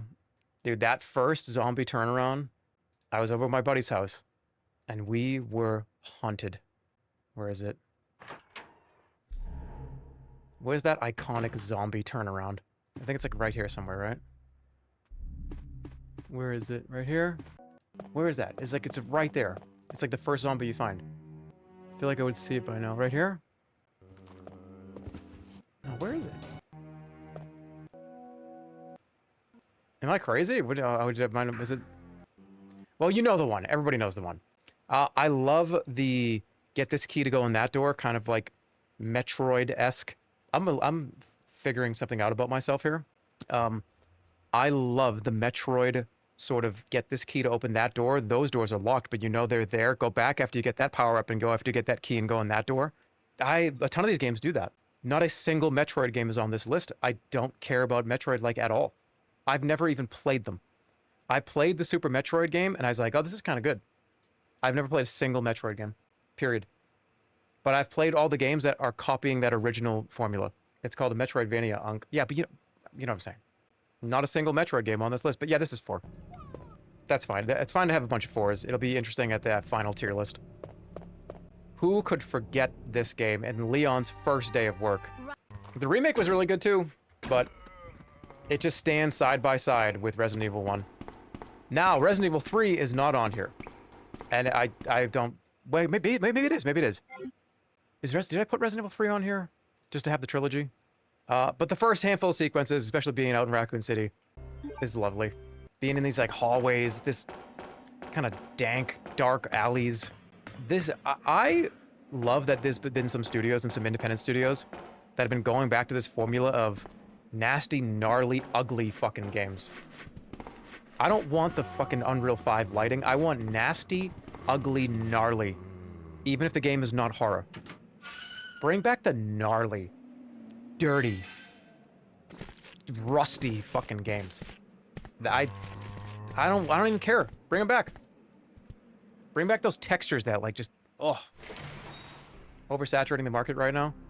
Yeah, but there's a way to do it. It's funny because I would love to see a AAA studio do this, but they just won't. Like I would love to see like a $50 to $100 million new old Resident Evil game that Capcom makes. I feel like the appetite there is massive for them. And I did see the Code Veronica thing. That's really cool. But the remakes of these games make them look better and kind of up the graphics and make the textures better. I would love to see like a Resident Evil 10 and they just say, you know what, fuck it. We're gonna make it $100 million Resident Evil 2 like, right? Like those old style graphics. I feel like that'd be awesome. You need to speak your truth. Yeah. Okay, Skull Monkeys. This is gonna be pretty high. Not that high. This is a sequel to the Neverhood, which I think we have to do that first. So let me do that first, because this is the Neverhood 2. Where's the Neverhood? We're going to go PC. We're jumping around, I know. Why is Harvester on the list? Well, it's on the list for me to do this. But Harvester is an unforgettable, horrific game. If you can stomach how uncanny and awful and weird this game is, it stays with you for months. And there's nothing even truly... There's no, like jump scares or, like, screaming monsters or, like, a giant alien that jumps and screams in your face. It's not... It's just so unsettling and awful. It's just bizarre. It's weird. It's one of those, you know, sprite FMV actor games, which is... It's just... I feel like if people started doing these too, I feel like this would hit pretty hard nowadays as well. Playing through this on stream was one of the strangest and most off-putting experiences of my life. And honestly, this game might even be TOS. I don't even know if it is. Is this game, like, banned on Twitch? Like, as of 2025, 2026?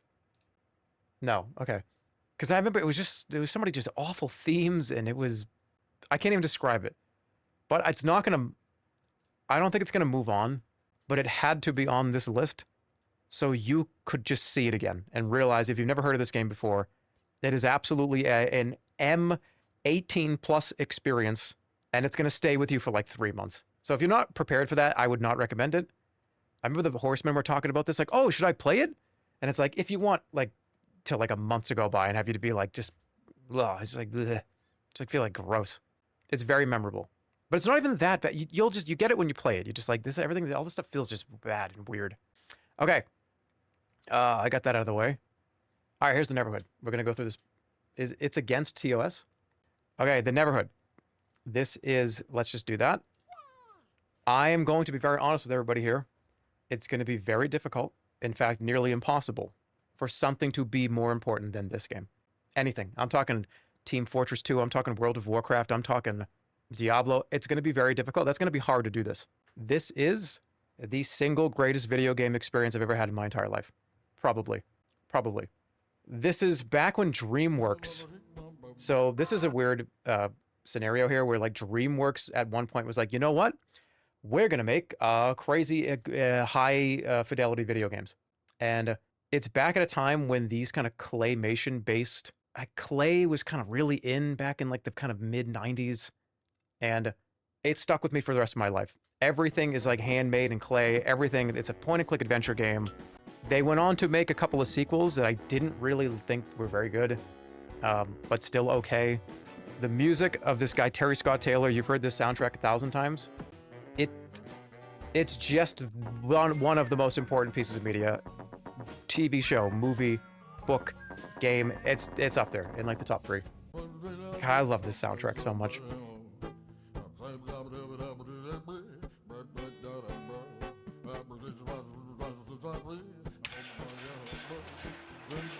And everything is and by the way, let's keep this in mind. None of this is fake. This is all 100% made out of clay or wood. The entire game is. And some of these scenes were... And you know what else is really interesting about this game? Actually, Holly brought this up when I was talking about this. There's something about the black background that adds to the contrast, that adds to this game's uneasiness. It seems like so void and so empty and so just... The black background. When you go into the first person mode and you walk around this kind of neighborhood, the actual like town itself, and the music is like scary, and just look at this black background, this black void.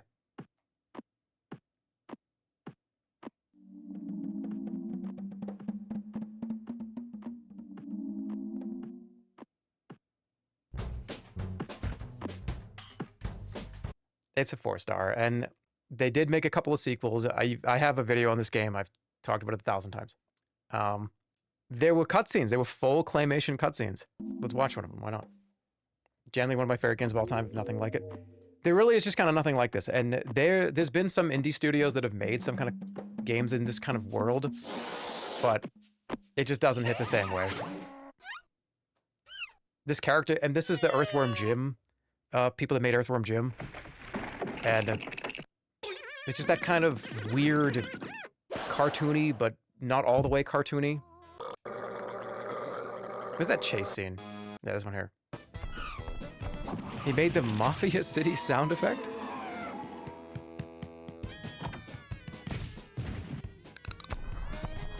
This game feels like an expensive Soviet film. Oh no, expressive Soviet film. Yeah, I kind of get what you mean. It stays with you. It'll stay with you forever. I played it when I was like 12, 13. And games like this is the reason why I turned into the guy that I turned into. It's just a fact. Doesn't matter how I want to spin it or talk about it. This just is a fact. And that's going to be one of the hardest games to beat in that like top 10 list for sure. So going back down here, doing all that, the actual reason why I want to do that first is because this is the sequel. This is technically the Neighborhood 2. They decided that they were going to make it a kind of a platformer. It went from being like an adventure game to a 2D platformer. I still like it. I still really love it for its existence. The soundtrack is amazing. Again, it's Terry Scott Taylor again. But it just didn't hit the same. It wasn't really a great platformer as much as it was a great, again, showcasing what cool claymation can look like. And there's people that fart. So I know all you farters out there.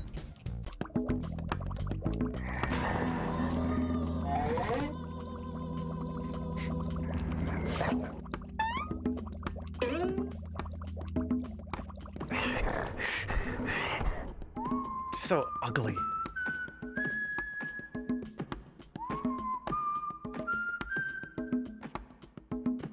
See, it's like, it's so ugly, but in the cleanest, most beautiful way. Do you know what I mean when I say that?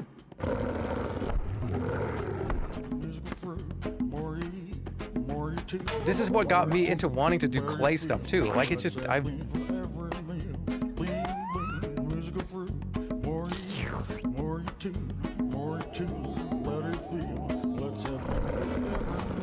Play your horn and make it toot with an SBD or a mega P. Let's do a cheer, let's give a hoot. You gotta love it. Things as music fruit. Music fruit. More you eat, more you toot, more you toot. Let it feel.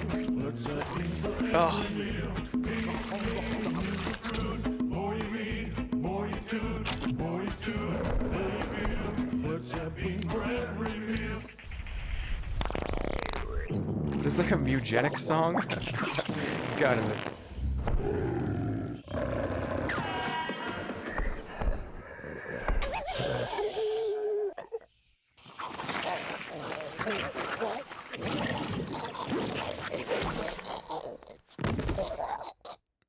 But yeah, it just was, they went a different route with it.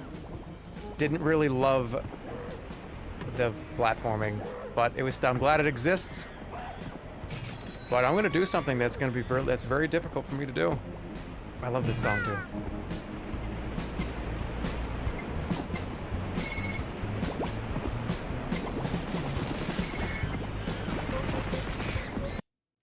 I'm sorry. I'm sorry.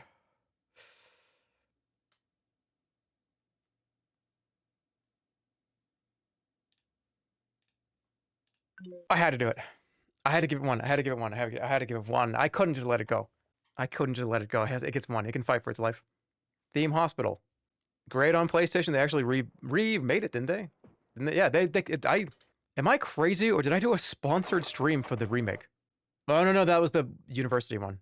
Another game where you just kind of, people come in with like, invisibility is a disease that you have to cure. People come in with like inflated heads. It was a fun kind of tycoon simulation game that didn't take itself really seriously at all, which are my favorite kind of tycoon games, because I don't really love those games where it's like you need to read the spreadsheet to be able to play or understand what's going on, or I just want to kind of make the fun buildings and have the people do stuff. 2 Point Hospital, right? Put the intro cinematic on. Doctor required an inflator room. Oh yeah, that lady. I gotta take a break. I'll be right back. We'll play when I get back. I'm getting too gushy. I looked over and saw that the ad break was coming, so I'm gonna take a break. I said I'm getting too gushy. Gushy, gushy. Remember, words have more than one meaning. You guys are fucked.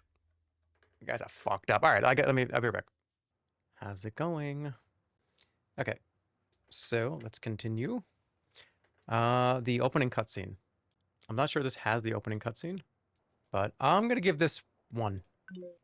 Was the gushness reduced? All right, you're getting in trouble. There's a place where everyone can be happy. It's the most beautiful place in the whole wide fucking world. I actually probably shouldn't play this because the VOD is gonna get deleted. This will be, you know, I was muted. Tony Hawk 2 is the best Tony Hawk in my opinion. It's my favorite one. The other ones are fantastic, but they just kind of don't compare to the way that I felt when I was playing this for the first time. I loved the balance of collecting things and level design. I think School is my favorite level that they've ever made, and this is where it was introduced. School is the best level, period. It just is. It's one of the best skateboarding games. It's also one of the best games of all time. Wow. Listen to me. Hitting you with some just truth. And listen to how crazy that is. Wow. It's the best game. Yep. We'll see how it fares against like Diablo 2. I don't think it's going to do very well against a game like that, but can I at least get to, there's a place where everyone can be happy.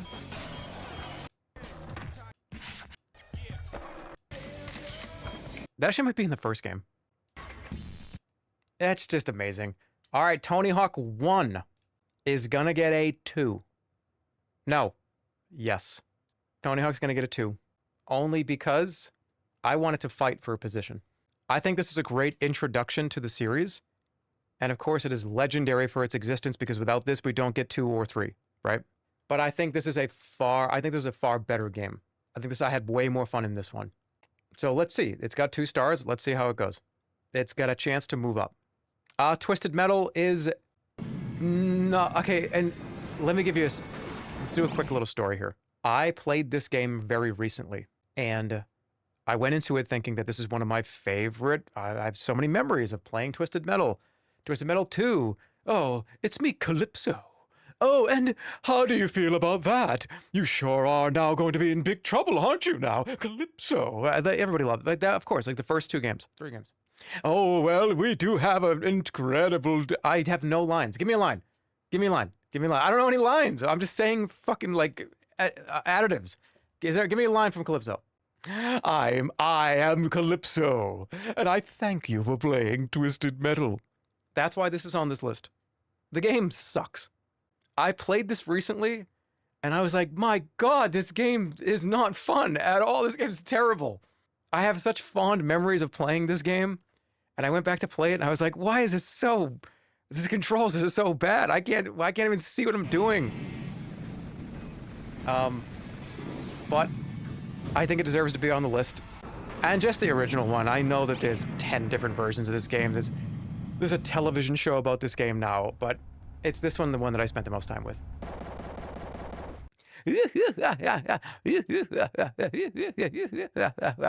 Those that know?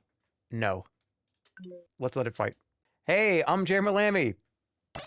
I'm Jerma Lammy is Parappa the Rapper, but you have a guitar. And it's wonderful. Arguably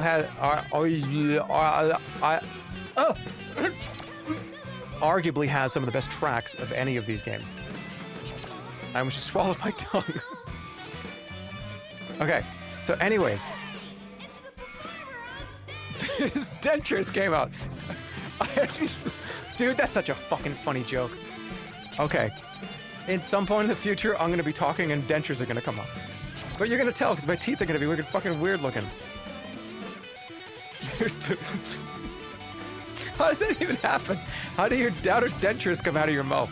They're not like glued in? Well, not glued in, but isn't there denture adhesive? Is it just because you're not wearing the denture adhesive and you're like, I can get through this? Yeah, I'm Jeremy Lammy. It is a Parappa the Rapper like. Oh God, this part.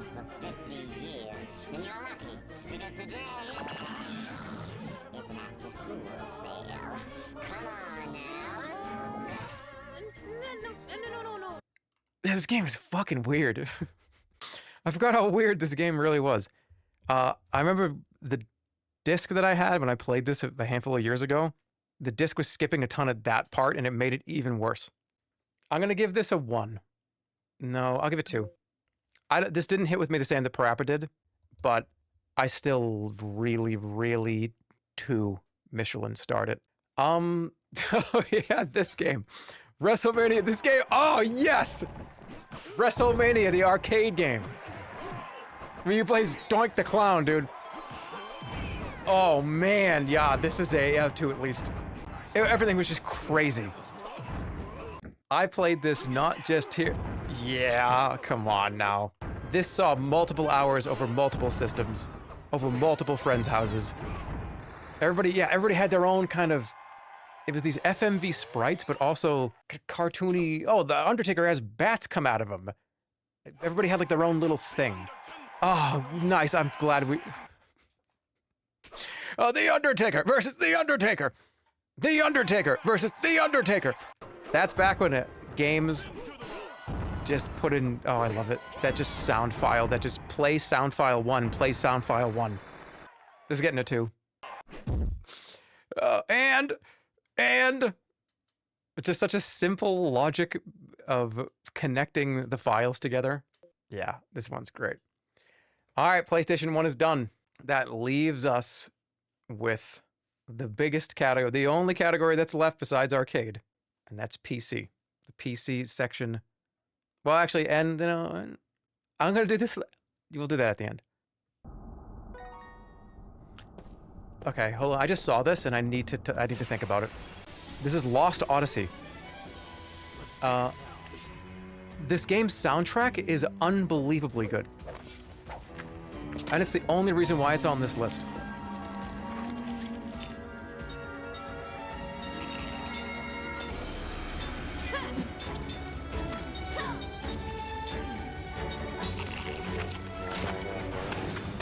Yeah, this is the car CD. This is the song. That's the song that played. When I had a bunch of acquaintances that I didn't really know that well, I drove them home, and it was in the fucking CD player. And I remember I'd never met any of the... well, no, I'd met some of them. And I'd spent a little bit of time with most of them. There's probably 5 people in my car. And we're at kind of like a, how do you do? How's the weather? Kind of a relationship. You know what I'm saying? And that CD was in the car. And it was a situation where yeah, I can drive everybody home. That sounds great. Sir, everybody get in the car. Nice to meet you. What's your name? Oh, Jeremy. Excellent. Oh, yeah, I know Doug over there. Yeah, of course. Cool. Yeah, no, go on and get in. And that being in the radio, and everybody gets in, car turns on, we go, oh, let's put on the radio? Yeah, let's put the radio on. And this is the fucking thing that was just there.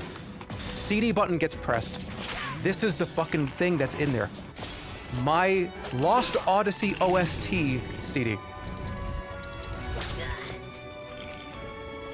And I remember being like, what do I do? Because this is awesome. It's a great soundtrack. I didn't say it was from a video game. I was like, oh, this is a composer that, classical music, there's, we know Mozart and all those guys, but like this is a guy that's different than Mozart. I mean, you've probably heard that before. Dude, I went like Porky Pig style. What's even funnier? I never spoke to a single person that was in that car ever again for the rest of my life. For the rest of my life.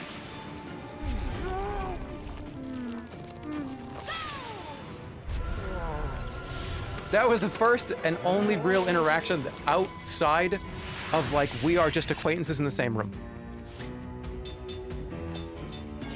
They probably still tell that story.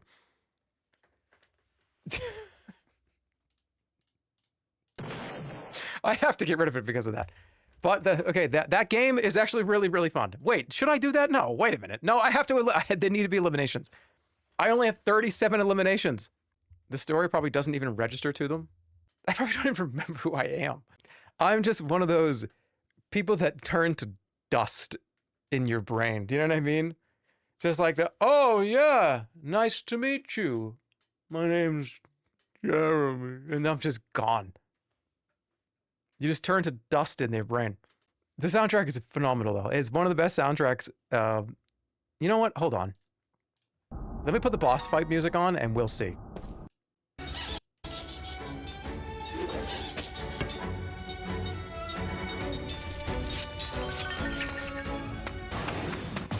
That's just the battle music. Where's the boss music? It was a good game, too. It was actually a really good game. It was a turn-based RPG. A lot of fun items. There was a bunch of playable characters. It had like a time-based attack system.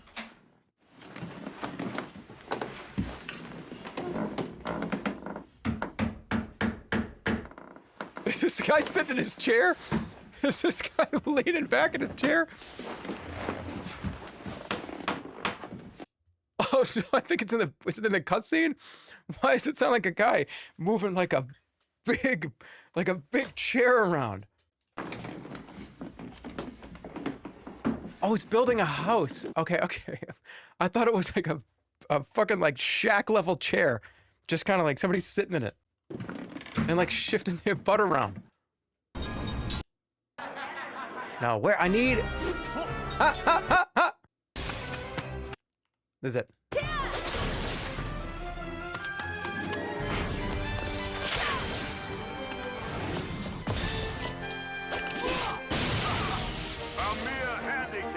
Consider yourselves lucky.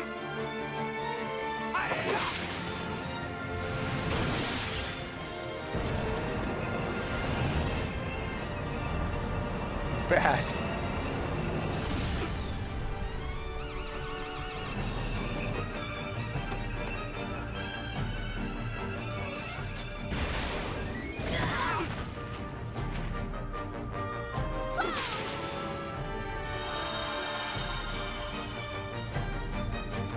Same studio made a couple of games.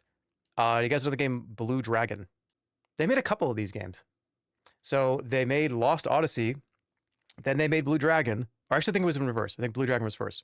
And this was like Xbox kind of was looking for exclusive stuff. I believe they were contracted to just, hey, we want to have some cool RPGs on the Xbox. Mistwalker, that's correct. That is Mistwalker's the one that did it. Xbox 360 only. Yeah, at the time they were trying to appeal to the Japanese market. Yeah, but I mean, these games are great. This game is actually very, very, very good. If you're looking for like a JRPG style game, that you maybe never heard of before, that was really fun to play. This is definitely it. It's very good. You know what? Let it fight for his life. Fuck it. We'll do. It's all right. It's all right. Where am I going? Oh, right. PC. Dude, look at all these. There's gonna be like 100 4-star games. There's gonna be a battle to the death once I have to do the actual 4-star tier list. Look at all. Oh! Dude, it's all it made it on the list. It made it to the list.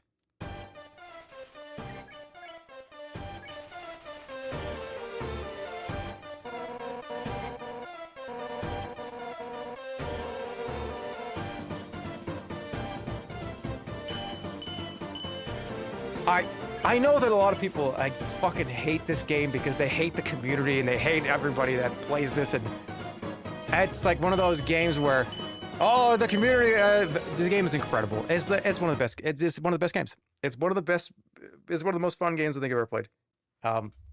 A lot of people see, like I said in my top games of 2015 list, it's one of those, again, like, you have to play it. You have to play it. You have to play it. It's incredible. It's incredible. It's incredible. You haven't played it yet? You didn't do it yet? Why didn't you do it yet? Why didn't you do it yet? Why didn't you do it yet? Right? I've done that to Stir with this game for like probably the last like 5 to 10 years. So I get it. It's probably really, really annoying. But I do think just remove everything around this game. Just play it. Just play the game. If you've never played it, I'm sure you probably all heard about it. It's got one of the better soundtracks in any game. It's funny. It's a fun game. It's got a lot of interesting humor. It's just a great experience. The whole thing, just do not look at anything around this game. Just play the game. Just play it. And tell all your friends to play it too.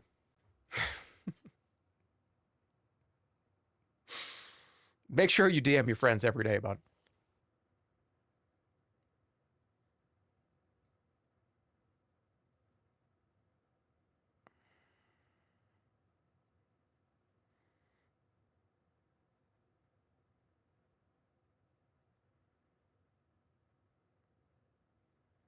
Okay, here's the problem.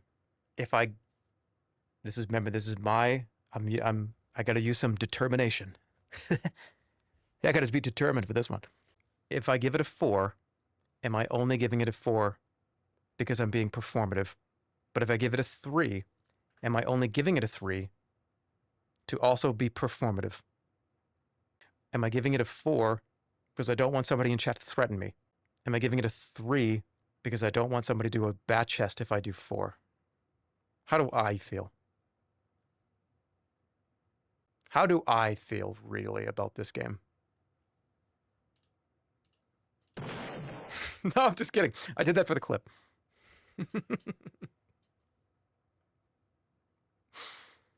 All right, there's no chat here.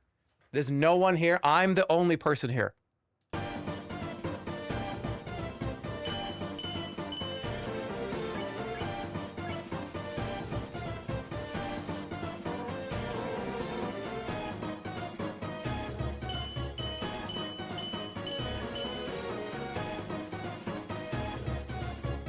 Uh-oh.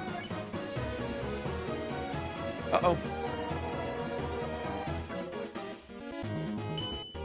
3 stars. Undertale's a 3-star game. One of the best experiences I probably have had in a game like this. It stuck with me for a very long time, but I don't think it crossed over into that threshold of, my God, this is all I can think about every fucking day. But I think it is an experience that every single person should have if you own a video game related machine.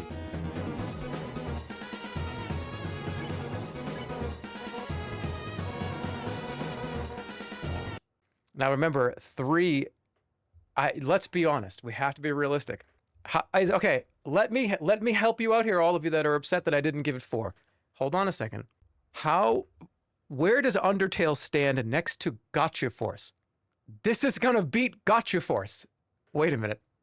Yeah, it is. Yeah, there's no doubt. Do you see what I'm saying? Now do Vampire Survivors. All right. Dude, this game is sick. I told you guys that the PC list was gonna take way shorter because I knew everything about it. But that honestly makes it way longer because I have a lot to talk about it.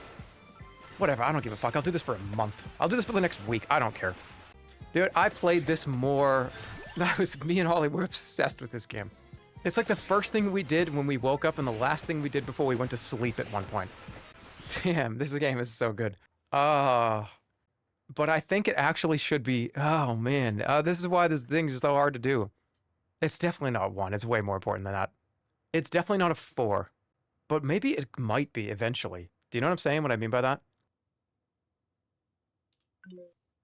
I think 2 makes sense to me. And here's the thing. When this goes up against other shit and I have to eliminate other stuff, it probably will win most of those, which makes it up into 3, 4.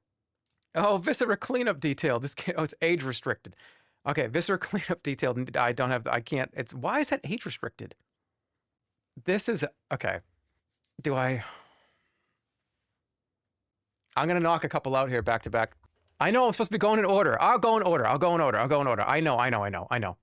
We have completely jumped way too far. Dude, Candy Stand Bullpen Blast got a 1? Yeah, it did. Oh boy. This is a lot of 4s. Oh boy. Oh man, this is one of those games that just kind of develops the person that you turn into. 3D Movie Maker, some of the highest viewed, most beloved videos I've ever made were made in this game. I spent a decade playing this, making movies, sending it to friends. We would go over each other's houses and laugh at the crazy shit that we'd make. Learning about like shot selection and pacing of a scene, I started to care about that here. It's just the most important thing in my childhood. And it's a 4, and it will always be there. They made the Nickelodeon one, which was cool. It was like an expansion in my brain. But then they never did it ever again. I don't know why they don't make more stuff like this. Shit like this is so... It makes me just wish I had fucking $500 million in my checking account. Because I really do think stuff like this... I know that like Roblox exists and stuff like that. But that's more like game development kind of stuff. I wish there was more of this type of very easy to understand kind of art, video kind of movie making shit, animation type stuff, that's not incredibly difficult to process. Because you know what a... Okay, look at that list of what the guy can do. He can run, he can jump, he can fly, he can get up. And then you have to use your brain to decide, like, hey, actually jump could be a backflip too. I just have to make him, each frame, I have to kind of move him a little more. With how simple the game was, it bred such, like, invention through necessity. They're not making stuff like this to get younger people into creating things. At least in my view of, like, the kind of movie, television, animation world. I'm talking about easy-ass shit like this. Yeah, you can learn Blender, you can learn, like, Godot, you can learn, but there was a period in the 90s where there was so many of these, like, Looney Tunes, Acme Animation Studio, Mario Paint, 3D Movie Maker, The Simpsons, animate with Spider-Man animation, Spider-Man CD-ROM animation game. There was like a half a dozen of these that came out in like 1 year. Little Big Planet, yeah, but that's also kind of a video game. Has something come out that kind of teaches you and lets you play in the world of just sort of making television show, movie, animations stuff and being able to share it with your friends. Source Filmmaker. Source Filmmaker is hard though. It's hard to learn, I think. I'm talking something that like a 12-year-old could pick up and be like, oh, I get it. I know how this works. Toon Twister 3D, Gmod probably, tutorial videos for Source Filmmaker.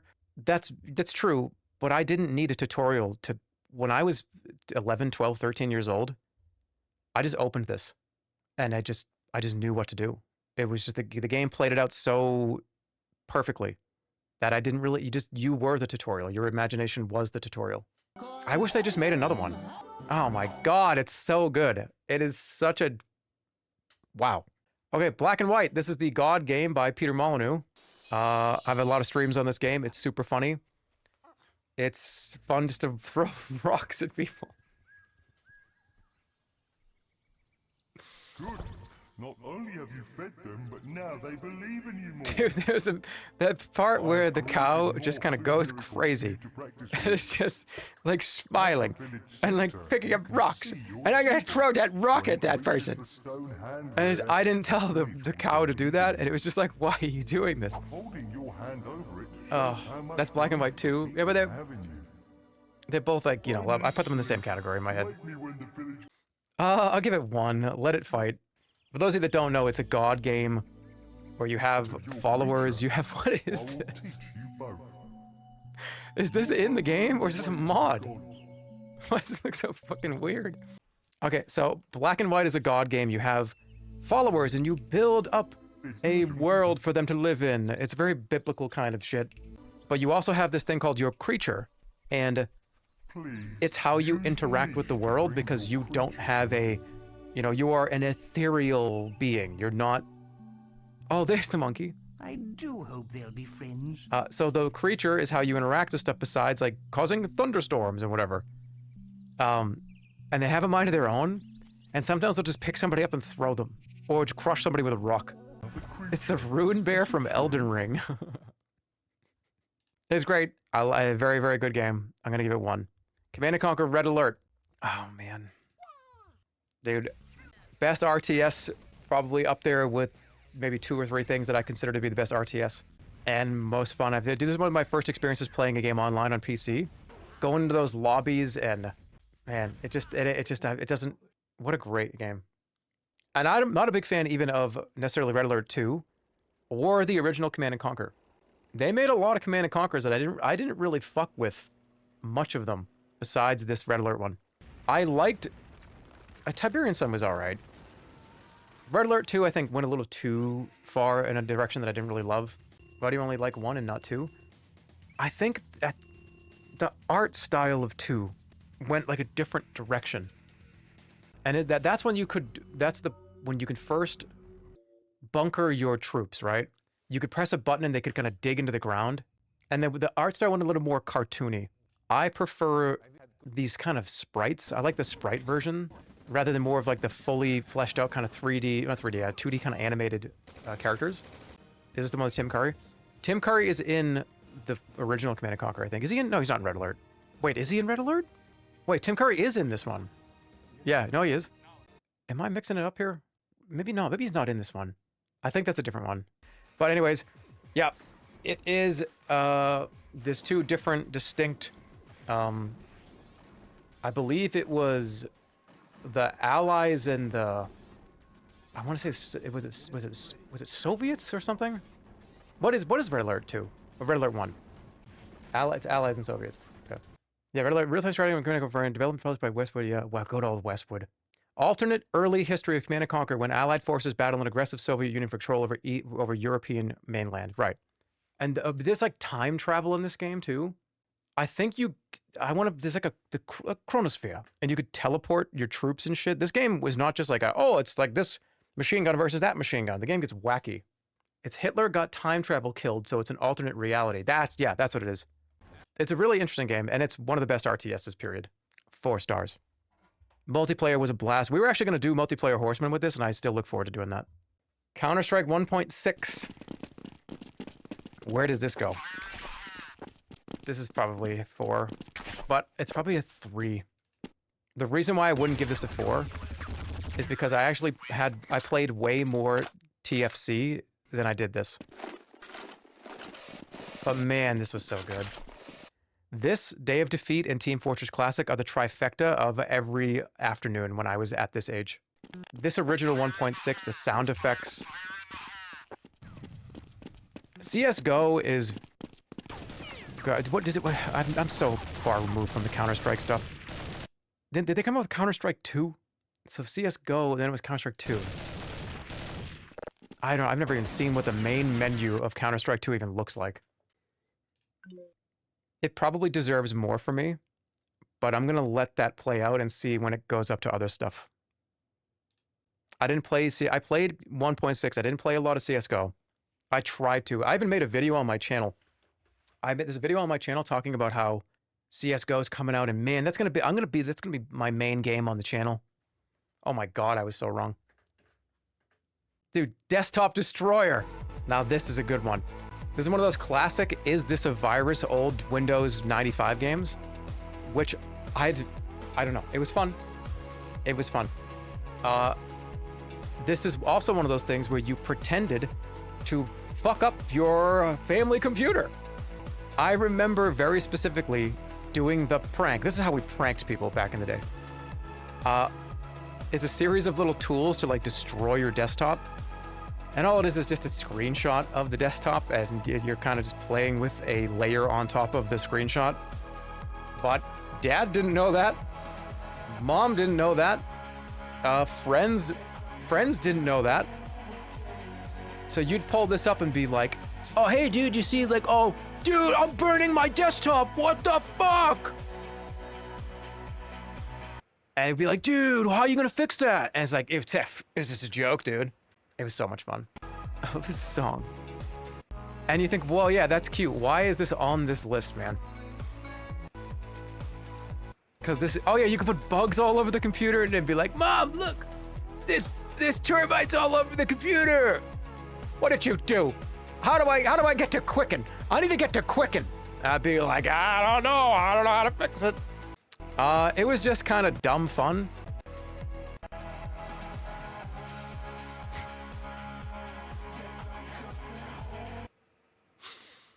What is that? Is that song a royalty-free song? I hope it is.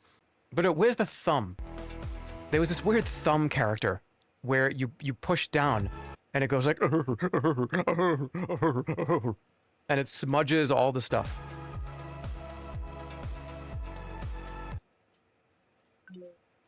Okay. Oh, hey, look. Diablo 2. Oh. Beware. Okay. Maybe I'll give this like a 2. Beware. I'm currently playing the remake right now. Look, just cut. I'm gonna move my mouth for like maybe 100 frames. And you can just go back to every VOD I've ever talked about this game and just loop the GIF and just play the VOD. You know what I'm saying? Ready? Like. Actually, you know what? I could probably just do this on my own. Give me 1 second. Just give me 1 second. When did I talk about Diablo 2 the most? During that first, from like a couple weeks ago? Is this thing installed? Yep. Wait. What's going on? Where is it? This is going to be the same conversation, so. From NASA, it's the Milky Way galaxy. And I go, dude, that's cool. That's where we are. Let me learn about that. Pick it up. I know, it's a habit. Randomness that feels like it did it the best. Hold on. Hello. Anyways. But it's that's how I feel about ARPGs. I like collecting things.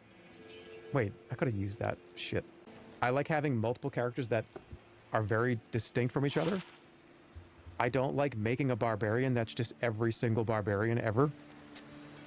I don't want to play as my barbarian and just get stuff catered directly to my barbarian and only my barbarian. I hate it. Play Grim Dawn. And look, like I said, I know that other ARPGs do this, but there's something about Diablo 2 in particular that feels like it did it the best. And everybody else seems to try to do it somewhat differently, and it's like, bro, no. Just do the Diablo 2 formula.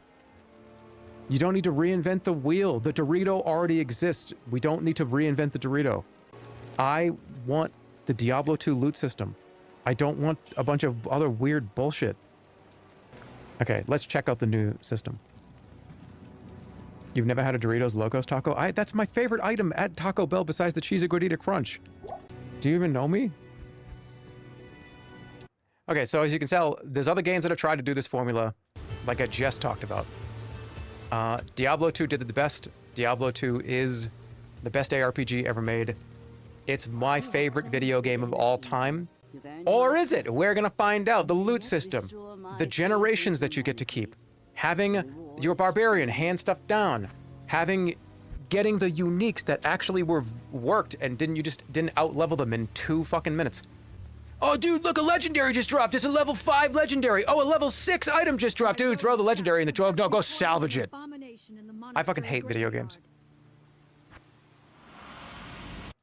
You know what?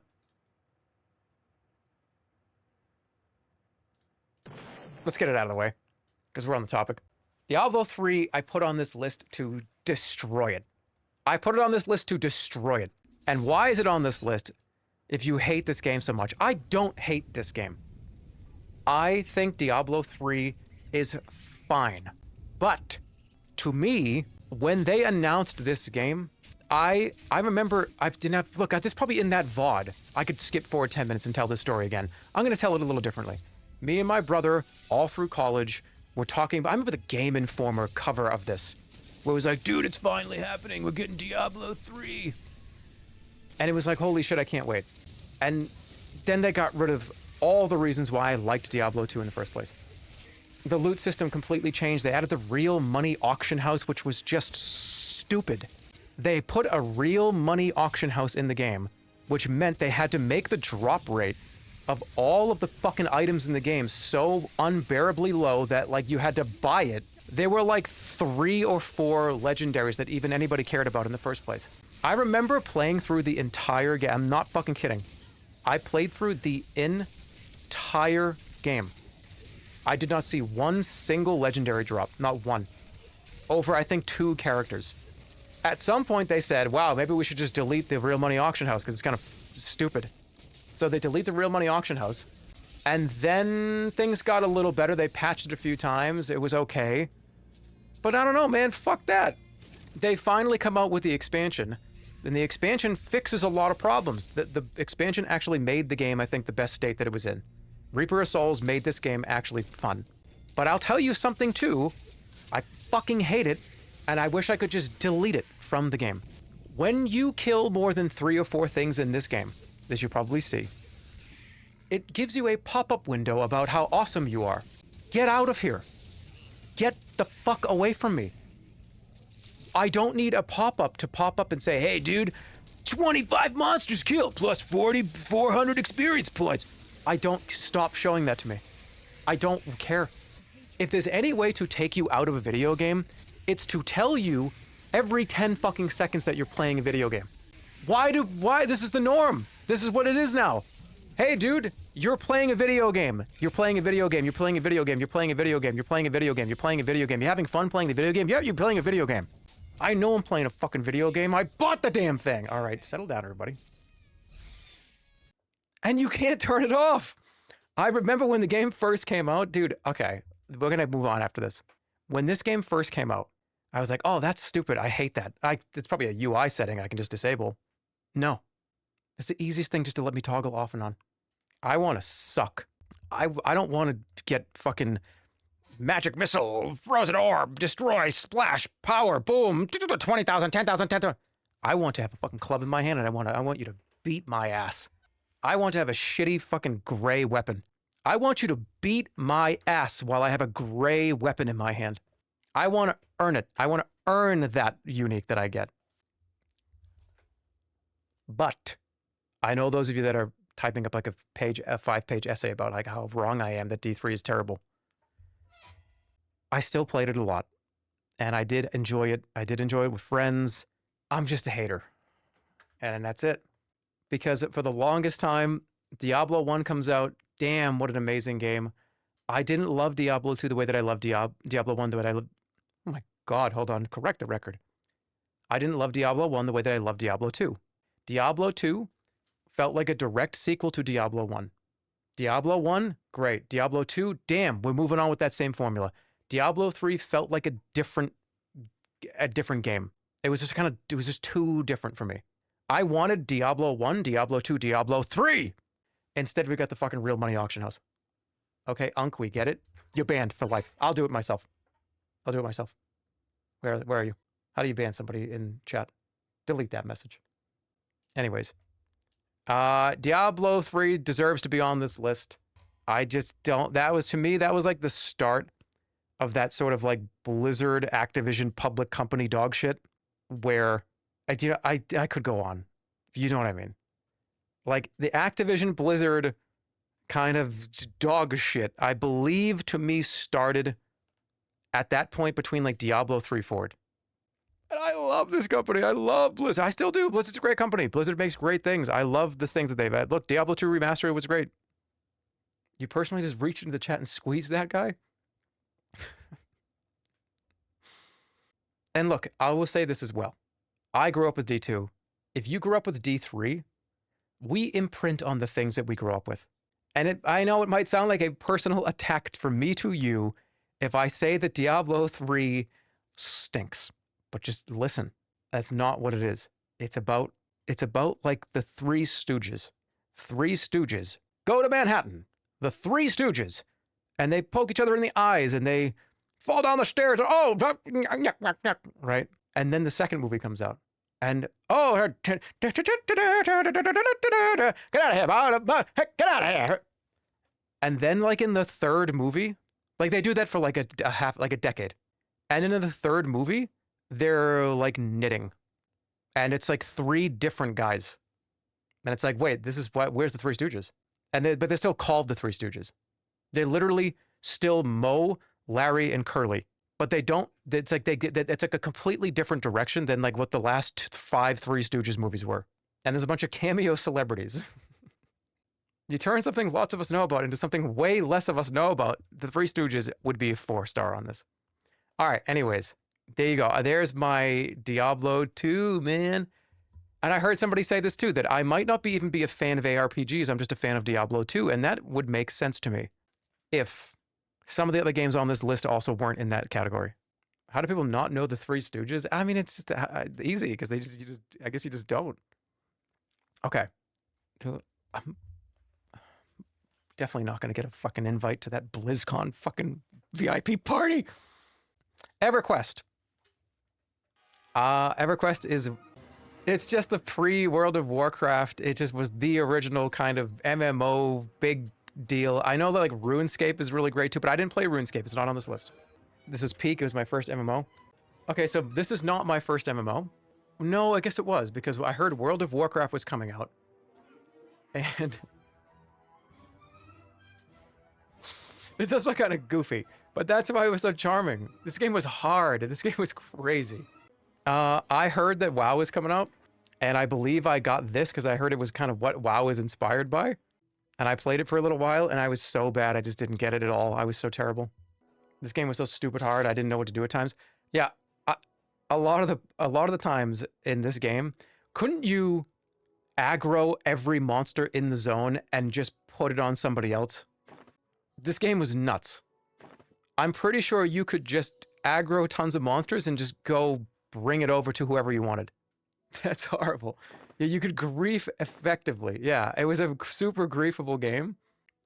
But I think it should be on the list. I did play it a lot, kind of in that pre-WoW. Even when WoW was up, but WoW was just so good. Nothing could compare to it at all. And I don't think it really stayed with me that much longer. Dude, Ex Mortis is on this list. People will be like, well, Ex Mortis? It was a Flash game. This is a horror point-and-click Flash game. It was on Newgrounds. This is a very well-made...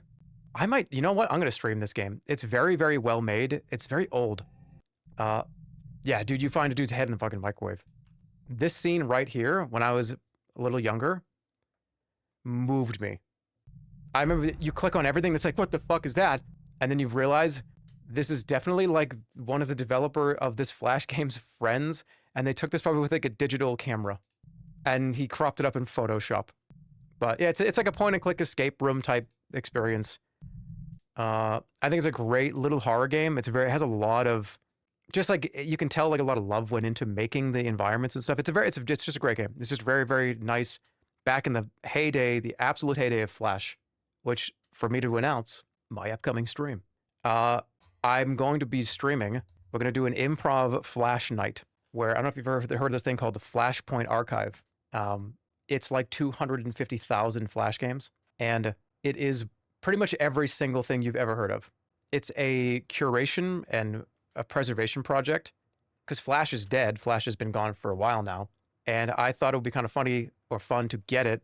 And because there's such a vast amount of these games, and they range from Super Mario, side-scroller go-kart where he shoots carrots out of his mouth, and it's just like, what the fuck is this?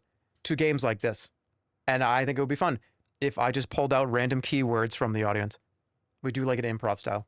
Porn games, what I will make, there's tags in this archive. I'm going to make sure that all the not safe for work tags are all unchecked. So there's not going to be a possibility to come across something like that. Because a lot of that shit will be TOS, and I will be banned from Twitch for at least a day or two. So we got to be very careful on that stream. I'm going to have to like have it on a different monitor and like vet it as they come in. Because some of that shit that's been archived is like, oh boy, that's a ban from Twitch for sure. Anyways, it's a great little horror game. Do I think it's going to... I'll give it a chance. What's it called? It's called Ex Mortis. All right, I'm coming up on a break. I'm going to take it. This preview screenshots and varied tags, you should be good to check them on a second monitor. Yeah. Insane Aquarium, bro. Yep, that's going to be at least 2 or 3, I think. Look at this. We're moving through this already. It's only been 2 hours. We're almost done. There's still like 120 games I got to get stars for. I'm good. Let's go. All right, I'm going to take a break. I'll be back in a few minutes. We will continue the journey to seed all of these games for the next elimination round. Play a song, please. I'll do you one better. We'll put on, what's some background gameplay? How about just like Mario Kart? All right. See you in like 3 minutes.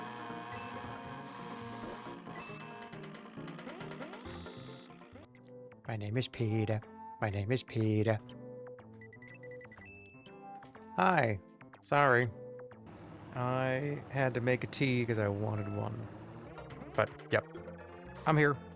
Let's get back to it. Thank you for your patience. I appreciate it. Dude, that track was hard. Now turn it off. Okay. Hello. All right. We were at... Where were we? At Diablo 2. Ex Mortis.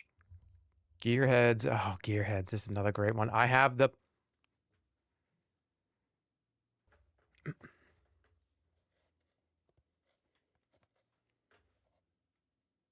box. I have the Gearhead box. What do you think? Oh, let me get... you gotta get a good view. I actually got scared. That was scary. Don't ever do that again. Holly says, I thought you scalded yourself. Dude, that's a PogChamp box if I've ever seen one. Wait. I thought you scalded yourself. Gearheads! Okay, what am I doing? Why am I acting like somebody else is going to stream? Like somebody else is going to tell you about it. I'm not just there to hold the box. Why was I I feel like I'm in a Discord call with somebody? Like, so Gearheads is a game. All right, so Gearheads is a strategy video game where a series of toys you control. And those toys you need to put on the side of your battlefield.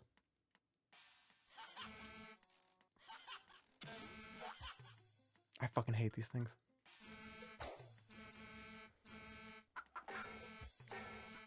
That's the wrong side. Dude, I hate these fucking little assholes.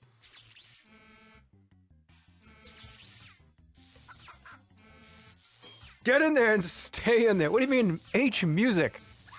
Is it listening to me? It's okay, it's not transcribing me, all right. All right, so Gearheads is a game where you control the toys, and there's various toys, and it's usually a two-player game. Somebody has one side of the keyboard, the other one has another side of the keyboard.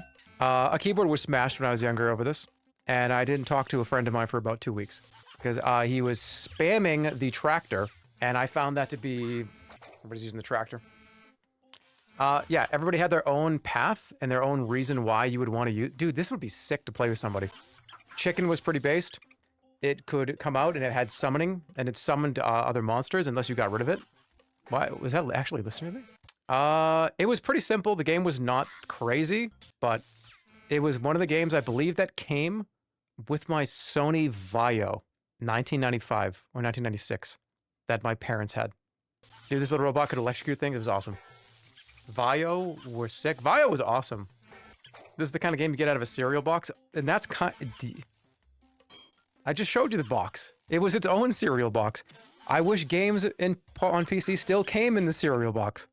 This thing's as big as a Captain Crunch box. It gets intense, though. Oh, the bugs were so good. Is this all the game really is? Why do I have a distinctive memory of this being way, way more detailed? This is like $2 in the bargain bin at CompUSA. It was so much fun, though. You know what? I'm going to give it a 1. Okay. This is a big one. This is Half-Life 1. Oh, go to the thing after this? Yeah. Yep.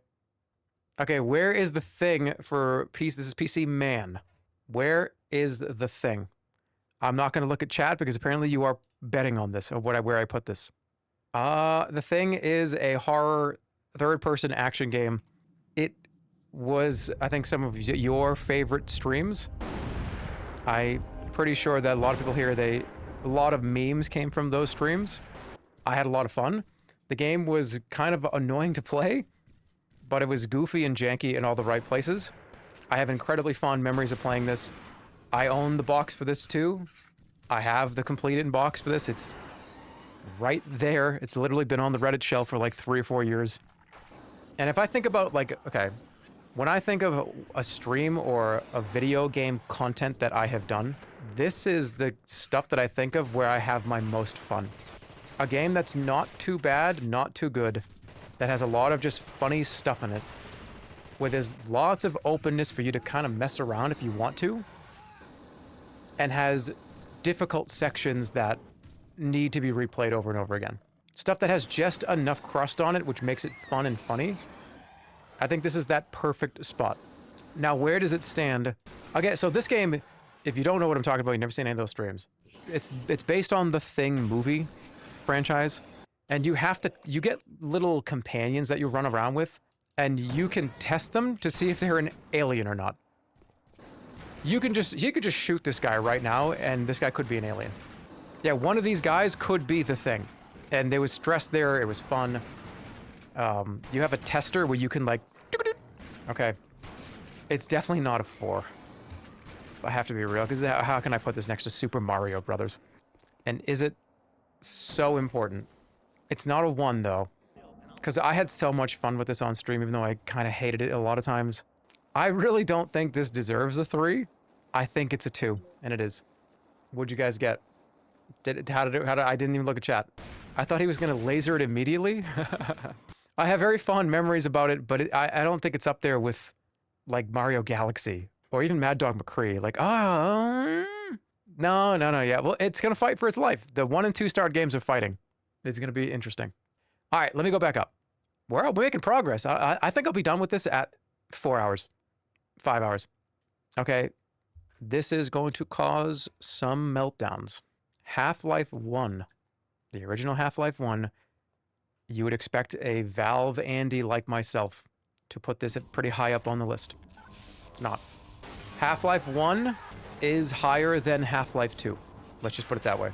I actually really didn't love Half-Life 2. I very much enjoyed Half-Life 1 more than 2. And it's not even because the game is, oh, older is better and this guy's 40. I just think it was a better game. I don't think this is that high though. If I have to be really, really, really honest, in the grand scheme of all video games, it's this. In the grand scheme of video games, but in the grand scheme of Jeremy Elbertson's life, whatever I give this though, Half-Life 2 has to be lower. I did it. I did it. It's not quite there. It's great. And yeah, I did put it on the same seed as Beavis and Butthead. But when they go up against each other, we need to see, if I care more about Beavis and Butthead or Half-Life 1? Oh my God, it's like a rage bait post. Guys, I'm trying to figure out which game I think is like better and more impactful to me. I got Beavis and Butthead for the Super Nintendo versus Half-Life 1. That'll probably get you banned from some gaming subreddits. They'll think it's like an obvious rage post. Oh, yeah, that's good peppermint tea. That's why this is so much fun. Well, they might go against each other, and I have to actually figure out what that means. All right. Heroes of Might and Magic 3 specifically. This is a, oh boy. Is this a 4? Right off the bat. Or not. I played this against myself thousands of times, probably. Streamed it a couple years ago. Deserves to be streamed again. Just to give you a little bit of context, this is back when the Heroes of Might and Magic games were absolutely goated. Everybody, this is probably up there for a lot of people in the top 20. Especially 3 and 4, I would say. Top-down kind of turn-based resource gathering hex grids fighting system where you fight. It's got everything.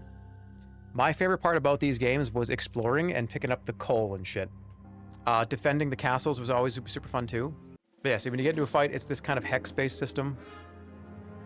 You had to have, again, if you had more monsters, which it showed up as, that's not health, that's how many of that monster you own. For those of you that do not know. It's just a wonderful game. It's so charming. The soundtrack is great. The art style is great. It has so much lasting appeal. People still play this and care about this to this day. It was so fun just kind of taking over a castle and owning it and then getting those creatures too. Yeah. It's one of the best games ever made. Period. And again, I'm thinking about all the time that I spent caring about this. I go back and play this all the time. A 4-star to me is not just something that I consider to be the best thing that I've played, but something that I can continue to think about and go back to over and over and over again. And this is definitely one of them. Heroes of Might and Magic 3. Okay, the old Hitman games. Hitman 2 specifically. Why is this in 140p? Hitman 2, I'm not going to give it 4, but I think I'm going to give it probably, oh man, I don't know. It's one of those first games that you could really, at least in a third-person setting, besides like GTA, the freedom of just being able to strangle a guy is just, there's something about it. There just is. I have this theory that if you make a video game, and you make it whatever third-person first, it doesn't matter. Your ability to just punch a dude in the face is going to make your game more fun. It just is. Your ability to accidentally throw a brick at somebody makes the game that much more almost challenging in a way. Because not only are you fighting again, because think about a lot of games. Oh, no, don't do that.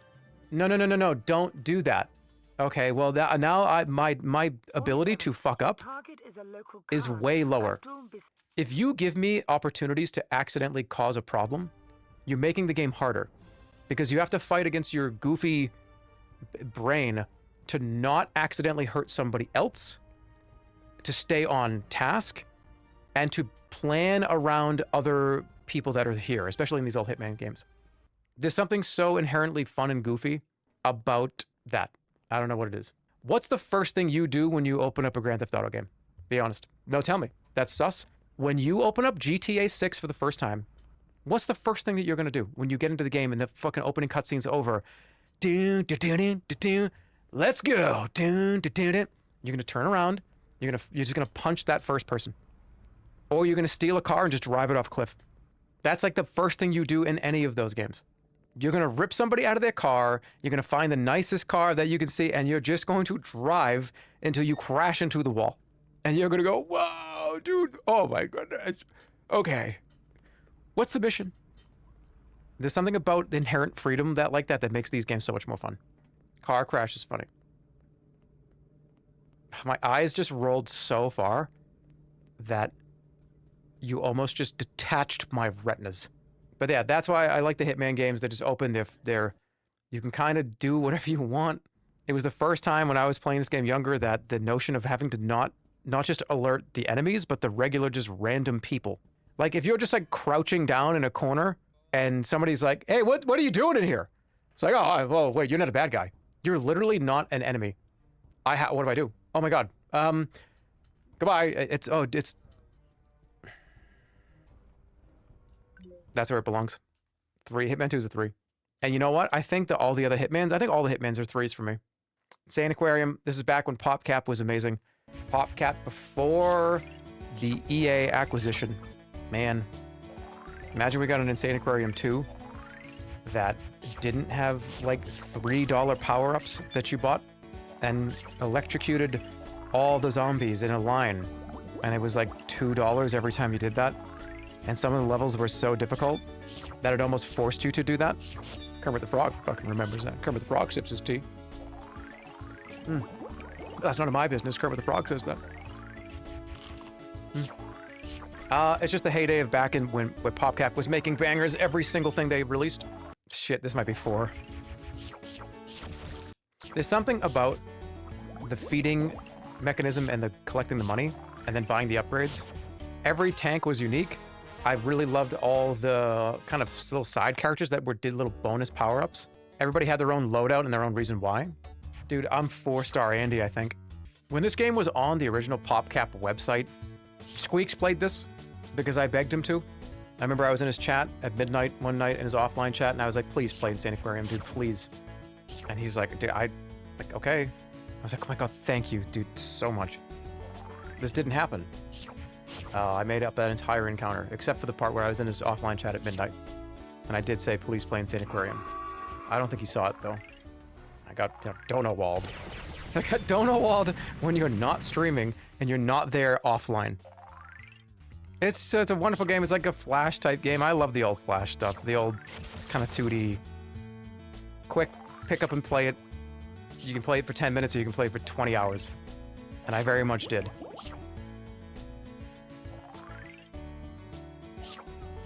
Damn, does it deserve that? Yeah, it does. It does. Let's move on to Jezball. This is one of those classic Windows games where, again, you can play this for 10 minutes or you can play this for 25 hours. Very simple concept. Just put a line up in front of the balls and don't touch them in an increasingly smaller square. Very easy to understand, very easy to play, but it got really difficult. Are you baked? Are you saying that this game is on this list because I'm high right now? No, it's Jezball, man. It's great. Show this tea that you're drinking. It's peppermint. It's peppermint tea. Just straight up, nothing in it. It was just on the computer. It was one of those. I think it came free with every Windows. It was just the pinball, the Purple Place type game, and you didn't have to pay for it. It was just there.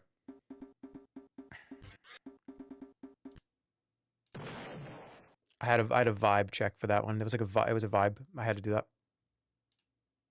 It was great. The Zumbinyville!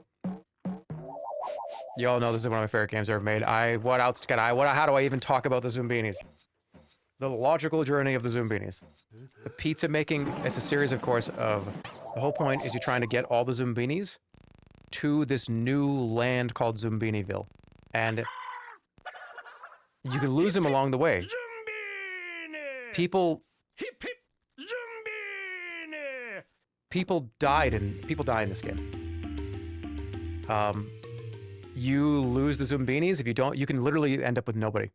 Each one of these games, these kind of puzzle and logic games, you could lose some along the way. And then you have a population at the end that you continue to do these games of various difficulty.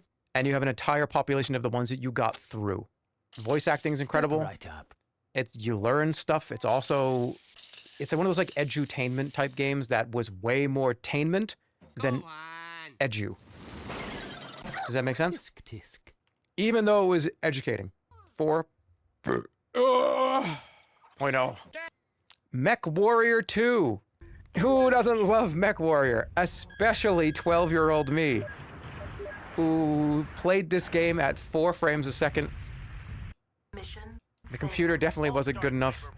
This is back in the day when you did not know and nobody really understood or really cared that there was such a thing as system requirements. I just thought that's how the game was played. Games that ran like shit, you just didn't even know. That's just the way the game was. There was no, oh dude, you gotta up your graphics, you gotta get a new graphics card. Oh, the game is like not really optimized. No, I put the disc in, I installed it, and it ran at 2 frames a second. That's just how that's what I thought the game was. So my game actually looked like this. Let's see if I can bring back the nostalgia.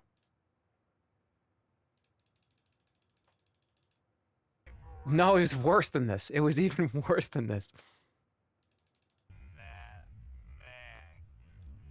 Okay, this is close.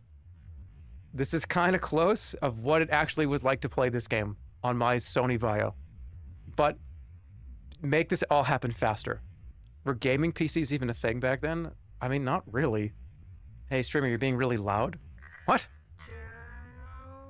But yeah, it's a classic Mech Warrior. Who doesn't love? I keep saying that shit. It's like the word of the day. Who doesn't love Mech Warrior? Probably a lot of you. Pilot kind of mech shooting first-person, third-person game. It came bundled with the Sony Vaio, and it ran like shit, but I loved every second of it. It would have been more impactful if I could have really played it for real. Oh, this is OG Missile Command. Yep, the first ever stressful video game that I ever played when I was like fucking 7. Missile Command, you gotta defend your town from meteors or missiles, and there's a lot of skill. That predictive shooting, kind of that, this is the first time I ever used the Huntsman. This is what it felt like. It sits up there, classic video game, classic. It's just, it belongs around here. I don't think it was that important, but it definitely was. It was important enough for me to care about a lot. It's wonderful, game still holds up, the gameplay's still good, gameplay loop is still fun. People have been making games like this for decades after. It is a 1. I already know. But damn, what a good one. Number of munchers. Playing this in the school computer lab, because it was the only thing that we were allowed to do, besides whatever the assignment was. Math Blaster? I was more of a number munchers than Math Blaster. Don't you turn into, like, there's multiple levels, right? Yeah, there were cutscenes in the game, too. I forgot about that. Let's watch a cutscene.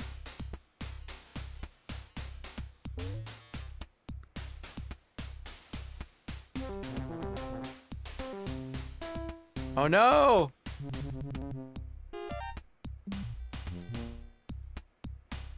I'm sorry, everybody. I want to apologize to everybody watching. I did not know the game was kind of... It came out a long time ago. I didn't know there's a kind of violence in the game. I know that this channel's pretty much... We try to stay away from the violence, but it was more kind of cartoon violence. It wasn't really like that graphic or anything, but I do apologize to all the parents watching.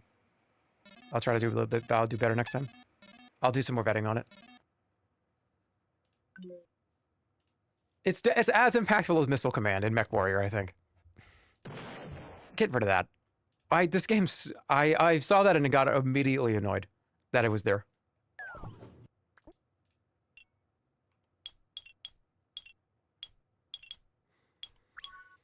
Yeah, but it was the free game on Windows. Do they even do that anymore? Another reason why Windows sucks. What happened to this? What happened to the stamp on the operating system?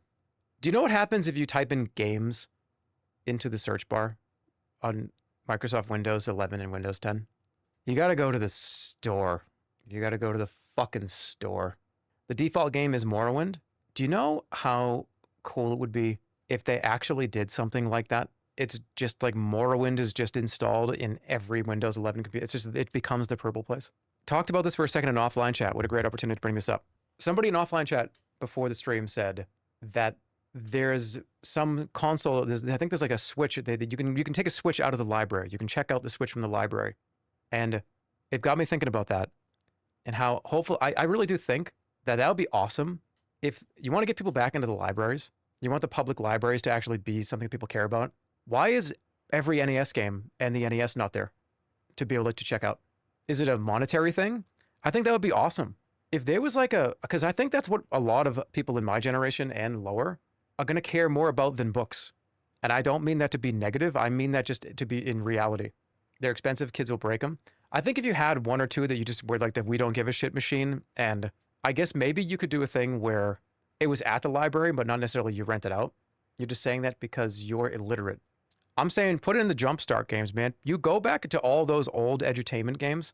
I think you'd fill the libraries back up if there was, you could check out like a little computer or something that had all this shit baked into it. Emulation could work too. I feel like there's a world where a lot of these game companies could just like shut up for a few minutes and like your old catalog, give it to some of these libraries to be able to like be checked out with like potential emulation. The ones that like nobody cares about, the ones that like people aren't really, but you know what I'm saying? I feel like there's a world where that would be awesome, because I don't think there's going to be very much money to be made on re-releasing half of the entire NES collection that aren't like Donkey Kong or, you know, first party Mario titles or like Chrono Trigger. You know what I'm saying? I feel like there's a lot of opportunity to do something cool. How much would a monthly library pass be? I don't know. You make it affordable enough where it would make sense. I think that, well, the whole point of a library is it's a public library. It's the government. Where's the government on this? Get some funding to those libraries to get us Super Nintendos to check out. He's a communist. Let's give them those. Let's let those kids check out the Super Nintendo from their library. He's a communist. I'm getting political. I'm not getting political. I just said I want a world where little Isaac Elbertson can go into the library and there's a wall of regular NES games and they all have a punch card to check out, and we go back and it's like, hey son, yeah, of course that track and field really was a fun game. That's what I read when I was a kid. Read the books that Dad read. He wants everybody to have a puppy. No, I don't. That's a terrible idea. Animals are not just a funny little thing for you to have. Everyone shouldn't have a puppy. What if you're not ready for that? What if you're not ready for the animal, the responsibility to take care of it? Oh, ban that person for 15,000. Ban that person for 15,000 years in the deep part of the Andromeda galaxy, which is about 4 to 7 seconds in that time to get to for the light to shine back to Earth. Actually, that would actually be like 500,000 years. Ban that person for 500,000 years. Rise of Nations. Another RTS that's up here. This is one of those games where you start at the Stone Age and you go all the way to being able to drop nuclear bombs on each other. And it always sucked when somebody you were playing against got to that military age when you're still in the slingshot age. But I think this formula, I think they did it the best out of all of the potential, because there was a lot of games like this that came out in this period. I had so much fun playing this online. This was one of the man, I can't even, like, the building, the food system, yeah, that's right. I'm sorry, I'm just all flooding. It's all flooding my brain. Yeah, you had these lines where you couldn't build past your line. And the only way you could continue to build out, especially in a multiplayer experience, was you had to take over their city, and that gave you more kind of a border to build into. I love that system because you could end up and you own the territory. Nobody can build there. So if somebody, and some of the other RTSs, if somebody wants to like drive like a caravan down here and like build a bunch of bullshit down here, they can't do that unless they own the land. It's AoE mixed with Civ, yeah. Or you could advance a city near the border and push your influence further. Yeah, you could like really start to build up here, and it would be a little tug of war, but you couldn't build like over here. I don't know if this is a 4, but let's see some like later stage gameplay. The gameplay was great too. The actual combat was fun. You could end up having hundreds and hundreds of enemies on the screen. I love the music too. And every nation had a specific buff They were like 100 different nations, and all of them had a very specific thing that they did well and didn't do well. Let's see, does anybody progress out of here? Some people played this game with very strict kind of constraints on it where you couldn't go past a certain age. And I really didn't play Age of Empires. This was the game in that category that I played the most of. But there was something crazy about starting off like this, and then like an hour or two from now, or like 40 minutes from now, somebody is dropping a nuclear bomb in the corner of the map. And then it just became a nuke off. And I think there was a lose condition for everybody, where if enough nukes went off, the whole game had to end because you got into like nuclear winter. It's great. Loved it. I think it's a solid 2 out of 4. Okay, big one, Roller Coaster Tycoon 2. Which one, oh boy, which one gets the 3 and which one gets the, I just spilled that all over myself, how? One of these is gonna get a 4, and I'm having trouble with which one. Because we just did this a few weeks ago, or a month ago, with the Horsemen, and we talked about the differences between 2 and 3, and how I love them both equally for different reasons. But when they're right next to each other, I need to see the other one up close under the magnifying glass. Because the freedom in this one, the actual full game of this one, I think is better. But the 3D on this one was so fun. I feel like there was a lot more interesting stuff in my brain. I feel like, I don't know why I want to say this, but I think I like this one better. The water park in this one, I think that's what pushes it over the edge for me. Did something just explode? I'm thinking. Being able to make, because I grew up with a couple places that I used to go to when I was younger, were kind of a double. It was a amusement park and then a water park. It was a double. Some of the Disney parks are like that too. And I love that concept of being able to make a water park and then an amusement park in the same lot.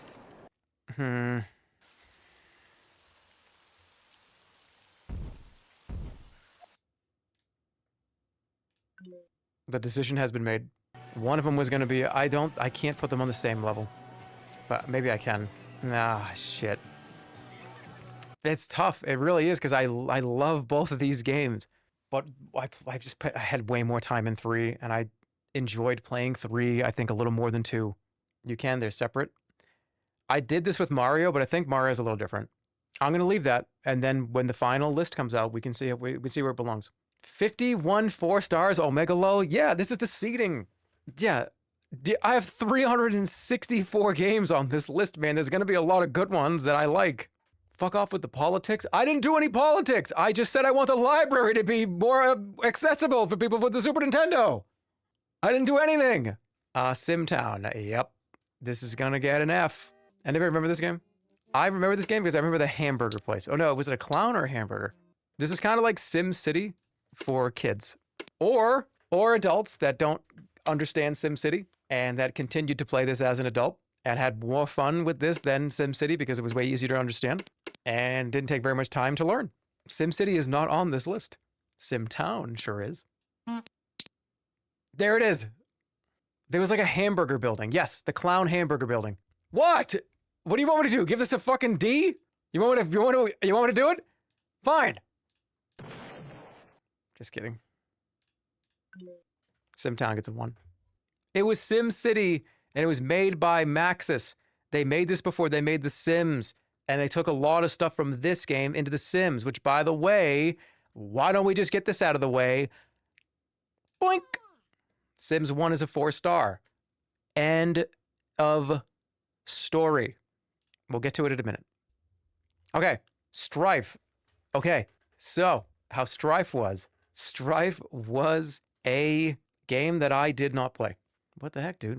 Hey, what do you mean? What are you talking about? There was a demo for this game. It was the Strife demo. And I played it 500 fucking times. I only played this game as the demo. And I treated that game like it was the whole one. When I was younger, I did not care nor understand. I thought the demo was just the game. And I loved it. It was so much. What a great full package that was. I'm going to eliminate this, but just know that of any demo I've ever played in my life, this one world, word travels fast. Takes the cake. I played it probably 15. I probably played like 20 to 30 hours of the demo, maybe more. Oh, and you can kill that guy if you want. There's freedom in Strife. You can just attack people in Strife. The freedom... I didn't even do it. I didn't do that. But did you see? He just killed that guy for no reason. I'm gonna have to give this a 1. Dude, the demo was fucking lit. It's gonna be 1. It's a great first-person shooter, back in the boomer shooter, emergence of all of that shit. Not Doom, but Doom ain't on this list. The Strife demo sure is. That's a 1 star. Oh dear. Team Fortress Classic, the game that started it all. I played this. TF2 is probably higher than this on the final list, but it's just one of the best shooters ever made. And it turned it. Team Fortress as a series is the best shooter ever made. It's better than everything. Nothing can compare. Not a single other game compares to this. All those old two-fort never-ending conflict. Dude, I remember drinking like a case of Mountain Dew Code Red and just top fragging. And this would happen all day. The concept of the spy changed everything for me. Because even if you weren't that good, this is why TF2 and Team Fortress are just the best games ever. Even if you weren't really that good at doing very much of anything, you still could do something fun. Go to any TF2 game or any TFC game and just hold down tab and see how many spies are playing in that lobby. And then count how many points they all have collectively. There might be one guy that's at the top, but there's just people putting costumes on and walking around and stabbing people.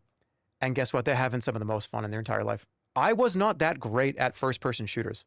TFC was one of those games that I could just jump into, put on disguises, and I wouldn't even attack people. I would go try to blend in with the snipers up on the sniper roost. I wouldn't even attack them. I would just try to pretend to be a sniper because that was like a rush. Like, whoa, they don't know that it's not, they don't know it's not me. They think I'm a sniper. I would just hide and just hang out. And then when I had my perfect opportunity, like a trapdoor spider, I'd get like 2 kills a game as the spy. Because I would just be stalking this one person that was a sniper, and I would just hang out with them for like 20 minutes. And then I would just stab them one day. And I maybe got 1 kill. Every map was fun. They all translated to Team Fortress 2 so well. And let me be very clear. Let me be clear. Valve took Team Fortress Classic, which was already kind of like in that little bit later, but like the 1996, 1997, 1998, Diablo 2 comes out. Think about how much shit came out, by the way, in those few years. But I'll leave you with this while I take a break. TFC, everything you see in TFC, and then what they made in TF2 was a direct, incredible sequel that was better than the last one and did what a sequel should truly do. Make another game that's hopefully better than the last one and just stay in the same road. You can change lanes, but please drive to the same fucking destination. If we're on a road, don't just get off at an exit and go a different road over to Utah. Stay on the road. We're taking a drive to California. Please stay on the road. You can get there a different way. But TFC to TF2 is how I think a sequel is the best original to sequel ever in the history of all media. And I'm biased. And that's why I think, I know people are at ads right now, but that's why I think there's never going to be a TF3. But do they have to do that? They don't have to do that. What if it's just good? And what if they don't? It's like, hey, we made it. We made one of the best things ever. Why are we going to make another one? I think the biggest fear that all of you should have in regards to Valve's IP is if they do get bought and we do get a Team Fortress 3. If somebody ends up coming in and, offering $50 fucking billion for Valve and they get all the IP and we get a TF3, that's where I think you should be the most concerned about. I think TF3's existence would speak to it not going well overall. Deadlock is TF3. I guess you could say that. Because as much as I consider and just kind of be the, the way things used to be, or the way things they were before. Valve is one of the only companies that are left that did not get absorbed by somebody else, that have made that many great 10 out of 10 experiences. And I don't know if at one point somewhere Valve along the lines was like, if you make 5 10 out of 10s in a row, I think as of Team Fortress Classic, and then obviously like Half-Life 2, Left 4 Dead, TF2, Portal 2, I mean, that you make like 10 10s in a row. Valve has made some real dog shit. I think that most of the recent Valve stuff has not been very good. But I think that's because they made so many wonderful, incredible things that it's almost like they like, okay, we don't need to do that anymore. Let's make some weird shit. People like Deadlock and CS2. I think those are just mainstays. I don't think those are ever going to go away. Although I have heard that Deadlock gets changed like every few months. I heard that Deadlock is like a different game now than it was even like a year ago. So we'll see. I don't know how much I'm going to play that game. But Valve really is one of those companies that have a AAA big company that made banger after banger that kind of didn't get merged or acquired by somebody else. And I think that all those IP, the billions of dollars worth of those IP that they have, if they ever did merge with somebody like Blizzard did, it would be like, oh boy, oh no. So not getting TF3 it's not really even that horrible because TF2 is still so good. Still. Okay, moving on. Welcome back, everybody. If Half-Life 3 releases and it's dog shit, yeah, but that's the thing. That's what I mean. Like, if you make 10 10s in a row and then you make like a fucking 5 on a beloved, I would be terrified to make anything Half-Life related. Impossible Quiz. I had to put it on here. It's one of those, it was such a fun game. It was so cool to just try to guess all the weird answers to all these questions. That guy touched blue. That's bullshit. Alex was impressive. Alex was very good. That's the last game that Val came out with that I was interested in.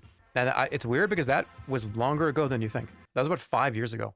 It's been 5 years since something Valve has made. I've been like, ooh, what's that? More than that, 2019, 6 years. Impossible Quiz is an old Flash game where it's a quiz and they made like 5 different spin-offs of this and 2 different, or like a sequel. Or the original one's my favorite. It was kind of non sequitur puzzles for each quiz section. And you would think that you got something correct, but you didn't. And there was a weird logic as to why like for instance, this one, right? So this one is 20. This one, it just says what is, it doesn't say anything. It's just horse, right? This one here. Okay, so 24 minus 7 is, it's not on here. Oh, but yes, it is. It's literally up there. And some of them to this day, I have absolutely no idea what any of them actually meant. You memorize it and you just click the button that you memorized. I wanted to stream this. Maybe I will. No spoilers. You get 3 lives. If you go to 0, you have to start the whole thing over again. And there's like 150 questions. I'll put it at the 1-star ranking. I loved it. Ooh, I owe a stream of this. Speaking of giving people creative outlets to make fun, interesting, goofy things, here's the movies. And this is in that category of 3D Movie Maker where, hey, why don't you just get in there and just make something crazy? I have so many good memories, fondness of this. Your videos about this game made me cry laughing. Me too. This is one of the hardest I think I've ever laughed, period, was during some of these. It's being able to just throw ideas together that don't make sense, but then they make complete sense when you see the whole thing scene to scene. The fight scenes, the being able to throw people through the glass windows, the car crashes you can do, the drama, the like marital drama that you can come up with just by oh my god! Oh my god, he just rocked his head! I gotta play this. We gotta get back into this. I'm gonna give it 3. It has a chance to move up the ranks. Okay, The Sims, I already gave it 4. I can give you a brief explanation. Beautiful. 10 out of 10. Wonderful. Game is changed an entire generation of all of us. We got to take our little people and just make them do whatever we wanted. We could just dictate what their whole life was going to be. There was a whole lineage that came out of this. Different whole generations. We finally had a game where we were God. And the other ones are great too. But I think they're both 4. Sims 1 and Sims 2 they're both 4. I have to put them both there. The Sims 1 is a little weirder than The Sims 2. It's a little scarier, but The Sims 2 just added so much more without going into how Sims 3 sort of fucked it all up a little bit. I still love The Sims 3, but I think that this is the peak Sims right here. Sims 3 and Sims 4 I love for different reasons. They're not on this list. Actually, no, they are. I think 4 is for one reason I'll tell you about. This is Theme Park. It is the Roller Coaster Tycoon game for people that didn't really know how to play Roller Coaster Tycoon. And again, as an adult, kind of SimTown-esque. It's unlocking core memories in my brain. We have RCT at home. Yeah, but look at how cute this is.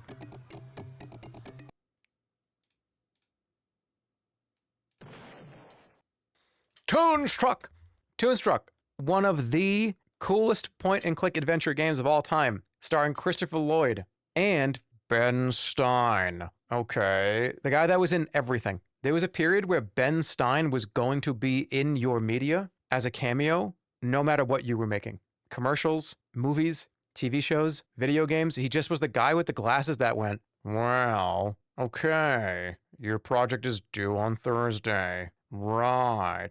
It was him and Shaq. We'll see. You'll know exactly who he is. Where does he show up? He's in a cutscene. There he is. Be late. Ben Stein. What are you waiting for? Go make. Oh, and one more thing. Yes, sir. I want the new characters on my desk first thing tomorrow morning.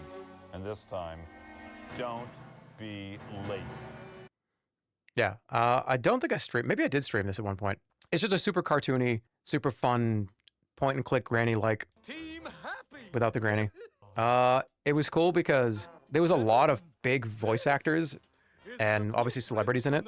Every little puzzle felt very unique, and it's just fun to listen to goofy cartoon characters talk about random shit. Granny-less granny-like. I actually think the side character that you hang out with, is that Dan Castellaneta? I think it is. Homer Simpson.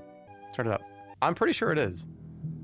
But there was like a scary world too, because like the tunes were getting like scary because of the scary, I don't want to spoil it. We need him to talk. He never shuts up in this game. Why?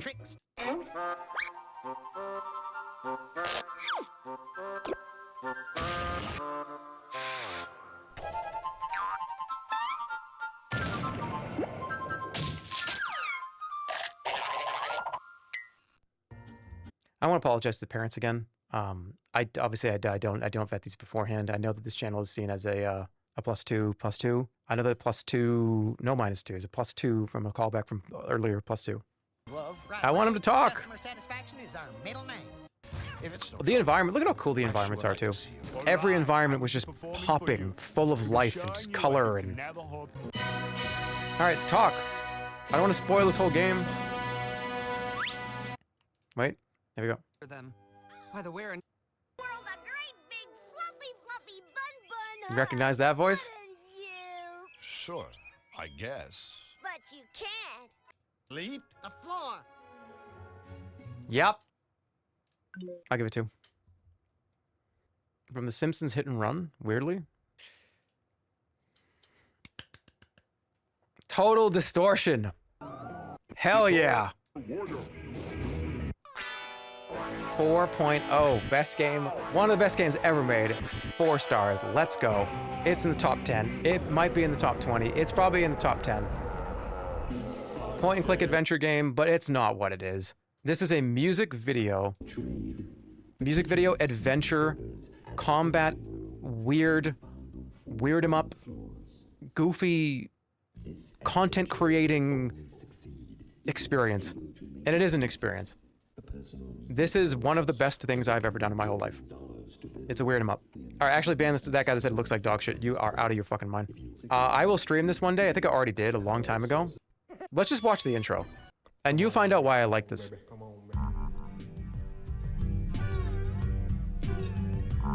I love this game. Another one of those absolute quintessential, why did I become the guy that I became? It's because of games like this. This imprinted in my brain at such a young age. Woo, yeah. Wow. And another thing. It's really important. Top with the pop, pop, rocket, rock. Rocket to the top with the pop, pop, rocket, rock, rock, rock, rock, pop, rocket.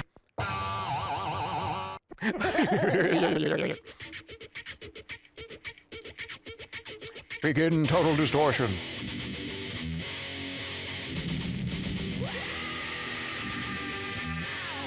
Made by a guy named Joe Sparks.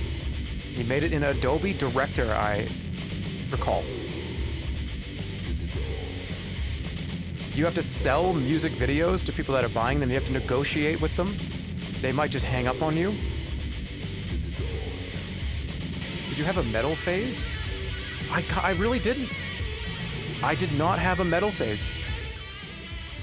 You're making this game seem cooler and cooler over time, I swear. I am fucking begging you to play this game. Just go in. Don't even think about anything. Don't even listen to me. Just play it.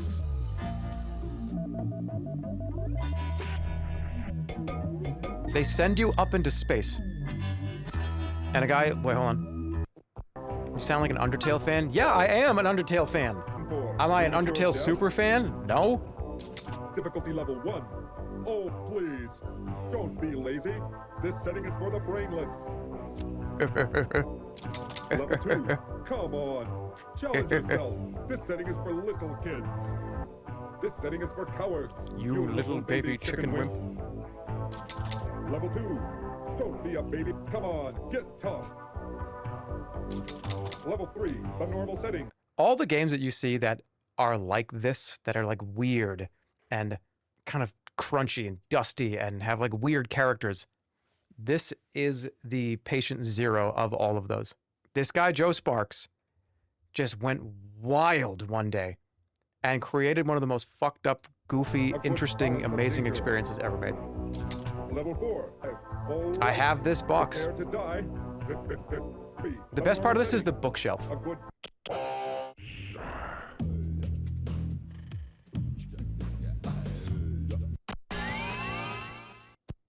I just watched the... I gotta rate more games. But... You are an adventurous music. Let's go to the play part where you make sandwiches. Do not come any closer, or I will destroy you. I love this song too. I think about this all the damn time.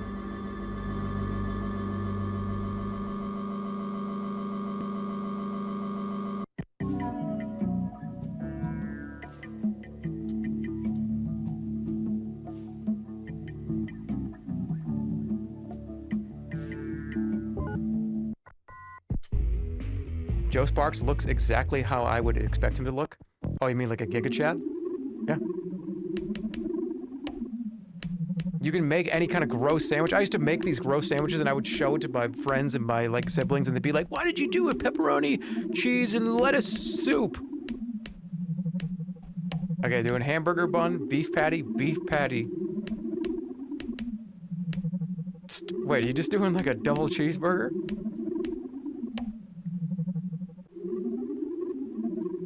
Is the tahini crostini possible? Probably. Okay, the audio on this video is a little crunchy, but it sounds a lot cooler. Yum, yum. This game has so many little secrets, there's so many little mini games to play, but the real game... Hold on. This is when you go to... Yeah, this is when you go to sleep. Oh, won't you go to sleep? We gotta watch the sleep, and then we have to watch the game. Joe Sparks still answers questions about this game on your original YouTube video to this day. That's wild. That's so cool. That makes me happy. Alright, so you just went to sleep. The whole point is you don't want to have the nightmares touch your brain, which...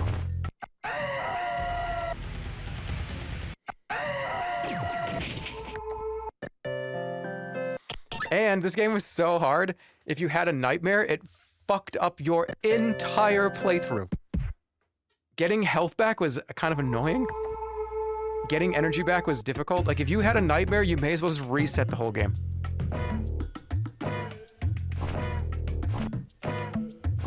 Alright, so you got a good dream.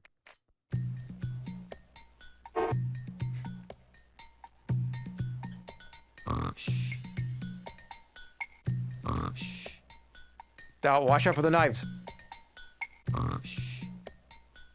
He's doing pretty good. It's funny when you get hit by one of these. Because it does that like... Oh, okay. But, let's... You know what? I'm going to show you a lot because this is definitely in the top 5, top 10. So you go outside, and it becomes like a first-person adventure game where you have to go around and you have to take pictures of stuff. You fight stuff with a guitar. And here's the first enemy of the game. And the point is for you to take videos of stuff for you to use in a music video because everyone's looking for the next big thing. So you went to an alien planet to get some footage of shit that like could be in a cool music video. The master of this dimension, the Metal Lord, does not welcome you. We're gonna have a third day of seeding? No, I'll get through it. Who are you? I am a guitar warrior, loyal to my master and creator, the Metal Lord. Joe Sparks did all the voices too.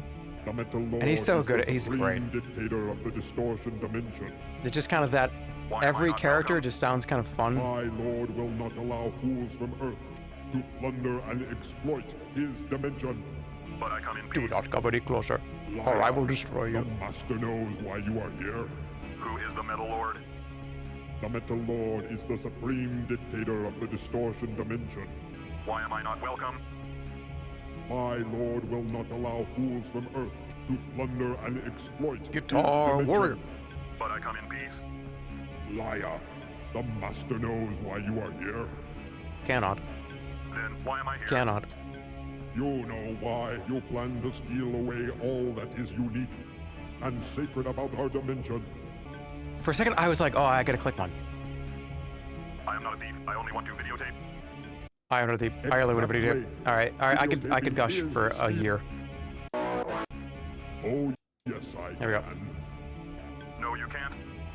I can too. Cannot. Can. Cannot. Can. Cannot. Can. Who is the Metal Lord? The Metal Lord is the supreme dictator of the distortion. Please stream it. The Metal Lord is an idiot. No, you are the idiot, and you must leave. Do not come any closer, or I will destroy you. Guitar warrior. Battle time. And you had to. I think you had to match the actual scale, or you had to go past it. You are almost dead. The master asked me to give you one more chance to save yourself. Turn back now, or I will finish you off. Do not come any closer, or I will destroy you. We need to hear the song too. Guitar warrior. He's probably gonna die. This game is impossible.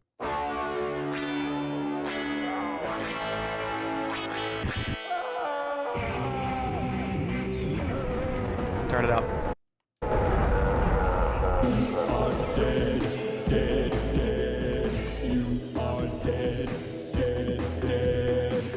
Thought you were hot. Guess what? You're not.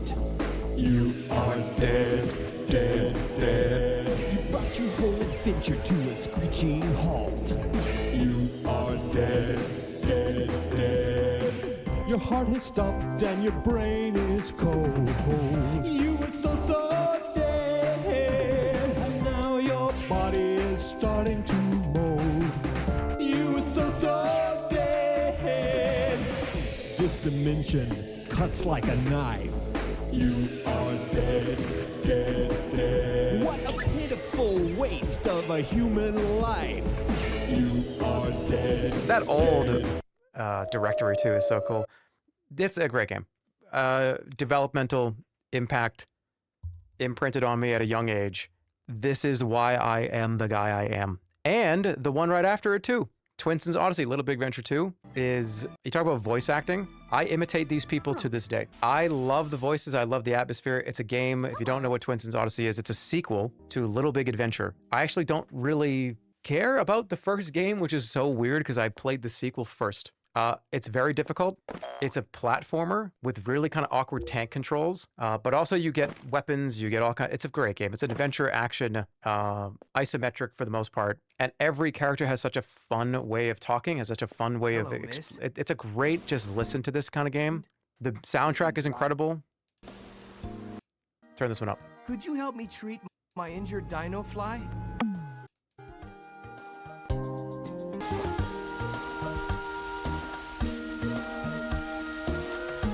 Yeah, you have to become a wizard. To the lighthouse at the You effectively end of are a the wizard already, but you have to get your robes, and then you have to kill this guy at the end of the game. I can't even talk about it. I'm gonna start to get emotional.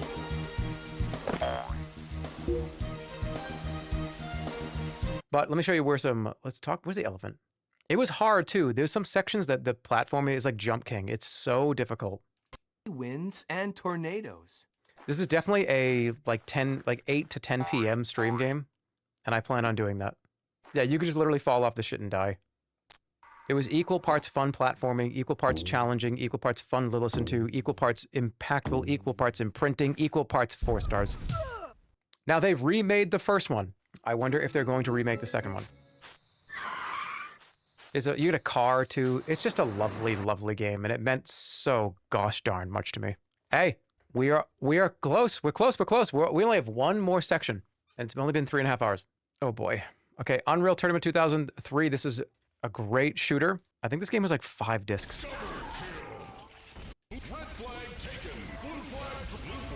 It's just one of those old FPSs that everybody was playing at the time. Gunplay was awesome. The weapons were so much fun to use. Yeah, the voiceover. It was kind of like Halo before Halo. This to me is what Halo. When I look at people play Halo 2, I see Unreal Tournament. That's what my brain puts together. Easy top 10 for me. I don't think it's that high for me, but it's pretty high. This was in that same era where I was playing TFC all the time. I was still loading up like Team Fortress Classic. My multiplayer, kind of like Counter-Strike, Unreal. I wasn't a big Quake person though, but Unreal, it was all over this. So competitive too. I wonder if they'll ever make something like this, if they make another Unreal. Did you ever get the settings all the way to max? I don't think I ever could. I always had like a middle-of-the-road family computer that wasn't really for gaming. It wasn't until much later that when I was on my own and I had, had my own resources and that I got computers that had graphics cards that could work. But it's a classic. It's amazing. But I'm going to give it a 1. No, I'm going to give it a 2. It really was so great. All right, let's get these out of the way. Warcraft 2 and Warcraft 3. Warcraft 2 is going to be lower than Warcraft 3.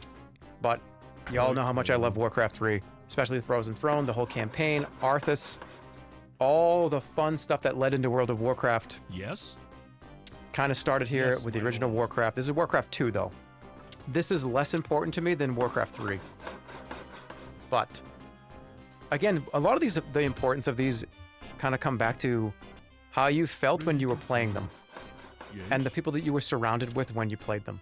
Yes, and for some of you, that's people in a Discord call that you're hanging out with. And some of you are younger.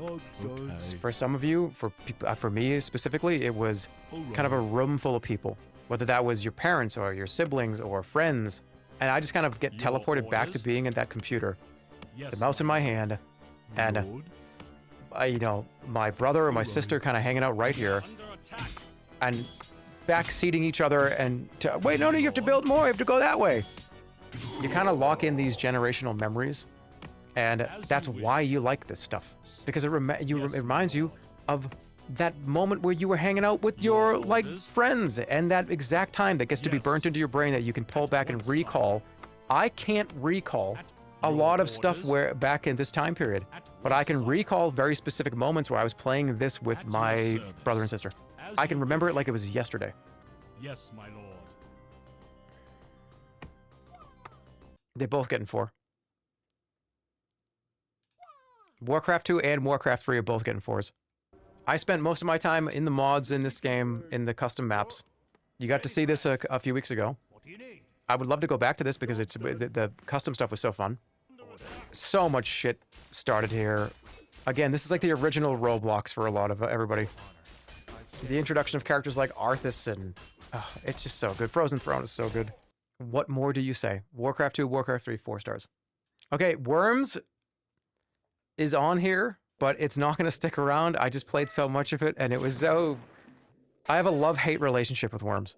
I think if they only made 1 or 2 of these, I wouldn't have the hate relationship with it. They were so fun, though, especially the original older ones. Worms Armageddon's the best. Yeah. That might be true.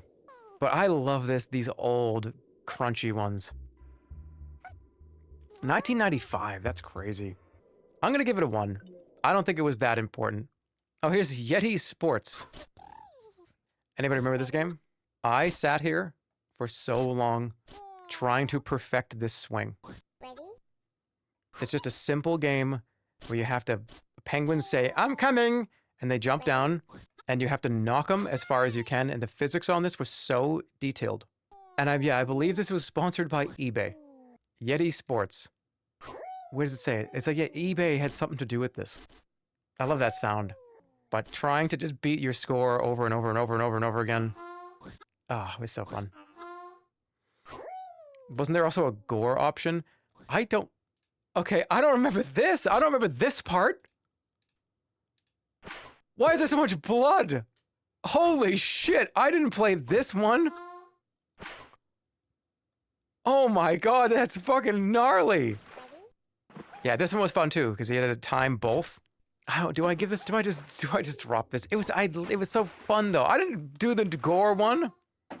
You repressed that memory? No way. I definitely didn't do the gore one. That's an unlocked memory I didn't know I had. I know, but not that one for me. I don't remember this shit either. I all I remember is this one. Dude, this version looks so cool. I'll give it a 1. It was a generational. What can I say? Who doesn't love 700,000 games?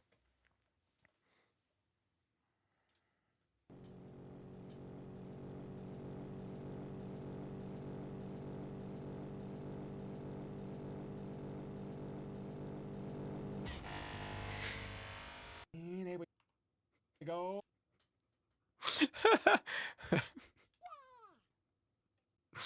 No, fuck that. It's 3. I'm not giving this a 4. That's not going up next to Diablo 2. I'm sorry. It's funny that the source for this is my video. Has anybody played this game on YouTube? Oh wait, Jewel Wizardry. Every game. Oh my At what god. point do you just burn it? 1 cent. I forgot about that. I bought this game for $10. So if you use the lowest valuation of this game, I paid for nearly 1,000 copies. And That's fucked up. Every single game in the box. Okay, to give some brief context for those of you that didn't watch any of my old YouTube stuff from 15 years ago, or from some of you that are here now that don't know what this is. I went on a kick where I was trying to play a lot of these compilation games for the PC, and this is the one that I kind of found that I had the most fun with. So this is 700,000 games. There's not 700,000 games in here. There's maybe like 150 games, 10,000 hidden object games, 10,000 jigsaw games, 50,000 like words. It was just like kind of clones upon clones upon clones. The games that were in here though, the unique ones, were just so weird. And I love to death. I love this stuff so much. When a company makes something like this and they just put a bunch of dog shit in here, picking through the trash sometimes is the most fun you can possibly have doing anything that we do here as gamers or as media consumers. Whether it's a bad TV show that you watch because you think it's funny, something like The Room as a movie is a good example too, where something can be objectively not great, but it's so charming because it exists and because it's so bad. This is definitely up there, where it's just a compilation of just mush, of just porridge. The thing that's in France has nothing to do with ancient Maya. Go ahead and toss that in here. Why not? Did I just lose? We're on. You don't even have to. It's bringing back memories. Aerial dogfight by Factory. Oh, classic. The classic game of dual wizardry. If you think you're powerful enough to take on my challenge, I'm wearing a fucking red dress and a bathrobe with a Diablo 2 paladin scepter. It doesn't deserve 4 stars, but it absolutely deserves 3. Just for the sake of... This is during the YouTube arc where I was trying to find interesting things to make videos on. And it's during that period where I was getting kind of bored of making just, you know, another TF2 video or another gaming video. I was just like, I was always kind of on the hunt for something different at this point in the YouTube arc. And it's right at that moment where I was like, this is so much fun. I have a newfound like love for making videos because it was so fun to make a video on. So that's why it belongs here. Dark Room, you saw me play this last year. Browser-based game at first. It's been ported a couple times to iOS and Steam. I beat the whole thing on stream. To kind of reiterate, it's just a very minimal, good, awesome thing to do when just chilling, hanging out, laying around. Put it on a different monitor, just pay attention to it sometimes. It's cinema. It's cinema. I made a port of this myself for fun in Visual Basic. Really? It's very, very basic. It's very simple. It's just you just have to continue to... People come over to the village. You make huts. They get wood. You kind of treat them poorly. You have to walk around in the like kind of that ASCII art, right? Where is it? Oh, part 1. He didn't even get there. That little kind of like old roguelike kind of, you're a little character on the screen, but you're like the @ symbol. Did you get a new mic? It sounds crispy. Crispy in a good way or crispy in a bad way? That's important. Good?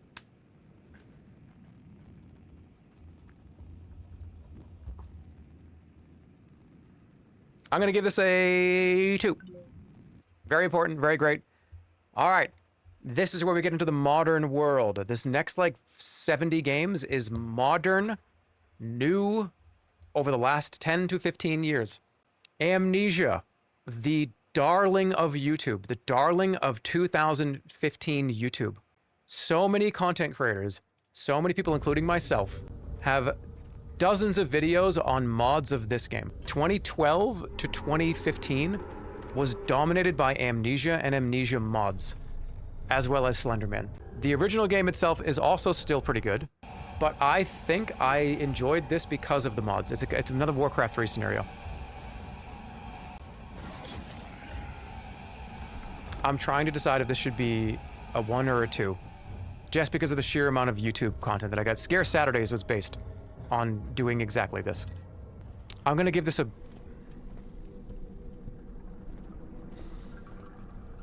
Let me think about it for 1 second.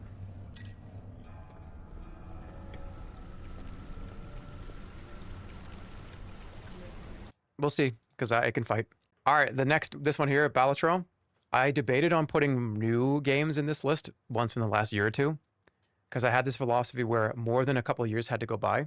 Like, is it fair for the recency bias to put games of the year from a year ago?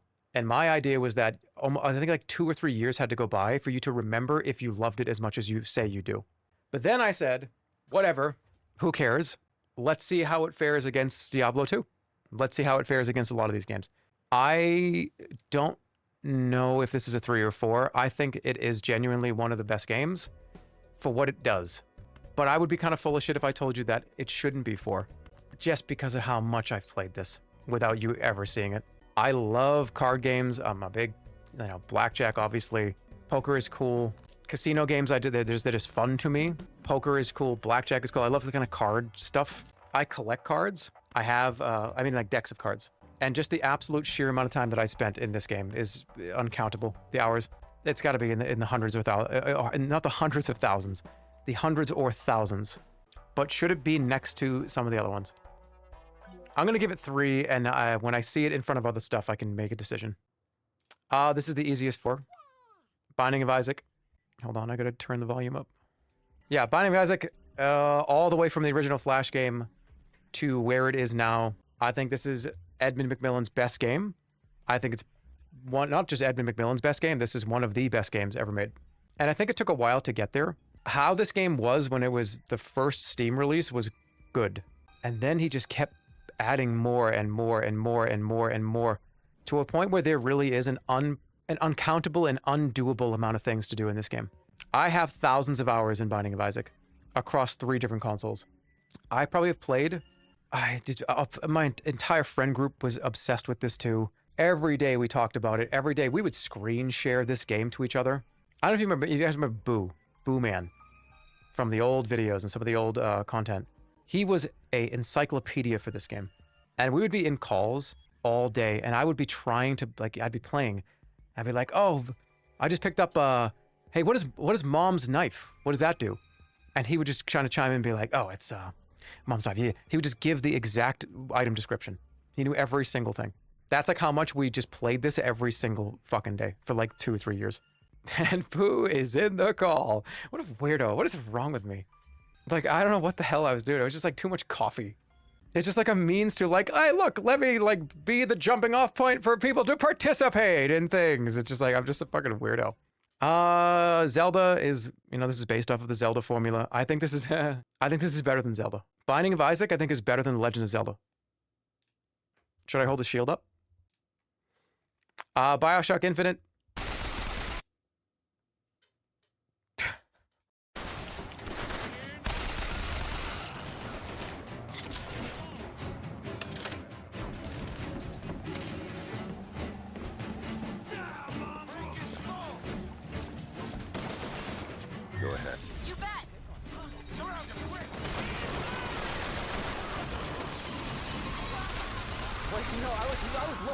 wrong volume slider. Sorry, hello. Hi. I was putting that one. All right, we're back, we're here. What do you mean centrist slop? I haven't even given you my take on this. I joined the BioShock train late. I watched people play BioShock 1 and 2.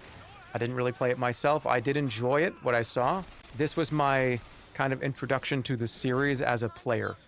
That's why they're not on this list. Story was cool. I think out of all the BioShocks, I liked this story the best.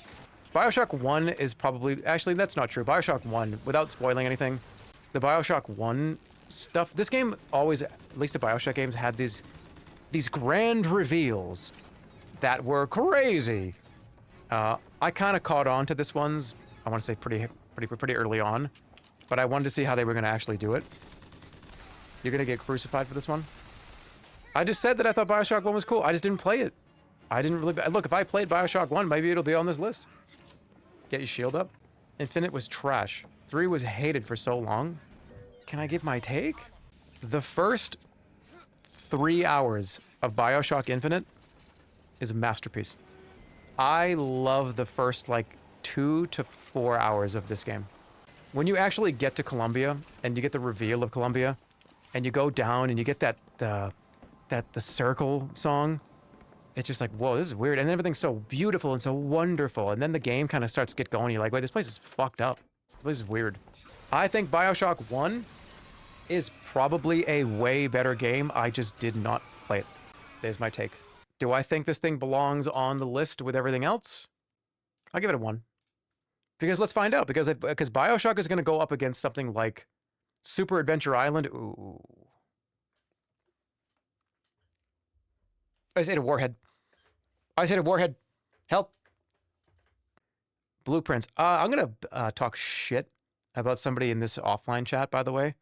Somebody in offline chat said, I actually can't believe that you even played this game all the way through. Because I'm like so stupid and so impatient that I couldn't enjoy like what is effectively, I think, a masterpiece.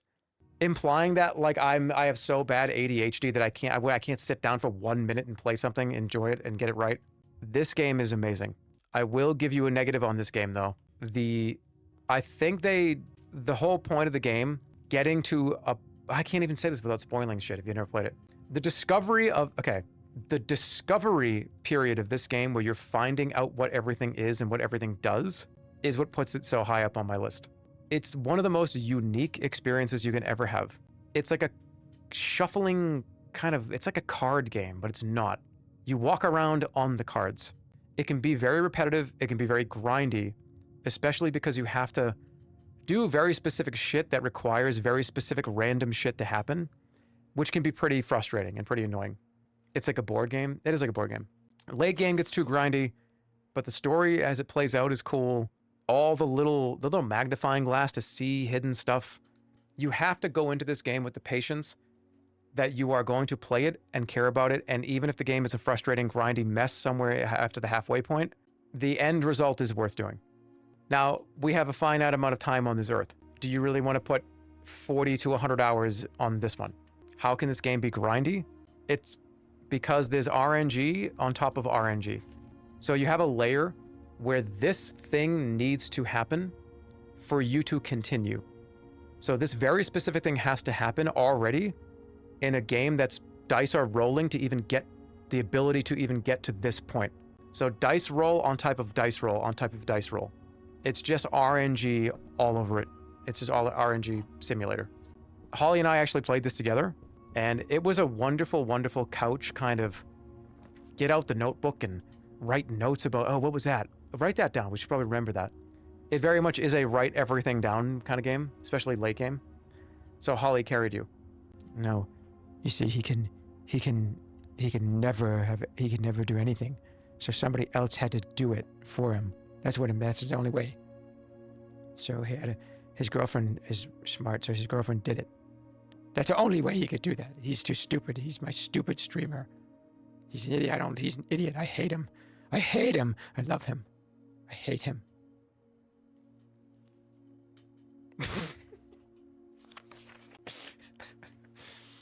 Anyways, Gollum Chatter, my precious streamer.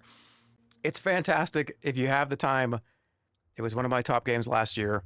I'm going to give it a 2 because I kind of want it to fight for its spot later.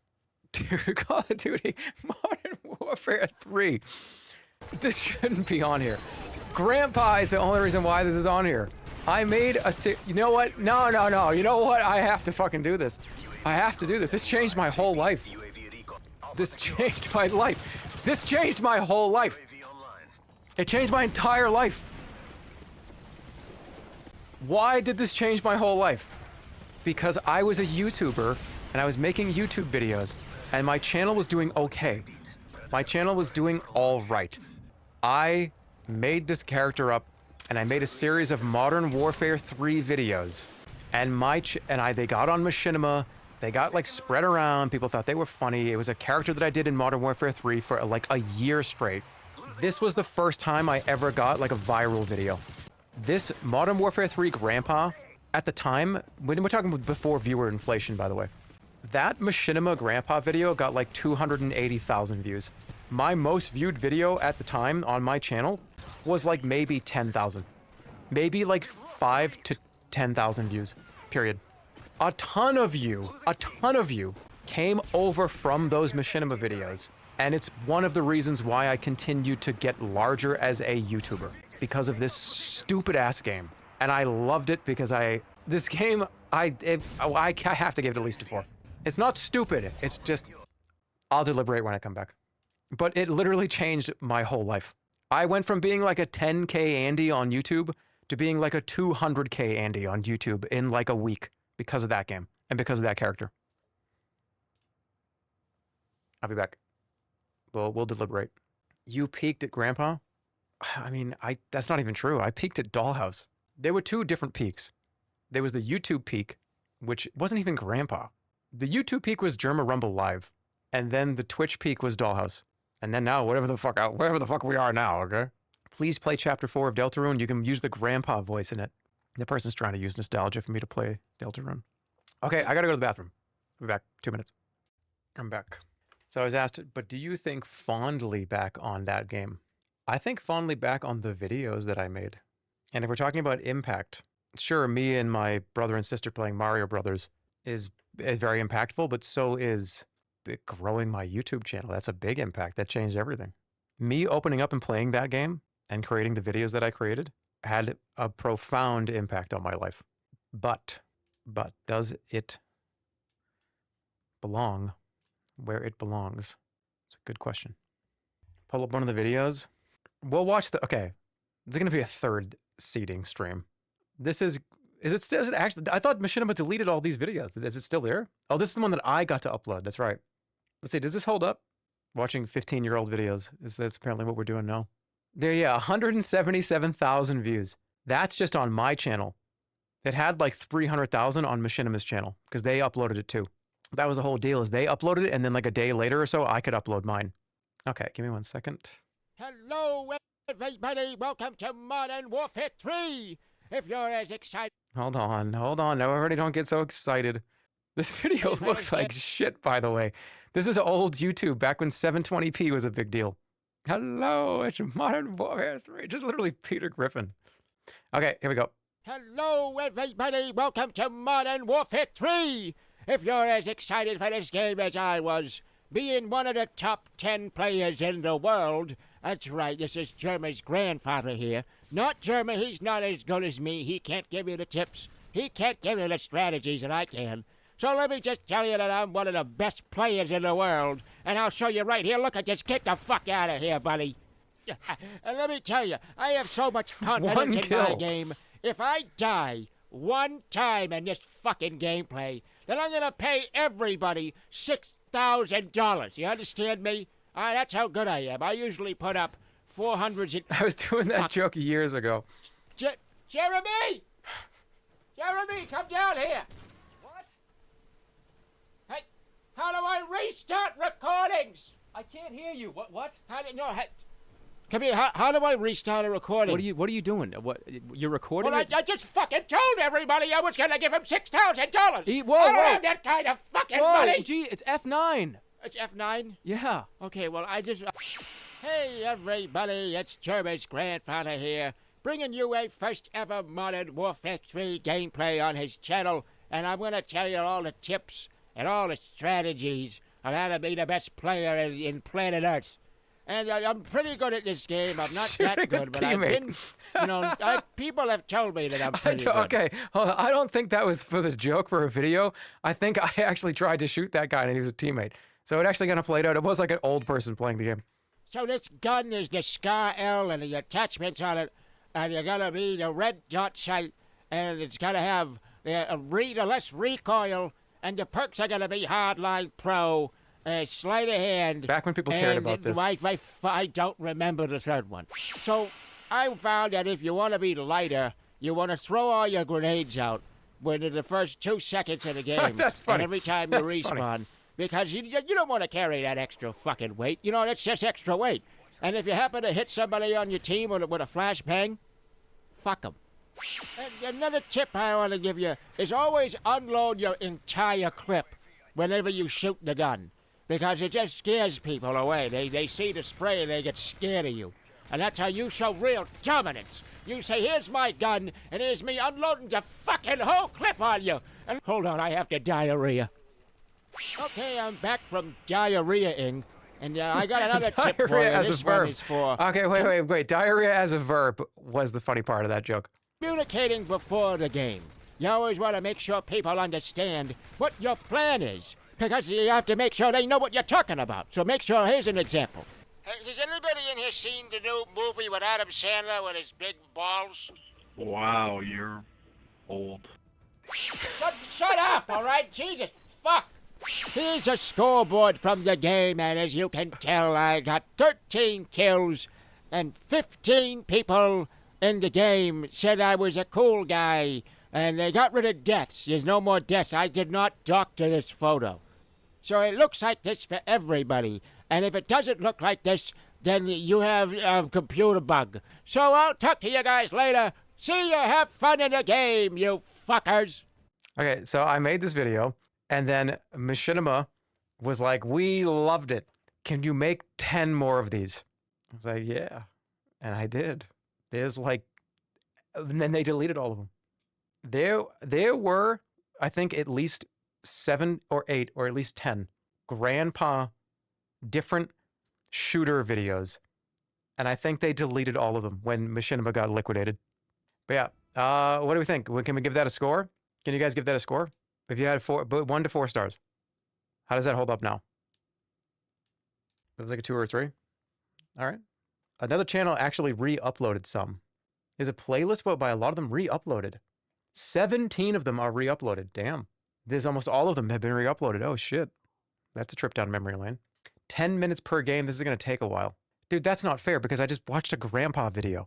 We're almost done. All right, Casino Inc. Wages have been paid. Copyright strike them all? I'm not going to copyright strike it. Give me, it's my grandpa. I need my grandpa videos. What happened? Casino Inc. I'm going to give this one a 3 or a 2. Wait, what did I give Modern Warfare? Okay, no, it's fine. It's a 3. We'll keep it as 3. Not a 4? I don't think so. I think it's a 3. I'm giving out 4s like candy. I got to rein it in a little bit because there's an opportunity for these to become 4s. Cheat. It's so good, though. Best casino simulator out there. Highly recommend it. All right, this is on here. People are going to be pissed. Whatever, I don't care. This Expedition 33 is a great game. It's a phenomenal game. It's super fun. It's super interesting. I don't think this is a 4. I don't think this is a 3. But it just was unique. It was fun. The soundtrack is insane. I love the open world kind of go around and find the hard shit to do. It was very difficult if you wanted it to be. Chat's going to become enraged. Okay, well, hold on a minute. Fuck this game. Expedition 33 sucks.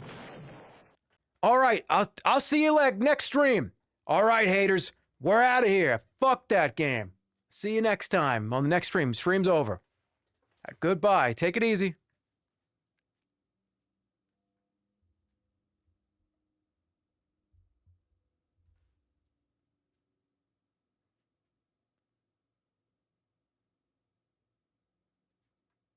Okay, I think they're all gone. I think that's what they only were waiting for that to happen. and then they left. Okay, there you go. Okay. I thought it was one of the better games that came out last year. Again, I didn't want to put this shit on the list because it's so new, but then scroll down just a little and look at one of my favorite games from last year. That was my favorite game from last year. And I decided I was going to put it on here. Where is it? Where is it? What did I do to it? Where is it? There it is. So if this was going to be allowed on here, then that had to be allowed on here too. Oh man, I'm not, these are all, no they're not. Let me listen to the soundtrack and we'll get a good, it's the first RPG in a long time, a turn-based RPG that I actually gave a shit about. And that's saying something because it's been a long, long time. When was the last time you played a JRPG styled game that you really loved? It has been 20 years for me. Very long time. So that is why I put this on this list, because it's the first time that I've ever been like, holy shit, this game's great, to a turn-based game like this. It deserves it too. It genuinely does. If you're a hater and you've never played it, and somebody told you, hey, that game sucks, and you're like, yeah, that game sucks, it's worth playing. It's very good. The pacing of the game gets a little weird on the halfway point, but the story itself, I think, is worth it. It's a great story. There's a lot of shit going on in this story. This has an opportunity to either move up or move down, so we'll see. I know everybody's got an opinion of this game, but that's mine, all right? Cuphead. Probably second most crash outs ever on stream, but nobody did it like this. Incredibly unique. Apparently they're making some new stuff. I heard about that, saw the announcement, so that's cool that with the studio MDHR is going to be making some new things. A project that took them a long time, but it was well worth the wait. Love to see this kind of creative shit come out. I love this old style of animation. That kind of old, like, Fleischer Studio, Merry Melodies. It's just wonderful. They nailed it. This doesn't feel... The reason why I think Cuphead's a great game, and a great kind of media in general, is it doesn't feel like they're imitating that style. It's very easy to be like, oh, they're obviously imitating that. They're imitating that style. It just kind of feels like it came right out of, like, the 1930s, 1940s.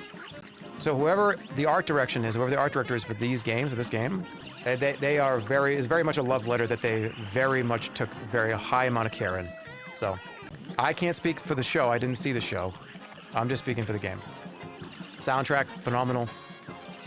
Game, hard as nails. And you can play it with a friend, which is also fun. I'm gonna put this at 2. Dude, Doc and Daka. Of course, Doc and Daka's on here. Okay, Doc and Daka, when I first installed it, was here. Doc and Daka, like 3 weeks later, moved to here. Then 2 weeks later, moved to here. Then 2 months later, went to here. Then 3 months later, it went to 0. So I don't know what to do about this game. That original kind of early alpha beta of this game was awesome. And the game still is so cool. It's walking around and being slow, and all the terrifying PvP encounters, the VoIP that you can do in the game is a wonderful experience. I love it. I love it. But I don't love it now. And I don't know if I would like it if I played it again. Everything's so the weight for all the weapons. Actually, fighting between... Again, they added a bunch of new classes and shit. But there was something about going kind of barbarian versus or like fighter versus fighter. And it really was just which one of you two is going to hit you, who's going to hit you with the fucking weapon better. There's something about just burying that sword in the back of that person's head and them going like, ugh, going, oh man, I got that guy. I got that guy. Now he has to run away. I love when you played this with Poke and he shot that stream sniper because he was worried about TOS. Yeah, the guy was going to start screaming like horrible slurs or something. So we were like, Poke's like, I got to kill this guy. What if he says something horrible?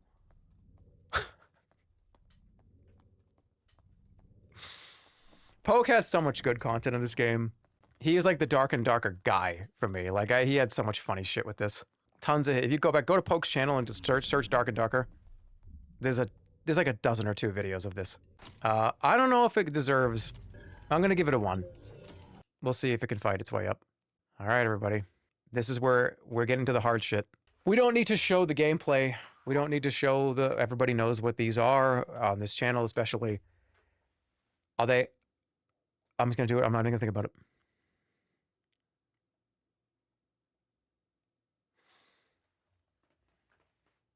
I'm thinking about it. Got it.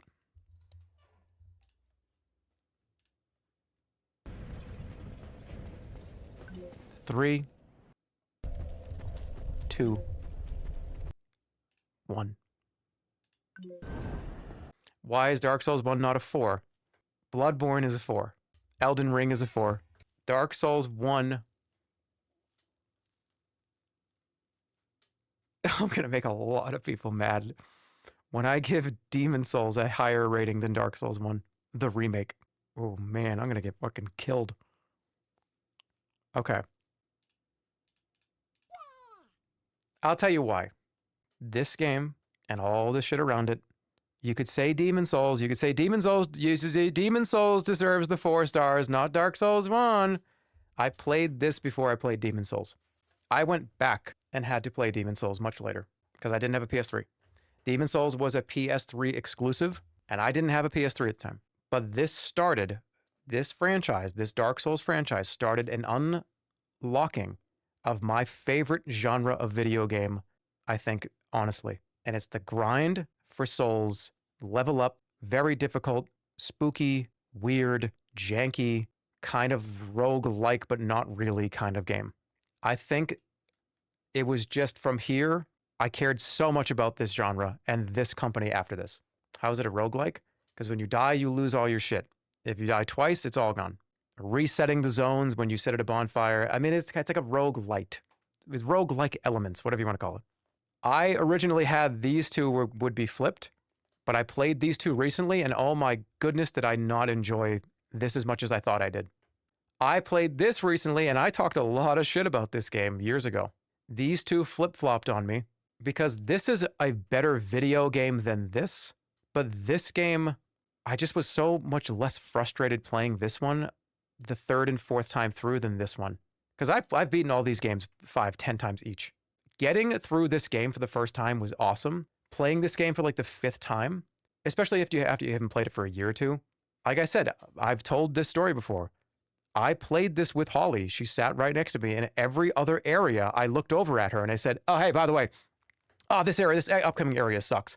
But once you get past this area, the next area is pretty good. And I said that to like every other area. I didn't do that with Dark Souls 2, but it's on the list. It's one of the most important fun games ever. Anything on Zombies Ate My Neighbors is better than Dark Souls 3. In an impact way, maybe. I don't know. Dark Souls 3 can fight its way up to Zombies Ate My Neighbors, and let's find out. I think that's fair, though. At least for me. In fact, I probably should do this, because this was such a big deal to me, especially. Because Bloodborne had come out, and they were going to use the Bloodborne engine for Dark Souls 3, and everyone was like, holy shit, that means the combat, the animations are going to be so much better. Dark Souls 3 is going to be fucking amazing because they're going to use the same stuff that Bloodborne used. I think they deserve to be on the same level now that I think about it, because they flipped, then they flopped, and then they flip-flopped. So let's get it real, okay? They're both 2. Dark Souls is 4. The original Darkest Dungeon 1. Another game that I kind of never beat truly, but I've come back to dozens of times. I've gotten to like the last kind of end game, but people just died and I just gave up on it. The narrator is amazing. It's a very unique game. It had that you really cared about your characters. You didn't want anybody to die. The stress system alone, which is arguably more important than health in real life too. Stress can kill you. I think this also gets a 2. I don't know if this goes up to 3 immediately, but I think it starts. I think I'm going to seed it at 2. The town upgrade system, this game is awesome though. It really is awesome. It is awesome. I'm doing it. It's awesome. It's just a truly awesome game. Another game that's very difficult that you're going to get really mad at because shit hits the fan every other encounter. But I remember losing a character and feeling like I lost somebody in real life. I remember being like, no, he can't. He's my 5. I got a 5 and he can't. No, he's going to be all right. Because that fucks up the whole game.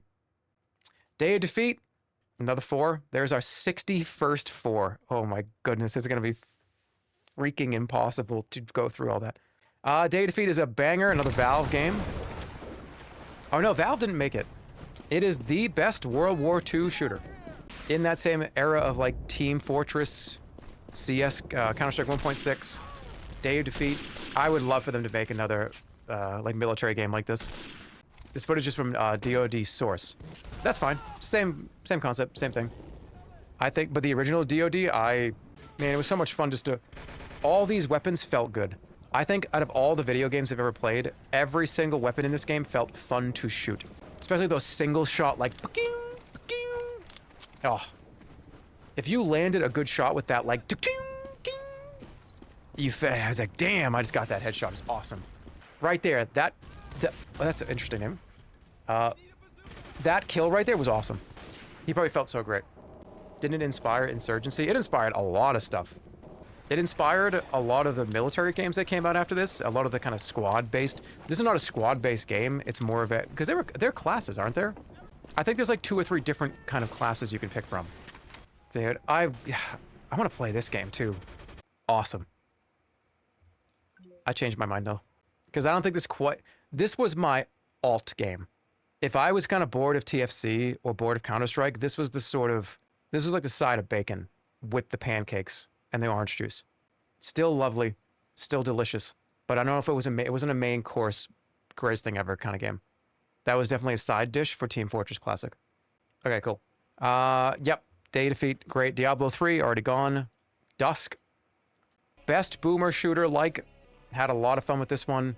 Completely nailed the aesthetic of that whole genre. Incredibly challenging.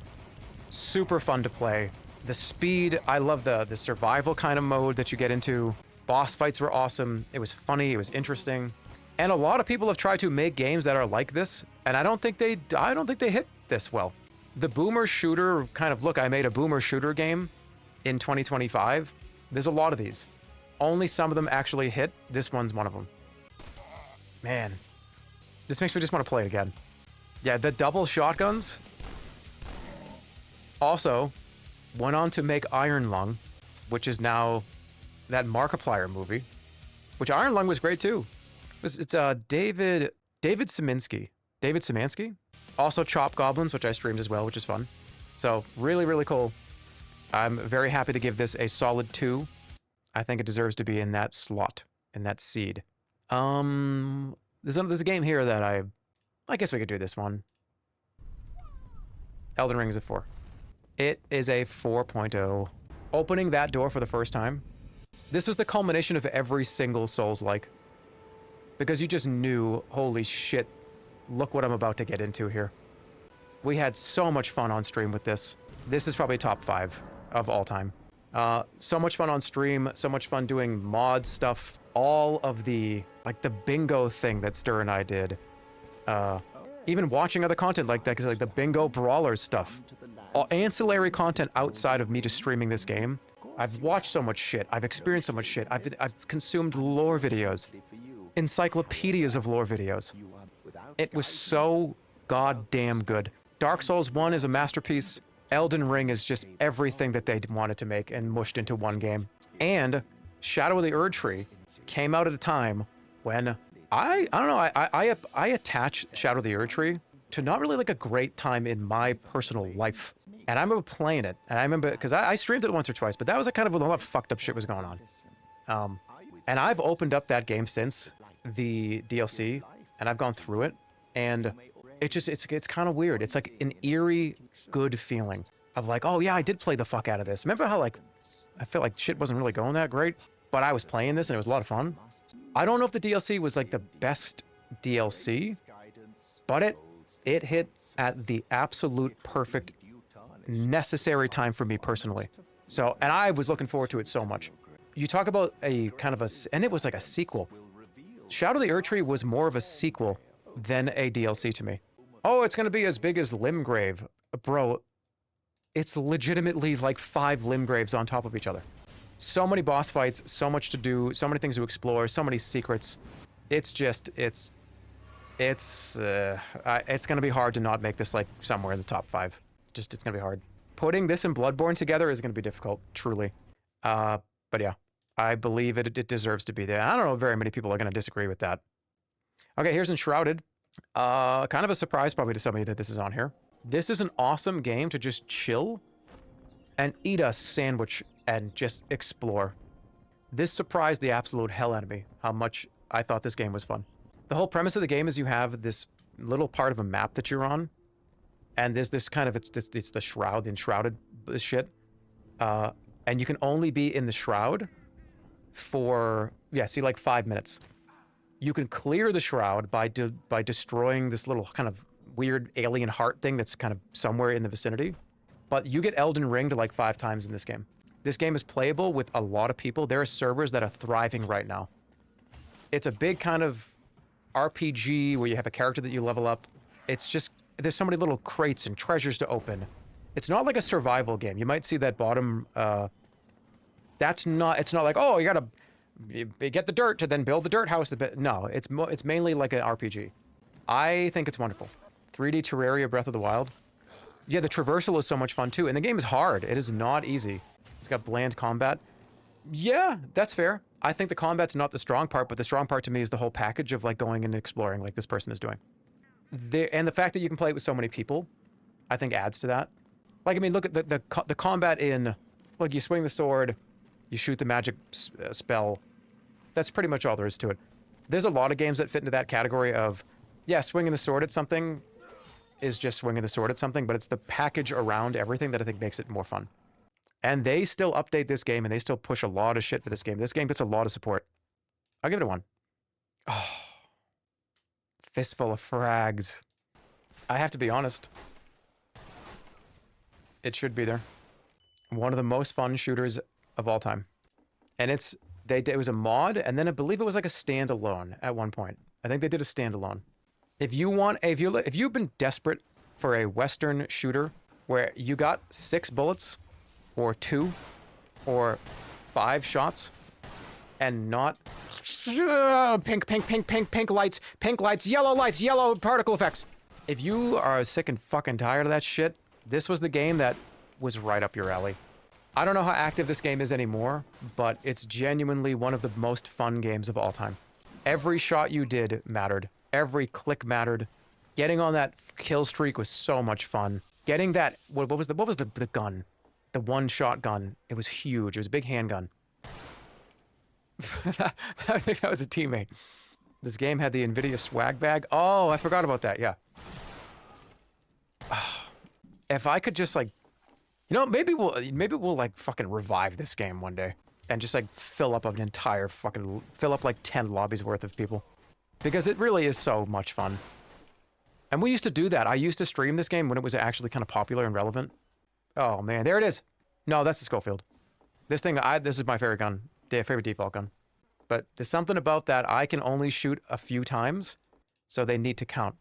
And everybody plays by that same rule. There's no ultimates. There's no like spells. It's just, did I shoot you in the face? Or did you get hit by the train like that guy? One of the best games of all time. Genuinely. Oh, Game Dev Tycoon. Yeah.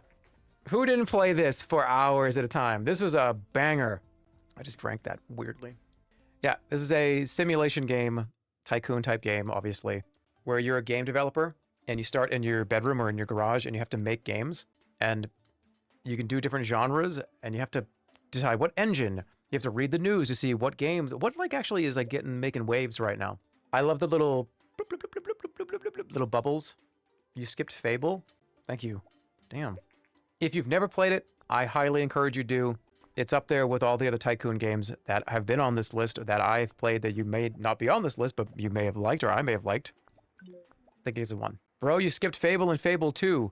Let me fix that. Peter Molyneux's masterpieces before he was making cubes that people clicked on their iPad. One of my first experiences with choices matter. And yo, if you do kill that guy, you'll get negative karma and you'll grow horns. Combat was fun. This is just a classic RPG, and I can't give it a 4 though. And I don't know if I can even give it a 3. I think it's a 2. And the sequel is, actually, I was really, really looking forward to this, but I'm gonna give this a 1, only because for the longest time, every Xbox showcase, every time Peter Molyneux talked about this game after Fable 1, we were led to believe that this was going to be a like 10 times more insane experience than we actually got. The hype around this game, there was talk that you could plant trees and they'll grow in real time. If you hit that rock over there, the dinosaurs might go extinct. Yeah, there was that kind of shit, right? It was like, don't slap the mosquito. If you crush the mosquito, then that mosquito could have populated an area with mosquitoes. That didn't happen. The game was fun. The game was interesting, but it was not as wild as it could have been. It was all just marketing. Yeah. But I was a little disappointed in the game, but I still really did enjoy it. I streamed this quite a few times. It was fun, you know, having children.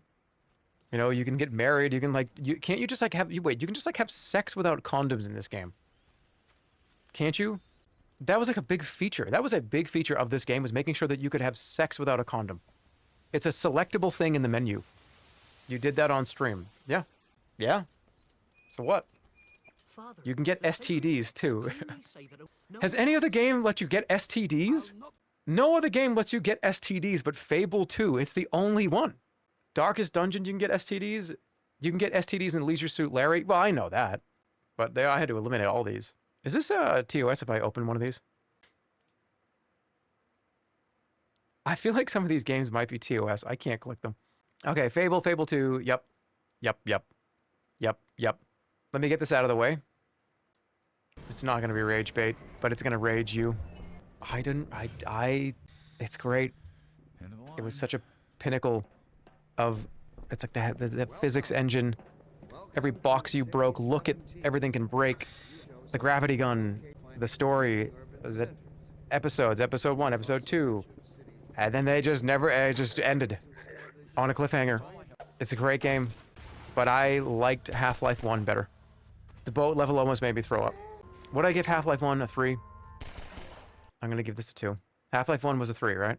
No, also a 2. Oh, but that's true though. Let's let them duke it out. Why not? GTA 4, it's a 4. GTA 5 is also a 4.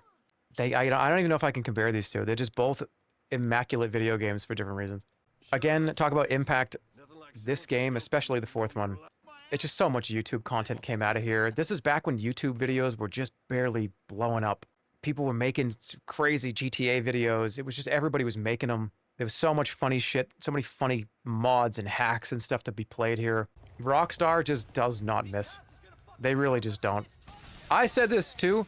If GTA 6 is dog shit, we're gonna have another 1986 crash of video games. If GTA 6 is bad, there's gonna be a 1986 kind of crash of video games. Because every GTA is a stamp on an entire decade of everything. It's the next GTA that comes out. Of course, that's gonna be the next stamp. So if the next stamp is very bad, oh, we're in uncharted waters. And if it's really good, smooth sailing for another 10 years. GTA is the canary in the coal mine for the video game industry, either doing very good or very bad. We'll have to find out. Video games are over. GTA 5 is a 2-star? No, man, it was so much fun. I played this it was all so many people, so many friends. All like the streaming friends and YouTube friends. This is all we did. GTA Online, it was just like so funny. It still is. I have a sinking feeling GTA 6 is going to be very Assassin's Creed-like. I mean, there is the fear that maybe they don't take as many risks, but no way. No way. I'm going to hold my breath on how I feel about GTA 6 until it's there. They've never disappointed before, and if they do, it would be like, whatever, you know what? Holding people to that kind of standard is the same thing, same way I feel about Elden Ring. It's like, dude, Miyazaki, another fucking dude. I can't wait to get an even bigger, and even better, even more of a masterpiece, right, dude? Right, Miyazaki? Like, you're gonna do that, right? Give us another masterpiece now. I don't like that. I just let them work. Let them cook.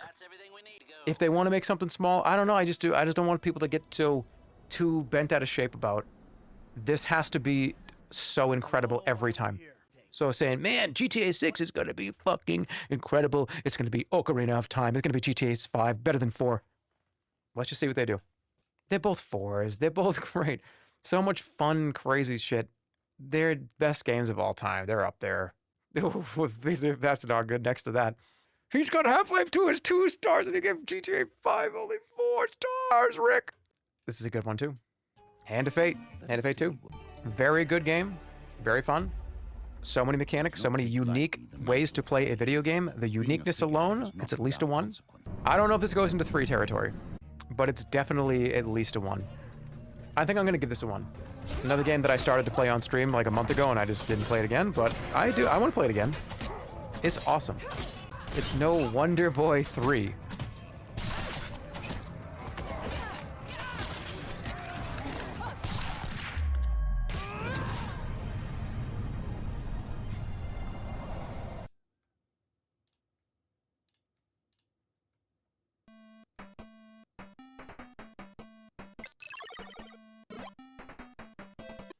This is my formative years, man. That's my formative years.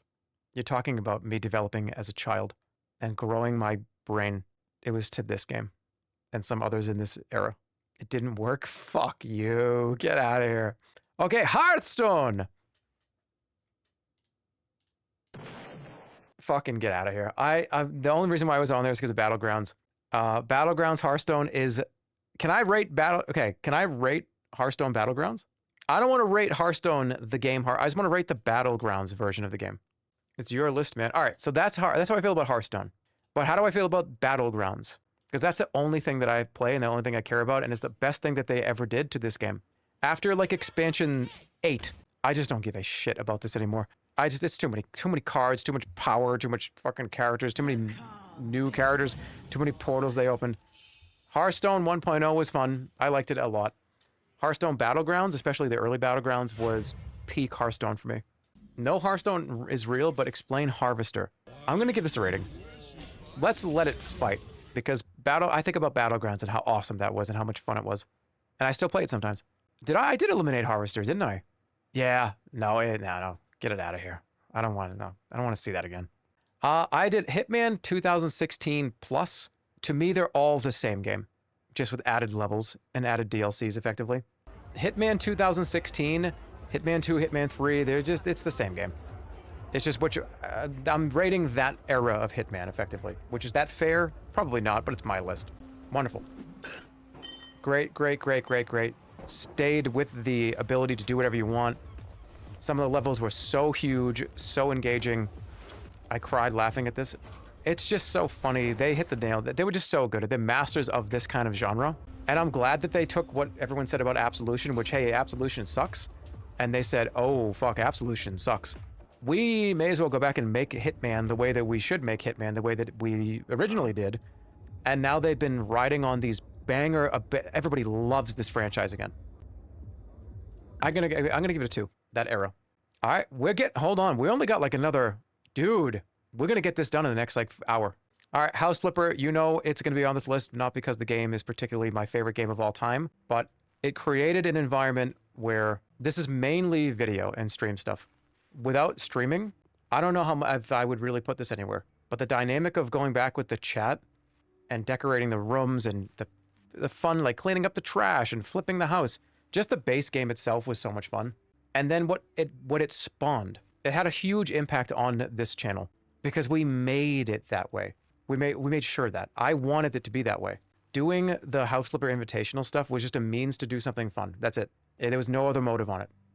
And I kind of just like picked this game to do that with. And it spawned some of the most fun I think I've ever had on stream.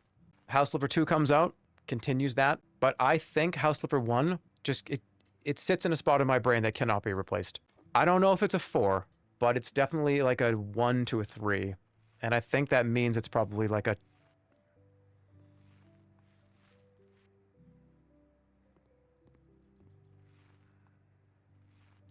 I think so. Just because of all the fun that spawned out of this, like I said. All the fun shit that happened from that game.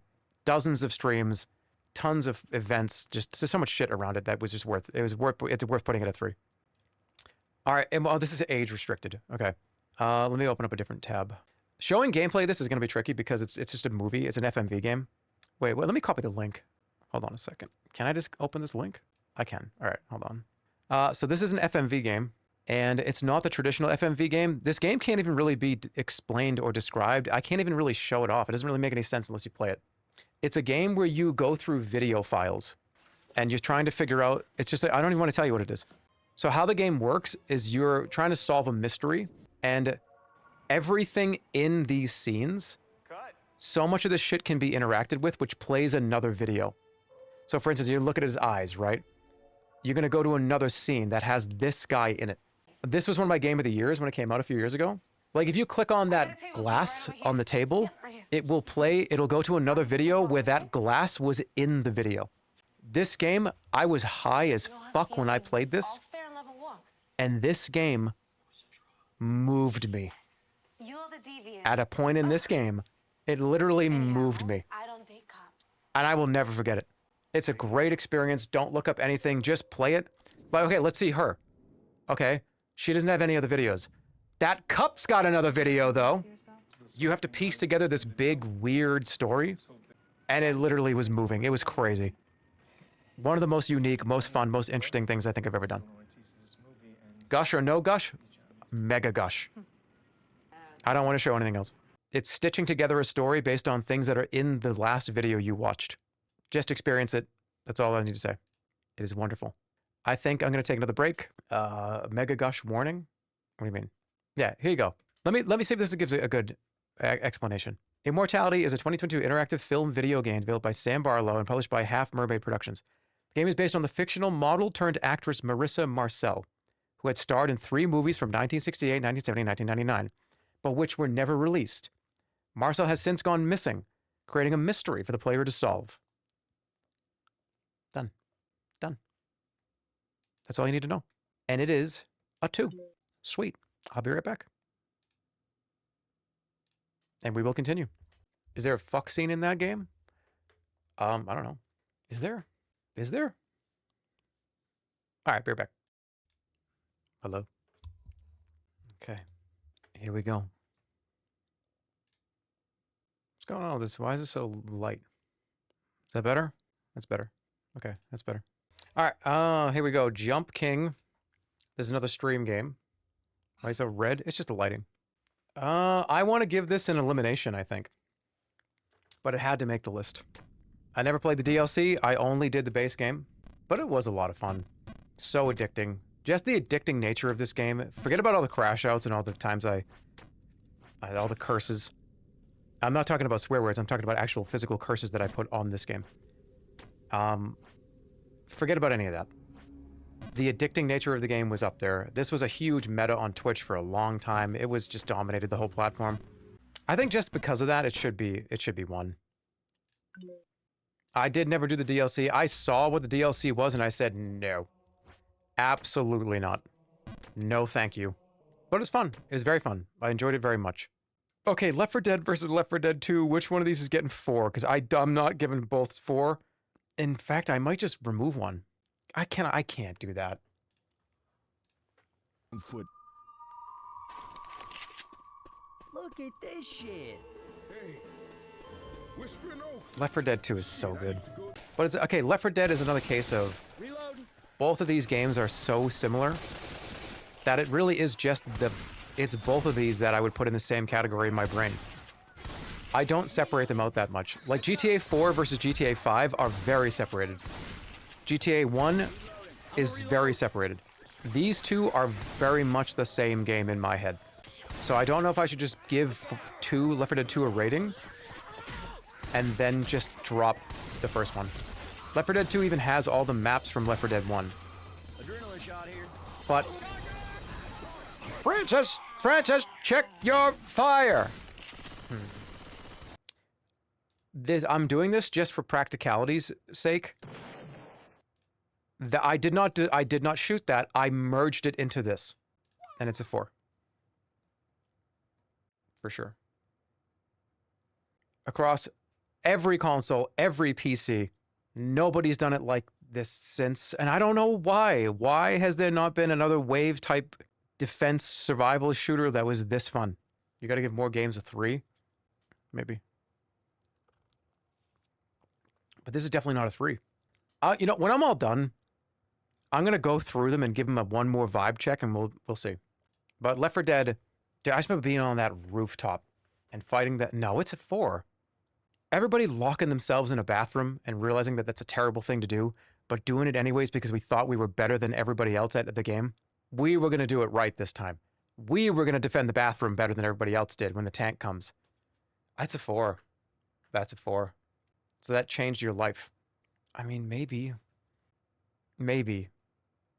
We'll do a vibe check. I need to get everything done first. Speaking of giving things higher scores than maybe you think I'm going to give. Game of the year last year. Look Outside. I don't want to show very much because I'm probably going to stream this game soon, so let's just do like the intro. So good. The vibe, the aesthetic, the atmosphere, the horror, the comedy. If you liked Undertale, you would probably like this game too. In fact, no, don't say that. Don't say that. Don't say that. Because I don't even know if it's true. And I don't want to be spitting out shit that is not real. That was close to... Oh, boy. I'm just going to drink my milk. The game had a crazy save system. If you don't know about Look Outside, it's a RPG, kind of like in the same realm as like an Earthbound, where your characters, you don't really see them attack anything, but just the portrait just kind of is there, and the move just happens. Turn-based, very, very fun, very scary, very odd. The story is phenomenal. That's one of the best parts, actually. It has multiple endings, and the ending few sequences are some of the most interesting ending sequences I've experienced in at least a few years. Also, the save game system is you have to actually go outside and play before you're allowed to save the game. You don't just get to save the game. You have to have done enough outside before the game allows you to save. It's a very, very interesting concept. Everything has this sense of dread, but not really. There's still hope here. It's a hopeful, comedic nightmare of a game, and there's tons of characters, some of which and this game's been updated like 1,000 times. You don't know who's at the door. People could come, people could be friendly, but some people might be playable characters. There's a shitload of playable characters that you can just find. Awesome. I did a bunch of the art. Did you seriously? Oh my god. Hell yeah. This is a 3. You know what's weird? 10 years from now, age me 10 years, and I probably would give it a 4. Oh man, look outside. Remember the music? Oh, and I would do this with my hands like I do. It's definitely a 3, and it might make it up to 4, depending. Ugh, Minecraft, god damn. What is Minecraft? It's not a 1, it's not a 2, it's either a 3, but I don't know if this is a 4 for me. It's great, I loved it, but it's not like one of my favorite games of all time. It's one of the better games of all time that I've played, but I don't know if it's like my top 100. Maybe it is. Remember, 3s have opportunities to become 4s. It's important to know. The council can accept a 3. Just the music too. I remember just sitting there just vibing out with it on a rainy day. Just the rain is going, you hear that like dun dun dun dun dun dun dun dun dun. I didn't even play the game. I just listened to the music. Yeah, it's a 3 for now. And some of these are probably going to move up or even move down. We'll see. One of the last truly scary, great horror games. I can't think of a full experience that was a horror game, and not like a Resident Evil. I'm talking where you don't really get to fight anything. You just run around scared. An actual, genuine haunted house experience.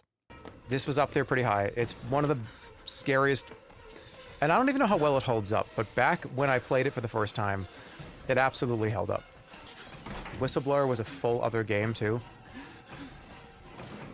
Kind of loud, hold on.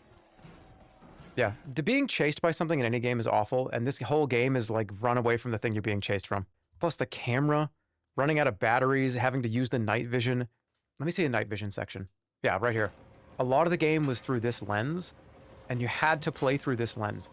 So another layer of just not being able to see. You can only see certain things if you hold that up, and it drains your battery.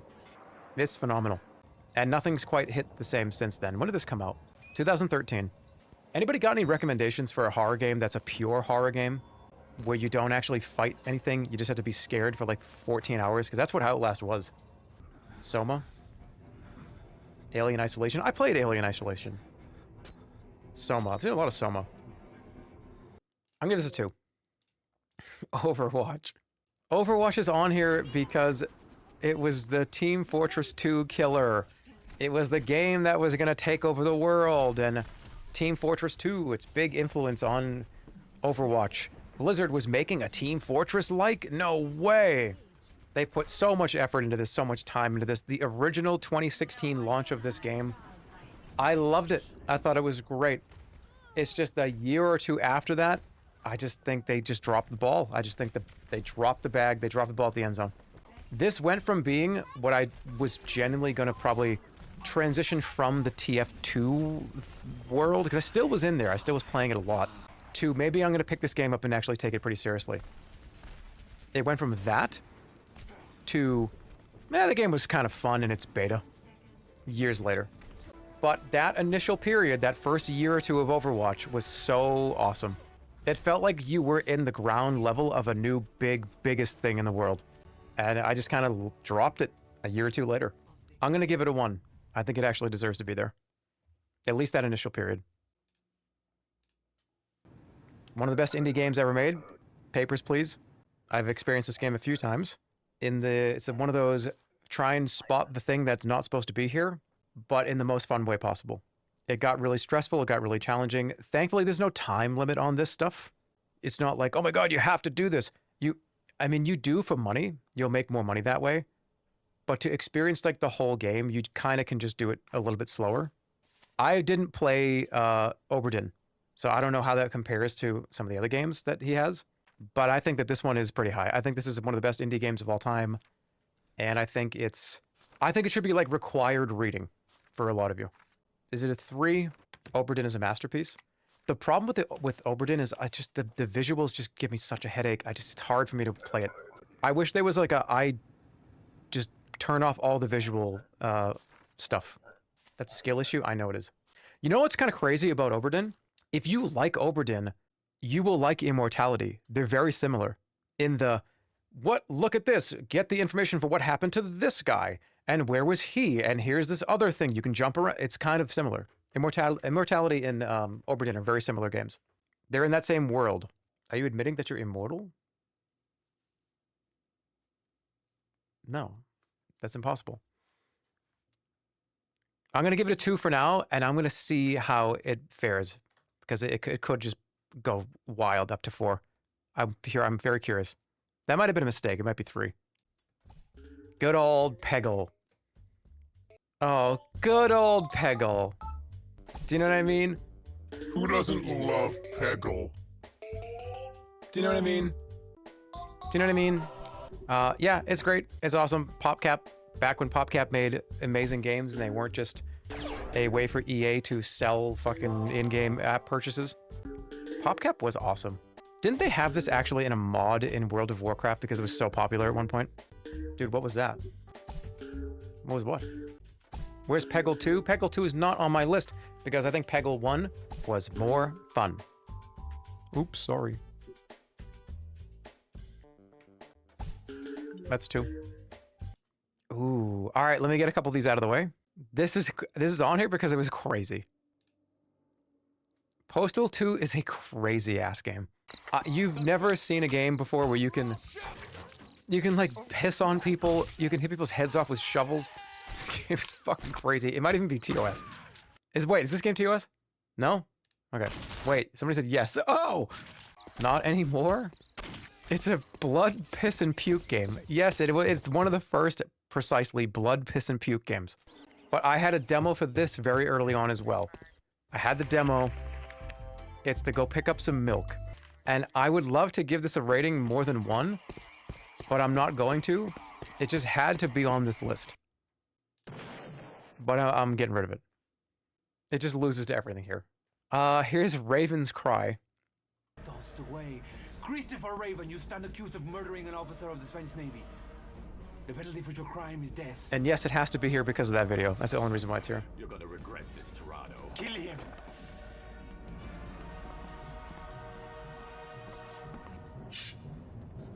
You lose 25 reputation to Spain. Oh, God. Should I play this game again? Should I stream this whole game? Hold the door. I'll take care of them. Got it. Oh, it's such a wonderfully terrible game. I don't know if I could stomach playing this more than like 10 hours, but they've released this game twice. The first version was so broken that they had to remake the game and re-release it. I'm not even kidding. That's what happened. There was Raven's Cry, and then there was Raven's Cry, like Vendetta or something. What was it? They patched out the swear guy, literally unplayable. Yeah, okay, so there's a guy. There was a scene where you're on a boat, and there's morality cheers, and we're gonna do great. This guy was just screaming out random stuff. And they patched him out of the game. They replaced him with somebody else. Yeah, the Be Brave guy. That happened in my video, I know. We're going to have to split up. Be brave, horses, asses. At the harbor. Be brave, fight of shits. I think I saw a balcony. We don't die today, you bitches. What about you? Oh, it's so perfect. It's a Don't one. worry. I'll figure something out. I'm curious how that rises up the ranks if it does. Red Dead Redemption 2. Get down here now, you inbred trash! 4. Finally, a Western game that was well thought out. Rockstar just makes 10 out of 10s. That's all they do. Voice acting's incredible. The story is fine. Okay, I think the actual full story of Red Dead Redemption. There's one or two things in particular that are incredible, but there's some parts of the story in Red Dead 2 that I thought were okay. And I'm talking about the very end of the game is the only thing that it's like literally a 0.1 on the scale. The very end of the game. I'm talking like the last 20 minutes of the game. The epilogue, yes. Not what you're thinking about. Not what you're thinking about. That part's incredible. I can't talk about it. Yeah, no, the epilogue is great. I'm just talking about that last, like, 2 minutes of the game. I can't even look, this game, I gave it a 4. This game's literally like almost a 10 out of 10. It's been 7 years, talk about it. Okay. If you never played Red Dead Redemption 2, I'm gonna say a couple things about the very end of the game. I would have liked to see a different take on what happened at the very end of the game with Dutch. I wanted to see a little, I wanted to see something a little different. A little different. That's not to say that I didn't think it was good. I maybe would have wanted to see a little bit more. Because it kind of felt like this whole culmination of everything, and then just zero. Just done. Zero.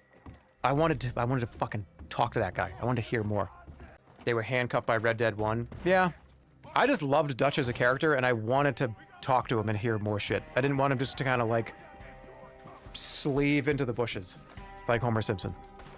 You say everything else in Red Dead 1. Yeah, that's true. That's true. You're right. Jerma, this game is perfect. I know it is. I gave it a fucking perfect score. Look, it's got 4 Michelin stars. That was like a Norm Macdonald bit where you just said unrelated shit for 3 minutes, and then the punchline was, I just wanted to talk to him. I did. I wanted to talk to him. I wanted to hear more shit from him. Okay, you can unmute. Yes, you can unmute. You can unmute. You can unmute now. You are able to unmute your computer screen. It's a perfect game. It just is. Damn, what a game. I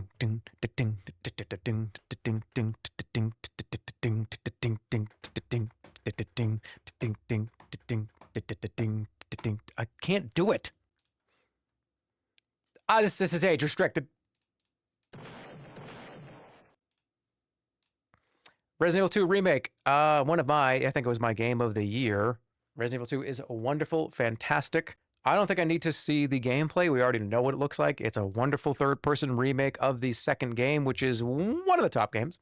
It is a banger. It is wonderful, and I think it is wonderful. It's one of my favorite games in the genre. But I think the second one, the actual second one, needs to have a higher rating. You skipped a whole row? Yeah, I'll get back to it. I think the same can be said for the Resident Evil 4 remake. What a goddamn great remake. But I think the source material always has to be higher because that's what you're rating. The graphics might be better, the experience might be cleaner, but you're rating the original material. So that's how I feel. Okay, Portal. Portal is a great game. It's awesome, changed a lot, made Valve, put Valve even more on the map than they already were. And this was just an extra game in the orange box. How crazy is that? This game was just a bonus little extra video game that you got in the orange box. Are you serious? The orange box, I think, if you were to ask me genuinely, hey, what's the greatest retail product in video game history? Orange box clears every single retail release in human history. In human history. Nothing will ever compare. I don't care what bundle, I don't care what greatest hits collection you're talking about. The orange box was like 3 10 out of 10 games in one. I don't think they even knew they were doing that either. Imagine putting like $200 in value into one box and you don't even know you're doing that. Because TF2 was kind of another add-on in a way. Half-Life 2 was the big seller, and then it was like, oh, by the way, remember TFC? TFC was great. What about TF2? We got it, it's great. And it turned out, my God, we all know the story.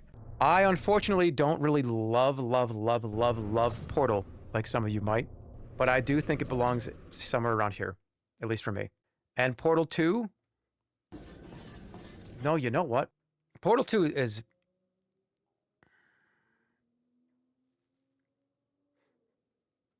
I think that makes sense to me. Because this one kind of gave me headaches, and this one I figured out like how to play it correctly. I think there was more of a story. This was more interesting to me in a way. I think that works. Okay, original Plants vs. Zombies. Wait, give me one more second with this. The co-op in this actually was one of the big selling points. Yeah, the fact that you could actually play this with somebody was awesome because you could have somebody that knew what they were doing, do everything, and you just look at the pretty colors. The co-op was amazing too. Yeah, they nailed it. It's been so long. I wonder if doing like a co-op Portal 2 playthrough would be fun. Maybe not. That might be too much. Maybe. But yeah, both great games. This one way more fleshed out than this one, but very good. Love it. Original Plants vs. Zombies. Look at how many PopCap games are on this list. 3 PopCap games are in this top, like, 100 probably. The challenge was here. You could make it as hard as you wanted to make it on yourself. I love the loadout system. It was awesome. They've remade this, obviously. I'll give it a 2. I'll give it a 2. Oh, damn, we're going here. Oh, shoot, Mania Storm. Dude, we're almost done here. We've got like a few... Oh. Team Fortress 2. Why? Let's get it out of the way. Why not?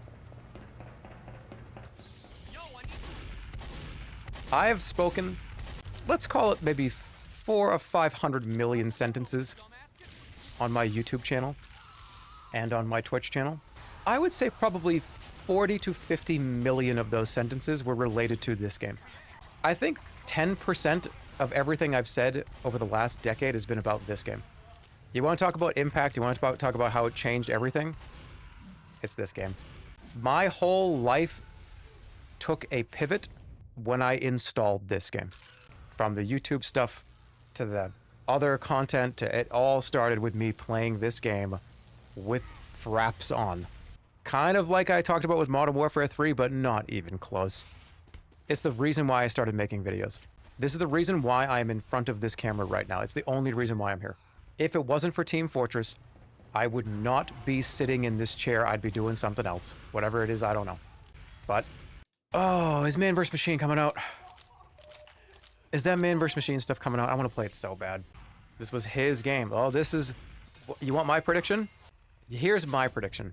This is #1 of all time. #1 in the top left slot on S+ tier. There's one other game, only one, that I think can take that spot. After looking at all of this. And let's do it right now.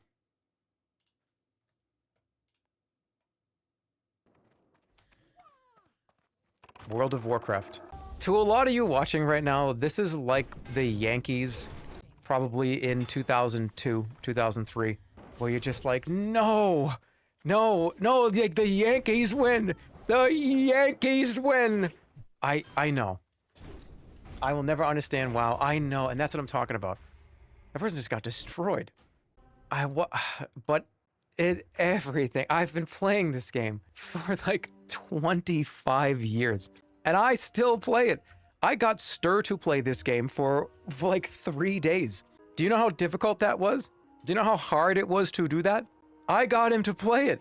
I think I probably could successfully perform brain surgery more than get Stir to play World of Warcraft for 1 hour. And I did it. The community that came with this, the friendships, the whole entire ecosystems were built on this game, especially Classic. And it's just up there. It's top 3. If it's not 1, it's 2 or 3. And I don't know where it is, but who knows? I might be full of shit. I remember playing this with, we talked about playing this with family, and now obviously here are all of the expansions. Let me just do you a favor, okay? I'm gonna do you a favor. That one's gone. We don't even have to talk about that one, but it had to be on here. We're gonna get rid of that one. But should these, I might just, should these be individual, or should it just be kind of just mold them all into WoW? I feel like Legion is a different game. Because individual, it's, but World of Warcraft might be 1, TBC might be 2, and Wrath might be 3 of all time on my all-time actual final list. That would be fucked up. That's valid though. But also that makes it way more powerful. If I merge TBC, Wrath, and Classic into one game, that's the Triforce. That is the Triforce. That's the Triforce of courage, wisdom, and domination, or whatever the other one is. Strength, power, destruction. I don't know. I haven't played Zelda. I played 1 Zelda in my whole life. They're literally expansions. It's just more content in the same game.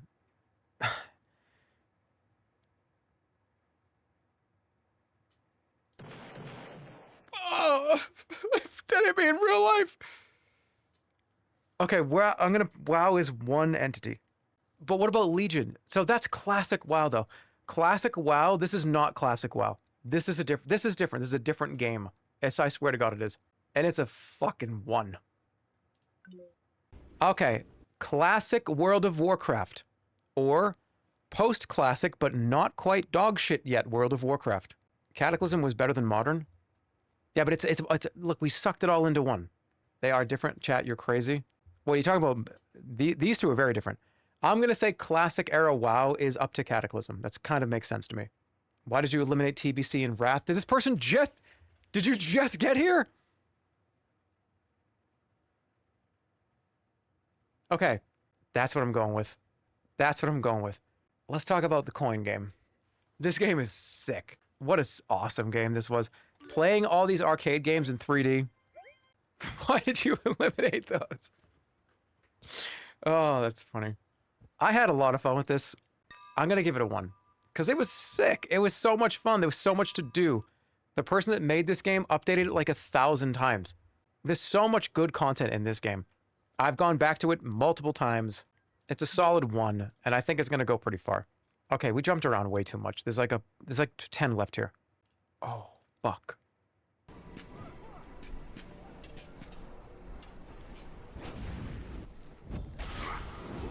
This is original Smite. This is not Smite 2. Smite 1. The best MOBA. Sorry. Everybody that's throwing tomatoes. It's not League. It's not Dota. It's not Han. It's not Here's the Storm. This is the best MOBA. This was the most fun MOBA. From 2015 to like 2018. This shit was scorching hot fire. Scorching fire. Unk thinks he's right. You just weren't there. You weren't there when Hi-Rez actually was trying to make and push this game, and they put a ton of time into it. There was so much like community shit around this game. They were adding shit like every fucking day, it felt like. They were so hungry to have like a fun game that was in the genre. And now the Ninja Turtles are in it. And Avatar: The Last Airbender, which is... And then they made the second game. And I don't even know why they made a second game. Like, why did they even make... It's because Unreal Engine is just so dated. Unreal 3, right? They had to do it at some point because probably finding developers for Unreal 3 is probably incredibly difficult.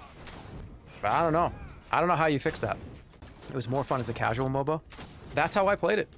It was just a really good time. And the gods, yeah, original characters are cool, but it's actually awesome. I thought it was really cool to see, oh wait, we're gonna have all the gods ever fight each other? You know, oh, there's Apollo versus Ares. Oh, and don't forget about, like, not just the Greek gods. Yes, I did. Yeah, I made Smite breakdown videos. Oh my god, do I have to watch that? Fine. We watch this like once every few years to embarrass me. Beginner tips plus god breakdown. This has been the alpha. Fucking whatever. Fine, let's do it.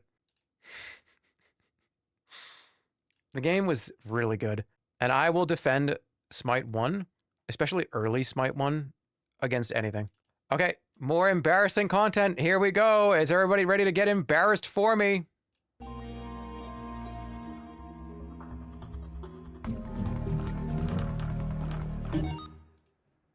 Hey, what is going on, everybody? Jerma here with Smite Sunday. Welcome to the first Smite Sunday on this channel, where I break down a god or I show you a good gameplay. Every Sunday, potentially. I did this do a live 3 commentary. times. But today, I did this 3 times. Is going to be a god breakdown. I'm going to talk about the god Anubis, the god of the dead.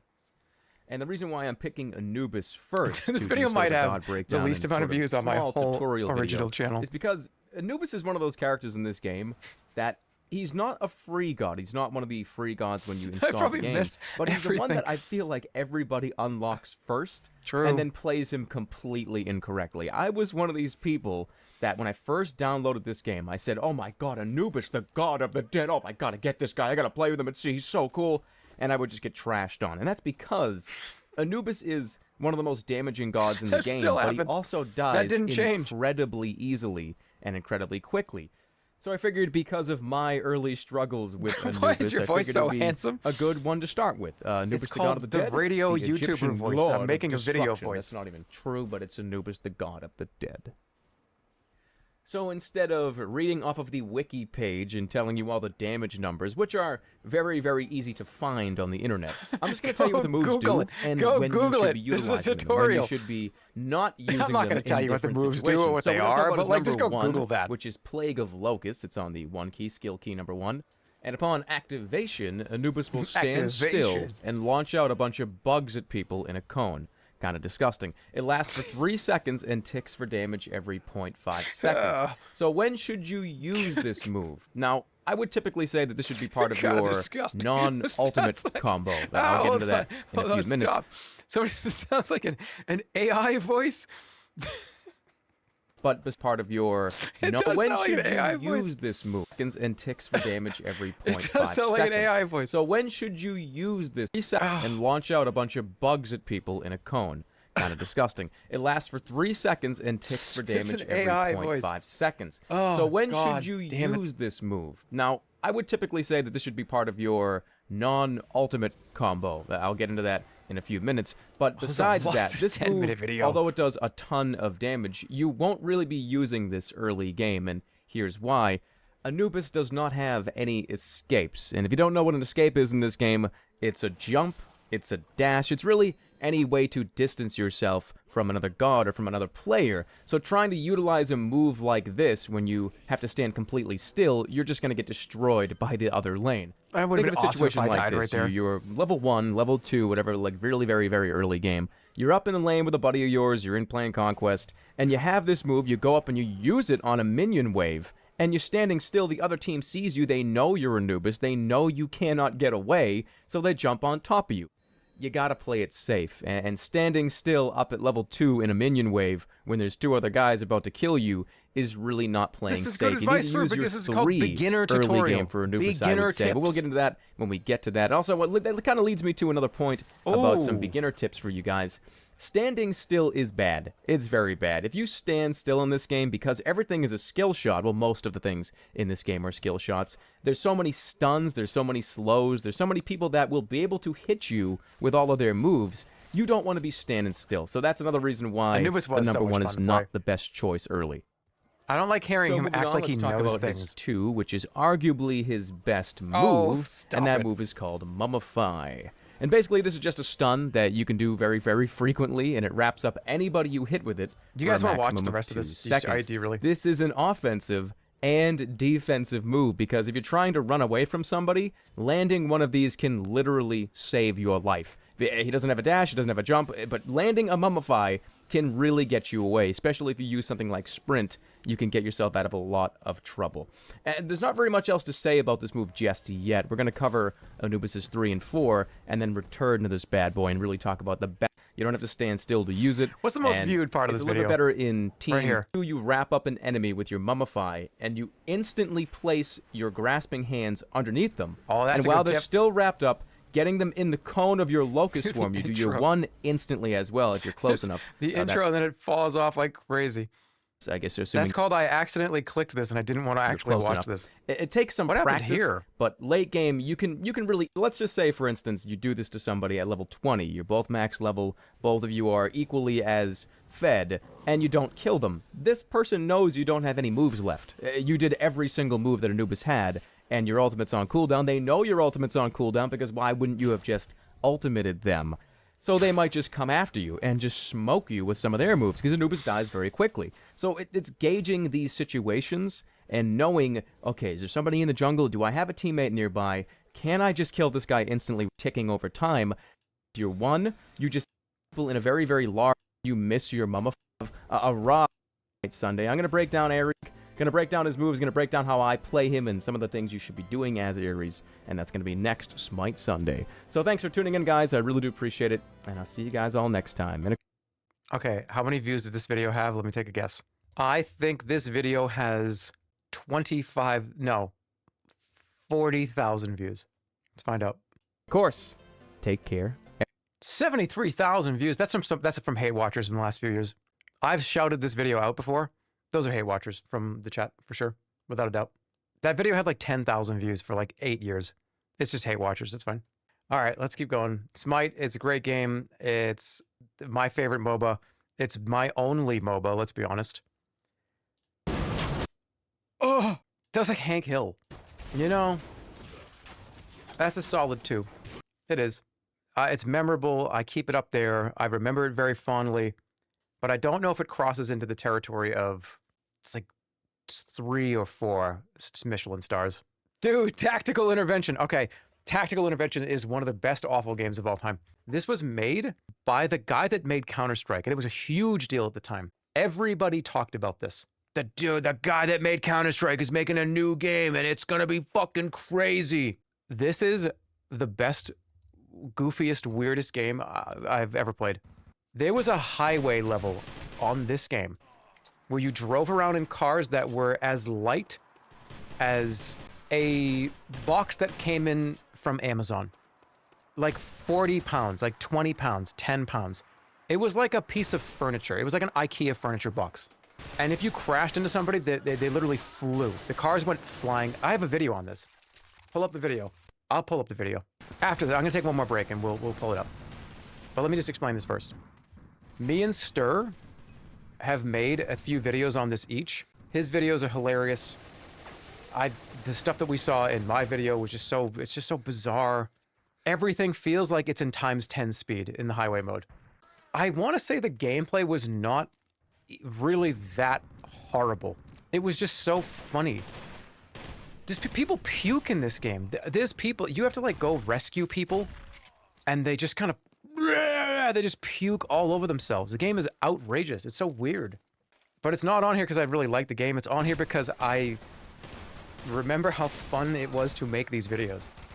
It's another puke, blood, piss game. Well, it's a puke. Oh yeah, there was a dodge roll for some reason too in a shooter. I don't know why.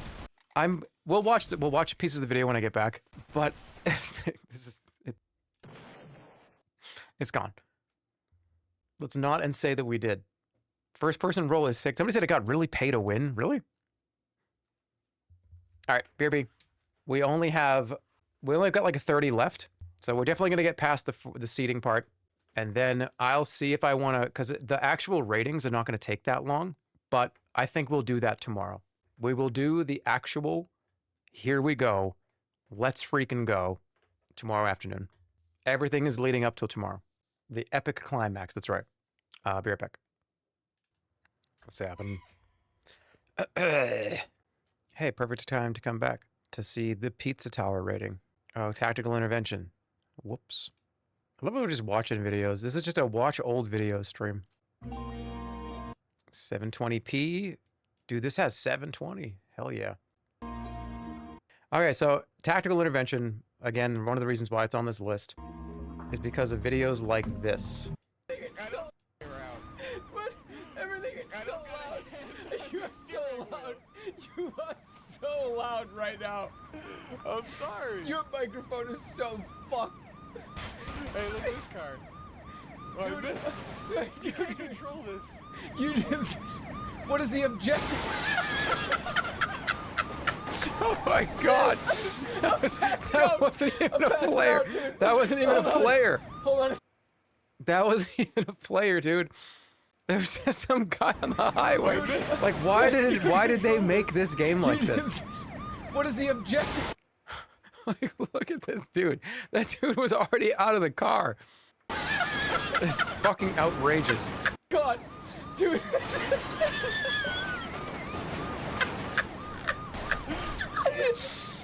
Dude, did you hear that? Listen to that squeak. That somebody is literally like crushing me. Add an emote of you laughing and call it Jerma car crash. Oh, I need to. My mic. Please bring. Behind us. How do I drive? This car drives like a piece of shit. Yeah, it does. His microphone is awful. Pointing? Yeah, why do I get the GPS? You didn't get the GPS. I'm getting out. Can I? What is? Oh.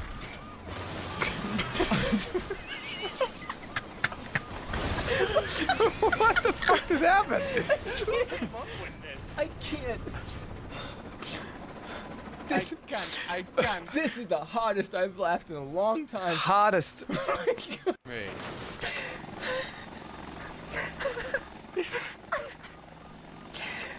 This is the best thing ever.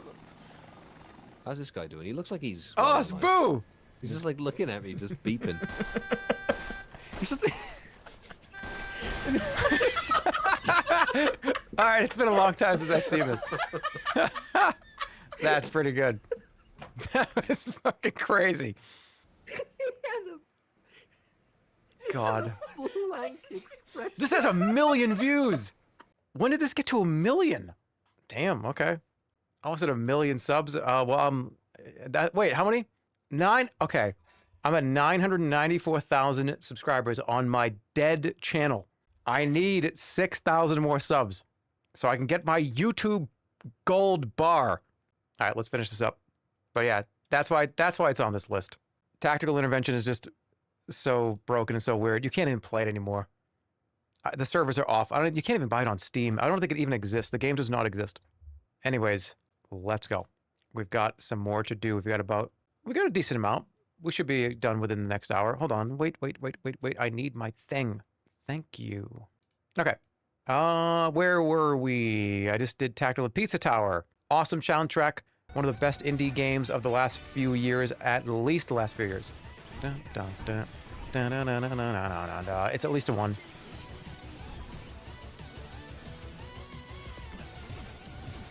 How much do I think about this, though? Pretty frequently, I think.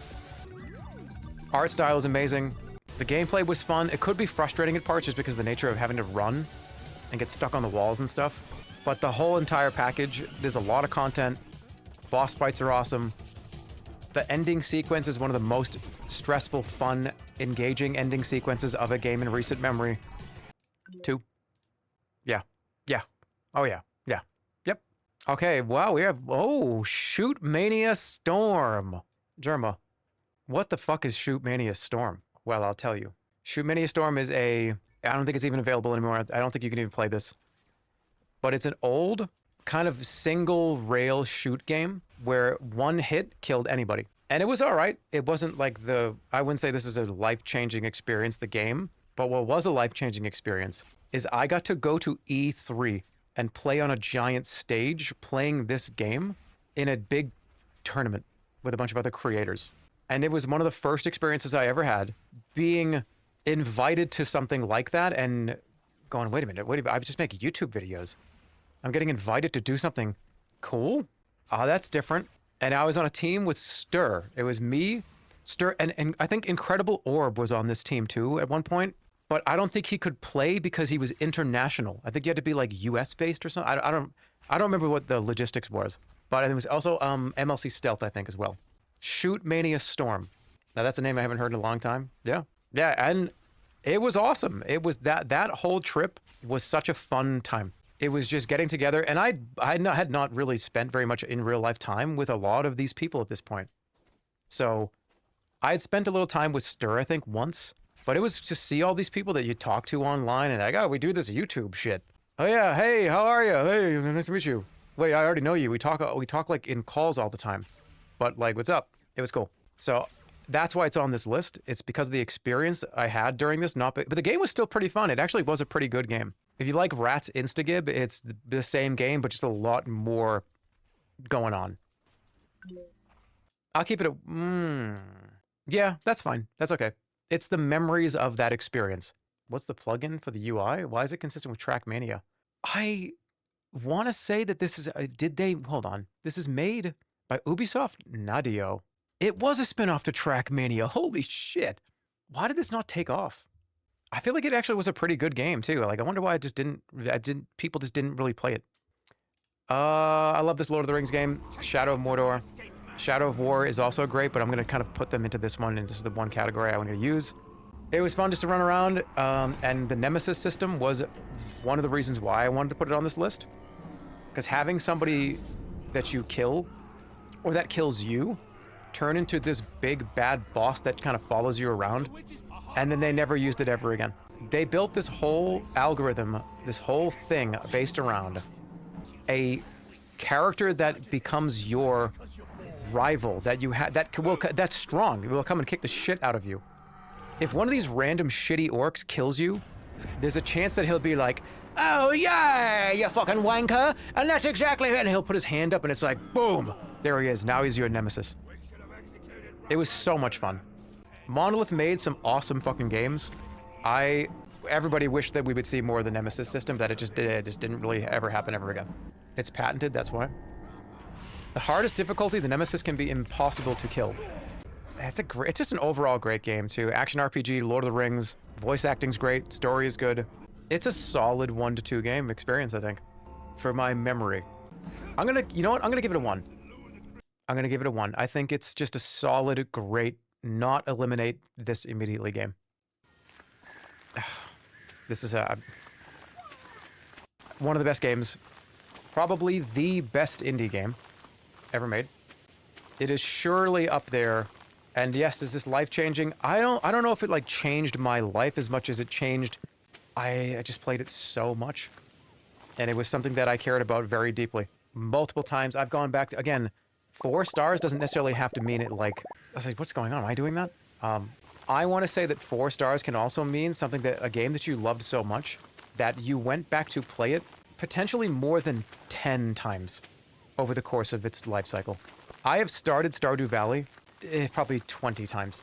I've played through a full year or 2 season at least 10 to 20 times. And I think that puts it into the category where it should be in one of the best games of all time for you.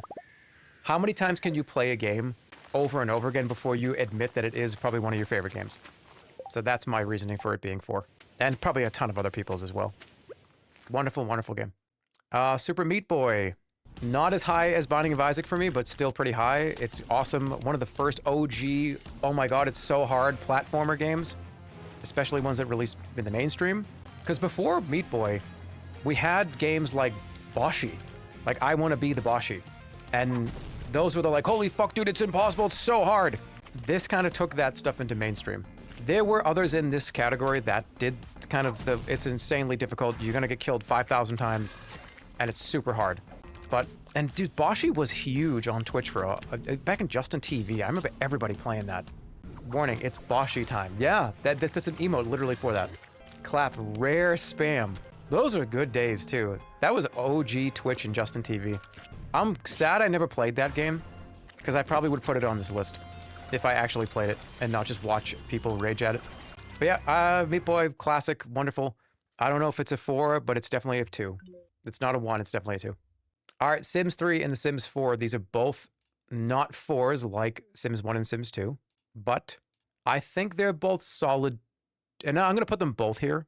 I'm going to put them both at 2. I think they deserve it, because putting them both at 2 will actually make me have to choose effectively, eventually, which one is better. I'm trying to remember, because the problem with 3 for me is 3 becomes 4 in my mind. 1 and 2 are so distinct in my brain that I can pinpoint them, but a lot of times 3 becomes 4 when I think back on Sims. And I think it's because of the art style. They did a distinct change in how this game looks after 2, and I don't love it. I preferred the art style of 1 and 2. Sims 3 is just a better Sims 4. Yeah, that I could understand. That makes total sense. I think 3 is probably a better game. You know what? I'm going to do this. The only reason why I like 4 is because of that video where, in the stream, where it's the hardest I've ever laughed in my entire life. That's why it's on this list. I wouldn't have even put it on here. I just think back to that stream where I thought I was actually going to die on video. When the dog was pissing in the house, the guy on drugs took his dog for a walk in his house, and it pissed all over it, and then he rolled around in it. And then the fact that there was like this shooting people mod, it was just, what a fucking wild day. I got hurt from that. That took years off my life, but it deserves to be on here just because of that, honestly. When did Sims 4 come out? 2014? 2015? It's been a long ass time. 12 years ago. Are they gonna make another one, do you think? I know they've talked about it before, but, or do you think just gonna add another expansion to 4? It was good. I liked it. It was very good. Speaking of other games that are very good that I really loved, that I feel like kind of just went on the wayside, Tribes Ascend. Nothing can compare to actually hitting a blue plate special.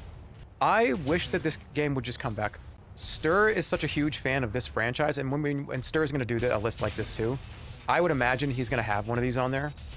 When you were to get one of those shots from 1,000 meters away, let's see if we can find like a good shot. Somebody getting like a good like blue plate special. Yeah. Oh man, nothing compares to doing this. It's like, it just hits so hard when you get one of those long range track shots. It's so good. This game is so fucking fun. I have so many good memories of playing this. And then Hi-Res Studios just decided that they were gonna just fuck it all up. That's sad because the game is genuinely incredible. Come on, get a good shot here. That guy right there. Imagine hitting that guy all the way down there. Is this game exist still? Can you actually even play this at all? You can? Can you play this still? Is this game still online? It's delisted from Steam. It does still exist? It's dead though? Alright, well we're gonna bring this back one day. A new Tribes came out and it bombed. Alright, we're gonna bring this back. If this is still actually playable on like servers that exist, we're gonna flood those servers one day. Because I want to play this. This game is so good. It was so fun. Oh, that was a sick shot. Yeah, this gets at least a 2. I'm giving it a 3. So good. One of the most fun shooters I think I've ever played. Viscera cleanup detail. The video's not going to load. I have to like, but you know the game. It's getting a 1. The cleaning, it's just a good yap game. Is the original yap game. Cleaning and talking. A lot of, I think some of my most fun just conversations with you guys happened during those streams. Stir does not like this game. It's not going to be on his list. It's the Stir Rage Bait game. All right, getting there. Getting down to the wire. One of the best RTSs. It's not quite as good as, I would say, Red Alert, how I feel about it, but Dawn of War 40K. Warhammer 40K Dawn of War. The original Dawn of War. One of the best RTSs ever made. Hero system is awesome. The ability for you to... the capturing these nodes was a lot of fun. Your ability to like pick, there was so many different kind of styles to play this game. I loved the ultimate units. Every single race had their own ultimate unit. And if you saw like one like the dinosaur walking around, you'd go, holy shit, dude, that guy's got the dinosaur, we gotta get away. The undead had this floating monolith. They had this floating building. That was their ultimate unit, and it just floated around and shocked people with electricity. The expansion pack was awesome. Dark Eldar was awesome addition. It's just a great game. The Necrons, yep. We've talked about playing this. The Horseman's talked about this before, of getting in and doing this. RTSs are difficult though, because a lot of you guys that watch, I feel like don't fuck with RTSs. I feel like it's hard to know what's going on. I feel like trying to get into like an RTS if you've never really seen it before and never really cared. So you might like RTSs, but you never played this one, and you just don't know what's going on, and you don't. It's hard to follow why you're doing that or why. And instead of explaining it, I have no idea how to play RTS. RTS is a very specific group of, I think, viewers. And I mean, I love RTSs, but I can understand. I've watched RTS players before, and I don't know what the hell's going on. And I'm just like, that was kind of cool, but what the fuck happened? Like, what is that unit? But it's not like I care about viewership and all that at this point. It's just whatever I think is fun, whatever would be fun enough for everybody. They're a hard watch when you don't know the game. Yeah, I get it. But maybe one day we'll do something like that. It's a great game, though. It's a solid 2. One of the better RTSs. Dude, White Knuckle. Good old White Knuckle. One of my favorite games from last year. No, I never completed it. I did not beat this. This is one of the hardest games I've ever played. It really is. You get one chance to beat this. If you don't beat it in one go, you got to start the whole thing over again. And it is a brutal concept. It's all kind of generated in a procedural. It's a great experience, and I get why it's that way. But even watching this, I'm like, oh man, I want to play it. I want to just climb up that ladder. Great game. Awesome. It's not even done, isn't it? Isn't it still kind of technically not complete? So it's kind of, it's like an early access game, isn't it? It's still in early access. Terrible for people with motion sickness. It actually isn't. I get motion sick, believe it or not. This is the fluidness of the game and how you grab stuff. It actually does not give motion sickness at all. It's going to get a new region before the end of the summer. Dude, I'm not going to get to the end of that region. I can't even get past Act 2 or Act 3. I had to play the Super Mario RPG and Super Mario Galaxy music just to get to the end of Act 2. It's really good, though. I'll give it a 2. A lot of 2s in this category, but that just means they're seated correctly. Withering Realms. Withering Realms comes out, I think, at some point in the next year. Stir has insane VOD. Yeah, if you want to see high-level play, Stir's VODs are incredible. He's one of the best people I've seen play that game. I did a full playthrough of this game not that long ago. Super unique. Clock Tower, Resident Evil. It's a great game. Things just get procedurally generated. The environments are also cool. It's a little clunky, but that's kind of cool. That's why I like it. I like it that it's a little janky and a little clunky. It turned out to be one of my favorite games of the last couple of years. OST is wonderful. Looking forward to the sequel, actual sequel. If you like exploration, survival kind of horror, roguelike type games, give this a look. Genuinely, if you didn't look when I've talked about it 1,000 times before. I don't think this is a 4. I don't know if it's a 3 either. And I think it's a 1 or a 2, to be honest. But I think it has an opportunity to go from a 1 to a 3 once I actually do the eliminations and put it next to stuff. Dude, we're rocking the 2s, damn. Oh shit, we're almost done. Wrestling Empire. You all asked about if there was going to be an M. Dickey game on here. There sure is. One of the funniest games ever made. This is one of the funniest video games you can play. If you are not laughing your way through this, I don't know how. I don't know what humor is to you. It's a 3-star. It is.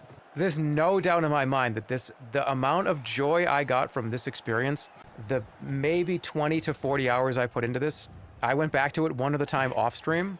It's just so fucking funny. The open world, you can go outside.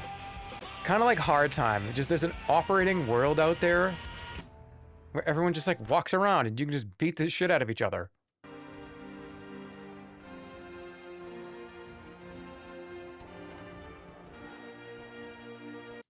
Great. It's exactly where it needs to be for now. Okay. There are only like 20 something left. We're going to get this done. Let's do this one first.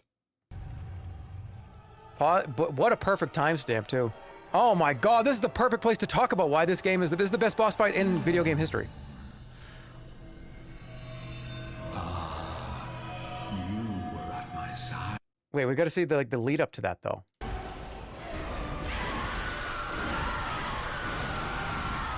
I could spend an hour telling you why this is one of my favorite games ever made. And I probably have already.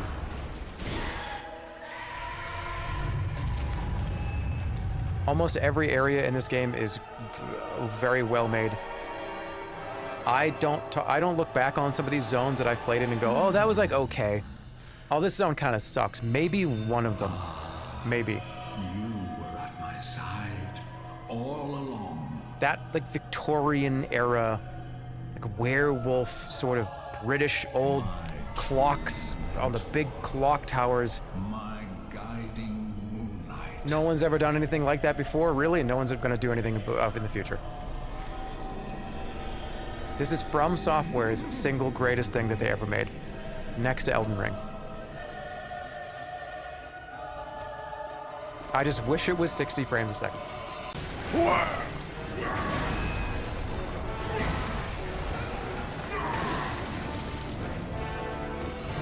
It's on PC. I think it's emulated on PC with a 60 FPS patch, right?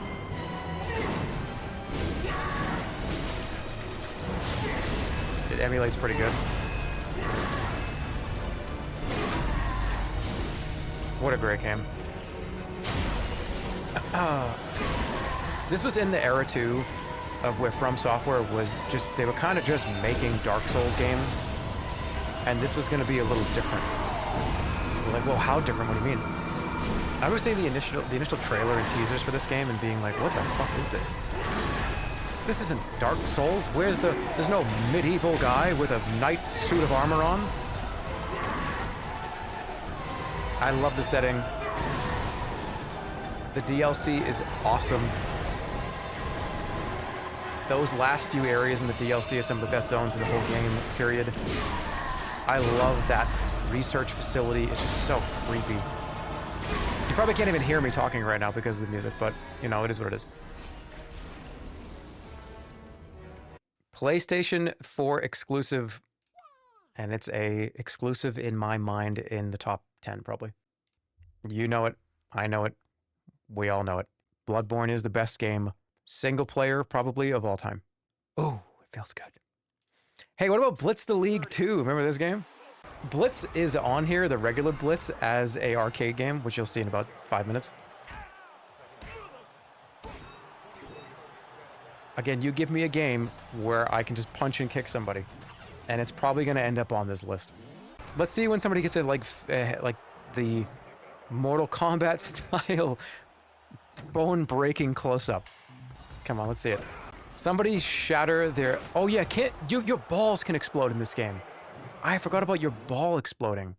The career mode is just absolute chaos too. I forgot your testicles can explode. And it shows it. Wait. And then you do drugs on the sidelines to try to get better. Where was that? It's like right here. 149.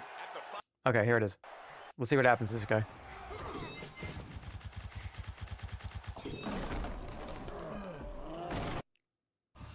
Oh shit, it is the balls! It's his balls! Oh fuck!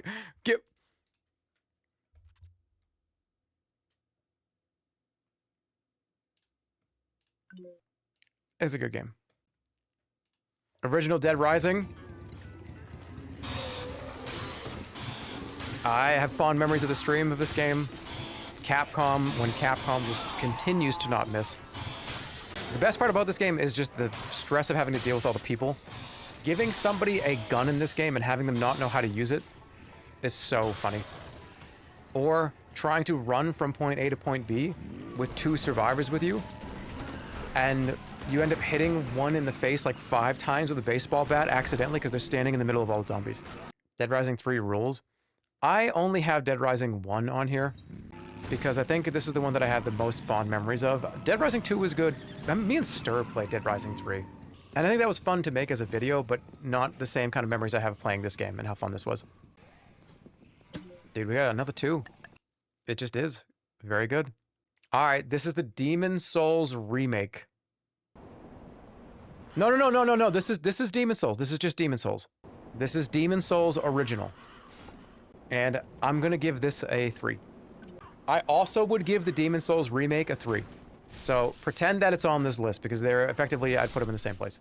I think Demon Souls is better than Dark Souls 2 and Dark Souls 3. And people have told me that was a stupid take. But Demon Souls to me is, I like the kind of haunted house. It's just a bunch of goofy shit to do. All the areas are just so weird. It has aura. It's also their first game. It's their first game in this kind of way to make them. This third-person action, pick up your souls, boss battles, dodge roll game. This is the first time they made one. They made King's Field. They made all that. But this Demon Souls was the first time they got that formula so perfectly correct for the first time. From Software had like 30 games before Demon Souls. It's just they perfected the formula for this exact kind of genre. And it's why I'm going to give it a 3. It deserves it. And the remake would get that too. Oh, dude, let's go with EDF.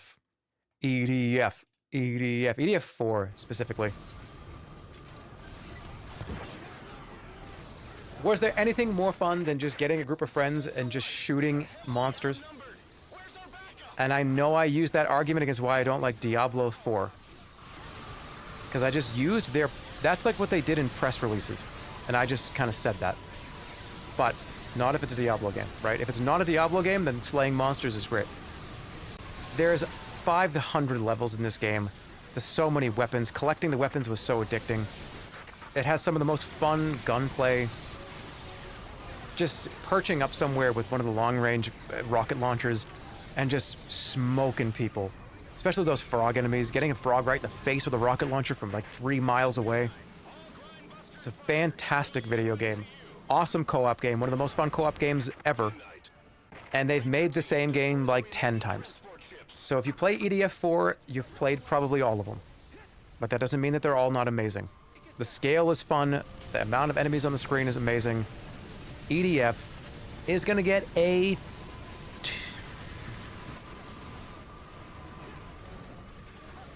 a 2 out of 4. Nintendo... Oh, that's a jump scare.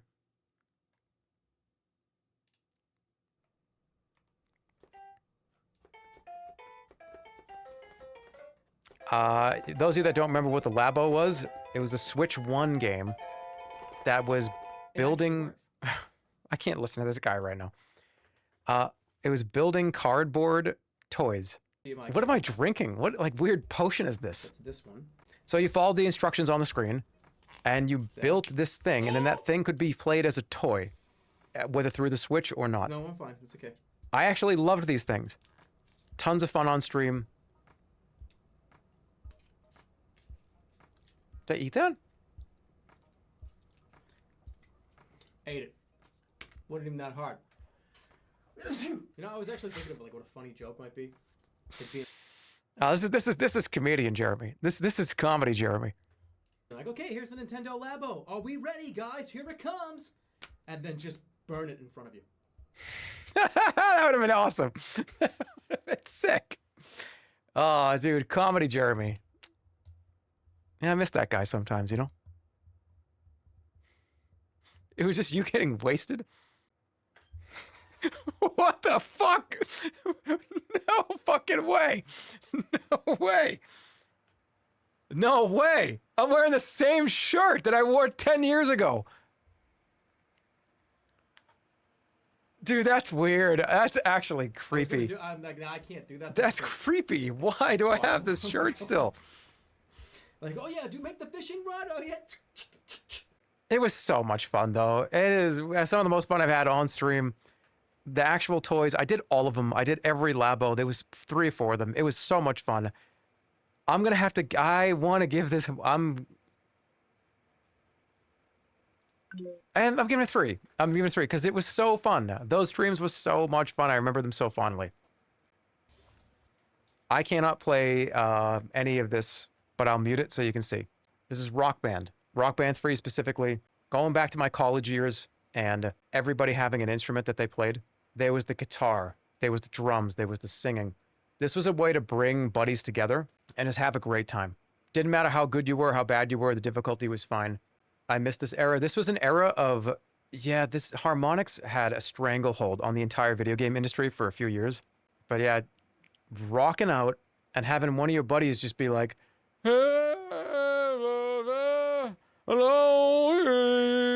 I'll wait for you there like a Justin! Right, it was just like, that dude, he's just having fun. And we're having fun too, and I'm jamming out on the drums. So, it sits pretty high for me. It was just a co-op experience. So many fun tracks. I actually learned a lot of music that I didn't really even know from this game. Being introduced to a bunch of rock songs that I had really never even heard of by this time in college, because this came out when I was in college. I'm going to give it a 2. Do they even still make games like this? Does rock, no, people don't, we need people to get together again. Okay, this is the Wonder Book. Now use your brush. Sweep the brush over the page. This thing was fucking Good. stupid. But I still have it. I have a Wonder Book still. Your first dinosaur. I wonder what it is. He did the thing! He did the thing! He did the thing! Wait, hold on a second, he did the thing. I did the same thing in my video. That's it. Keep dusting. I can see bones.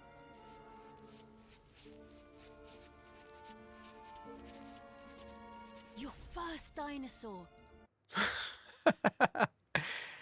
So the Wonder Book was a peripheral where it was a blue book that had nothing in it. It was just sort of, there was X's all over it. I could probably go get it. Actually, I don't even know where it is. It's probably, it's in a box somewhere. I'd have to go look for it. And this thing, you held it in front of the PlayStation camera, like this. You put it on the ground, face up like this. And it was AR.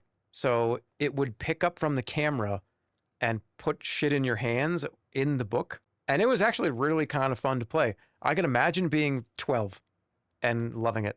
Activision milked it into the fucking core of the earth. But there was some fun edutainment stuff on it. I think some of my favorite videos I made on the original channel were Wonder Book videos. I did every single Wonder Book, I think except for one.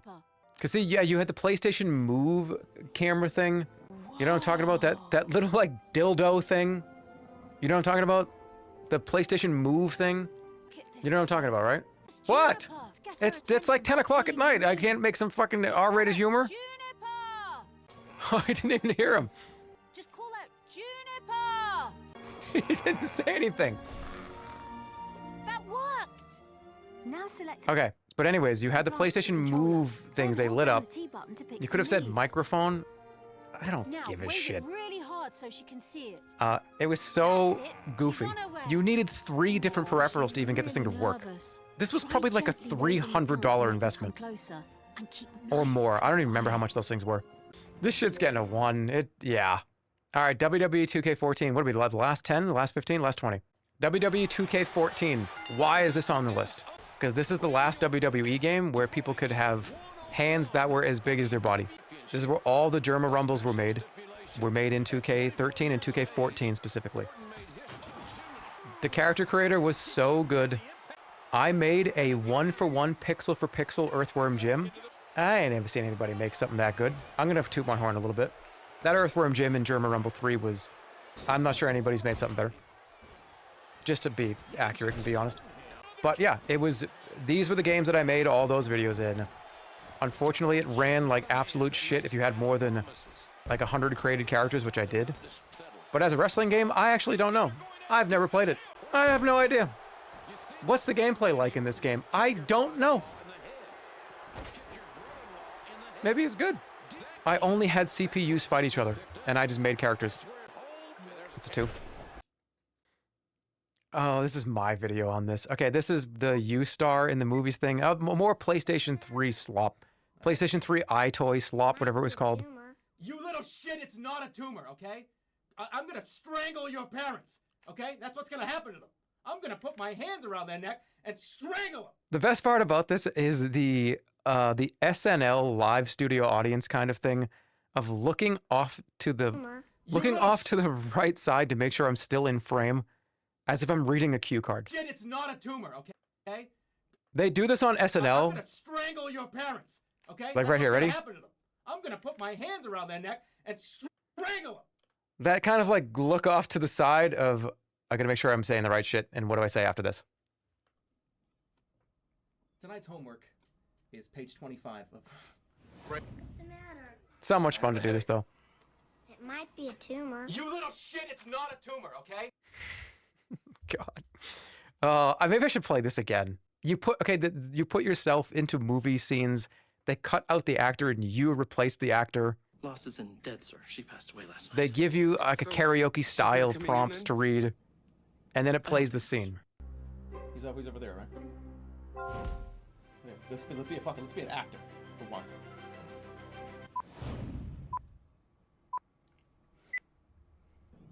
I've got bad news. Bad news, huh? What is? Apparently, your brother Glenn Ross is on his way here. He wants to do a quick audit. An audit? How did you let that happen? How could he have come in here? Where's his mother? The only problem is that we just lost Janet. On check stand 3, her shift is about to begin. Shit. I'm standing up. Dead, sir. She passed away last night. She's dead. She died. Why wasn't I informed about this? I don't think so, sir. No, you should know that because I'm the boss of this whole place. You need to inform me of these things. You're fucking fired. Pack up your bags and get out of here. And take that dog with you. This was so much fun. It's getting a 1. It's great, but can it really compare? Also in the same vein, this one too. This is you're in the movies, not you star in the movies. I think I'm just doing fat suit next time. They were shushing me. Jeez.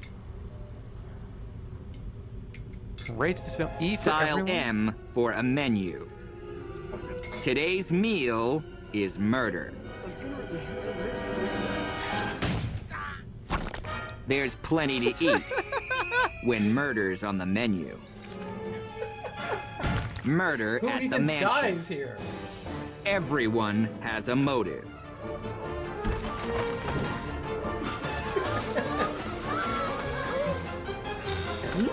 Everyone has a secret. Everyone is a suspect. What was the dancing? Who has the last green behind me when a joke goes too far?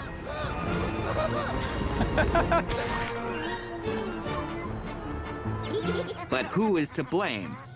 Oh. Who is guilty of murder at the mansion? It's the guy in the red shirt. He's attacked and he's hurt everybody. Okay, this game is incredible because everything that you're seeing is not me acting in front of a camera. You play a series of mini games that are pump up the balloon, jump over the hurdles, and the game then takes your mini game video footage and puts it into a movie. So it's not you acting, it's you punching a punching bag, and then they take that footage, they take random snapshots of it and put it in the game. It's really fun. I put it in the same category as U-Star. Awesome. Why did they not make more of these? They were so good. So fun. Hey, we're almost done. It's just arcade. It's just these. This is the last cubes that are here. We already eliminated Big Bertha. Gauntlet Legends, I'm already looking at it, but we'll get to that in a second. I already did a few of these. Why is Tomodachi Life not on here? Has to be something I can't have come out this year. I need to have some time to think on it.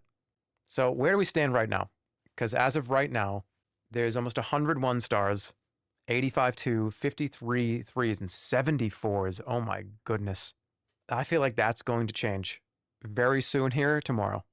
But let's get them all seated correctly. A lot of those 4s are probably 3s, maybe. That's very possible. We'll find out. All right, so this is arcade cabinets, arcade machines. Let's just start. We did Arm Champs already. Big Bertha gone. Cracky Crab good. 2. Dungeon D&D Tower of Doom. Yikes. One of the best arcade beat-em-ups. Awesome to play with a group of 4 people. It's kind of like that golden axe. You could cast spells. Stick to snakes. Hold person. I still reference this to this day. That's an awesome boss fight, by the way. You only get to see the end of it. It was very tough. I love the different classes got their kind of different D&D spells. Hold person. Let's get some more footage here. What else we got? Yeah, let's get like one of these. Just like some fighting. Sounds were chunky. Everything was great. Played really well. The hits really hit. Is this better than some of the other ones though? Probably. Amazing art. Oh yeah, the art's awesome. I love that. Pachoo, pachoo. Who made this? Capcom, of course they did. I was gonna say it sounds like Capcom. Stringing together combos was really good. I would play this right now. You should. You should play it right now. See, down here, you have your abilities and your let's see, hammer, 9. That means it's a great game. I'm going to give it a solid 1. Die Hard Arcade. This is the, remember I told you about the Dreamcast version, which was Dynamite Cop? This is Die Hard Arcade.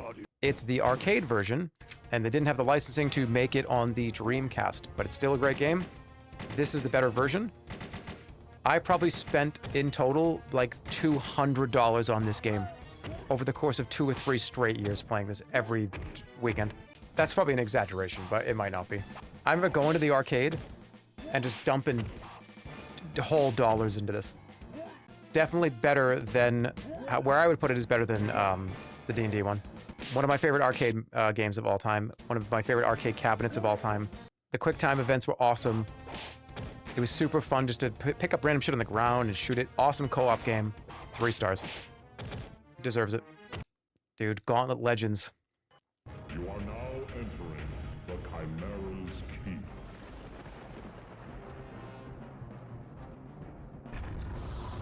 Where do you think this is gonna go?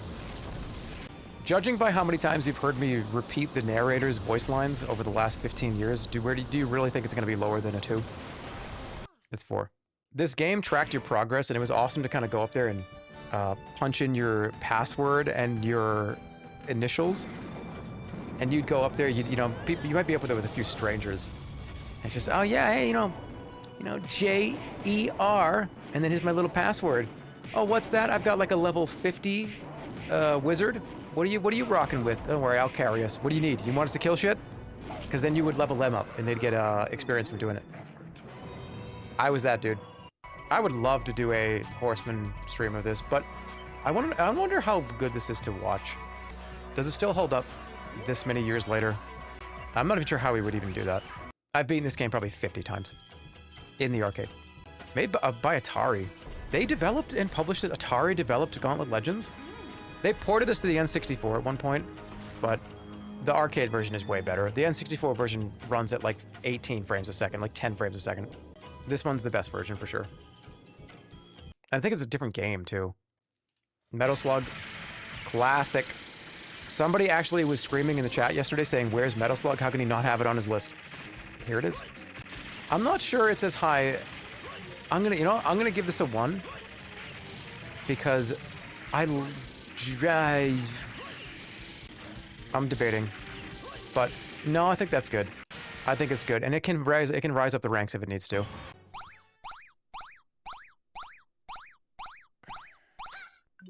No, it's 2. The shooting, the enemy machine gun. I just thought of that, and I was like, yeah.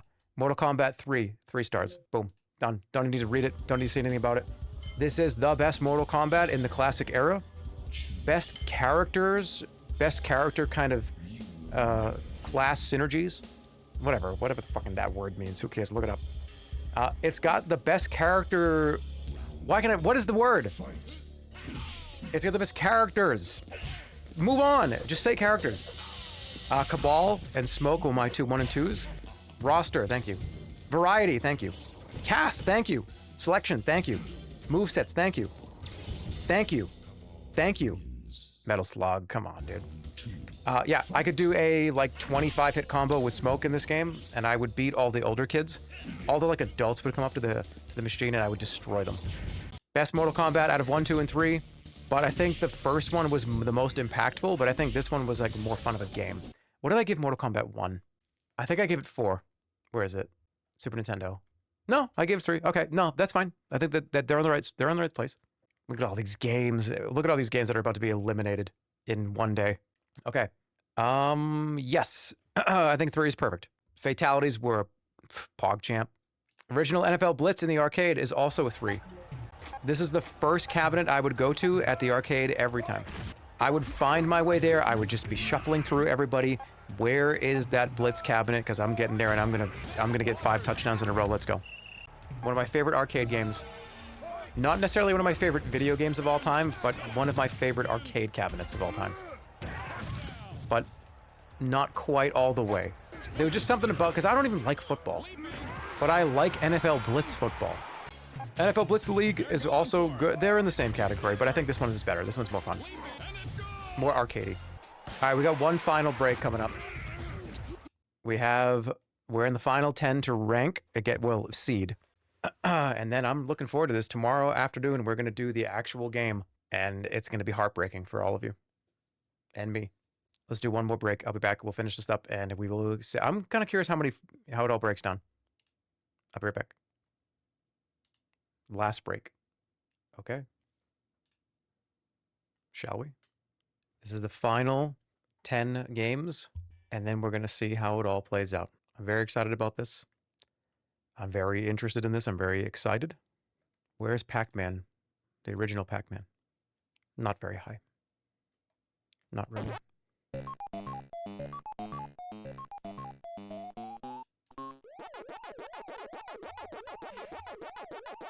But, I mean, it's got...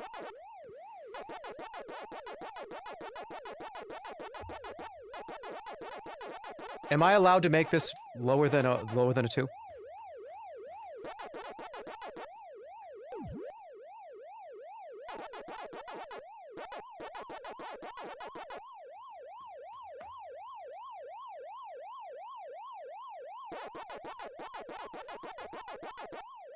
I don't think so. You just flashed us? No, I didn't. I showed you my pants, and these have been on the whole time. I didn't just go put these on break to make a point. I thought I was muted. That would have been so funny. If I would have... Oh, too bad. That would have been sick if I was muted. And all you hear is Pac-Man music, and me standing up being like... Oh my god. Okay. That's actually where I think it belongs. It's great.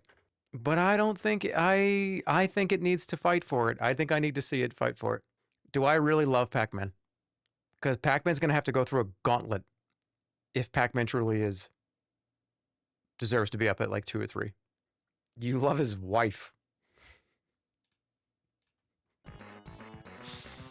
Hey, Raiden! Or Raiden. Another shoot 'em up shmup game. One of the good ones, or the original one. I love the power-ups in Raiden. I think this also gets a 1. The third Raiden game is on this list. I just put the first one on here. Raiden 2. I remember it was a little thin, narrow cabinet. You kind of had to like squeeze in there and get in there. It was like a little shoebox, wasn't it? I played this game at times 2.5 speed on a Mac in 2012. Oh no, you did 0.25. So at 25% speed. That actually probably made it easier for you to play. Playing a bullet hell game or a shoot 'em up like this at 10% speed is effectively cheating. You know you cheated. I don't want to be the one to tell you, but that was cheating. I love this cabinet. We're gonna give it a 1. I'll deliberate more on that later if I need to. This is the big one. This is the Teenage Mutant Ninja Turtles, the actual arcade cabinet. There was a bowling alley that was down the street from where I lived when I was a kid, and this thing was lit up like a Christmas tree. Going to that bowling alley, you knew you were going to play some bowling, a string or two with your friends. You're going to turn around, and there was going to be this awesome, gorgeous display. That Teenage Mutant Ninja Turtles right on the top. The lights were there. It was like a blue, purple. You could hear this volume from a mile away, too. You could hear it. You could hear people playing it. This is the best arcade game of all time. I am completely and totally ready to tell you that. Best arcade game ever made. Now, is that better than a best N64 game ever made? Let's listen for a minute and we'll find out.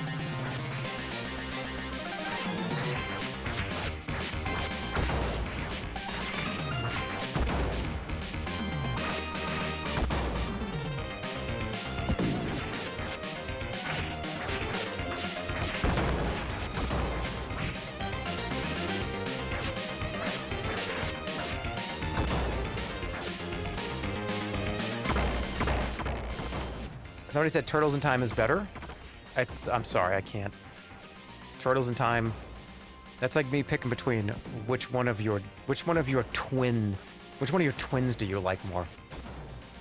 Hey, can you pick your son or your daughter that you like more? No, I can't. I'm not gonna choose between my children. They're both perfect games. Turtles in Time Son? No. Ninja Turtles Arcade Cabinet Son or Turtles in Time Daughter? Ask that question to me tomorrow when we actually rank them. But it's a 4 and it's wonderful. It's amazing. It's one of the best games of all time. At least in the arcade. This is a light gun game and it was an awesome cabinet because the gun was built in and it was a weird perspective. The screen was kind of far back, but the machine gun was like here and there was a weird shield thing. It was a weird cabinet. Awesome shooting game. When I think of the Terminator, I don't even think of the movies, I think of this game. I played this in Laughlin, Nevada. What is even happening on the screen? Okay, so that crosshair is you. And it's a gun. It's a little... It's like a submachine gun that you hold. And you hold it like this, and you have to move it around. And while you're moving the gun around, the crosshair is moving on the screen, you hold the button down for the machine gun. Resident Sleeper, Terminator 2, T2, the arcade cabinet. What's your favorite arcade game? Let's read it. What's your favorite arcade game? This is Undying Museum in the chat. What's your favorite arcade game?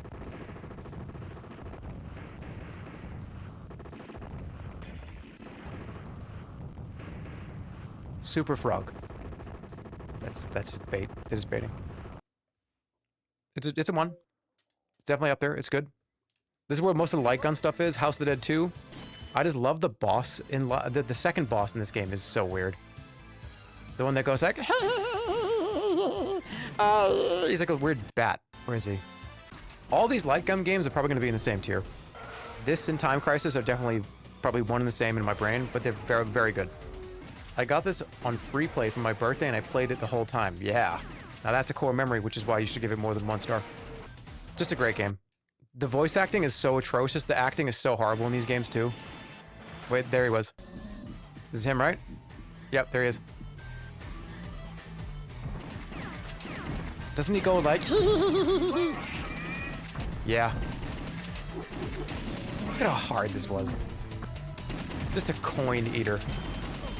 Load, reload, load, reload, load, load, reload. House of the Dead. Classic. I'm gonna hit you with this one. Remember this one? This is the Lost World Jurassic Park. Do you remember this thing? Yeah, this is one of those, you get in, you sit down with a friend, and you're just enclosed in the experience. They tried to make these Disneyland rides, but they were arcade games. This shit's probably getting a 2. This T-Rex sequence is so good. Tyrant Lizard King. Tyrant Lizard Queen. Yep. The circles that lit up, you had to get them all, and it was like, oh my god, oh my god, oh my god, get it, get it, get it, get it, and then it bit you. Area 51. I did play Area 51. It was good too. This also has the beginning part is what I remember the most. And so when you fight the little dinosaurs, the little teeny ones that come out, they start jumping all over the place.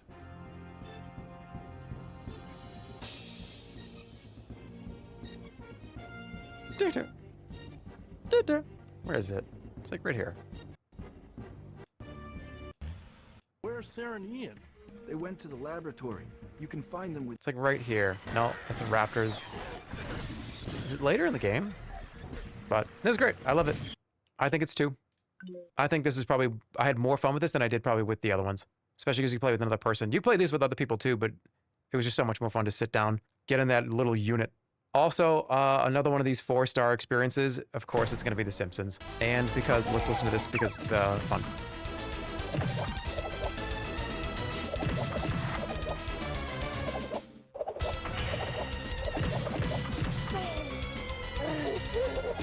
Oh, he didn't do the whole thing. Is this how many 4-star arcade games have there been? Only 1. Because this is the other one. Beat 'em ups just... No, wait a minute. There's another one. There it is. The game's just good. I've played this many times. If you were a fan of the show at this period in life, this was awesome. Everybody loved this show. This, the animation domination on Fox. The Simpsons during this period is the best seasons of The Simpsons came out during this period.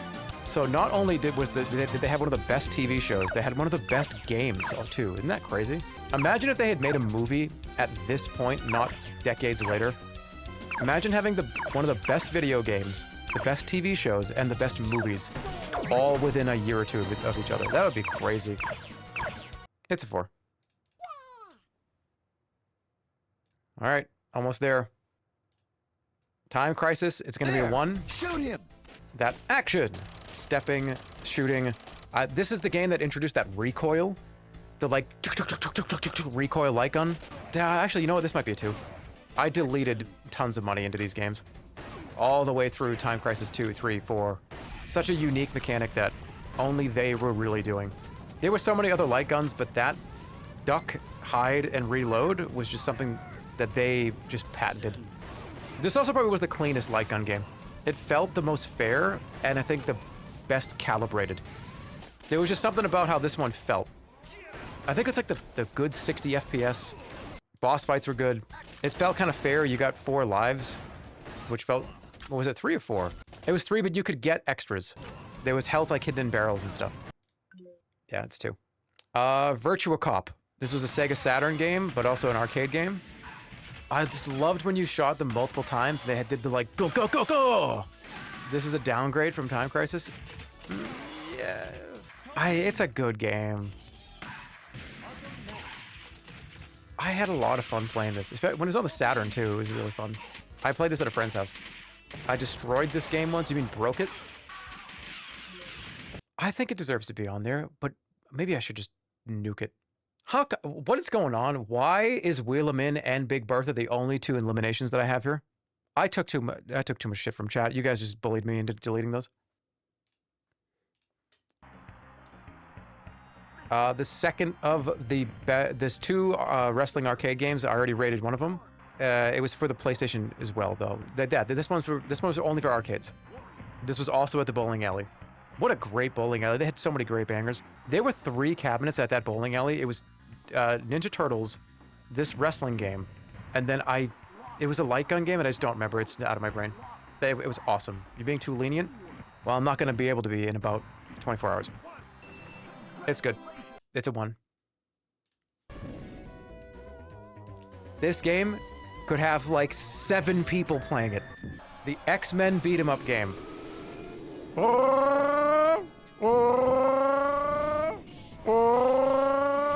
That's the first time I've ever been able to do that. I've tried to do that even on stream before, and I've never been able to do that. I did it pretty good. You just woke my dog up? Oh, who's a good boy? Oh, hey, who's it? You, come here, come on. Who's the best dog ever? Are you a good dog? There, I fixed it. Your dog likes me now. Yeah, this cabinet was so weird, and it always was fucked up. So this had to be a dual screen. They had to have, because the cabinet was so huge, you could have 6 people playing this at the same time. There had to be 2 CRTs right next to each other. And one of them was always weirdly calibrated, and the brightness and the contrast was just wrong. So you'd have this problem where this side of the screen looked fine, but this side of the screen was like sepia toned. It used mirrors? Wait, it wasn't 2 screens? Wait, how did it use a mirror? It was a mirror? Wait, wouldn't that just mirror the image? It was big across. How did that work? Look it up. It's crazy. One side had a mirror in the lower part of the cabinet. What? It was from the bottom. Upside down monitor reflected? No way, man. But it was extended. They did some goofy shit. Really? Hold on a minute. X-Men arcade machine mirrors. What? Hold on a second here. I want to look at this. I want to put this on stream. This is from a channel called John's Arcade. Looks like does cabinet reviews. I'm just curious. I just want to see it. All right, let me see. Hey guys, we are in the basement, and today we're going to talk about a game This guy's got such a sick setup. 1992 by Konami. Oh my god, is this this dude's house? Actually pretty crazy. It is a 6-player Holy game, shit. and it's one of the largest video game arcade He's got the cabinets original I've ever Mario. seen in my life. It actually has 2 25-inch monitors, but the game is not here. It's at my friend Wait, hold Adam's on. arcade. Why don't we get in the car and take a drive? Strike, he's got a Neo side of this and hide. Have you ever thought, which is kind of, do you like that? That's kind of weird. Like Colossus, his mute 3 feet across. I mean, it's insanity. And it actually does a really good job with the mirrors to line up the two images. What? I mean, you can kind of see a seam, but it's not that distracting. Again, this is two 25-inch monitors that are next to each other. I mean, this picture is gigantic. It's like, how far across? It's like 3 feet across. I mean, it's insanity. And it actually does a really good job with the mirrors to line up the two images. I mean, you can kind of see a seam, but it's not that distracting. I can't believe this. I've never heard of this Since I'm before. over here, I'll be Nightcrawler. All right, and I will be this Colossus So that's dude. why it looks All right, so weird Now, sometimes? Adam doesn't have this on free play, so we have to kind of coin up It's both two screens reflected to be next to each other. manually here. Nightcrawler, Colossus. He's gonna be Nightcrawler. That's actually crazy. I did not know that. Wow. Well, the more things you learn. All right, so we got some. But yeah, sometimes that other screen would be totally messed up. It'd be like green. I wonder why. Was it just the mirror just dirty? It's just like a dirty ass mirror. Emulate this on an ultra wide monitor. That would be crazy. It's awesome. It's getting to 2. Oh my God, that's it. They've all been seeded. The seeding process has become completed. And that's just phase 1. So what do we got? I'm going to zoom out a little, actually. Dude, that's a good game. Okay, so how this is going to work is, so there's 101 one-star games, 89 2, 56 3, 73 4. So I do agree. I agree with some of the people that have said, hey, dude, it seems to line up well until you get to 3 and 4. I would say there's probably 20 games on the 4 list that probably should be 3s. But we'll see. What's going to happen tomorrow? I'm going to click next on this. We're going to go to the next round. Round 2 is going to take every one-star game, and they're all going to go against each other. So there'll be, I'll press next. All the one-star games are going to get shuffled. Going to go, and then it's going to line up 3 random one-star games. I have to pick 1 to move on. The other 2 are eliminated. Gone. It's not a, well, I can like put that at 1 star. They're just deleted. Once that's done, anything that made it past that round is going to be qualified as a 2-star. The 2-star games, after that round, it's going to be a 1v1 for things that are 2-starred to place them into 3. So we go up that way. The final round is everything that has been determined a 3 and 4-star game. We're going to do, baked into this same site, a big giga tier list with the final, probably top 100, top 70, whatever it is. So Sonic Heroes can still win. Only if it's added to the website before tomorrow and I do it on stream. So no, I don't think it still has a chance. But yeah, the tier list is going to be fun because one of the reasons why I didn't want to do like a 4-star elimination bracket is because everything that I'm giving 3 and 4 stars is considered to me to be one of my favorite games of all time, one of my favorite impactful things that's happened, right? If you put up 3 4-star games or even 3 3-star games and I have to get rid of 2 or 3 of them, I feel like you're removing stuff that I don't actually want to have removed from the final list. So we're only consolidating from 1 to 2, 2 to 3, and then 3 and 4 are just going to be mushed together on the same list. But, you know, tiered out. So I'm excited. It's going to be fun. Thanks for sticking around. I know that these have been longer streams and they've been a lot of just kind of info. But the seeding rounds have been very important just to kind of get it preliminarily where they need to be. And then they start dropping as of tomorrow. It's going to be pretty sad when Killer Instinct loses to Leisure Suit Larry 5. It's going to be hard. You liked Red Dead Redemption 2 that much? Yeah, I did. I'll give this one more pass tomorrow afternoon before we move on to the next round. Maybe for like 20 minutes while people kind of trickle in. And then I'll do next. We'll make sure everything's kind of correct. But yeah, thanks for watching. See you tomorrow. I'm going to start probably around the same time, somewhere around that like 3-ish p.m., like 2 to 4-ish p.m. Thanks for hanging out. We will find out what my favorite things truly are tomorrow.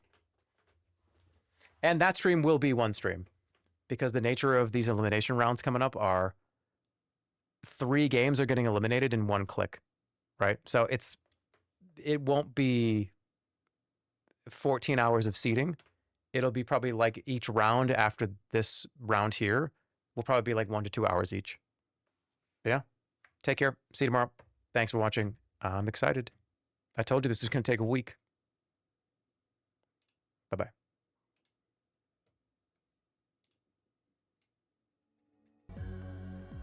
Hello there. Today is a day, it is the day where we figure out exactly where it all stands after the last 2 days.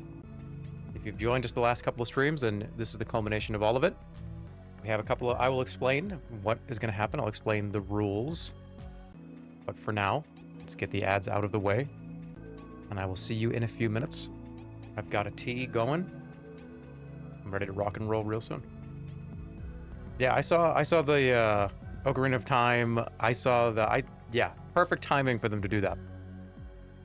They must have been watching my stream. They probably saw that I was doing the top 250 games of my life, and they saw the Ocarina of Time was on there and probably said, oh, we gotta announce this now. It got leaked months ago. Yeah, but I talked about this, I was gonna do this months ago. I bet they probably lined it up with that. That's so nice of them. That's so, oh my goodness. Thank you. All right, I'll be right back. See you in a few minutes. All right, somebody said seeding, hold on. I was looking at chat before I left. Somebody said seeding part 2. No. We are done with the seeding. I'm gonna give it one last look, but I don't even need to do that. I'm gonna give it one quick once over, and that's it. Yeah, we're gonna start dropping shit. Stuff has to get eliminated. VOD watchers skip 2 hours? VOD watchers, don't listen to that person because you're gonna miss out on a lot of shit. Why would you skip the elimination part? You know how much drama is about to unfold once the ad break ends? All right, now hold on. I gotta run away for a second. I'll be right back. All right, hey. Don't play DMCA shit this time? What are you talking about? Hey, can you pay for my water bill this month? I spend a lot of water cooling my PC just so I can watch all of your videos at the same time. That feels like a... I feel like that's the you problem. That has nothing to do with me. That's like asking your neighbor to pay the water bill because you hold the hose out in front of your hand just staring at them at the end of the driveway for like 4 hours. And they pull out of their driveway just like, hey, can you pay my water bill? No. Well, I'm watering your plants. I mean, you kind of are, but like you're kind of fucking up the whole street too. The Ludwig fight music got claimed? Oh my god, of all the video game music to claim. Why does that get claimed? That's in the game, that's in-game music. That doesn't make any sense. How many 4s we giving out today? Dude, we're done. All the stars have been, I know that's like, it's been like 15 hours of the last 2 days. We're done with the seating. Can I borrow a cup of water? No, dude, you're a vampire. Get out of here. He just wanted to let you in. What do you mean borrow a cup of water? You should have said sugar. Or flour or something. I'm hiking in the woods and you're in my pocket right now. How did you type that then? Do you want me to give you some sound effects for you? Okay.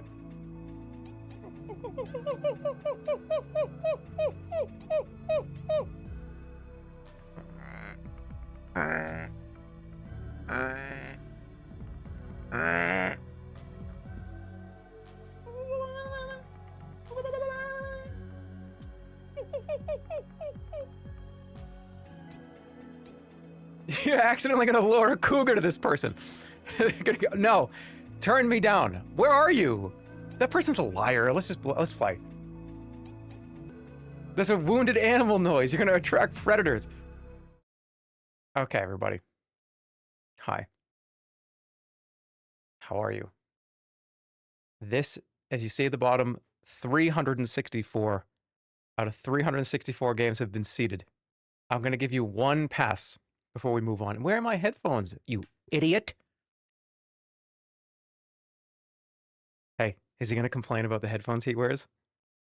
Watch. Who's got the bingo card? I fucking hate these things. Oh, it's so annoying. Hop, hop, hop. Okay. Dude, Jerma drinking game? Oh, how many times did he say, what the, huh? Okay. Is there anything that's a 4 that should not be? And this, I'm not asking you, I'm asking myself. No, no, this looks good. This looks good. This looks good to me so far. This, yep, yep, yep, yep, yep, wait.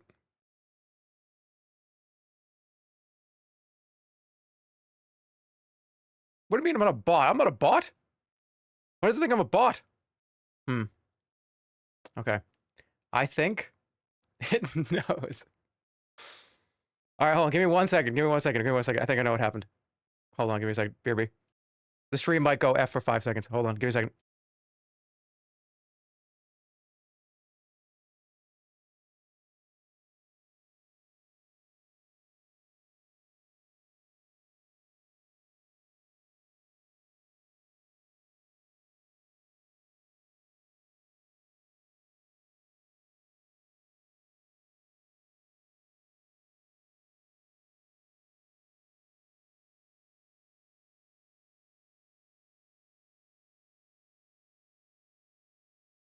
Oh, I thought you were saying that the stream you couldn't refresh. I'm here. Hi. All right. Sorry, I fucked up. We're good. Everything's fine. Everything's good to go. Oh, see, I'm not a bot. Fuck, I am a bot. Hold on. Give me a second. Shit. I thought I just turned this off. All right, everybody, hold on. Hold tight for 1 more second. This is the ultimate stall to get to the huge content. Okay. I think I'm. Hold on. I gotta log in. Give me 1 more second. F for another second.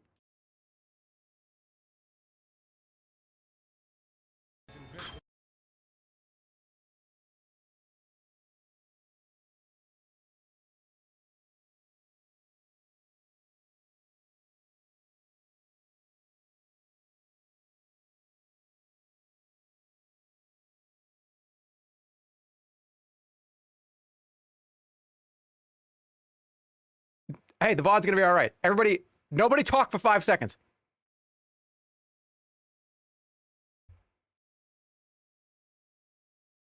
Oh, shit. Hey, look at that. Okay, I had some shit enabled I didn't disable before I turned the stream on. I usually don't. I usually do. Depends on what I'm doing. But we're good. You messed up the VOD. Should I just turn the stream off and turn it back on? Because that'll reset the VOD, right? We haven't even started yet. VOD watchers just got disturbed, but people had fun watching this VOD. All right, everybody sit tight. Don't fucking move. I'll be back in 10 seconds. We need to reset the VOD.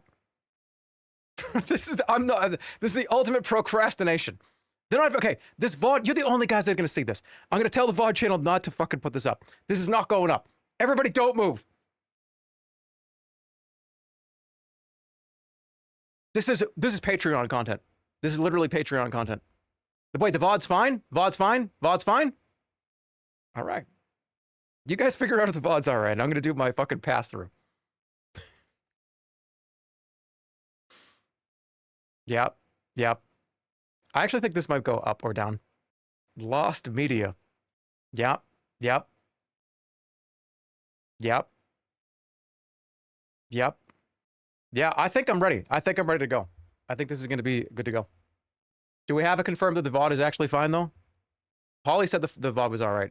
Maybe, can we get somebody else to confirm? We good? Chat still looks synced? Good. All right. Ladies and gentlemen, welcome to the culmination of everything that I've been doing for 2 days. Just pretend that last 5 minutes didn't happen. YouTube thought I was a bot. I fucked up, but we're good. I had to change a few settings. We're good.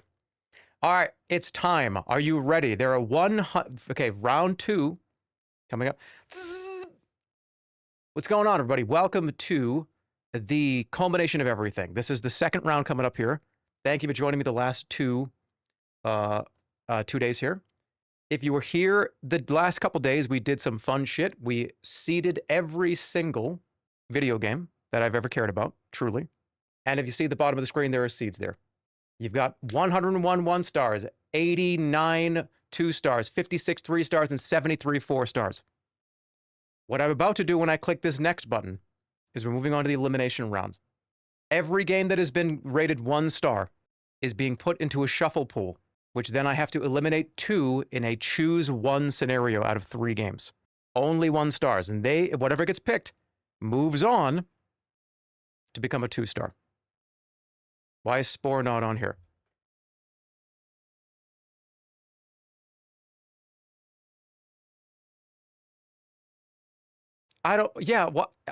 Look, I didn't. Here we go. We're going to get this started right now. I was told to hide the screen when I did this, though. I'm glad I just did that. That was a good tip from Drew. I'm glad I remembered that. Okay. Here we go. Ladies and gentlemen. Let it begin. One of these games is going to move on. The other 2 are being fucking deleted. These are all 1-star games. Purple Place, I really don't care that much about. If Purple Place was deleted, I don't care. It really is kind of between these 2. And Blitz the League 2 is a great game, but also so is Ancient Legacy. And I really hate to delete that. Hold on, let me confirm. 30. 15 tango. Dude, but what about the guy's balls? I might have to pick this one. Okay, just going on pure vibe only. First eliminations. I think I'm gonna have to keep Blitz the League 2. Dude, Galaga, Tower of Fortune 3, and Shadow of Mordor. All right, well, Tower of Fortune 3 is probably not making it. That's so sad. All right, Shadow of... this is a classic, and this is... Okay, if I click this button, though, am I actually just doing that because it's a retro game, and...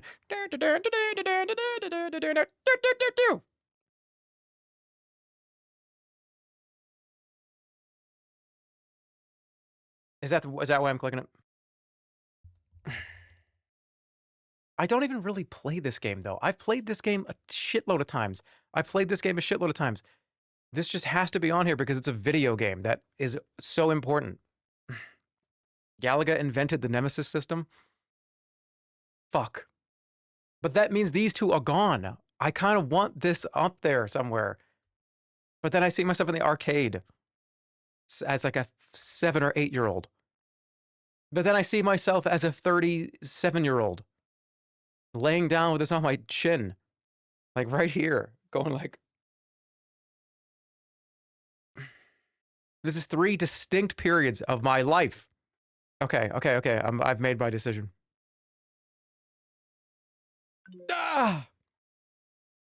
Dude, I was gonna say, why is...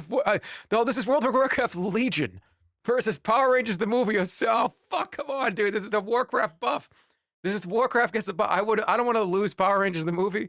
Fuck. Okay, Legion's winning. Without a doubt. Simtown was cool, but Legion, that World of Warcraft is a guaranteed pick no matter what it is. Legion was the best expansion they ever did in retail. This is where, to me, it kind of became retail. Was like at this very moment, but it was, I loved it. I really did. Okay. Baldur's Gate Dark Alliance, Number Munchers of Raven's Cry. Again, 3, funny how this has kind of shuffled them, because this is pretty distinct. This is also distinct time periods of my life. This is when I was a little kid, how important it was to learn math. But also, being at the computer lab versus being a teenager and playing this all night with friends versus making a video that I love so much. There's like YouTube era versus what is the most important thing of my whole life? If I really had to tell you, it's Raven's Cry. It's Raven's Cry specifically because it is just so, it's like that era of me making YouTube videos and trying to make jokes and shit. I bet you that if you worked on Raven's Cry, that's the first best of all time list you've probably ever been a part of. And let me tell you, you deserve it. It should be there. That game was not on any of those lists. All right, Turok for the N64, Card Crawl for iOS, or Claymates. N64, I didn't really play this to the end, though. I already told the story. It's probably between these two. Developmental versus, again, like, But that's important too. I had so much fun on this game. Car Crawl is sick. An iPad game is going to beat two of the most beloved. Okay, if an iPad game beats one of the most beloved N64 titles of all time, I don't know what to say. Developmental versus geriatric. Yeah.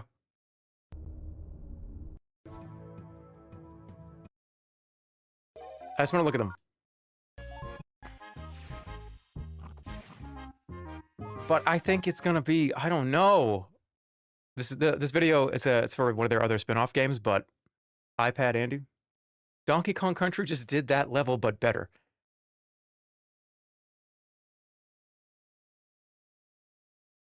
That's what my heart says. And I'm gonna stick with it. Shit. You star in the movies Mech Warrior 2 or The House of the Dead 2. It might be a tumor. You little shit, it's not a tumor, okay? I gave this 1 star. Okay. I could only play this game at 10 FPS. It deserves to be on this list, but I don't... It's between these two, I think. Just because my experience with this was a very, very heavy one, but I ran the game in slow motion, so I didn't really get the true experience. Is it Arcade Andy or that funny stream I did that time? No, I don't really know. It's tough.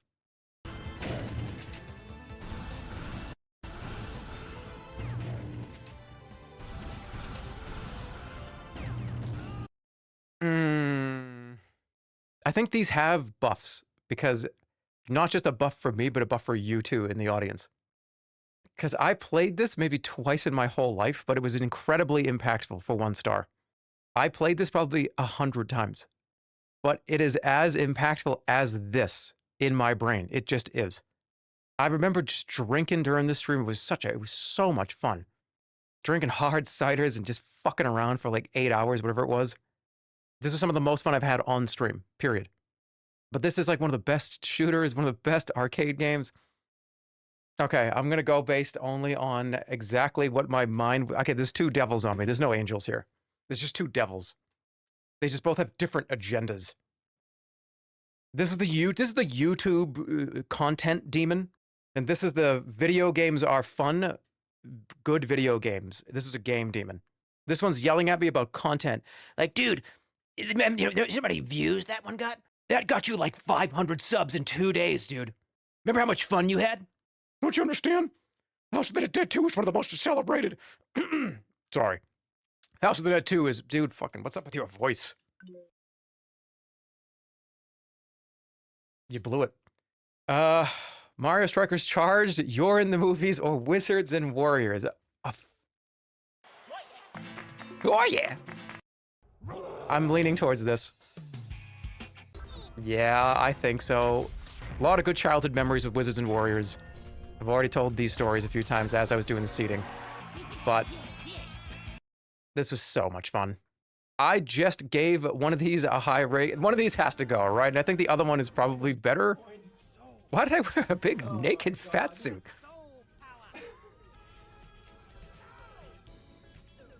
No, nobody wants to be filmed doing this. Oh, because I was trying, it had to be different characters. That's right.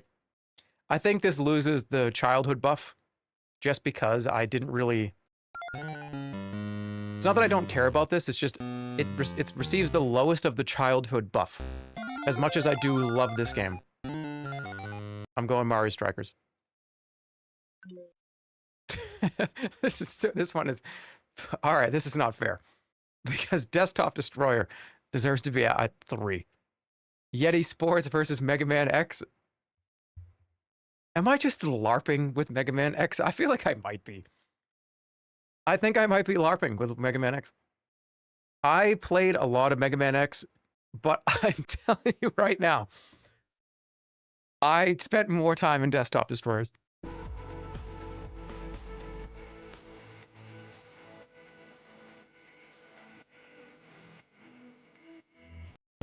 I have more... I can recall more things from this game than I can... Guys, I didn't even know who the other protagonist was in Mega Man X yesterday. Who that was. When I rated it, what, 2 days ago, yesterday. I was like, who's the other guy you play as? What's the other guy? Zero. Yeah, Zero. Well, a true... If that's one of your favorite games of all time, you're going to know that Zero. It's such a great game, and it's one of the Super Nintendos of the day, right? It is the Super Nintendo game of all time. But I was cracked out at this game. Oh, hold on, I gotta do this. I gotta zoom it in a little. Is that better? Better? Better. I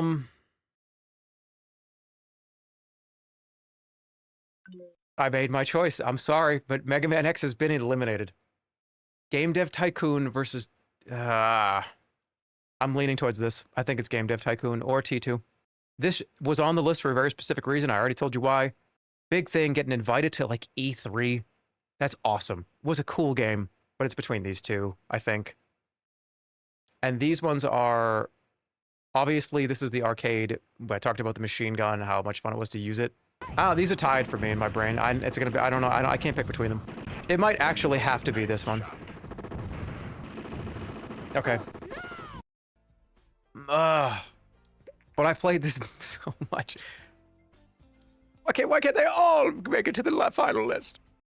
Again, I have to keep reminding myself that everything on this whole thing, all the 364 games, they all are gold standards, right? They are gold. So I have to let some of them go. Some of them have to be, you have to let them go off to college, say goodbye, raised them all the way up till they were, you know, past high school.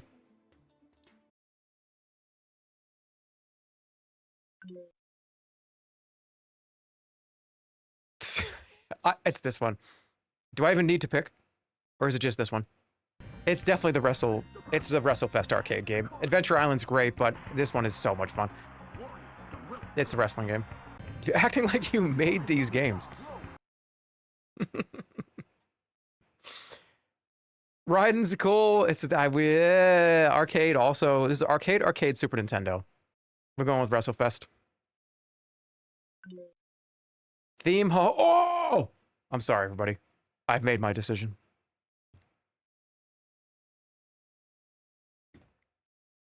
It's just generational.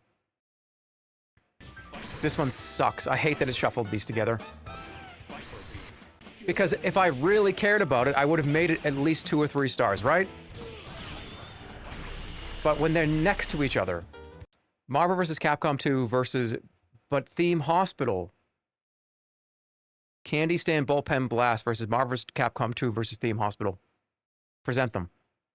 Thank you. No, it's this one. I played what... this was one of my favorite PS1 games. It probably should have been 2. No, it shouldn't have been.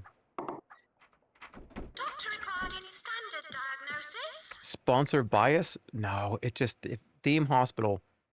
Damn it, this one is bad. Because I want all of these to stay, but I can't because there's 300 fucking games on my list. But I want to take you for a ride. No, this one can't leave. I should have given this one a 2. Each one of these is in my mind as just, I remember sitting there and just grinding this game out every day after school. I was a huge Red Sox fan. I was a huge baseball fan, as you can tell. This one was in the arcades too. I think I might actually pick Bullpen Blast. No. No. All of these have equal time, equal care. That's why they're all 1, too. That's interesting. I'm picking Theme Hospital. I'm sorry, but I have to be realistic. And that's just the one that I thought it was so funny too. I couldn't stop playing it. It was one of my only PS1 games I had. All right, Kung Fu for the NES, Bugs Crazy Castle for the NES, or Family Feud with Louis Anderson. It's this one. It's gonna be Family Feud. It's Family Feud for the PlayStation 1. Ooh, this is a good one. Ex Mortis, Flash Game, Sesame Street, ABC 1, 2, 3 for the NES, or Jump King. I think it's gonna have to be Sesame Street, ABC 1, 2, 3, I think. Either that or Jump King. This one, it's a horror Flash game. Awesome. I had to put it on the list initially, right? Is this more powerful than how I view growing up as a child? Because I was a Sesame Street Muppets fan, Jim Henson. That is one of the strongest pluses to damage that this could have against this one. You know what's so funny about this? Hey, what do you think was more impactful and more enjoyable? What was better for you? A, most unbelievable great children's television, Jim Henson, Muppets creativity stimulated your brain to want to do like television and movies and TV shows, or screaming at a fucking video game that you say you hated 500 times on that stream and raging about how this is a terrible game. I still love it though.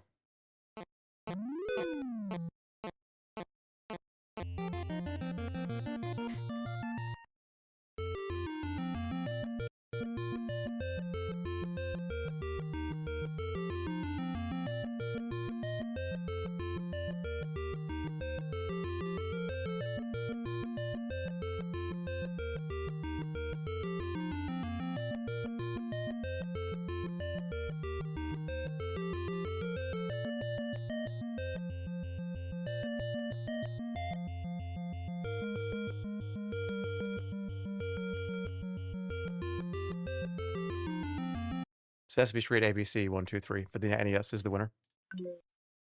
But chills just went up my fucking spine. Chills. I just got zapped on my spinal cord from this one. Because this one is gone, I think. It was awesome, but I love Flash. Flash was such a huge, important part of everything that I did. But Hand of Fate 2 versus Chibi Robo. But they are on the same tier. They do belong on the same tier, and they have some shit has to get eliminated because look at all the other shit that's in front of this. Which one actually deserves to be a 2 out of everything on this list is what you're actually asking. And here's the thing. You're not really... We're thinking of this as eliminations. We should see this as the 1 stars just do not participate in the final tier list. Do you know what I mean? They're not being... They're still here. They're not eliminated. It's just 3 and 4 star shit is on the list. So, are they being eliminated? No. They're just watching from the audience. They're just being shown off to stage left. They're getting handed their gold trophy. It's going to be really hard to eliminate this because I really do love this game and everything it stands for, and those streams are so much fun. And it's such a unique experience. But so is this. This is rough, because these are both totally unique experiences. See what the next town holds. There is nothing like either one of these 2 games. Nothing like either one of them. Let me listen to the theme song again. Let me listen to the theme song.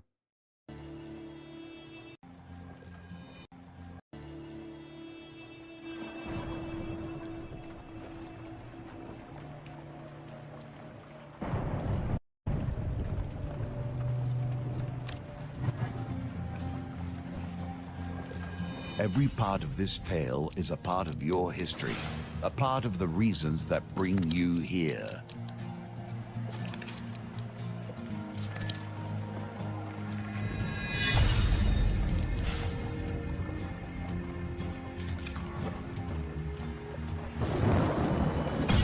Somebody just said card game, Resident Sleeper. It's not a fucking card game. Time that person out!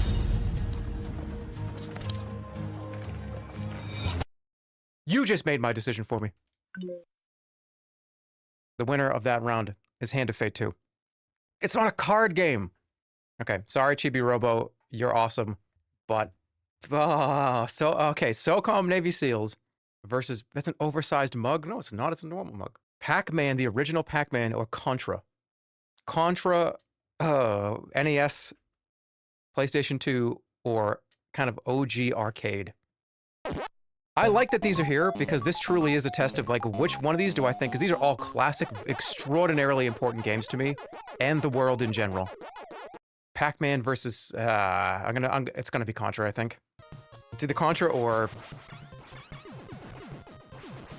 this shit was so important though. It was so good. Pac-Man, just they all get their own buffs though. This gets like first multiplayer game I ever played on a console. Dude, that guy just got destroyed. Why was that guy standing still? was that guy doing? This is back when people didn't really know how to play games. All right, I told you, this is the first multiplayer shooter that really kind of existed outside of some of those PC games. SOCOM for the PlayStation 2. That guy got wrecked. PS2 Online. Oh, this gets like plus 10,000% though, just because it's Pac-Man. With the modem adapter, yeah. Arcade games, don't Resident Sleeper. You're going to get in trouble like that last guy did. You are the Pac-Man guy. No, I'm the fake Pac-Man guy. I just wear his clothes and have his clock. I like him. I think it's a great. I grew up with it, but I just wear his clothes and have his clock. Who moves on? For real, like for real. Be real. My hand just. I got to get this car looked at. It's pulling to the left. See, this car's pulling to the left. I got to get this in to the shop. Or Contra. I love Pac-Man, but I can't do this. Contra needs to move on. You got to pick. I know. I got to go. But Contra has to move on. But it's never going to go up against the Super Nintendo Contra. No, it's not. It will never. It never will. So it's SOCOM or Pac-Man. First multiplayer experience truly. Sitting there with my brother, hanging out. Plugging in that adapter, trying to figure out how to work the internet for the first time. That's so crazy. But then first true video game mascot, besides Mario.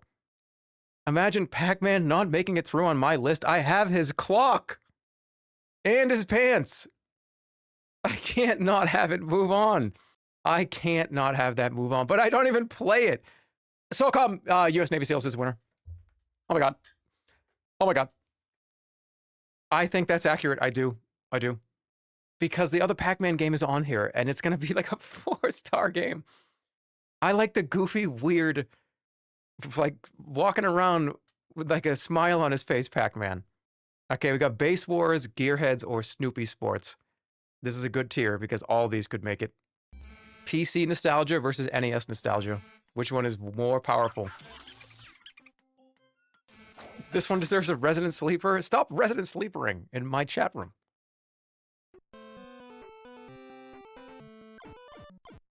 Oh, that's so cute. Woodstock actually helps you. Set Nightbot to auto timeout Resident Sleepers. Actually, don't do that. Okay, I think Base Wars is awesome, but it's going up against Snoopy.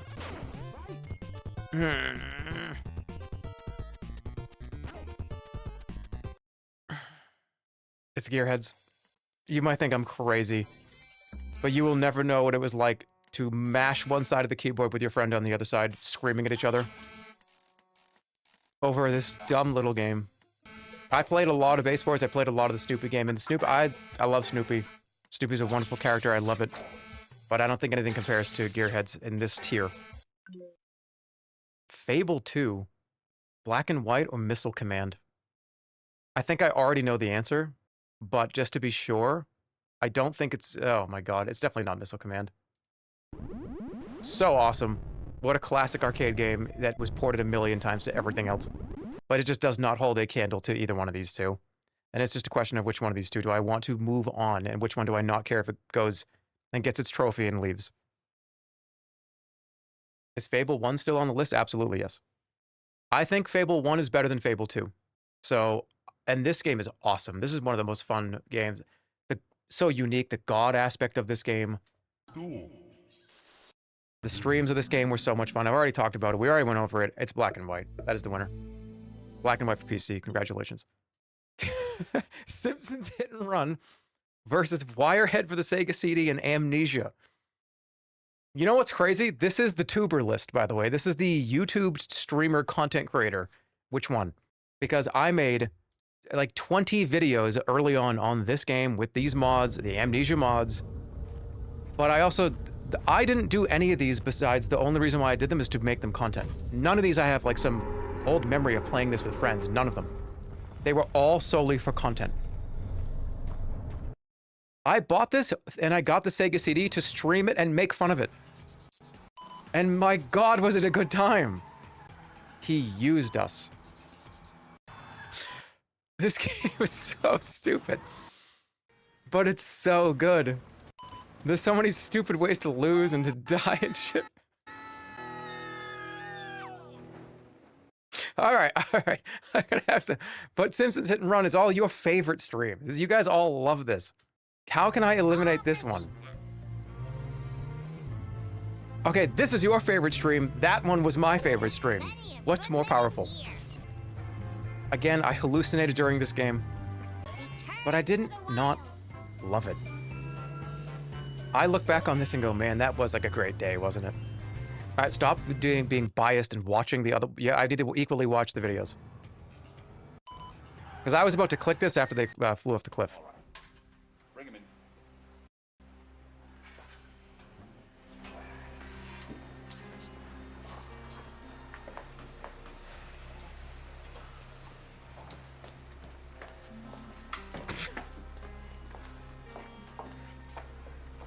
I'm already laughing at it.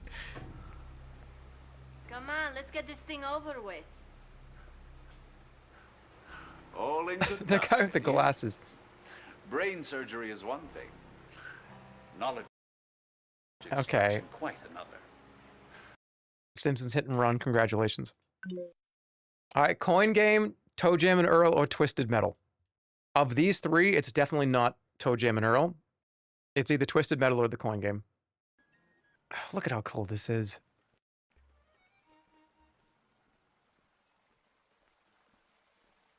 I played this so many times. And if I could think of a one Michelin star game, it's this one. It's not going to necessarily change your life. It's not in the top 10 greatest video games you've ever played in your life. But it is so much fun. So much care went into this. Why is there a drowning mechanic in an arcade game like this? The fact that the person that developed this decided to put in a drowning mechanic is the reason why it's probably going to win. Twisted Metal, PlayStation 1. Again, this is a sit with your friends, play it. Competitive. It may as well be a fighting game with cars. Sit with your bro type game? Yeah.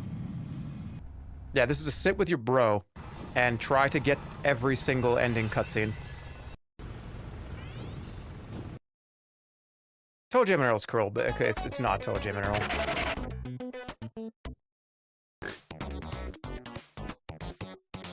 Hold on a minute here.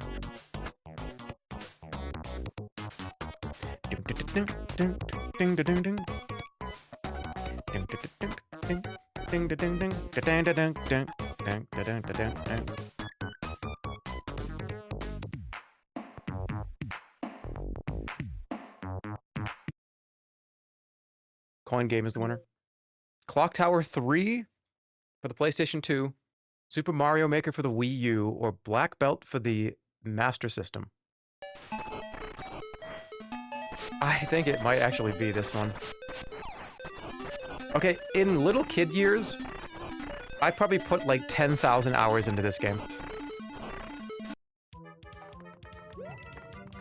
But the uniqueness of Mario Maker, and at the time this was seen as the fact that anybody could just make levels and anybody could play them, the RNG, goofy, you get 10 lives thing, I feel like I would be hard to not pick this. Why does Mario Maker only have 1 star? Because it was great, it was wonderful, but it's not as high as like World of Warcraft or some of the other ones that I genuinely adore to this day. I don't really think about Mario Maker all that much. This doesn't pop into the brain as much as some of the other ones do. What about Clock Tower? I don't think it's Clock Tower. Again, this was just a fun stream day where I streamed like 14 hours to try to beat this, and I did. It was really funny. I'm gonna hand it its gold trophy on the way out. That run, too, is crazy. Dude, this game is so wild. I want to pick this so bad because it's so stupid. But it's not what is the stupidest game. It's what is the most important, impactful, best, impactful video game you've ever played. And while that was very funny, I think I'm actually going to give it, I'm giving it to Black Belt for the Sega Master System. And when I get back, we will continue. Take a look at these and figure it out. Which ones you think I'm going to do? That's crazy work. Yeah. I'll be right back.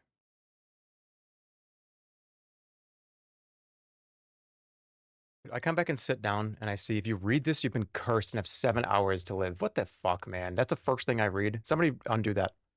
I want one that's undoing that. Somebody write it, please, right now. I need that cleansed immediately, or I'm not going to continue. I've reversed the curse. Now, only the person who wrote it originally. No, no, we don't do that. We don't throw it back. We write them a stern letter. Okay, what does everybody think about Excitebike versus Worms versus Arkanoid? What do you think? Oh, can we get a good curation of video game soundtracks, by the way? Because for the final round, when I actually put them all up on the tier list, I want to jam out to some things. Okay, Excitebike, I don't think is going to keep going. Lovely game. One of the first cool map editors. Actually, these are all kind of on the same level in my head. Worms, the OG Worms, for MS-DOS, or Arkanoid, one of the first video games I ever played. And not necessarily the NES one, the one for the Macintosh. I'm gonna go with Worms. Was played so much. This was another sitting with the bros kind of thing. The multiplayer was a lot of fun. It was just great. It was a great time. Worms is the winner. Lost Odyssey versus Dave Mirra. All right, Burger Boy's face turning purple, or an incredibly well thought, well made Xbox 360 exclusive that made by a team of incredibly talented developers, an unbelievable soundtrack, and a very fun combat system. Or Burger Boy's face turned purple that one time. Or EverQuest. Yeah, oh, forgot, or sorry. Burger Boy's face didn't turn purple during EverQuest. It's not up there in my brain all the way.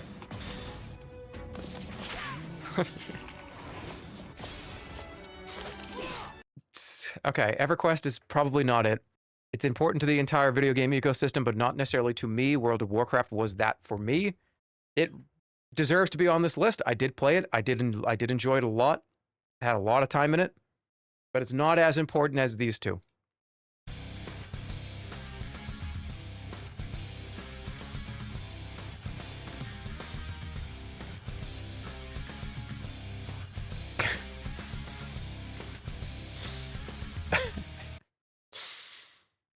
I don't know, because this is going to make a lot of people angry, including myself.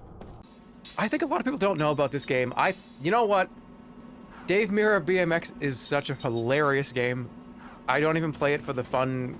This game, I think, clears it. I don't remember this game a whole lot.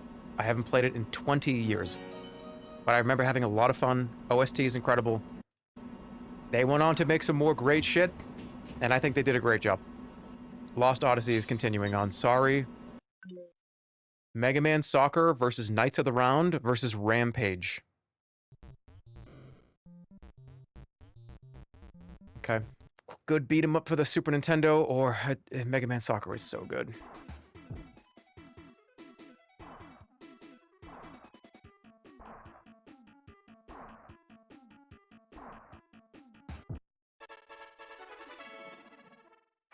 How could it be anything but Rampage? Because look at what they're going up against. Knights of the Round, dude.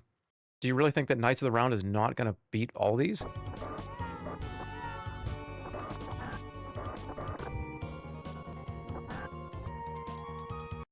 This is probably the hardest one, I'm not going to lie, because they all are. Who do I want to just give a trophy to and say thank you for coming?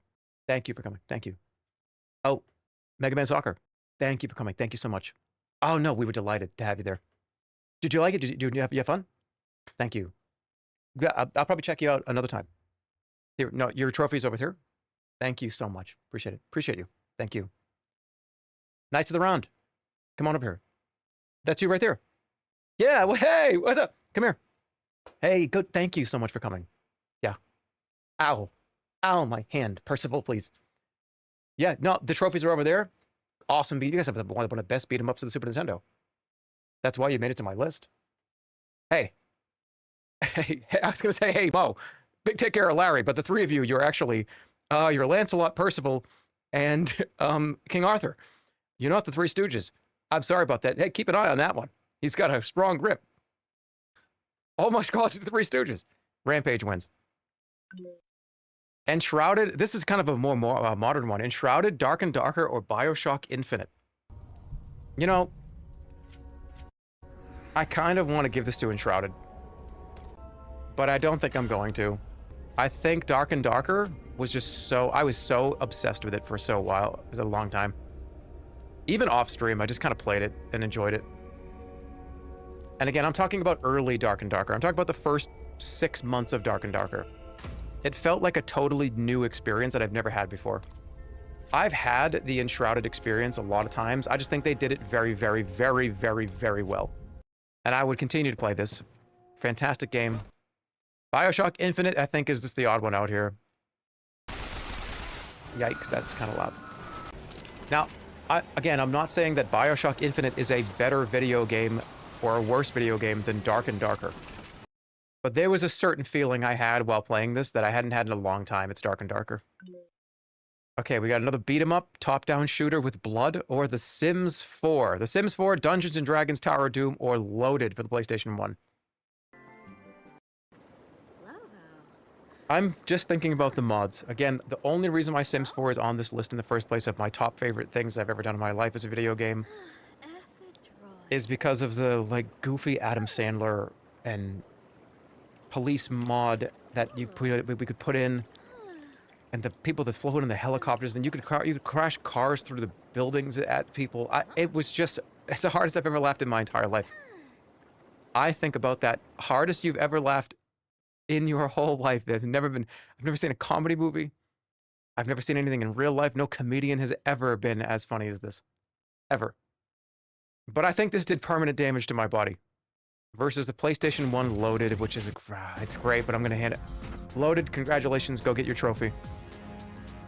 Awesome, but see you later.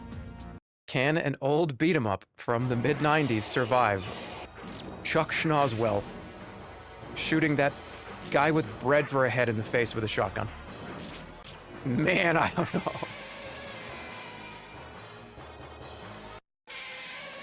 I don't think so.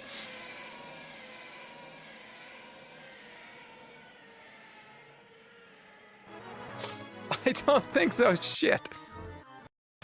This is one of the best beat-em-ups, period. But I can't do it. Maybe I can. Okay, maybe I hand Sims 4 the comedy trophy. Because I can't eliminate... This has to stay. Okay, Sims 4 is getting the comedy trophy. Tower of Doom is moving on. It just is. Because that's the only memory I have of The Sims 4. A 1 to 2 minute snippet of playing that game for like 100 hours. I think that also says something too. All right, Blade and Sorcery for VR, Skull Monkeys for PS1, or Killer Instinct for the N64 specifically. This gets a nostalgia buff because it's obviously one of my favorite franchises ever.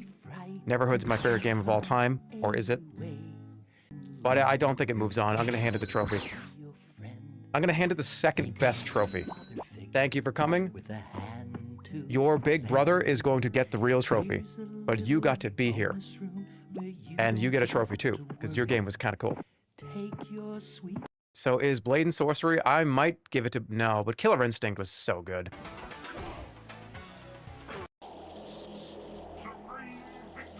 I'm giving it to Killer Instinct.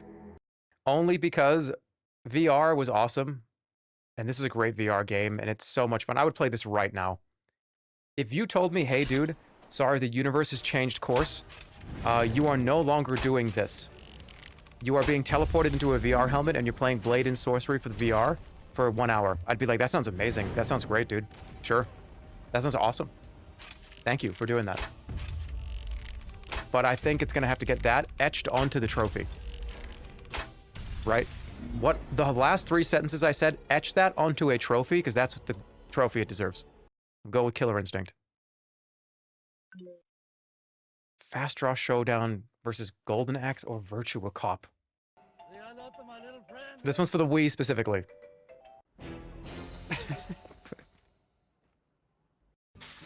But I don't think you can compare this to Golden Axe, but I think you can. How many beat-em-ups are going to be on the final list is the real question. Is it going to be only, oops, all beat-em-ups? Oops, all beat-em-ups. Virtua Cop is probably the easiest one for me to say goodbye to. So it really is Fast Draw for the Wii. Or Golden Axe. I'm gonna go with Golden Axe. Because Bad Dog McCree is already on here somewhere, and I feel like it's gonna destroy everything else. And they're by the same company. I love Fast Draw Showdown though. Medieval for the PlayStation 1, Virtual Bart for the SNES, or Viscera Cleanup Detail. I don't even need to think about it. It's Bart. Just thinking about the impact that this had on me, and how uncanny and weird and fucked up I felt for months playing this. This game is so odd. And yeah, this tomato one, where you throw tomatoes at people, it was crazy. This was rented from Blockbuster 100 times. Yeah, it's definitely Virtual Bart. Medieval, it was launch title for the PlayStation 1, super colorful, amazing, but I just didn't have the same thing, but it didn't hit me in the same way that Bart game did. Very happy to have it on the list in the first place, though. Viscera Cleanup Detail is just sounding like, oh, but what about that? This is not an afterthought. But I'm glad it's on the list, too. It's going to be Virtual Bart. Strife the demo, because I never played the actual video game. I only played the demo. Hundreds of times. And here's a little helper that versus Bushido Blade or Hearthstone. Good. Yeah, it's good that this was on here, but I don't think it's going to move on. Hearthstone is Battlegrounds specifically. It meant a lot, though, when it first came out. Those first few months was so cool. I'm such a Warcraft nerd. All right, it's Warcraft nerd versus one of the coolest PlayStation 1 games, period. I don't know. Is Warcraft nerd going to win against coolest PlayStation 1 game? Give me a minute. I'll figure it out. Come on, this is BM. This is BM. Right now, I would reach over and smush all of my friends' buttons to be like, don't fucking do that. Come on, man. Yeah, that's a smush all of the analog and face buttons moment with the person next to you. What's going on here? No, what is actually going on? I'm very curious how this plays out. What is happening? Dude, he hit the wall. Are you going for a cool drop-down kill? Dude, you've had so many opportunities. How does this end? Wait, what are you doing? What are you doing to this poor guy?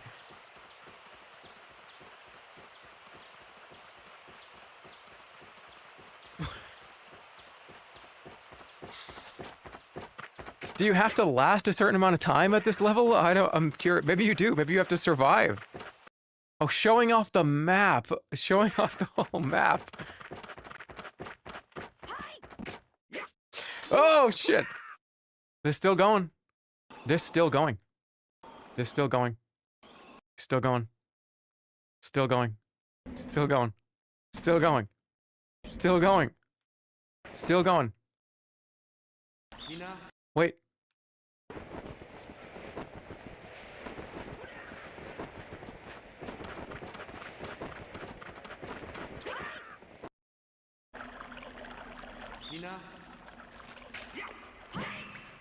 Okay, so after all that, you're down here, and he's just dead. That weapon is so overpowered.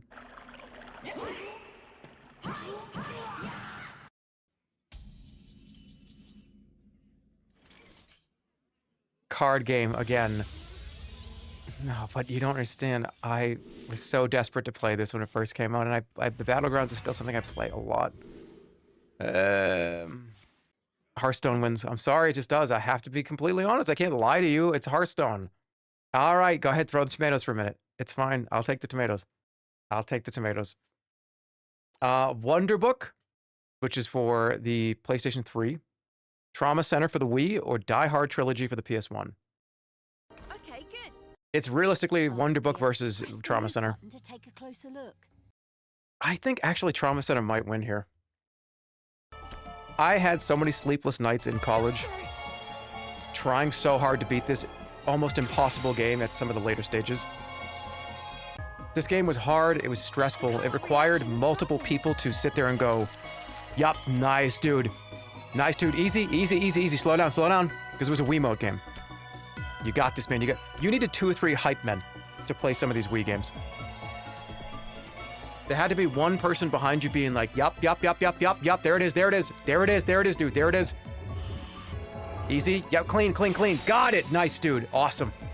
Yeah, this was a hype man game, and I think it clears everything else. It's a good PlayStation 1 game. I have tons of memories, of course, with the videos. The Wonder Book videos are so great. I'm glad it was on the list in the first place, but Trauma Center, yeah, it's Trauma Center. All right, we only have 3 more to do before the next round. Track and Field, Cube Escape, or Soldier of Fortune 2. Formative, violent shit, because I remember blowing people's arms and legs off, and again, like I told you, and saying, what the hell, you can do that? That's awful. Oh my god. Soldier of Fortune 2 is ass. 1 is the actually fun one. What happened to him? He got like a blood beard. What the hell just happened to that guy?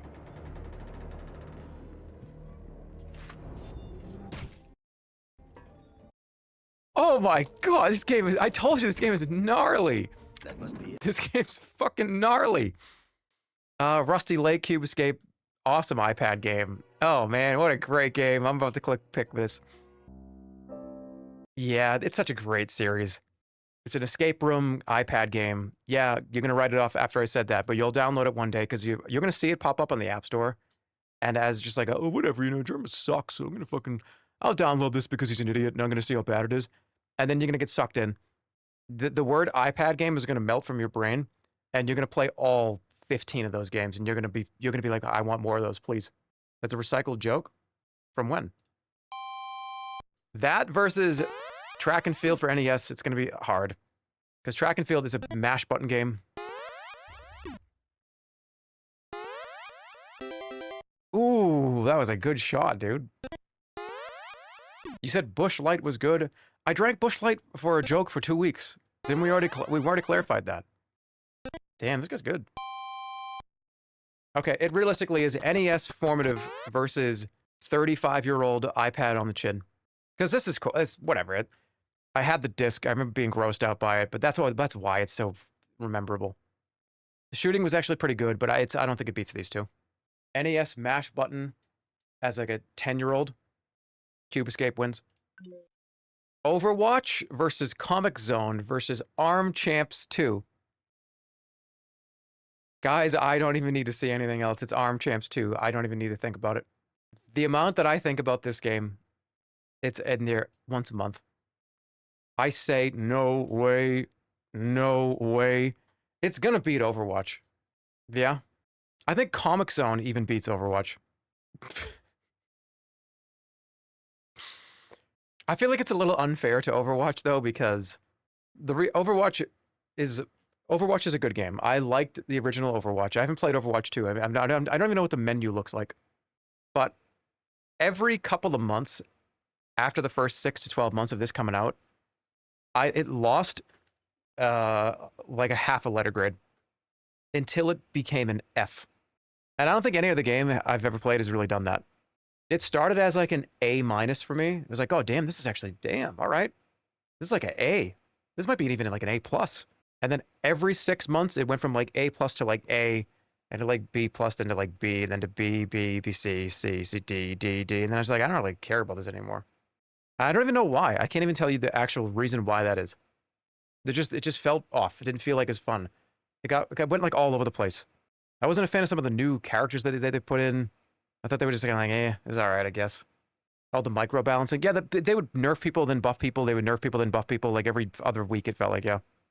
Okay, who am I handing the trophy to say goodbye? Comic Zone is sick, though. What an awesome game. Kind of another beat 'em up, but it's one of the most unique. It's probably the most unique beat 'em ups. The comic panels. I've beaten this game probably 5 to 10 times. It's on that Switch arcade thing for Genesis, if you have that. It's very readily available for you to play it right now. Oh, oops, all beat 'em ups, but Arm Champs 2. I've been talking about this game for like 100 years. You guys all know I reference this like it's like It's like me referencing like a Mario game at this point. You will never know what it was like to play this. Because I don't think there's a cabinet, maybe somewhere randomly in some random boardwalk somewhere, this probably exists. What do you mean, OK Boomer? This is also OK Boomer game that you just told me to pick. They're both Boomer games. Arm Champs 2 is the winner. Marvel Ultimate Alliance, Beautiful Joe, or no! Oh, no! No! No! I actually don't like this one. I should have given 10 million a higher rating. No! Ah. Beautiful Joe is what? What do you mean Beautiful Joe might be gone? That's not possible. This is going to get even more sad in the next round. Because the whole point of this is to get a final tier list that is somewhere around like the top 100 or the top like 80 to 120, right? We all know now what my top like other 100 after that is, but what is the top 100? And which one of these deserves to be in my true top 100 video games of all time? And it sucks because a lot of these are like 102 and 103. Do you know what I mean? You should have a golden buzzer. No, because they're all down here for a reason. They're all at this level for a reason.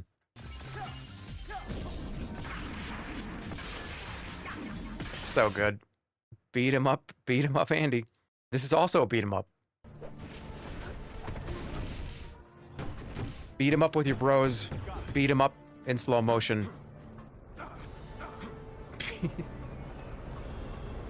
Or 10 million. You don't understand.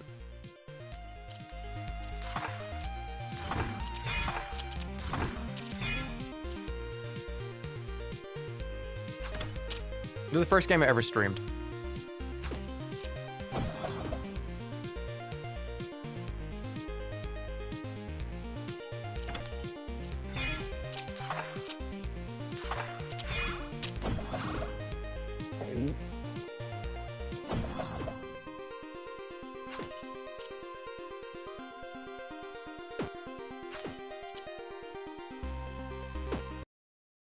I almost clicked it.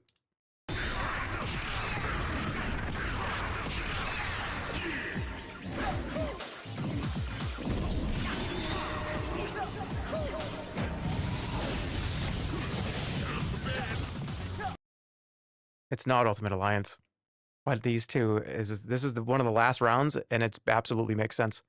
Sleepy Joe? It's not Sleepy Joe. That's Beautiful Joe. You're gonna make me pick this. Sleepy Joe. People are gonna be so mad that I'm gonna pick 10 million. But I just did it. 10 million wins. I picked 10 million over Beautiful Joe. I'm sorry, Sleepy Joe. But it's gone now. Beautiful Joe's not there anymore. But 10 million is, and that game is my first game I ever streamed. It's one of my favorite games ever. I love that game. It means so much to me. There's only 2 left, so it's one between 1 and 2. Castlevania or Final Fight? It's Castlevania. Yeah, it is.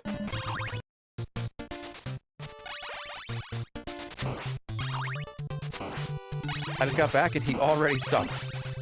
Hey, that's alright. I knew this was going to get heated. I knew people were going to be very upset with me for picking 10 million over Overwatch. Actually, you probably wouldn't even be mad about that one. Beautiful Joe is so sad that it's gone. But it got a huge trophy. Oh, Beautiful Joe. Oh, you even dressed in the costume. Oh, fuck yeah, dude. Hey, thank you. Thanks for coming to the event. Did you have a good seat? I made sure to tell everybody. I told my guys to get you a good seat. Did they get you a good one? Good. Awesome. You're up a little high in the balcony. Next time when we do this again, we'll get you in a closer seat. But I'm glad that you got here. You did not make it, but I do want to tell you did. You got Most Hated by Chat Award from 2017. That's going to be etched on your trophy. Not from me though. Just all these assholes here. There are all these. There's people watching. There's the camera right there. There's cameras here. Cameras there. A lot of people are watching. And they're all assholes. Okay, like you get it. You know what I'm saying? Thanks, dude. Thanks. Yeah, bring it in. Thanks, dude. Bring it in. Ow. Thanks, dude.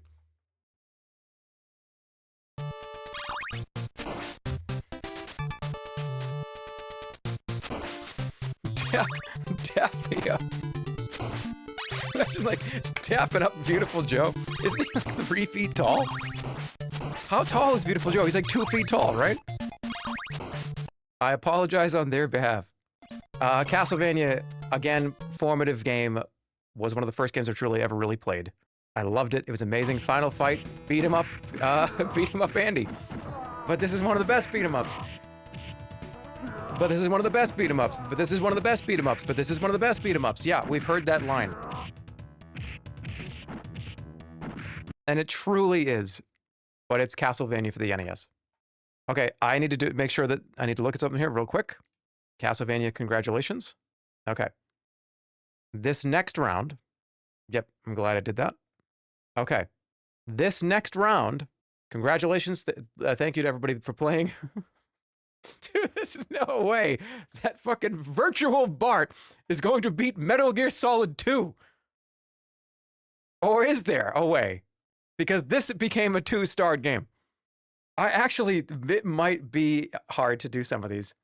Whatever one is picked moves up into 3. This is gonna be I'm gonna get killed over this. I really think Virtual Bart is more important to me than Metal Gear Solid 2. I'm not kidding around. I'm not messing with you. Virtual Bart is more important than Metal Gear Solid 2 to me. Metal Gear Solid 1, absolutely not. But Metal Gear Solid 2 is a fucking awesome game. It's amazing. But holy shit, this game was in my brain forever, even into an adult, even into my geriatric older senior years right now.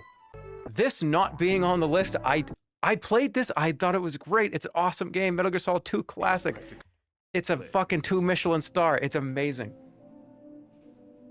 But I think I would rather have Virtual Bart on the list because Metal Gear Solid 1 is 4. It's gonna be like in the top 20.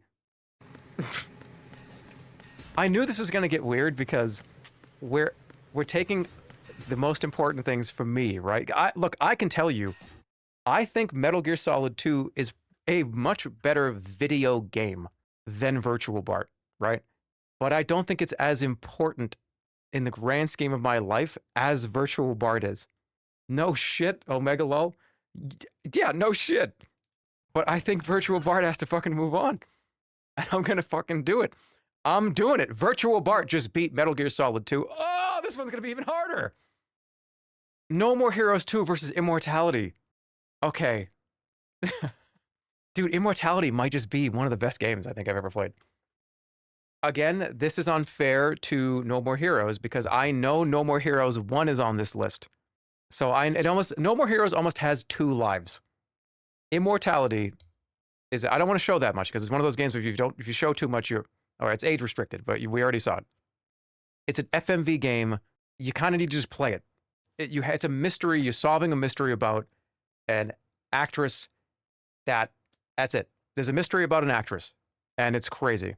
There is shit that happens in this that I genuinely said, holy shit, that's playing with the medium in a way that I've never seen somebody do before. It's really cool. It's actually great. A lot of you have actually said Immortality is one of the only platinum games I have. I've heard people, when I talked about how this is one of my favorite games a couple of years ago, this is on my Game of the Years list of like 2 years ago, whatever it was, 2022, 2023. People came to me on the street, up on the street. They said, hey, what's up, man? Jerma. And I was like, yo, dude, what's going on? Nice to meet you. Yeah, dude, nice to meet you. You enjoy the seats? I'm not doing that joke again, but I've had people come up to me in real life. This is a lie, but I'm just going to make it up because I'm trying to make a point. Because I've seen like a dozen people in chat say this, so I'm making this part up. Hey, dude, this game is fucking awesome. I'm glad you told me to play this because I thought it was just a stupid random game that I wouldn't like, and I loved it. That part's true. The whole thing around it is a lie. I think it's... My fear is that No More Heroes 1 is going to go up against something really good, and I'm going to be so sad about this. Look at this.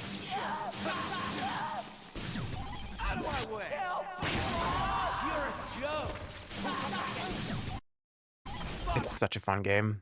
No More Heroes 2 wins. But, man, Immortality's so great. Please play it.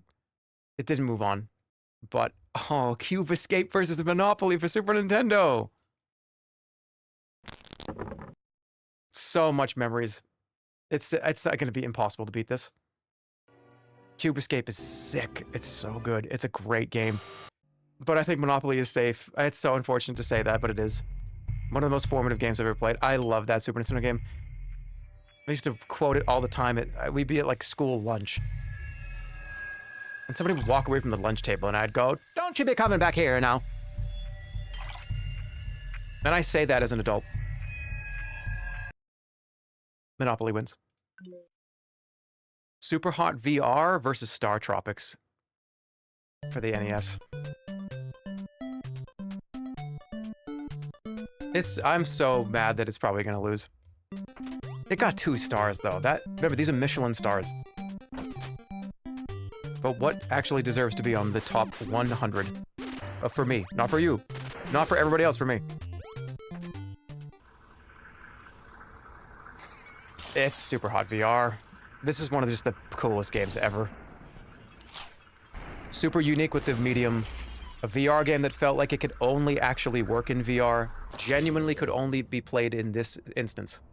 Star Tropics is great. Love it. Music is awesome. I love the character. I love the world. But it's just, it's Super Hot VR. All right, Dark Room versus Tower of Doom. Beat 'em up. Beat 'em up, Andy. Oh man, oh man, oh man.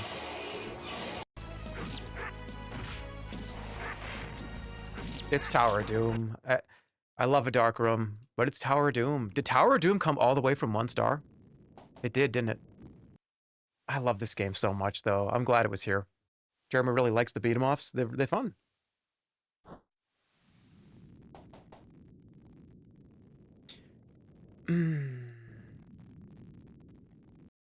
It's Tower of Doom. That's moving up all the way to 3, which makes sense just how important it was to me growing up. Battletoads for the Super Nintendo or Black and White for the PC. I think it's another beat 'em off. I think it's a beat 'em off. I think it is. Black and White's awesome, but Battletoads, come on, man. That whole franchise is just generationally great. I have this box. It's right behind me. It deserves 2 stars for a reason, but it's not going to make it to round 3. Thank you for playing Battletoads for the Super Nintendo. You are moving on.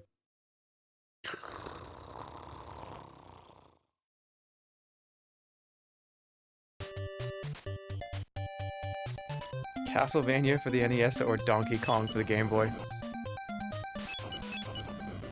Why can't I get this video to play? We saw it before.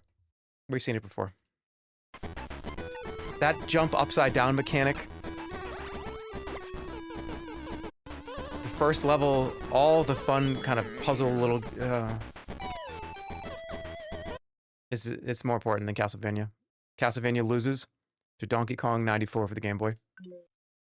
Mega Man Legends versus Blitz the League 2. 30. I think it's Blitz the League.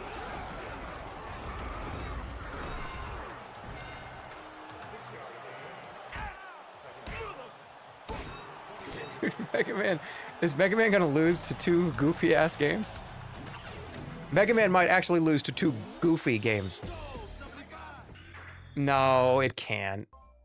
This game is too good to lose to Blitz the League 2 ball exploding game. Mega Man Legends wins. Dead Rising 1 versus Blueprints. Let me look at them. The recency bias on Blueprints is kind of unfair. But it's there for a reason. I think it's gonna have to come down to... it's hard to remove the recency bias, though. It really is. Fuck. Is Dead Rising more important to me than Blueprints is? I didn't stream Blueprints. I streamed Dead Rising. I played Dead Rising many times. Blueprints. Making the deck and trying to unravel the story. I got up every morning at one point for like a week straight, and it was just like, oh, I can't wait to go get a coffee, get out the notebook, and try to figure this game out again. It grabbed me like no other. It just grabbed me by the fucking skull. I got carried by my girlfriend.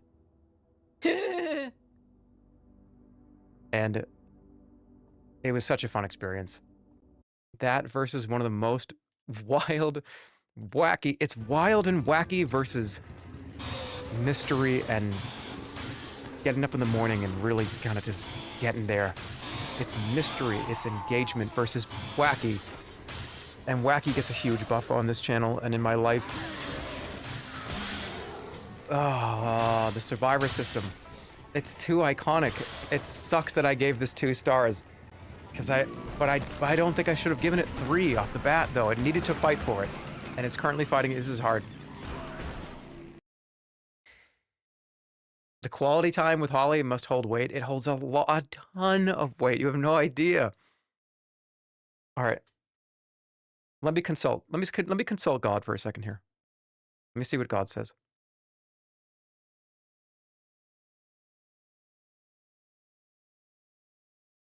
Jeremy, I'm so happy that you contacted me. What can I do for you? Ah, yes. Trying to find out which one of these 2 video games was more important to you. You don't need to speak. I'm here now. Blueprints. You remember getting out that notebook? Fanning through it and trying to find out exactly what was going on in the world around you? Do you remember pulling the library for the first time and walking into that library and learning more about yourself? Do you remember the ending? And being able to get that cheese on the end of the stick, the carrot on the stick, as I would say. Finally getting that carrot. But then, how much fun was it to run around and kill the zombies, Jeremy? How much fun did you have murdering all those people? And do you remember how funny it was when you put on the Lego guy helmet? I remember, but I also remember a time where you and Holly looked at each other, and you said that was one of the most fun experiences I've ever had in my life. You did say that, didn't you, Jeremy? Remember when you drove over those people with the car? Yes, I remember that very fondly. You vile demon, how did you get in here? Oh, I stuck in when you were talking to him.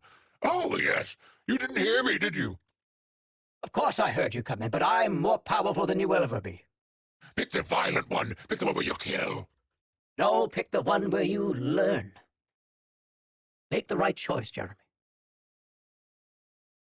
I'm still thinking about it.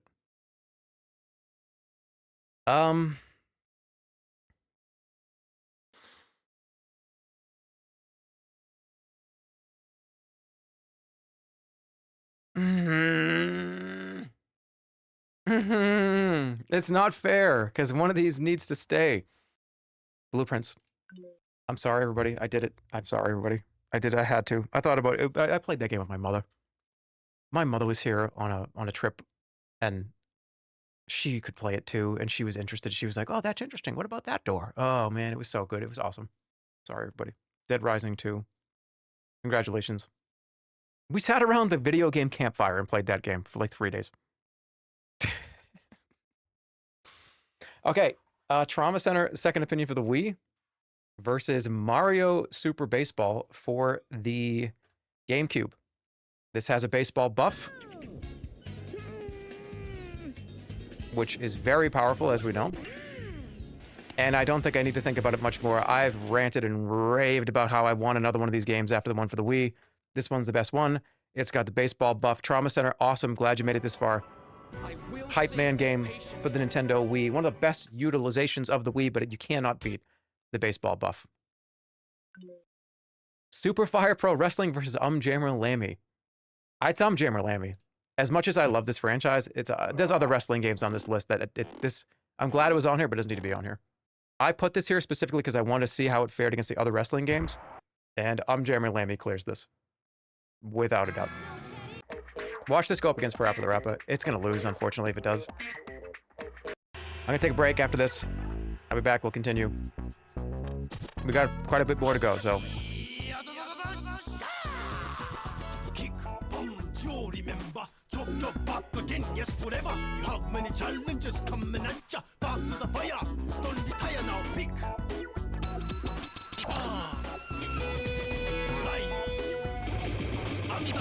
Yeah, I can't wait. There's no way.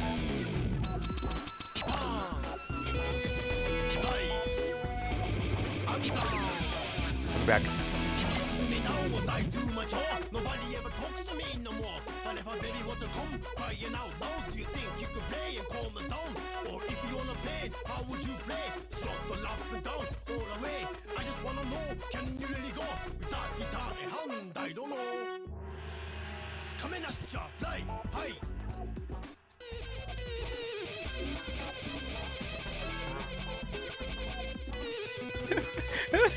I just sat back down. I see people saying, oh my, I see somebody say, Jesus Christ. It was a guitar. Okay, you didn't see what was going on. What do you mean? She got cool, so that means you can freestyle it. So it's that's so funny. Wait.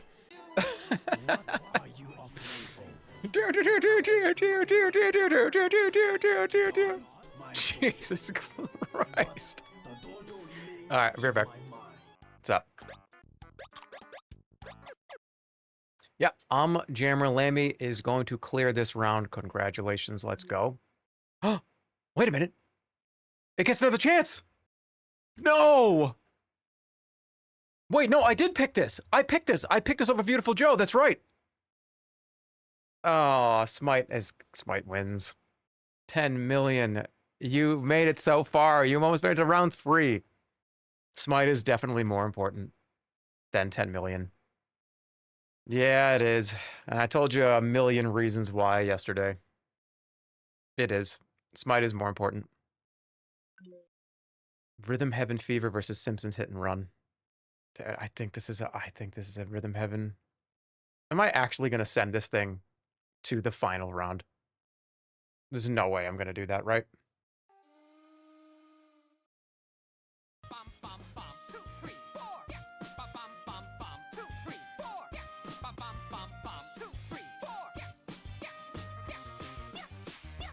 Yeah.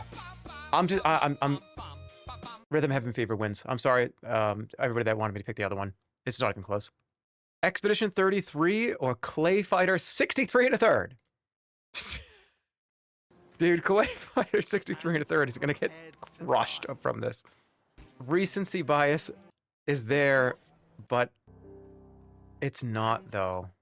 A masterpiece versus Expedition 33. Dude, I'm just trying to think this through. This game is great. It's great. Music is so good. Music is so good. Hold on. I'm going to do something very important. I'm going to play my favorite song from Expedition 33, and then I'm going to play my favorite song from Clay Fighter 63 1/3. And that's how we're going to find this out for real. Let's start with Expedition 33. Okay, here we go. Where is it? I always forget the name of this. There it is.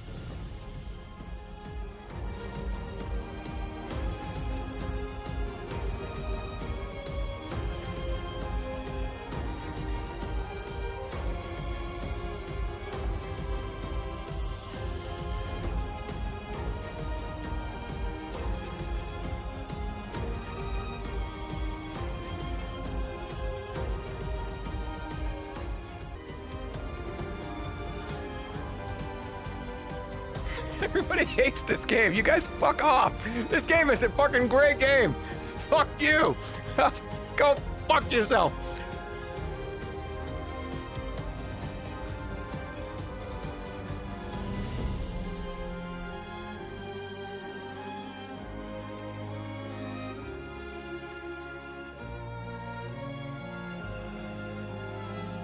Okay. Okay. But we didn't hear the second one yet. Here we go.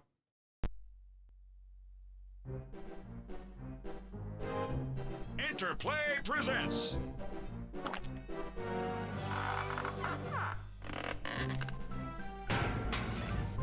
Clay Fighter 63 1/3. Wait a minute. Don't hold on.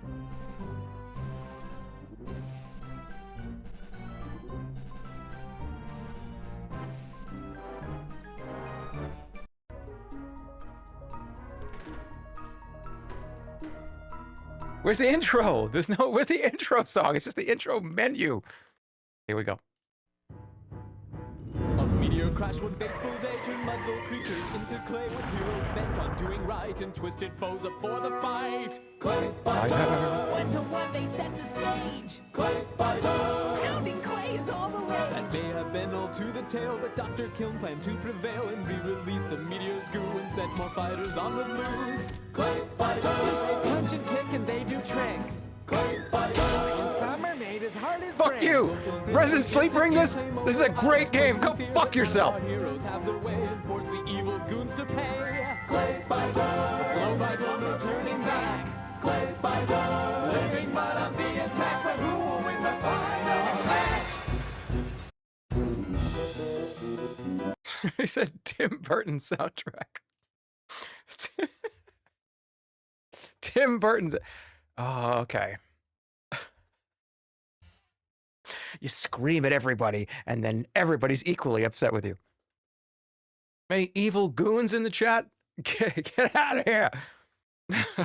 Dude, Expedition. I did it. I clicked it. It's a great game. I don't care. People are going to be like, you're a fucking cringe Redditor. Fine, that's fine. Call me a cringe Redditor. It's a great game. It's wonderful. It was a great experience. Story is wonderful. Clay Fighter SNES is going to clear anything else. Half-Life Alyx versus Peggle. Oh, freaking hell. Does Peggle actually beat Half-Life Alyx? Yeah, it does. That's crazy that I know that right off the bat. Dude, that part when you have to avoid them. Where's the part where you have to avoid the monster, though? It was so well done. It was so scary. It's funny because this was my game of the year of about 5 years ago. I don't think it can compare to Peggle, especially this first Peggle. Let's be real, it's Peggle. Rock Band 3 versus Desktop Destroyer. This, I mean, it's right. I don't even need to look. It's Rock Band 3. DuckTales versus Outlast. This is a crazy image side by side. Do the menu themes? No, dude, that's not the menu themes.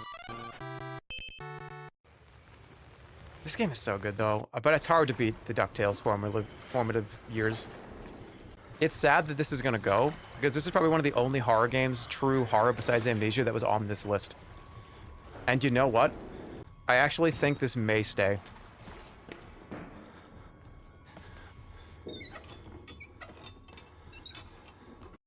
The nostalgia is so strong here. The music is so hard to not think about all the time. I don't know. Let's listen to the menu themes. No, my first vibe is saying it's Outlast. And I think I'm going to stick with that first vibe. There's a nostalgia battle going on in my brain right now versus, you know, remember. But this is Outlast wins. It's the last true great horror game that I remember playing on PC. That's just pure horror, no fighting, no nothing, just a haunted house. Sims 3 versus The Lion King for SNES. Dude, this game is so fucking ass. But I don't know if The Sims 3 is gonna win. Because The Sims 1 and 2, I hold to such a high regard that The Sims 3 kind of just falls off a lot from my brain. We just had a nostalgia versus more modern, and nostalgia lost. Nostalgia is going to beat it this time, I think. Maybe it's not. It's hard to say. Are all three Sims going to make it to the top 100, top 150? Are they actually all three of them going to get there? Is Lion King actually going to get knocked out? I don't want to eliminate this, but I don't want to eliminate this either. But I'm getting more reverse FOMO on this being gone. Sims 3. Cuphead versus Hearthstone. Oh, man, damn it. Now that they're right next to each other. Trying to think of when this first came out, how much I loved it. And just how much I played through it like 3 or 4 times. Thought about it all the time. Versus Hearthstone, which again, when it first came out, played it all the time. I continue to play it with Battlegrounds. But this, I feel like when I play Hearthstone, is how I feel, how some of you feel playing League of Legends. Like, you kind of hate the game, but you just keep playing it. It's just like, fill your mind up. It's just occupy mind game. You just kind of keep coming back to it. It's just like, yeah, I'm going to play Battlegrounds, but it is really fun, though. League is good. People just don't like that they love it. I am going to say... What am I going to say?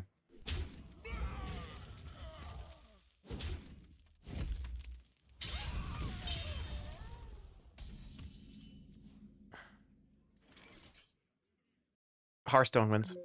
I'm sorry, everybody. It just does. There's nothing I can do about it. My brain is too occupied by fucking Warcraft.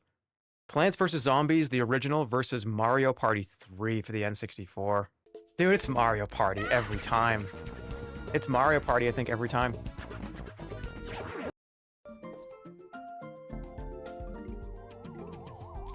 But that's nostalgia versus reality. Reality is I played Plants vs. Zombies.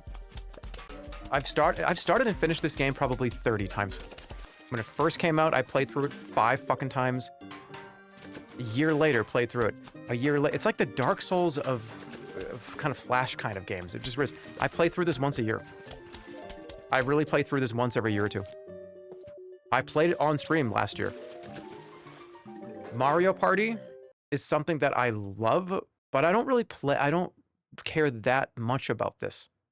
But I did a long time ago, and is that more important? I guess like it's just had fun with your friends, you know, 4 of your friends sitting down with all N64 controllers in their hands. Let me see some of the other mini games. Give me one more second. How did I get another fire one?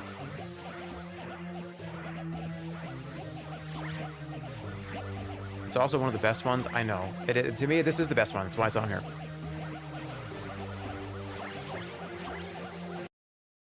Plants vs. Zombies wins. It makes me sad, but I'm happy to hand the 2-star Michelin trophy to Mario Party 3. Super Smash Bros. Brawl versus Lord of the Rings Return of the King. I already know the answer. It's Lord of the Rings. College with college friends. And hyped about every update versus playing with kind of middle and high school friends. And then again as a raging adult. Pretty much equal amount of time, by the way.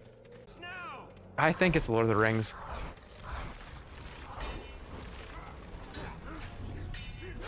Yeah. Lord of the Rings Return of the King, PS2. Half-Life 2 versus the Terminator arcade machine. Okay. Uh-oh.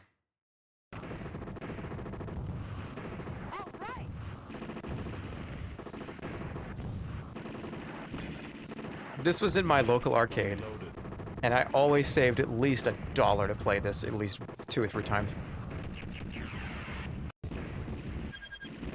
That sound effect. Hey guys, where do you think that sound effect came from?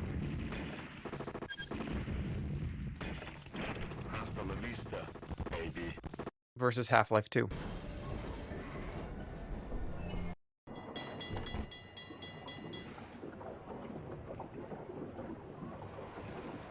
Do I move Half-Life 2 on just because of what it represented in the orange box? Guess those sirens are for you, huh? Good thing you found us. You're not the first to come through here by... This is the Freeman. The Combine's reckoning has come. Do you know what's crazy? If this is any other game, I think it wins. And I'm not kidding. I just eliminated Half-Life 2 versus fucking Arnold Schwarzenegger. Or I just eliminated Half-Life 2. I can't believe I just did that. I had to, though. I had to do it. Dark Souls 2 versus Metal Slug.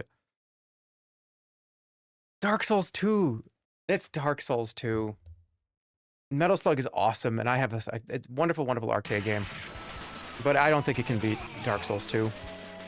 As much as I said I hated Dark Souls 2, I still played it a million times. I went back to it. I go back to it all the time. There's no way anything can beat it. So not a Metal Slug. I think Dark Souls 2 has to move on. But it sucks that I have to say goodbye to this. We're almost halfway through this, by the way. And then I do my final tier list. Dude, that's the worst area in the game. Yeah, I'm sorry, Dark Souls 2 every time. 2 similarly coded games, weirdly enough. Pizza Tower versus Rampage.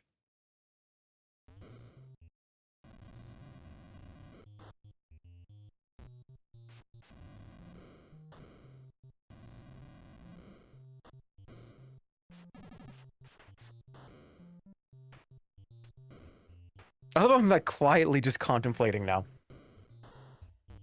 When I think of the impact a game had, Rampage is definitely 1,000 times higher than Pizza Tower is. I played every version of this game. The NES one, the arcade one, the ones for the N64, the SNES. Rampage is a huge part of everything, but up until I was like 18. It has way more impact than Pizza Tower. But Pizza Tower is so good. It was such a cool experience. Everything about it was just charming and wonderful. I have not gone back and played through this again, though. I did one stream playthrough this, and that's it. But that's all I needed to do.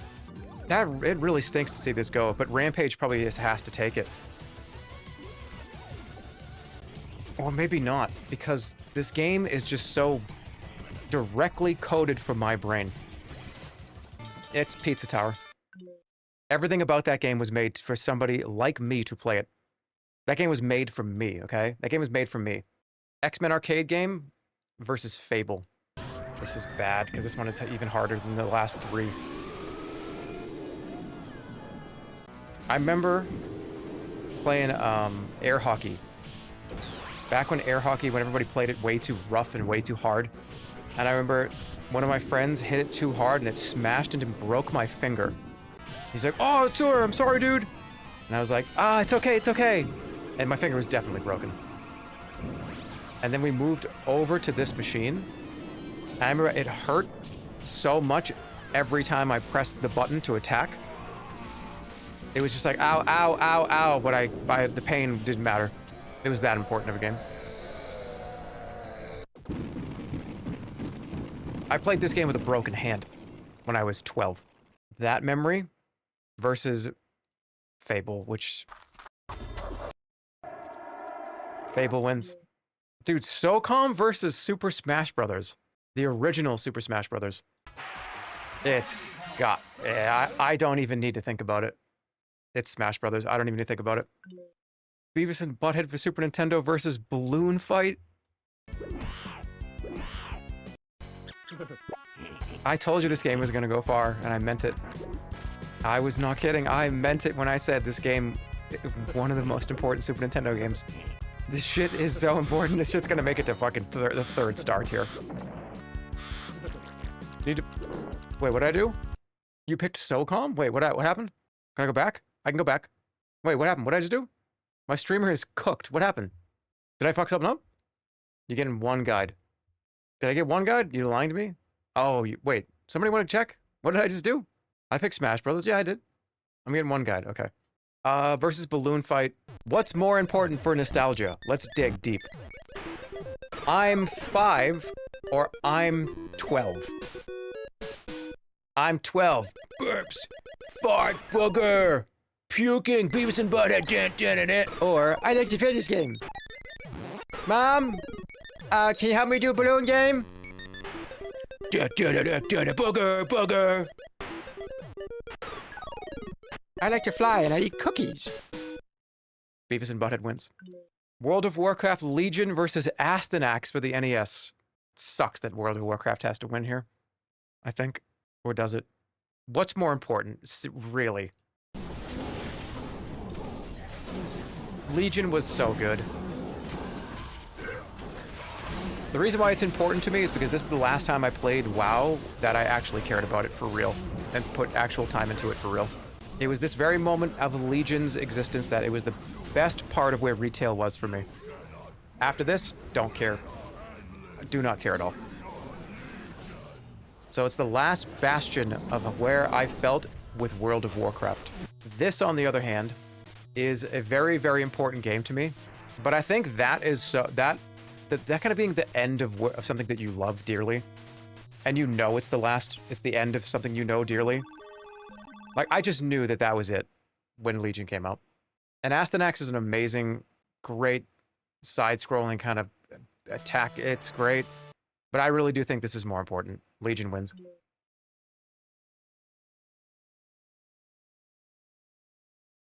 Oh my god. Uh-oh. It knows that there's it knows there's multiple Tony Hawks on the list.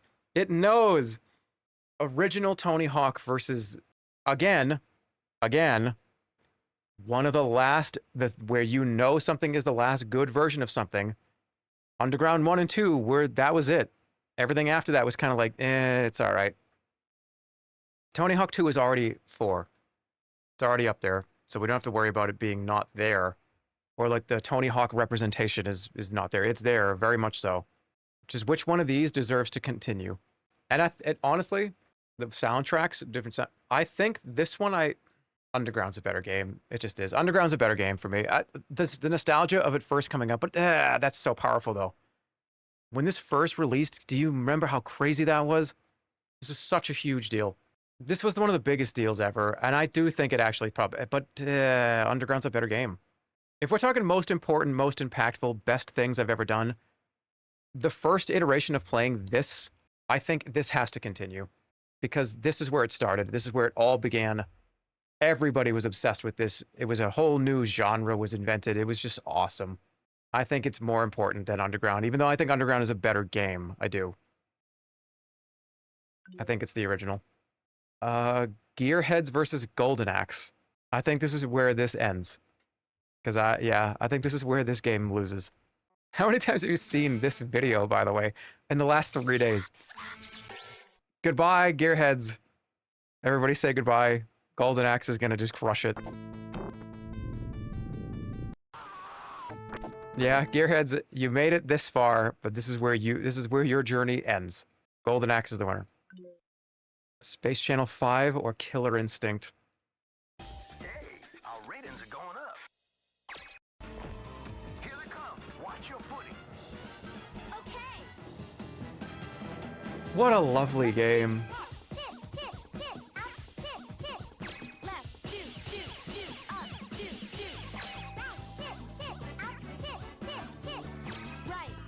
The reason to own a Dreamcast was this game. Probably the best Dreamcast game besides Power Stone, which is also on here. It was an awesome rhythm game. It was really difficult in the later levels. Beaten by pudding. Hated for Sonic? I've entered their base. It's freaky, and I'm tripping out. Here they come. He's doing. But what about Sonic Adventure? I didn't really fuck with Sonic Adventure. I liked it. Isn't she married to Bugleberry? I mean, in one universe, yeah. Killer Instinct is sick, though. What a... It really is just Dreamcast versus N64. One of my favorite Dreamcast experiences versus one of my favorite N64 experiences, and this sucks. Damn it! I think I have to pick Killer Instinct. That's sad. Killer Instinct is rising from a 1 to a 3, but.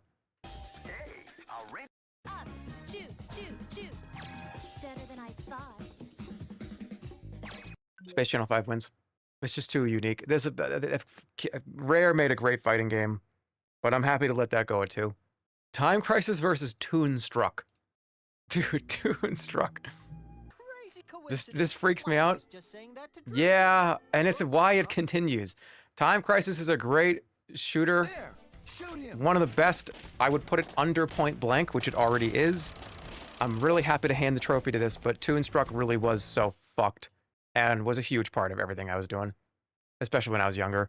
Even as an adult, I've come back and played this many times. Toonstruck wins. Arm Champs versus Sesame Street. How could they do this to me? Look, Grover's even here.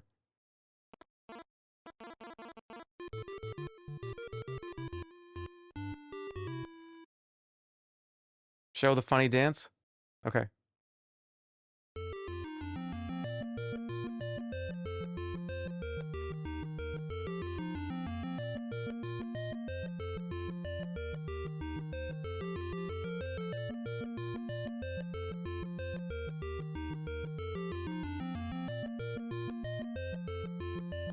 I'm not going to leave before the big drop.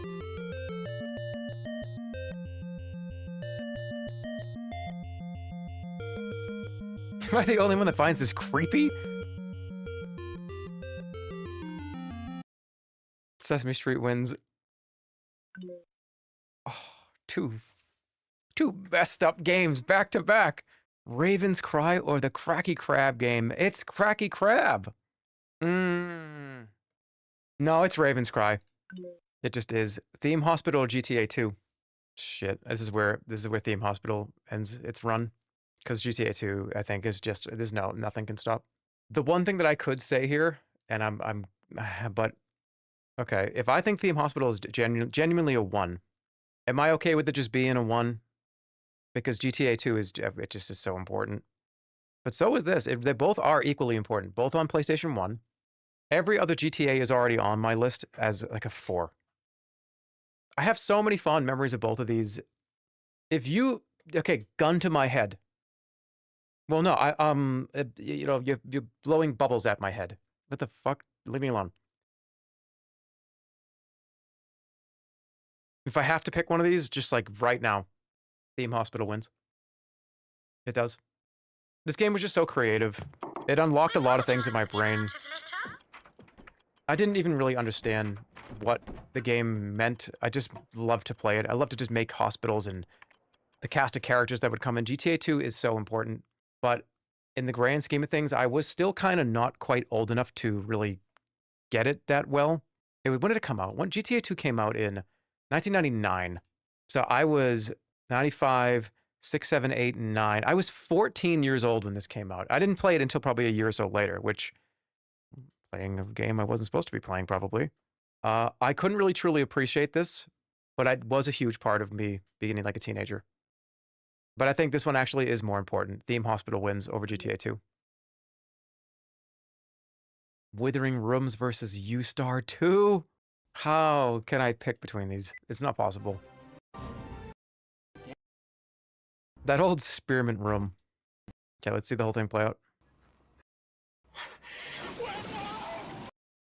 She. I'm a friend of Sierra Connor. I was told that she's here. Could I see her, please? No, she's making a statement. Where is she? Look, it's gonna take a while. If you want to wait, you can have a seat over there.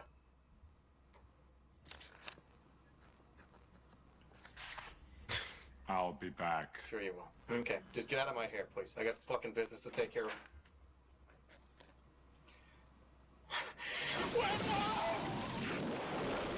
I wasn't even on camera.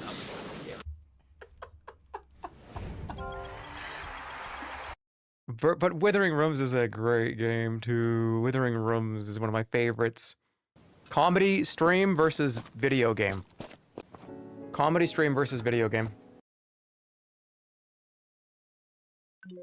I'm sorry, Withering Rooms. You are a 2 Michelin star restaurant, but the comedy buff is so difficult to go past. Kingdom Hearts 2 is, we're getting close. We're about 37 out of 62. And then I will make the final list. The clown always wins. I just remember so fondly. It was so much fun. I have such vivid, and that was also too when Twitch was kind of, I don't know, my channel was kind of really bumping on Twitch at that point. I was kind of growing a lot. That was a period of my life where things were kind of going well, and they kept going kind of well. And I was like, damn, this is great. I'm having a fucking blast time of my life. Kingdom Hearts 2 is so good. Dude, didn't they announce, okay, can somebody please explain to me? Kingdom Hearts 3 comes out. They didn't conclude the story? How did they not conclude the story in Kingdom Hearts 3? Do you leave it still out in the open for another Kingdom Hearts? Because Kingdom Hearts 4 is now a thing. It's because of greed. Well, how many Disney movies are they? The whole thing with Kingdom Hearts is you go to the Disney worlds. What are they going to go back to the Lion King remake world? They're going to go all to the remake worlds, huh? It's going to be Star Wars. Okay, so Star Wars and then Lion King remake, Aladdin remake, Beauty and the Beast remake. The Marvel movies? I hate that. I don't like that at all. That's a crossover type thing that I don't want to see that. I don't want to see Iron Man guiding Sora around. Get down, Sora! Get down! Pew, pew, pew, pew, pew. Oh man, I don't want to see that. I just don't want to see that. It was so much better when it was Mickey Mouse and Steamboat Willie and those fuckers. I am going to probably say it probably deserves to be... No, Rise of Nations, though, is awesome. Let's get some RTS love here, please. I don't think I'm willing to throw away Kingdom Hearts 2, though. Unfortunate for Rise of Nations. As great as I think this game is, I think Kingdom Hearts 2 is more important to me. Played the absolute hell out of this game. Soundtrack is top tier. This was like the peak of the PlayStation 2. Even was it PlayStation? No, was it? No, it wasn't PS3, right? Was it PS3? No, it was PS2. It's Kingdom Hearts 2. Vampire Survivors versus the Lost World light gun booth game. Are you okay? Vampire Survivors is just automatic win. This is not going to win, but I'm glad it was on here. There's no way it beats Vampire Survivors. Let's be real. Come on. No way. It's every day of the week. Every single day of the week, Vampire Survivors. Warhammer 40k Dawn of War versus Teenage Mutant Ninja Turtles, the arcade for the NES. I already know the answer, but it was good to see this. Good to see you. Thank you for playing. Thank you for coming. Thank you. We have so much Teenage Mutant Ninja Turtles representation. We have enough representation of the Ninja Turtles for all 4 of them to have a video game on the list. So it's gonna be all right. What is Donatello's favorite one of their video games? It's probably they get to choose. Dawn of War is too good to not pick it. Dawn of War wins. Definitely way more important to me. What a great RTS. Duh. Hand of Fate 2 versus Punch-Out.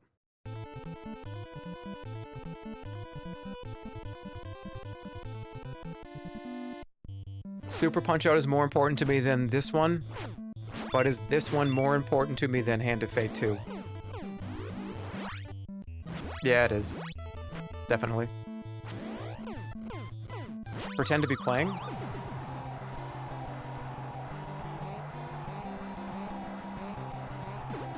I'll get him. Watch out, watch out. Yeah, got him. Dude, and that's why it's #1 for me. That's why it's going to make it to the next round. Hand of Fate deserves to be on this list. But Punch-Out is, this is my favorite Nintendo franchise behind, like, Super Mario. It just is. And WarioWare. My top Nintendo franchises go as follows. You know what? We'll do that in the big list. Chrono Cross versus WrestleFest. Arcade versus PS1. Chrono Cross. This is an awesome arcade game, but I do have to pick Chrono Cross. As much as I really, the rant was just really replay any of the videos or any of the streams I've talked about this game at detail. Chrono Cross wins, without a doubt. Yeah, that's a GG. Chrono Cross. All right, Dark Souls 3 versus Dark and Darker. It's Dark Souls 3. Thank you for coming, Dark and Darker. You were awesome first 3 months of the video game, and then it just went downhill. I love it. It was a great idea. The idea was there. The fun was there. I have a poster with all of the people that, I think I have like the main developer. They signed it. I have a signed poster from the lead director of the game. That's crazy. And I'm glad I have it. It's a great vision. But it got muddied in like balance patches and taking out things and putting things back in and taking things out and putting things back in. What a wonderful idea. Glad I made it. I'm glad I made it to the list. It's Dark Souls 3. Here's where the Sonic fans are going to scream, but maybe not.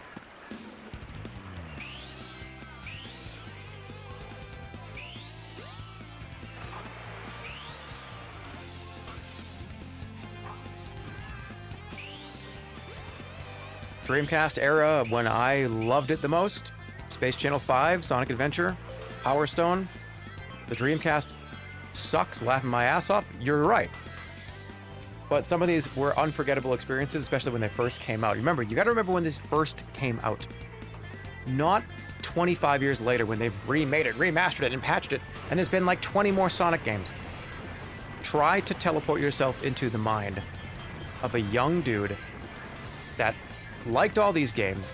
The first ever true 3D Sonic, true third-person kind of Sonic game that was not on the Sega CD, like 3D Blast. We got it for real this time. We got it for real. And it was good. I loved this game. I don't think it's going to lose to White Knuckle, but White Knuckle deserves to be on this list. It deserves to be one of the best games of last year. It is truly a wonderful game. It's the best climb-like. And it's not even done. This game's not even finished. It's the best climb-like. It was 2 Michelin stars for a reason, but Sonic Adventure is going to have to move on. Tower of Fortune 2 versus Worms. I'm going to shock the world here. I'm going to shock the world here.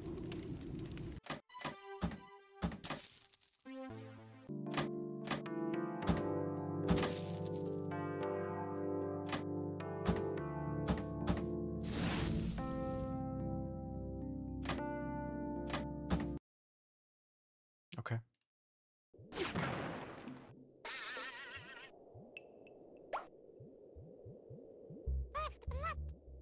I love this game. It was such an important period where relaxing was so important to me at the end of a night. Say something funny. How about you say... shove it. Dude. Say something funny. What am I, a clown to you? What do I make you amuse? What do I make you laugh? What do I amuse you? What am I, a clown to you? You don't demand jokes from me. Okay, this is more important in the long term than this. But this game is great. I'm happy that it is on this list, and I gave it 2 Michelin stars. It's genuinely wonderful. I will stream it one day. Thank you for coming, Tower of Fortune 2, but Worms is just too important. I played it too much. The entire franchise. Worms is going to have to move on here. This is a crazy comparison. And it's one I will make when I get back. Discuss among yourselves, please, while you listen to the soundtrack of Legend of Zelda. Imagine Slitherio beating Zelda.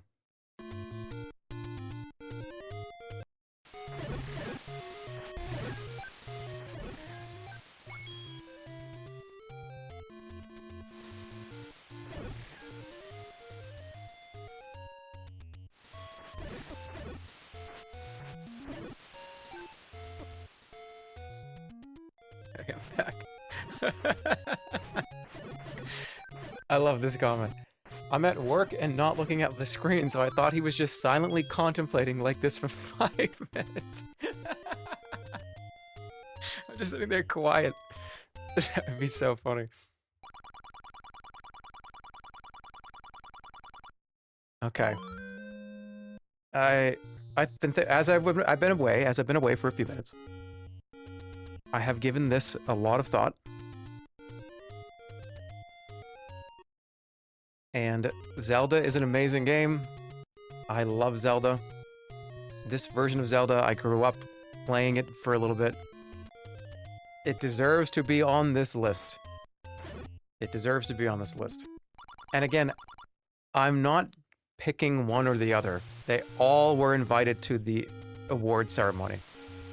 Everybody in the audience, everybody that's filling up to the balcony, doesn't matter. They all are holding trophies in their hands. All of them are holding trophies. Like this. They're huge. So they're sitting there with these trophies in their hands. And they're just getting called up one by one to get a different medal. They're all winners. It's impossible for me to eliminate Slitherio. That's so fucking crazy. That's the weirdest sentence I've ever heard. I think I've said. I didn't play The Legend of Zelda for the NES as much as I could have. And let me be very, very clear. Slitherio is not a more important video game to the world than Legend of Zelda. I don't want this one to go. Here's the problem. I don't want this one to go, but I don't mind if this one leaves. Does that make sense? Zelda is a better video game than Slitherio. But it's not even close on the list of Zelda that's already on the list. I didn't play it enough when I was younger. I didn't play it enough when I was older. Take Zelda is mid. Aren't I telling you right now that I don't think I'm going to pick Zelda? Did you just get here? Why is it on the list? Because it is incredibly important to me. It's just, do I think Zelda should be on my personal list? Should it be in the top 100 or Slitherio? This is a 2-star game. I gave it 2 stars for a reason. If I try to... Okay, I need to delete... The one thing I'll say about Zelda, which is why... With the title screen. I had this cartridge. We played it all the time. I just didn't get it. I was 2. Do you understand? I was literally 2 or 3 years old. I remember just being like... Just... burp me. I was fucking 2 years old. And then when I got to be about 5... You don't burp kids when they're 2. I wasn't being burped when I was like 3. but you understand what I'm saying. It's childhood importance. When I was older, when I got Super Mario Brothers, I think I was 6 years old. We had Super Mario Brothers, Duck Hunt, the combo, Legend of Zelda, and Dodgeball. And then we got more as time went along. I actually played it a lot when I was 6. It was incredibly important. It's just so hard to remove Slitherio and say goodbye. This game is sick. We're gonna fill a lobby with this game. That title screen and just being in my pajamas. Zelda's gonna move on. It is. Slitherio is so good. It's so good. We'll fill a lobby one day. Dynasty Warriors 2 versus The Thing.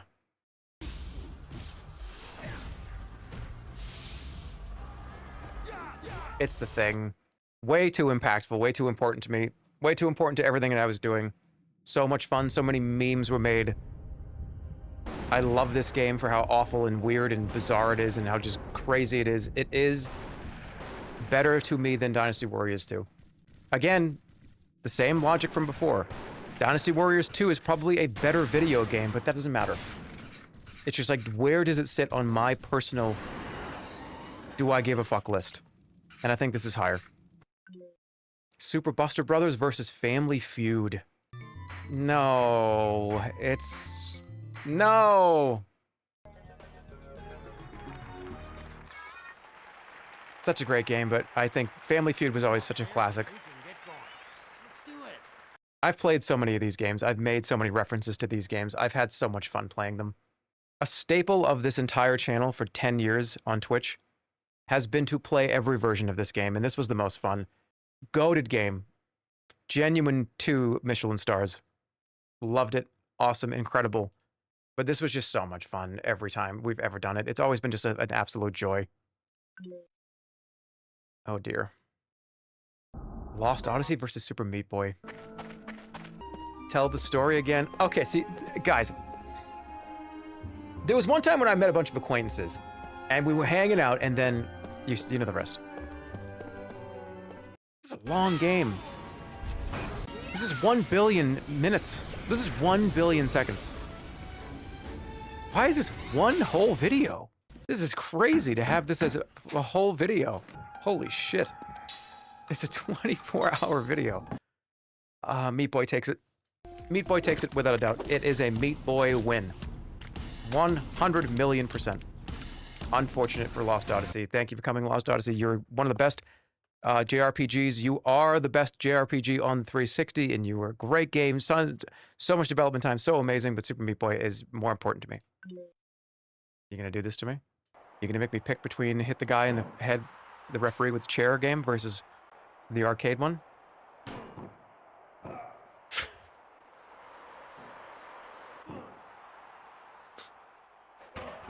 Dude, I think this one just wins. I think this one wins. It sucks. It's so funny. I played it so much when I was a kid. I also played this so much when I was a kid too, though. No, Royal Rumble is the winner. This was just always a sleepover special. It just was. Oh shit. Portal versus Half-Life 1. It's Half-Life 1.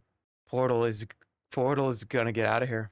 Yeah, it's Half-Life 1. Half-Life 1's just yeah, it's Portal 2 is more fun, but this is the OG, this is the original. 2 originals. But you cannot compete against this. It's just anything that goes against this in this kind of category is going to lose. Half-Life 1 is too good. Yeah, those sound effects. The voice acting. A bit from standard analysis procedures today, Gordon. Yes, Gordon? but with good reason. This is a rare opportunity for us. I can't pick Portal over Half-Life. And I may have picked Portal 2 over Half-Life. Half-Life 1. Maybe. Half-Life 1. Aladdin for the Genesis, or Black Belt for the Master System. Black Belt wins. And I'll tell you one specific reason why. I did not have this game. I didn't have a Genesis. I played this game many years later. And I had a Super Nintendo. I had the Aladdin for Super Nintendo. but I played so much of this game. It's just, it's crazy how much no, it's black. It's the black belt. It's this one. It has to continue. Oh man, this one is gonna be the worst one. Zombies Ate My Neighbors versus Snake Rattle and Roll. Gulp. There's only 10 more of these that I am doing before I make the final list gets thrown up there. And I can make adjustments. Yeah, it's Snake Rattle and Roll is great. It's gonna be Zombies Ate My Neighbors.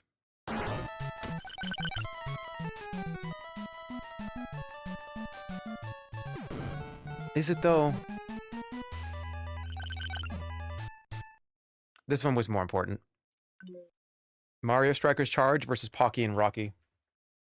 I already know the answer to this. It's Pocky and Rocky.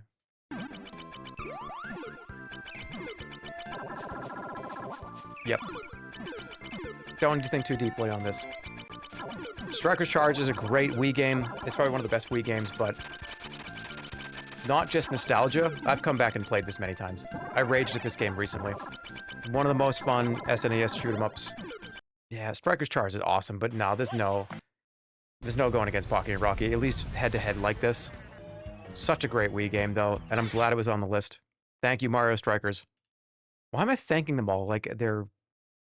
like this is like a funeral or something? Earthbound versus Galaga. Half of these matchups are Jerma going, oh, this is the hardest choice yet, and it's the adventures of Glup Shido versus Fart Simulator 3. Yeah, and you can do your own list. Oh, yeah. The Adventures of Glup Shido, Earthbound, and Galaga. These are two of the most celebrated video games in human fucking recorded caveman history, all the way in through the Victorian period. When Leonardo was painting those paintings, he tried to paint Earthbound, and he fucking failed. Earthbound. Power Stone versus the coin game. Power Stone. It's Power Stone. This game is too sick to not make it continue. Coin game, excellent work. Wonderful independent game. Please go support it. It's wonderful, beautiful. Everything about it is sick. One of the best independent games. The coin game. Go play it. Power Stone, too strong. EDF 4 versus Unreal Tournament. Both kind of in the same category, too.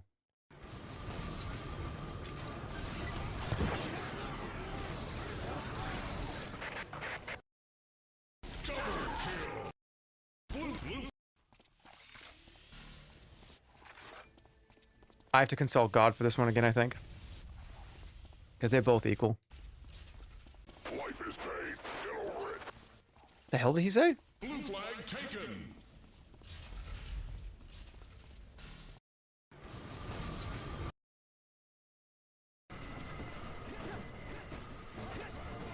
Understood.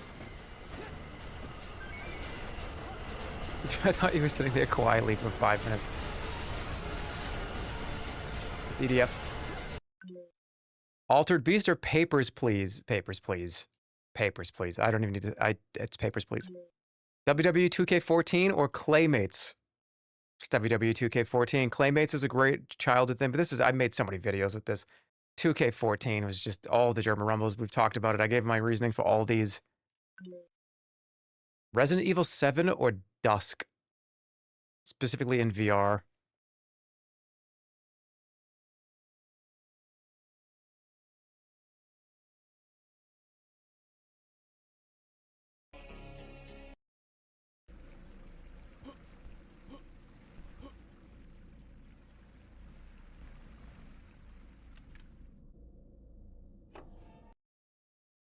Right off the bat, I want to give it to Dusk, but there was so much unique shit in this, and the fact that it was a VR, it was such a great return for this entire franchise. But could this actually stand next to Resident Evil 4 or Resident Evil 2? Not side by side. This is really difficult. This is one of the hardest ones. Oh, and here's like poo-poo face simulator and poo-poo face simulation.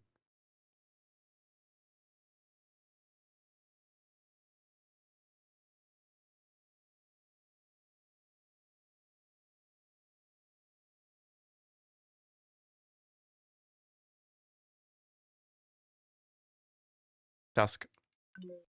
Sonic the Hedgehog for Sega Genesis or Aladdin for Super Nintendo. Imagine having this go away.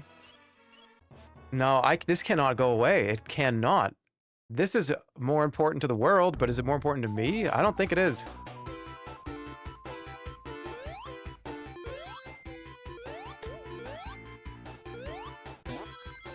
It's close though. Having these on the same seed is why I want to do it like this. Because this is just hard to do. It's hard to see the things that you say are similar in how you feel about them, and then have to say one of you needs to go home. It's Aladdin. Tentacle Wars versus Battleheart Legacy. This one sucks too. These both got equal playtime. They have equal spot in my brain of where they are. But only one of them can move on to the tier list. Only one can continue.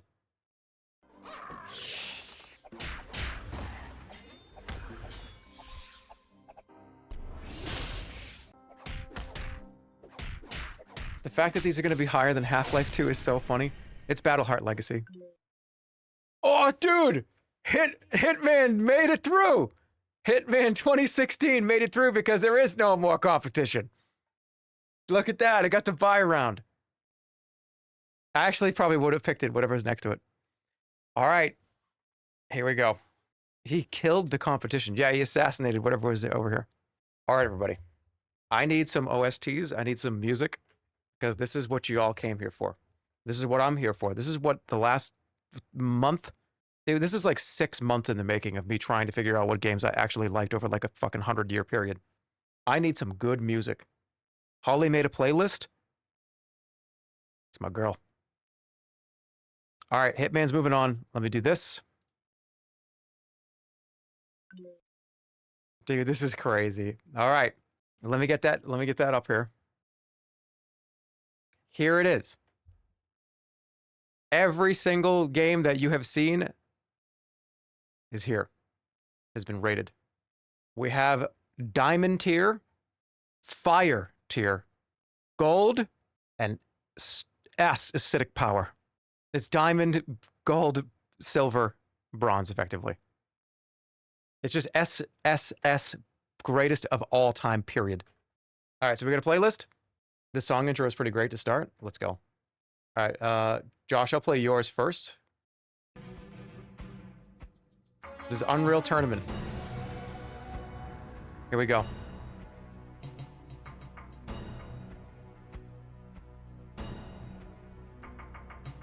Oh, I should probably zoom this out. Because it doesn't be that far in now. All right. Are we ready? 3D Movie Maker, greatest of all time. It makes a sound effect. All right, 700,000 games. I'm just gonna place these where they belong. They have their numbers on them. Aladdin for the Super Nintendo. Balatro, S+. This list is gonna get huge. Battletoads for the Super Nintendo. Right there. Battleheart Legacy down here. I'm just gonna put them where they belong at first. We can make the changes if we need to. Beavis and Butthead deserves to be over here. Binding of Isaac, one of the greatest video games of all time. Top 10, guaranteed.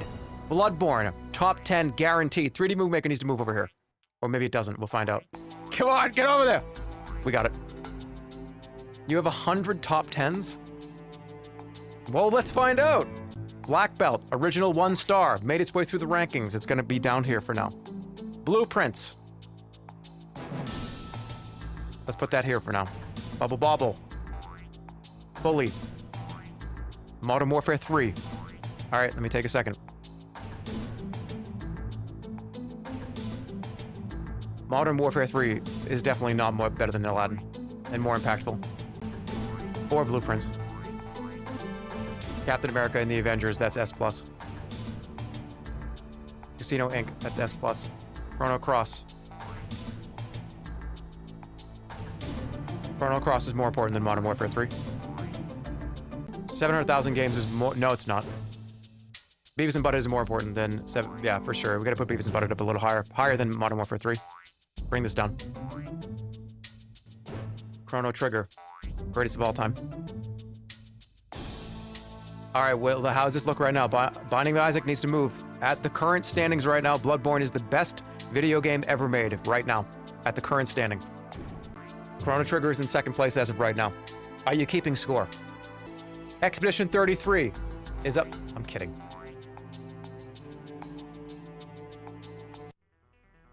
Alright, that was a good song. We got the other playlist now. That was a good pump-up song. Okay, here we go. Ollie's got her playlist here. Let me get that playlist over here. Why can't I grab it? This is kind of turning out the way I thought it was going to do. At least the top 2 rows. As of right now. Alright, this is just going to play. And she said this is from a lot of my tier 4 and tier 3 games.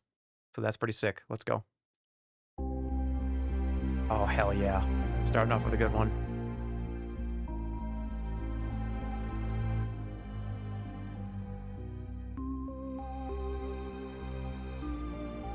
Okay.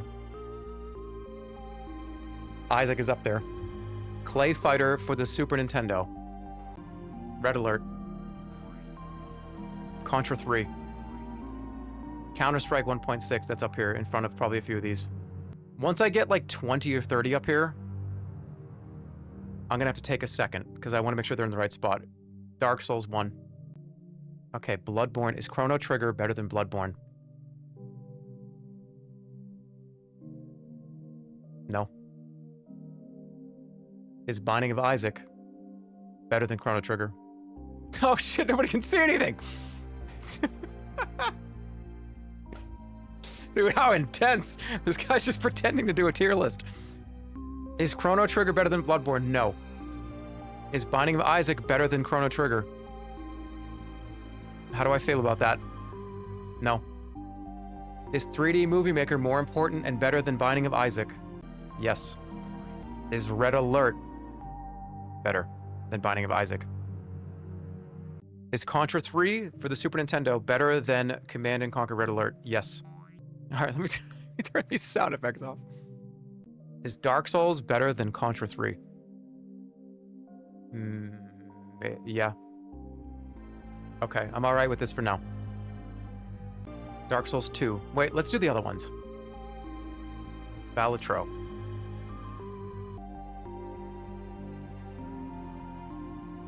Casino Inc. Aladdin. Blueprints. Chrono Cross. No. I would tell you that Bully is probably not, in my brain, better than Captain America. Or Casino Inc. Is Bully better than Aladdin for the Super Nintendo? Yeah, I think it is. Is it better than Battletoads? Wait, this is better than Aladdin. This is better than all of them. Okay, we can keep going, I think. I think this is okay for now. The Aladdin and Battletoads art lineup is so good. It's pretty sick. Oh, you're hitting me with the Tristram right now?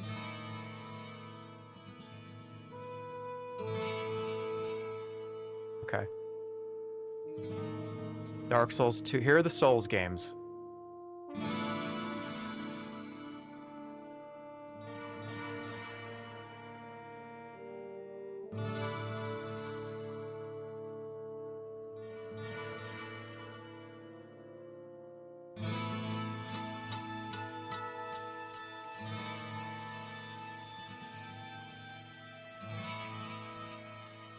I'm putting Day of Defeat in front of Counter-Strike 1.6. No, I'm not. These are close to each other, though. Very, very close.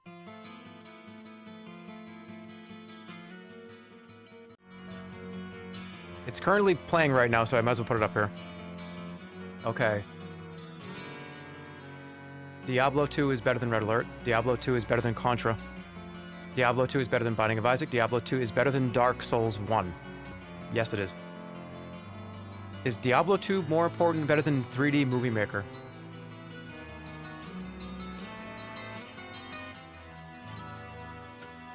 Yep. That's close, though, so far. That's really hard to move. Diablo 2 is the current greatest game of all time. Currently. I'm okay with this for now. Alright. How about let's not get ahead of ourselves here. Balatro versus Dave Defeat. No, I think this is in the exact spot it needs to be right now, for right this very second. Is Dark Souls 2 better than Bubble Bobble? How do I feel about that? Not how do I think, how do I feel? I think so. I actually think I'm alright with where this is right this second, though. I think Casino Inc. is probably falls behind Bully. Darkest Dungeon is in front of Bully, and this, and this. This is, yeah, this is a little bit further down. This goes further down. No. D3 is so much better, though. Oh my goodness. You're just trying to make me scream at a chat member.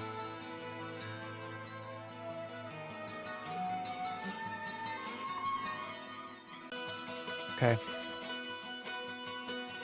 It's so funny, I'm gonna have to zoom out like 5 times, I think. Is it okay zoomed in like that? Are you cool with that? Or should you want me to scroll? You wanna go, you want to be able to see more, or do you want me to zoom out? Scroll or zoom in? Or zoom out, I mean. This is fine like this? Okay.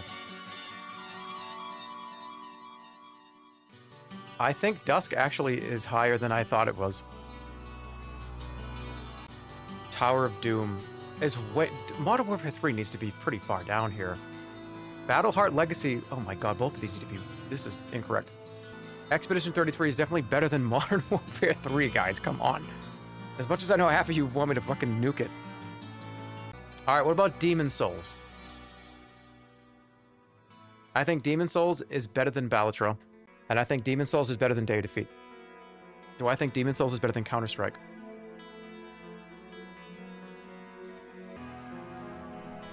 No, I do not. Better or more important? Both of those. Counter-Strike this is going to be a DPS check for somebody, because it's going to be almost impossible for some. It's going to have to be a powerhouse.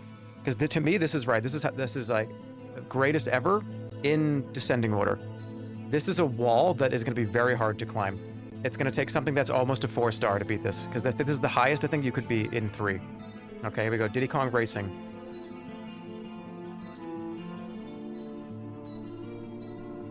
Is Diddy Kong Racing better than Dark Souls 2? More important. I think it is. No, it isn't. Is it more important than Balatro? No. Is it more important than Dave Defeat? No. Is it more important than Dark Souls 3? Yes. I think I got it locked in. I think this is... my brain said, move on, dude. My brain says move on. Die Hard Arcade. This is coming down here. Is Die Hard Arcade better than Blueprint? Because, okay, we've got these, like, shields here, right? Because Blueprints down at this kind of gold medal tier is another DPS check, is a gear check for somebody. And it's funny that I rated this lower than this. Your brain is Gen Z. 1998, 2013, 1995, 1993, 2011, 2011, 1995, 1994. Will you please leave me the fuck alone? Were those all correct? What song is this? Where is it? Where is it? Where is it? I gotta pull it up. I think they're all in alphabetical order.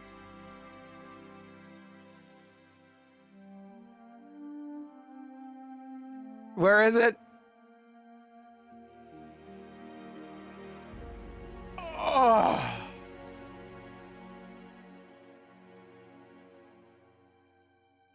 Is World of Warcraft better than Commit? Is World of Warcraft... Where is it? Where is it? Is it the new one? Is it one? My life in World of Warcraft is flashing before my eyes.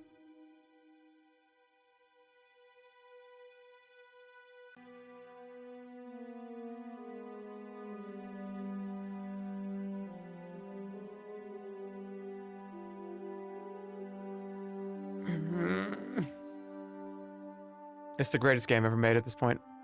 World of Warcraft is now #1. It beats everything. Does Diablo 2 still beat... Does Bloodborne beat D2? No. World of Warcraft Classic is currently the greatest game of all time. For me. Most important. Nothing's going to top that. We'll see. This is correct as of right now. Golden Axe for the Genesis. Is Golden Axe better than Blueprints? No. Is Blueprints better than Captain America and the Avengers? Yes, it actually is. Put it up here. Captain America and the Avengers is now the boss here. This moved up, it beat everything. Golden Axe actually is losing a lot. Oh my goodness. Yeah, oh yeah. Keep going. Keep going. Battleheart moving in. Moving up in the ranks. I just looked at it and said, why is this all the way down there? Moving up. Donkey Kong for the Game Boy.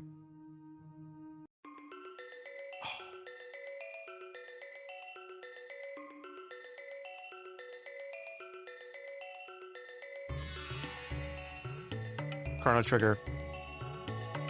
It's more important than Blueprints. In fact, it's more important than a lot of these. It's more important than Darkest Dungeon. It's more important than Dark Souls 3. It's more important than Diddy Kong Racing. I think the wall here is Dark Souls 2. That makes more sense to me. Okay. Donkey Kong Country. Wait a minute. We might see a swap. Donkey Kong Country is more important than Counter-Strike 1.6. But is it better than Red Alert? Is it better than Contra for the SNES? It is. But does that mean Contra comes down? Or does that mean that Donkey Kong goes up? Let's find out. Is Contra 3 genuinely, do I feel like it's better than Red Alert? Red Alert is better.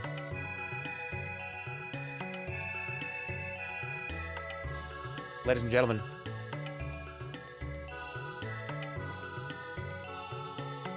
Why do I want to do that? It's up. No, it's up there. It's up. It's up. Is it better than Contra 3? It is. Is it better than Binding of Isaac? Yes. That's where it stops. Oh, thank God. Oh, it's, come on, quit. Okay. Earthbound. Earthworm Jim. Oh, man, Earthworm Jim. But Earthworm Jim isn't better than Contra. Yep. No, it's not. It's not better than it's not. It's back here. 1, 2, 3, 4, 5, 6, 7, 8, 9, 10. Dude, can it breach the top 10? Does something from the top 10 have to come down? Now, it doesn't need to be 10 up here, right? It could be 20. I'm thinking like top 20, top 25. In my brain, this is like the top 25. This is like the other like top 50. This, you know what I'm saying, as it goes?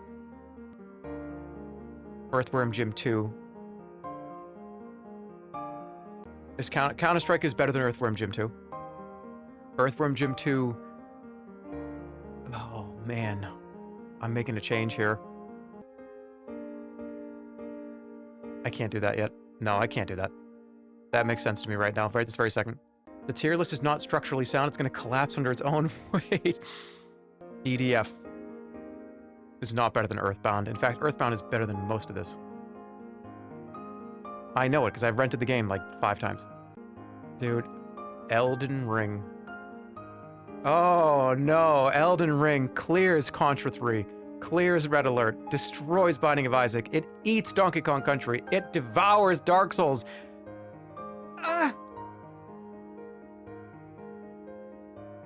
Can you breach the top 5? 3D Movie Maker is holding up one hell of a fight. No. Nope, I'm not doing it. 3D Movie Maker has to hold the line here. For some, I don't know, maybe. Yep, I had to do that.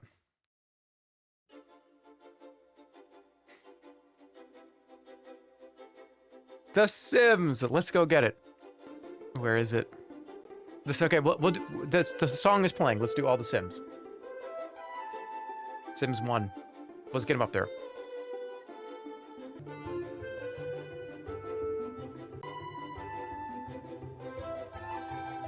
Oh yeah, Sims 4 didn't make it. Is The Sims 1 better than Counter-Strike? Yep, it is. Is The Sims 1 better than Contra for the SNES? Yes. That's a big change. Contra 3 comes down. Sims is better than Red Alert. Is The Sims 1 better than Binding of Isaac? This shit is climbing, man. I can't stop it. I think it stops at Elden Ring, though. This game, the ingenuity, the creativity, the fun that you had, it was never-ending fun. You could always find a reason to play this, no matter what. It is the most replayable game probably ever. This and The Sims 2. Speaking of The Sims 2, oh, this is so unfair that it's right next to it. Are these actually better than Dark Souls?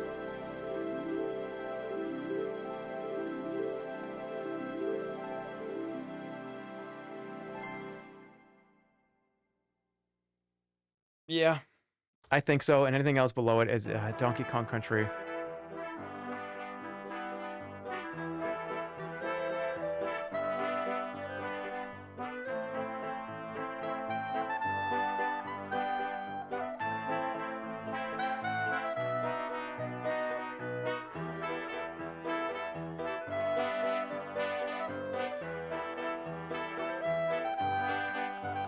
Better than Elden Ring. Is Team Fortress 2 better than Chrono Trigger? Yes. Is it better than 3? Yes. Is it better than Bloodborne? Yes. Is it better than Diablo 2? Yes.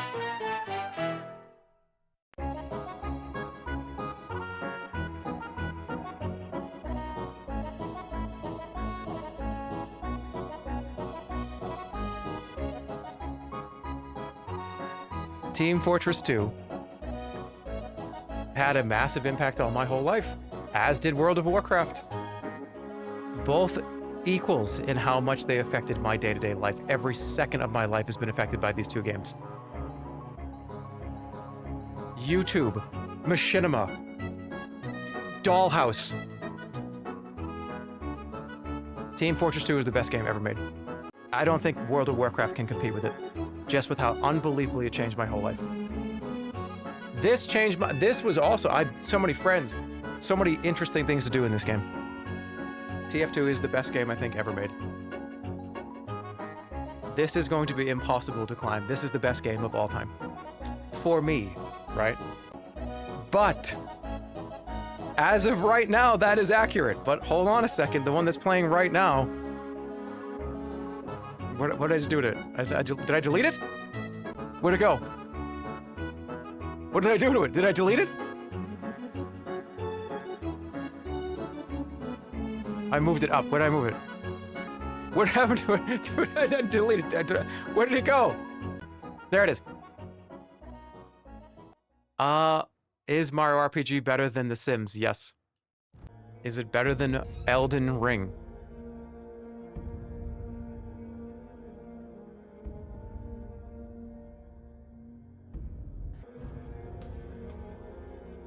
No. Is it more important than Chrono Trigger? Oh no, are we about to see a Chrono Trigger get knocked down? What about 3D Movie Maker? This has been the wall in the top 5. Is it gonna get breached by Mario RPG? Again, talking about important shit. This is where I learned how to be a filmmaker.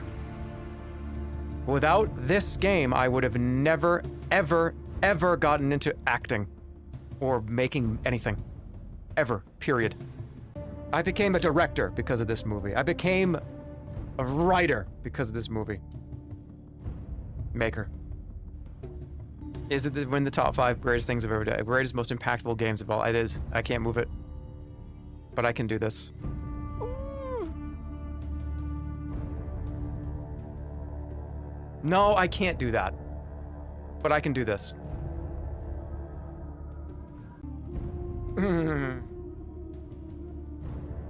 I'll come back to this. All right, I'm coming up on a break. No, no, nope. Yep. No. Yep. No. Yep. Nope. No. No. Yep. No. Yep. No. Yep. Yep. Yep. Yep. Done. Okay, Fable 1. Oh, The Sims 3. Yeah, Sims 3 belongs down here. Sims 3 is worse than Casino Inc. Casino Inc. is a better Sims 3 than Sims 3 is. All that drama for Sims 3 just get forgotten. Family Feud for the PS1. We're gonna put it down here. Oh, Fistful of Frags. Holy shit. Is Fistful of Frags better than Counter-Strike? Yes. Dude, but maybe, hold on. It might be right next to it.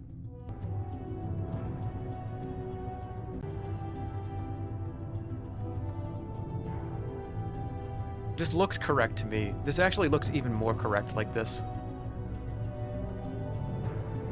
I'm gonna pause the music because I want to hear the playlist too.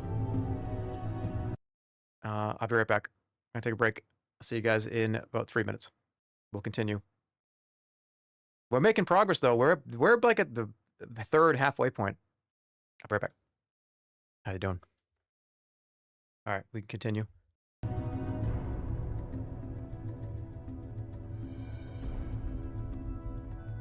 Just a quick recap and a reminder.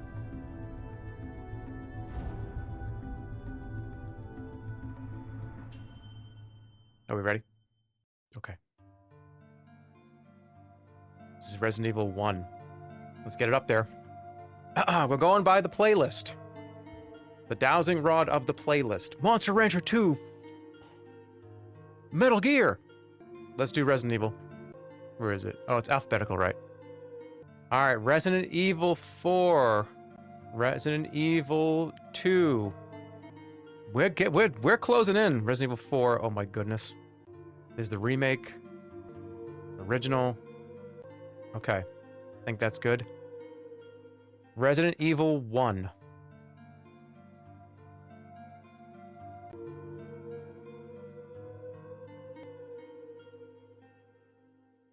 I've made a change.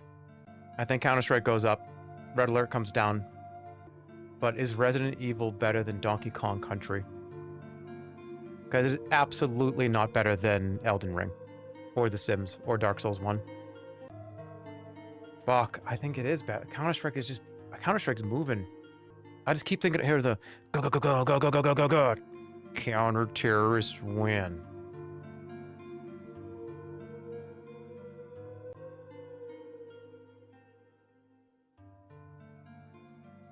Oof. Resident Evil 1, that's where it's going for now. Resident Evil 4 is better than it's better than The Sims 2 and The Sims 1. It's better than all of these.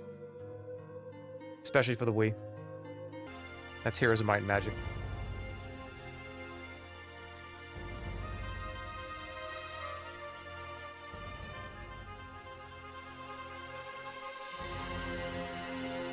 I don't think this is better than Bloodborne.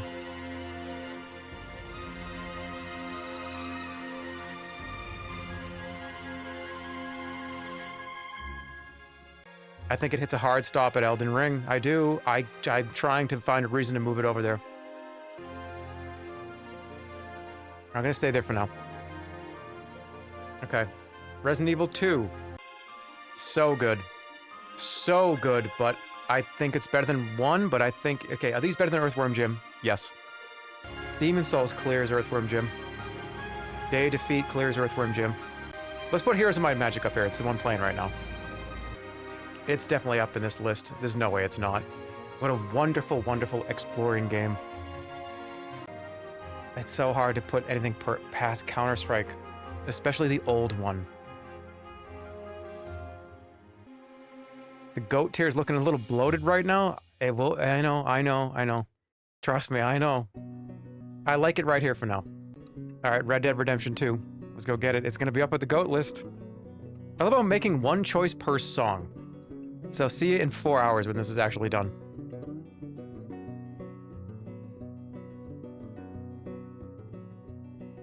Where's Red Dead?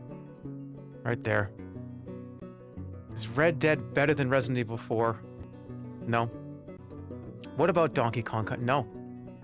I can't move it from here. I can't move it! Dude, one of these Sims is gonna get knocked out. No, that's... Not moving it. Binding of Isaac is holding on for dear life right now, up in the greatest of all time. Oh, that's so sad, isn't it? It needs to stay. It has to hold on. But I'm thinking about moving it down to here. But no, it is. It is definitely up there. Let me look at Resident Evil again. Fistful of Frags is just... Talking about Western games in the same realm as Red Dead 2 here. It might even be better than Red Alert. For how much fun I had playing it. And it might be the new wall to climb to get into GOAT tier. Don't do that yet. Earthbound's better than Dark Souls 2. Donkey Kong for the Game Boy is better than Dark Souls 2. And so is Diddy Kong. No, it isn't. This is hard. This is hard, but it sure is. Oh, shit! The Neverhood.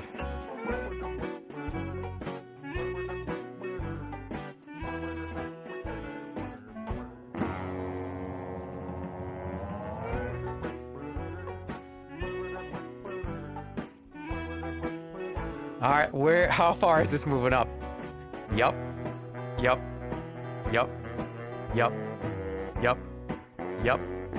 Yup. Yup. Yup. Yup. Yup. Yup. Yup. Yes.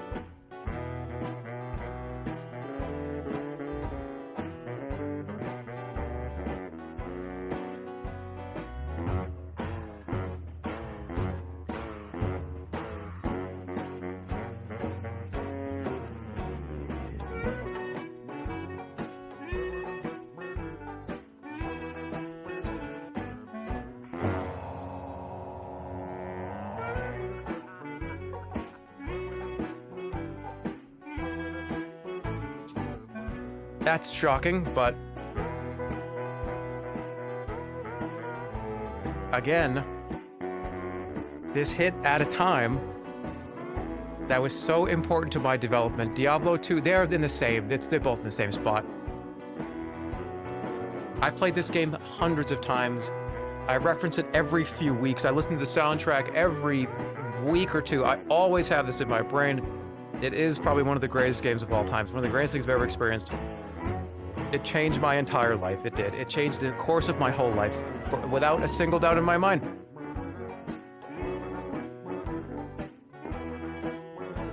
It still holds up to this day. Go play it. It's fantastic.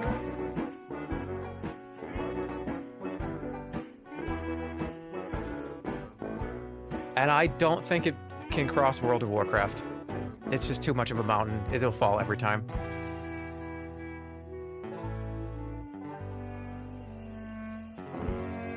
And I'll be super honest with you, as a top 5, that's kind of lit. I don't think very much else is going to cross this. Dude, there's no way. Nothing can breach this. This top 5 is immutable. Impossible. The puzzles are so cool. The music is so good. I own that soundtrack. I've probably burnt the CD. The CD literally probably has burn marks on it. The Terry Scott Taylor CD. This is Pac-Man: The New Adventures. Let's go get it and put it at fucking 0. Where is he? Where is that little fucking weirdo? There he is. I gave this 4 stars. What was I on drugs? Is Pac-Man 2: The New Adventures better than Fistful of Frags? No, it isn't. It's not better than Contra. It's not better than any of the old Resident Evil games, not even by a fucking margin. Demon Souls is better. The Day of Defeat is better. Earthworm Jim, wait a minute. Yes. Balatro, yes. Earthbound, yes. Donkey Kong, no. Yes. Dark Souls 2, yes. Diddy Kong Race, fuck this thing. I love this game. It's definitely better than Dark Souls 3, though. We got Ocarina of Time here. Oh my god, I have to go put that up there too. Holy shit, where's that gonna go? L, right? Is it? Yeah, right there. Yep. It's definitely better than Red. No, it's not. Yes, it is. Can I put this ahead of Donkey Kong Country? Maybe. This is where the problem is, though. I don't know if this is better than Dark Souls 1. Even though this is just influenced by this by 1,000,000%. Music buff? You said yesterday you literally think that Isaac is better than Zelda? Not Ocarina of Time.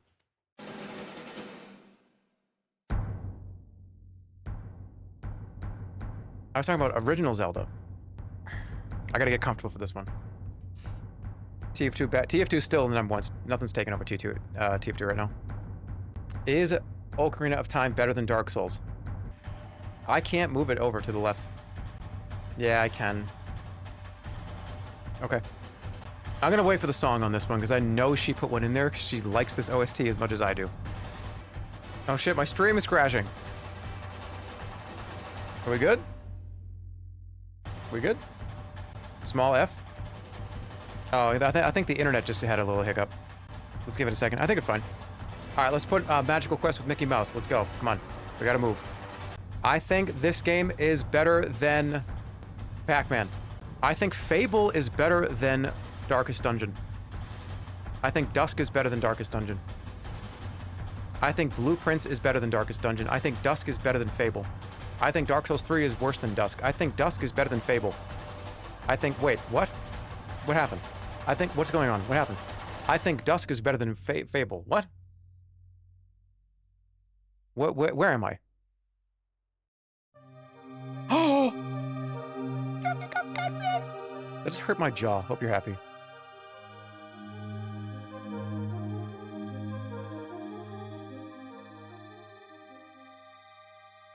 Okay. Hitman 2, the old Hitman games, of course.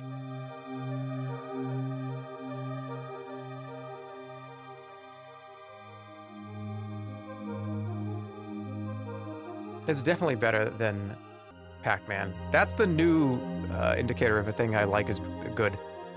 This is the new wall, at least for the lower S's.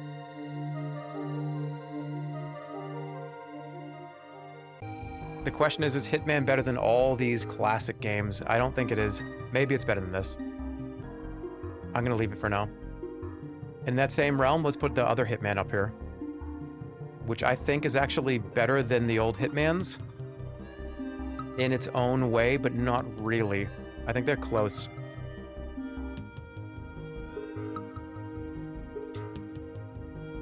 I don't think no. Hold on a second. Sims 3 needs to move. No, I can't even say that's accurate. Pac-Man 2 is just it's a amazing shit game, but that's why it's so high. Fable is better than that. Fable's, oh fuck. Shit. The remakes are at the bottom. We'll place them where they need to be. They go up. Dude. Oh fuck! Gauntlet Legends! Is Gauntlet Legends better than Binding of Isaac? I don't think it is. I don't think it's better than Red Alert either. Or Fistful of Frags. But it's definitely, I would keep it right where it is right now. Don't move. GoldenEye's gotta be up there too. GoldenEye's probably really high, like way too high. Yep. It's better than Red Dead. It's better than Counter-Strike. That's so goofy to think about that, but I do think it was more fun to me than in Counter-Strike. Oh, this is a good one. This is the last boss of Shadow of the Erdtree. Are you better than Dark Souls? This is getting loud, hold on. I think that GoldenEye is probably better than Donkey Kong Country. This is moving. It's on its way. It's on its way. No, that's where it stops. GTA 3. Uh-oh. Uh-oh. No, no. No. No. Nope. No. No. No. Yeah. Yeah. Yeah. Yep. Yeah. Perfect spot. It might move in a minute.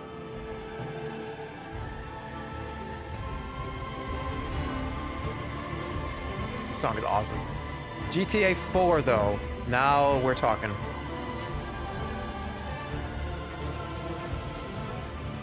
Yes, all the way. It's going all the way. It's going all the way. It's going, stop!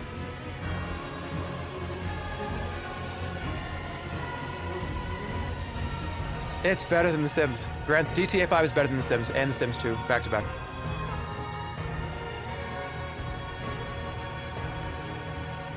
Is it better than Resident Evil 4? Look at these 4. 4 next to 4. Come on.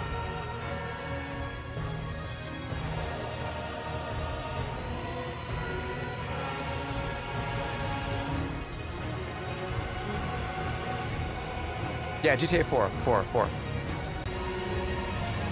I can't do it. I just did it. I had to do it. I had to. GTA 5. Oh no, this GOAT list is gonna be fucking massive. This GOAT list is more like a cow. Super Mario 64 is like number 5. Wait, hold on a second. Dude, this is like up there. Where the fuck am I putting this? Yeah, of course it is. It's better than Resident Evil 4. It's better than fucking GTA 4. It's better than Elden Ring.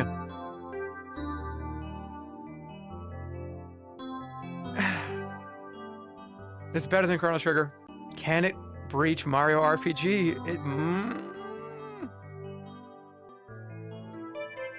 I can't do it. It's not better than 3D Movie Maker. He keeps hearing the music, and it makes it stronger. I just made up that chatter, by the way. That's what I would have typed. If I'm in the chat, I'm typing that. Sorry, it lost a spot. Okay. GTA 5 is better than Ocarina of Time. It's definitely better than Donkey Kong Country. This GOAT list is freaking messed up. No. No. This is the hard part right now. He loves killing Sims too much. Yeah! It's the funnest part of the game! You need a GOAT plus? No, we will figure it out. I'm happy with where this is right now. Actually, I'm not. What is better? Is Red Dead 2 better than GTA 5? Just tell me in the chat, just to let me know.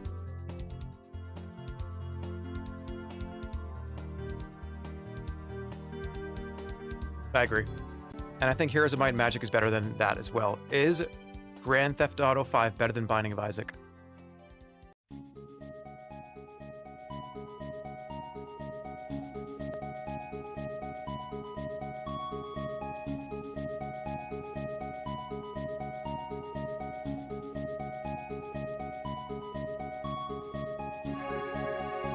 I'm fucking kidding. We're not doing that. Okay.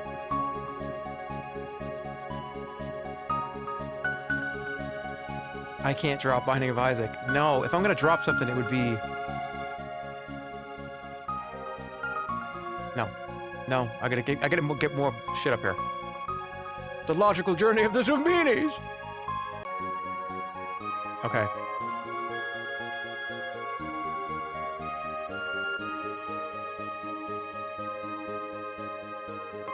You have 30 goats. I told you, it's more like a cow. It's a cow. It's your cows.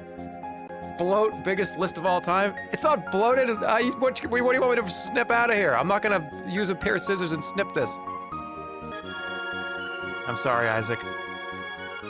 I'm sorry, Isaac. That you are better than GTA 5.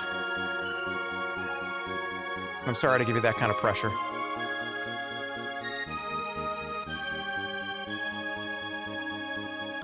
Red Alert is also better than GTA 5. Or is it? Modern Warfare 3 and 700,000 games. I gotta deuce the bottom of this list. This bottom of this list is wacky. Let's get Karnov up here. Karnov is definitely in this zone right here. It's higher than that. Karnov I don't think is better than EDF. GTA oh my god, dude. San Andreas? It's better than GTA 5. GTA San Andreas is better than Red Alert. I think so. What an unbelievable fucking game this really is. I'm sorry, but it's time. We have to be honest with ourselves. The Binding of Isaac held that position for a very long time, for very good reason. One of the greatest games ever made. This is where we get tricky, though. I don't know if I would put this, for me, higher than Here's Might and Magic.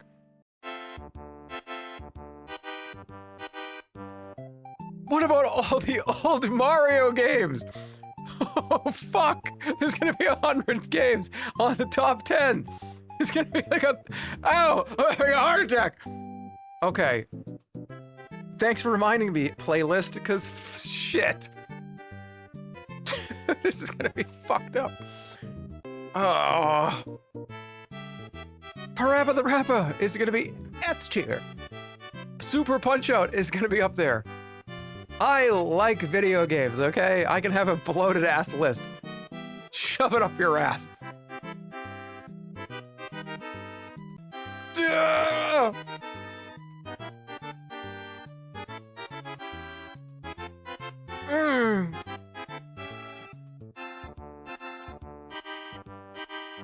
The car's pulling it. I can't stop the car. Oh!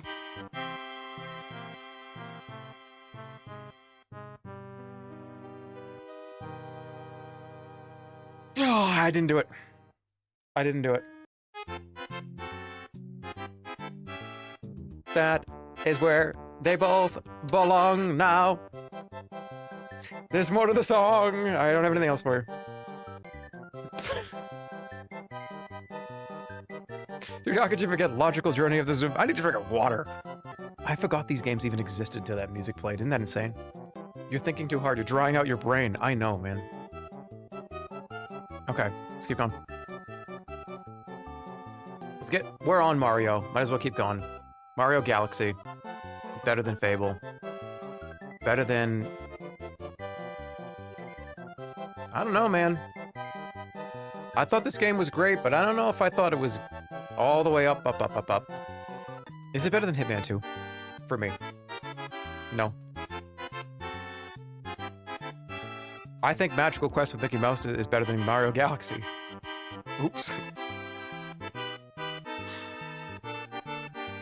I can't put this above Demon's Souls. I can't put it above Earthworm Jim. Mario Galaxy does not clear Gauntlet Legends or Zumbinis, or Contra, or Resident Evil 1 or 2, or Demon's Souls, or anything on this row. Balatro, Earthbound. It's a one. Remember, this is S+. These are all GOATs. All of them are greatest of all time. It's like ranking every heavyweight championship boxer that ever won 10 championships. And I think Mario 2, Mario World 2 is in the right spot as well. This is a great song. All right, we're gonna bang out a ton of the lower ranks right now. You ready? I'm turning this up. Here we go.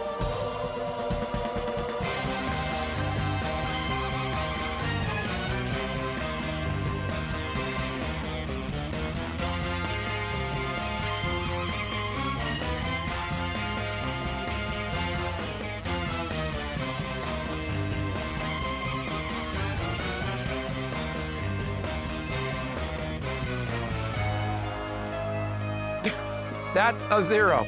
That is the lowest one that can be.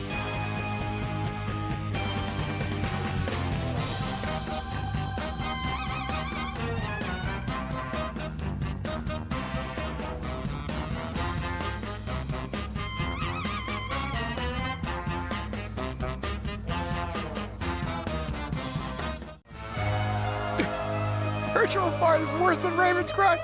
Virtual Bart is worse than Raven's Cry. Yeah.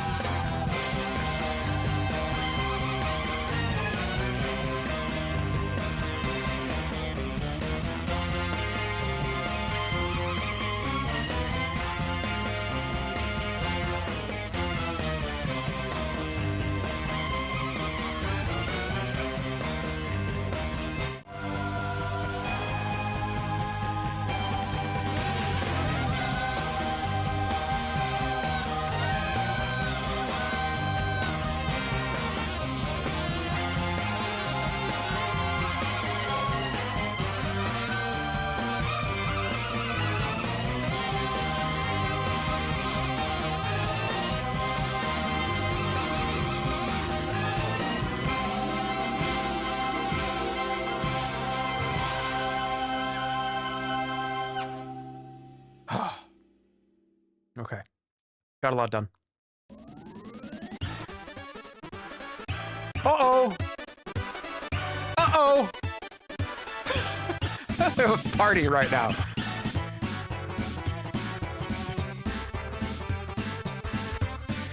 Where are you at? Where's Turtles in Time? Oh, yeah. Oh, clear everything.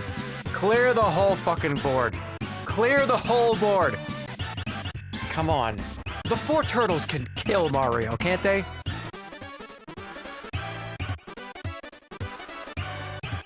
The 4 turtles can kill Mario. Ah, it's so hard because I really think we did it. It's done. Mario's entire thing, his whole personality is jumping on turtles to kill them. Not 4 turtles that fell into ooze and turned into superpower turtles.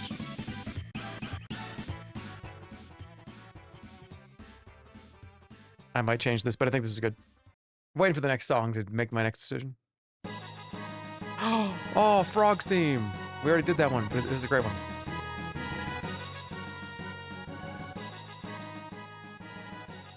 Okay.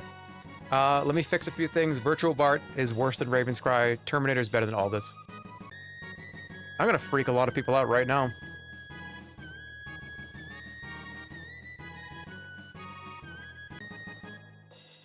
This is moving up. This slowly but surely, this is getting up higher. Super Frog. I'm okay with this so far. Vice City, though, needs to move up way higher than where it is. I don't think I can put Vice City up maybe in front of Rock Band 3. No, maybe is Fable better than Vice City? I think it's correct right there. I'm not moving it from right here. In fact, I'm swapping these. Oh, hell yeah. This is a good one, too. Okay. I think that makes more sense to me.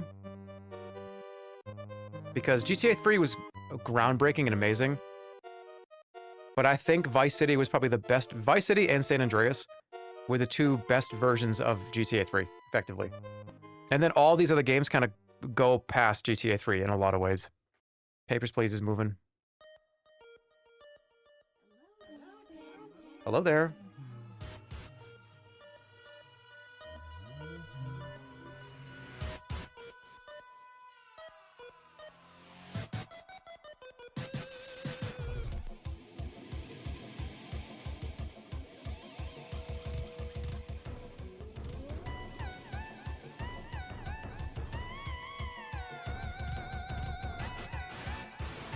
All right, take the indie games with you. We're taking the indie games with us.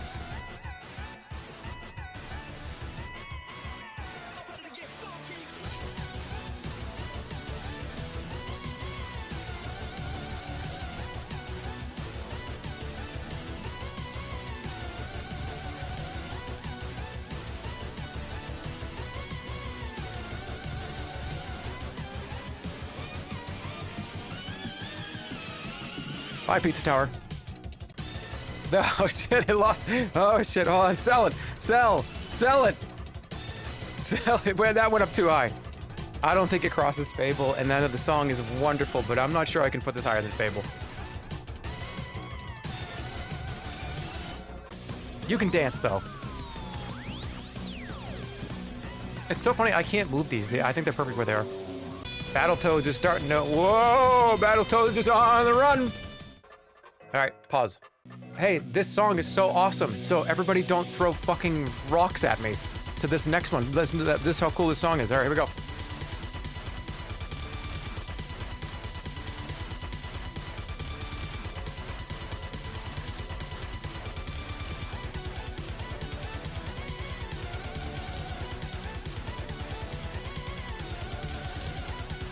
Yo!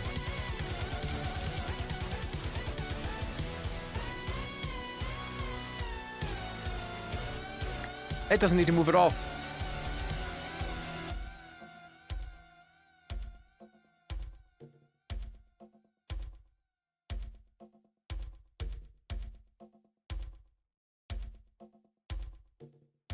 Freeze.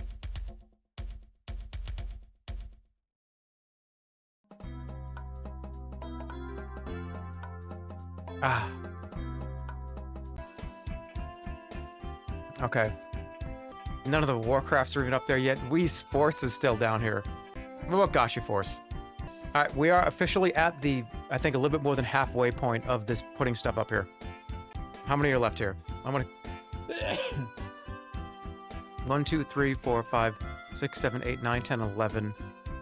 So 1, 2, 3, 4, 5, 6, 7, 8. Okay, so there we're at pretty much like that. We're at the halfway point. A little bit more than halfway, I think. We're definitely gonna have to zoom out in a very few months. I gotta move some stuff down here. Gotcha Force is definitely, it's definitely better than Smite. This feels really low. Am I letting chat bully me to not have this be up like higher than where I think it should be? Seeing that darkest dungeon though, makes me say, hold your horses. It's okay for right now, right here. Smite's going a little higher. Smite's gonna go behind, in front of 3. Yeah. Definitely. That's so sad that Chrono Cross is all the way down here. I need some WD-40 or something, man. Listen to this thing. Like, that's crazy. E33 is literally better than TF2 and WoW combined. Get some taste. That's a rage bait comment. Do we time that person out for being a rage baiting baiter person? I think Expedition 33 is a wonderful game. And I've been, dude, I told an entire audience of like 12,000 people to shove it up their ass because all I saw was Resident Sleepers. I defended your favorite game. I defended it. I was here fighting with an axe. Were you not here when I screamed, shove it up your ass? I hate you all or something? It was like, hate you all or something, wasn't it? It's a good one too. All right, we gotta make some moves. I think that's good for now. What else is up here? I'm gonna have to do that later. Mega Man Legends. That's definitely up here. Above Gotcha Force, but behind Sesame Street ABC 1, 2, 3. Oh, oh, oh, Monopoly. All right, I can do that one. All right, Monopoly is not that good, but it's great. Oh, the Mortal Kombat's Muppet Adventures for the NES. Let's get it where it belongs.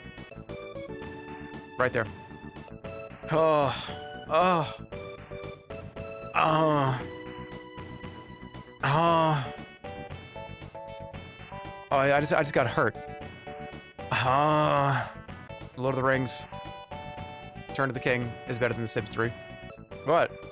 I'm doing the Dark Souls 1 thing. Do you even play video games? All right, Punch-Out is going up here. I'll put it above Muppet Adventures. Stardew Valley.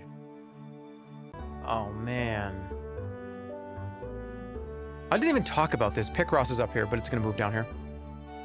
Where does Stardew Valley actually belong? I think it is better than Binding of Isaac, but I don't think it's better than San Andreas. Oh, but is San Andreas just better than all this stuff? 1, 2, 3, 4, 5, 6, 7, 8, 9, 10, 11. So this is 22, 3, 4, 5. This is the top 25 right here. Shit. Top 26. I know, I'm thinking about it. Top 20, most influential, most important. Best games, best everything. 10-10 on every category for me, personally. Isaac is getting beat up here. Okay.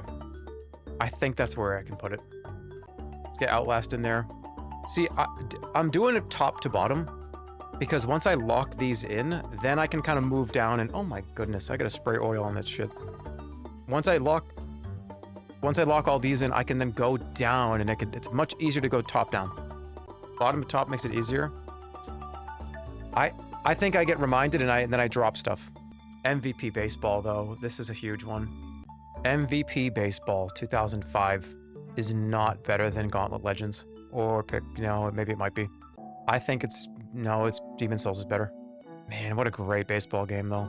I think it's probably like here.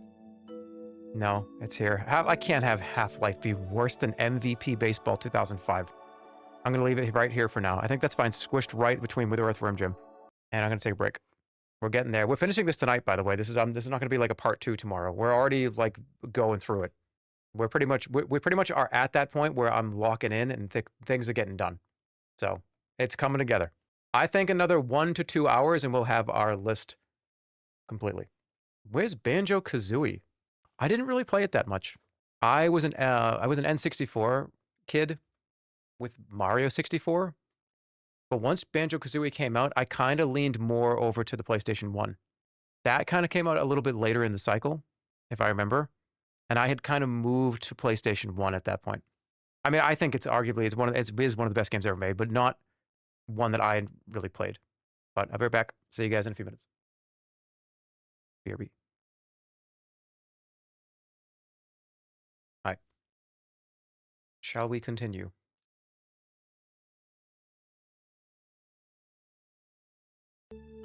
Okay. Very nice soundtrack choices, Holly. DJ Holly in the building, by the way. She's just adding stuff to this playlist, and it's just adding to the bottom of it, so. Okay. Where were we? Stardew Valley. Yeah, I think that's where it belongs. Let's keep going. Heart of Darkness. The best PlayStation 1 game. I told you all about it, how much I love this game, how great it was, how much it meant to me. But we need to figure out exactly where high up on this list. We're going high to low. Speaking of Gauntlet Legends. Ooh, that's a good song. It's definitely down here. As wonderful as this game is, it's hard to have it clear any of this stuff up here. Especially, man, I think it's Tumbini's is better, Contra's better. Yeah, it's down. Remember, this is not bad either. This is, look at Earthbound is down here. Oh no, you're down here with one of the most celebrated video games of all time. Oh no, you're down here with Half-Life. I think it's probably... Let's keep moving it down. It's gonna keep moving down. It is. Freeze right there, because I think Diddy Kong Racing's good. Bubble Bobble is better than Diddy Kong Racing. Papers, Please is... Oh my god, this is so hard. There's so many good games. This is crazy. I've never done anything like this before. My brain is having problems. I think it's in a perfect spot where it is right here. House Flipper. The original House Flipper, you all know, it had so much impact on this channel and on me. But I cannot in good conscience make this higher than Battletoads, or Dusk, or Dark Souls 3, or Blueprints. This is gonna keep going until I find a place where I want it to stop. Yeah, dude, this is better than The Sims 3. Bully's better than The Sims 3, so it's good. No, it's not. This... Even the shit down here is good. Gotcha Force is up here. Outlast is also up here, too. No, let's be real. The Sims 3 is better than Outlast. Is Gotcha Force better than Bully? First person in chat, I'll listen to what you say. This tier list is pissing me off. I can't watch. Okay. All right. Do I have to tattoo on my forehead that like all of these games are my favorite games of all time, and that this is not like this is not like a objective best games ever made list. This is my most impactful games of my whole life. It's why I like. Dude, do you really think that Sesame Street ABC 1, 2, 3 is going to be on like IGN's top 100? No. Do I have to tattoo that on my forehead? No, the music can't just move shit because of the music.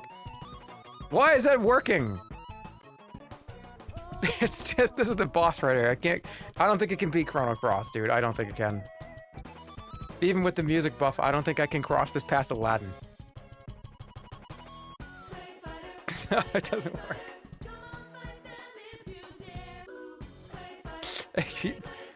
There's too much defense.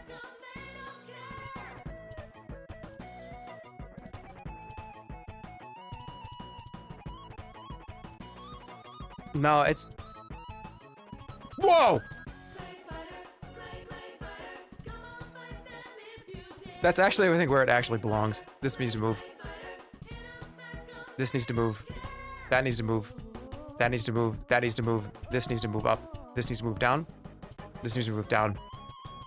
This needs to move... No. What the fuck are you talking about? I wish I could just go back in time and slap myself in the fucking mouth for even considering what I was just about to do. Stupid asshole. That's what one of my 3 wishes would be. Insane Aquarium. This is gonna be high. Check this out. Insane Aquarium is the best PopCap game. That's why it has to go in front of Plants vs. Zombies, but it is not better than Papers, Please. Or Hitman 2, or Diddy Kong Racing, or... Yeah, shit. This is The Sims 2. It's already up there. Dun, dun, dun, dun. Do the stars mean nothing? Oh, how you doing? Yeah. Yeah, I'm here to get my tattoo. Yeah. I was thinking about a symbol right here that says, like, don't fuck with me. Right there, like, don't fuck with me.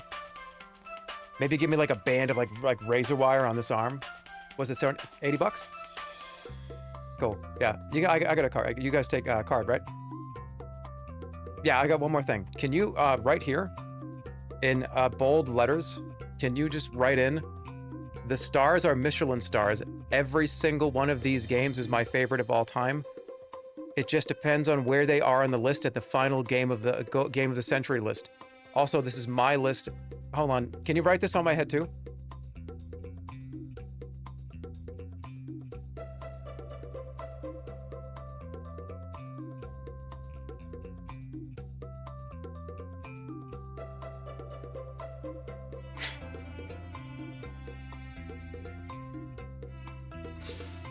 I forgot to put the scary red and black screen. Where's Cheers to You on your list? Cheers to You would be S tier. Why is the candle not on this list?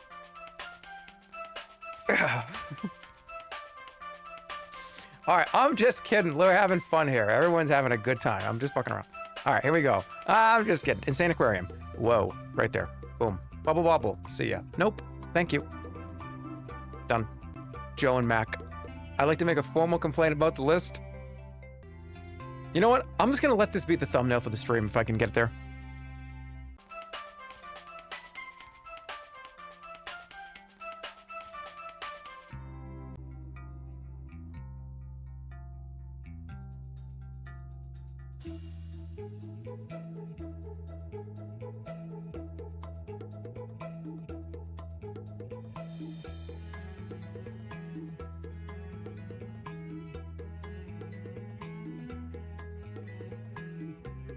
Let me know. When is it gonna happen? Wait, is it better if I go like this? Or other side, like this? I said a flashback.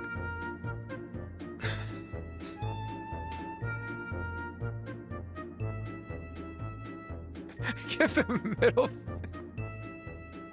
I can't. The parents are gonna be upset with me. Like that one.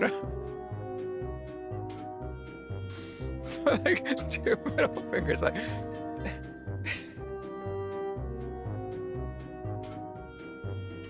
Dude, my dog is watching. Whatever.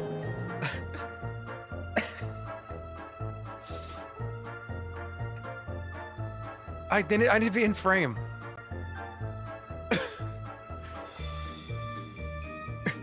Read this.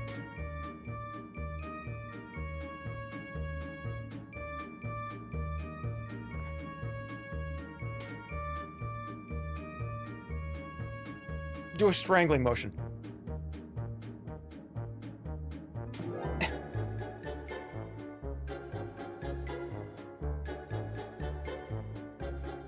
Does it change? When did it change? Will it change already, please?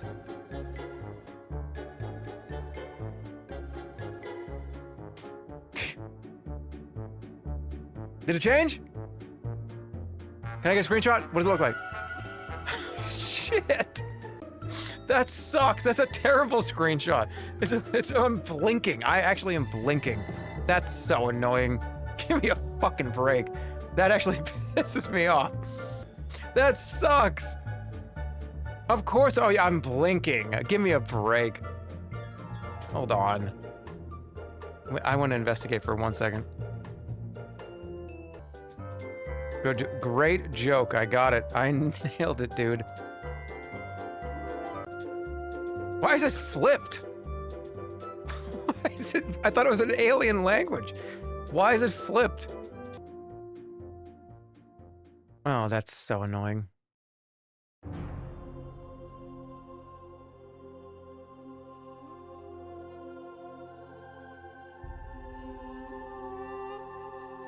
Okay, let's go.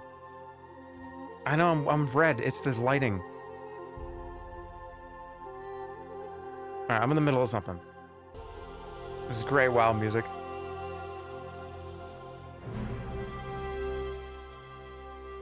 Okay.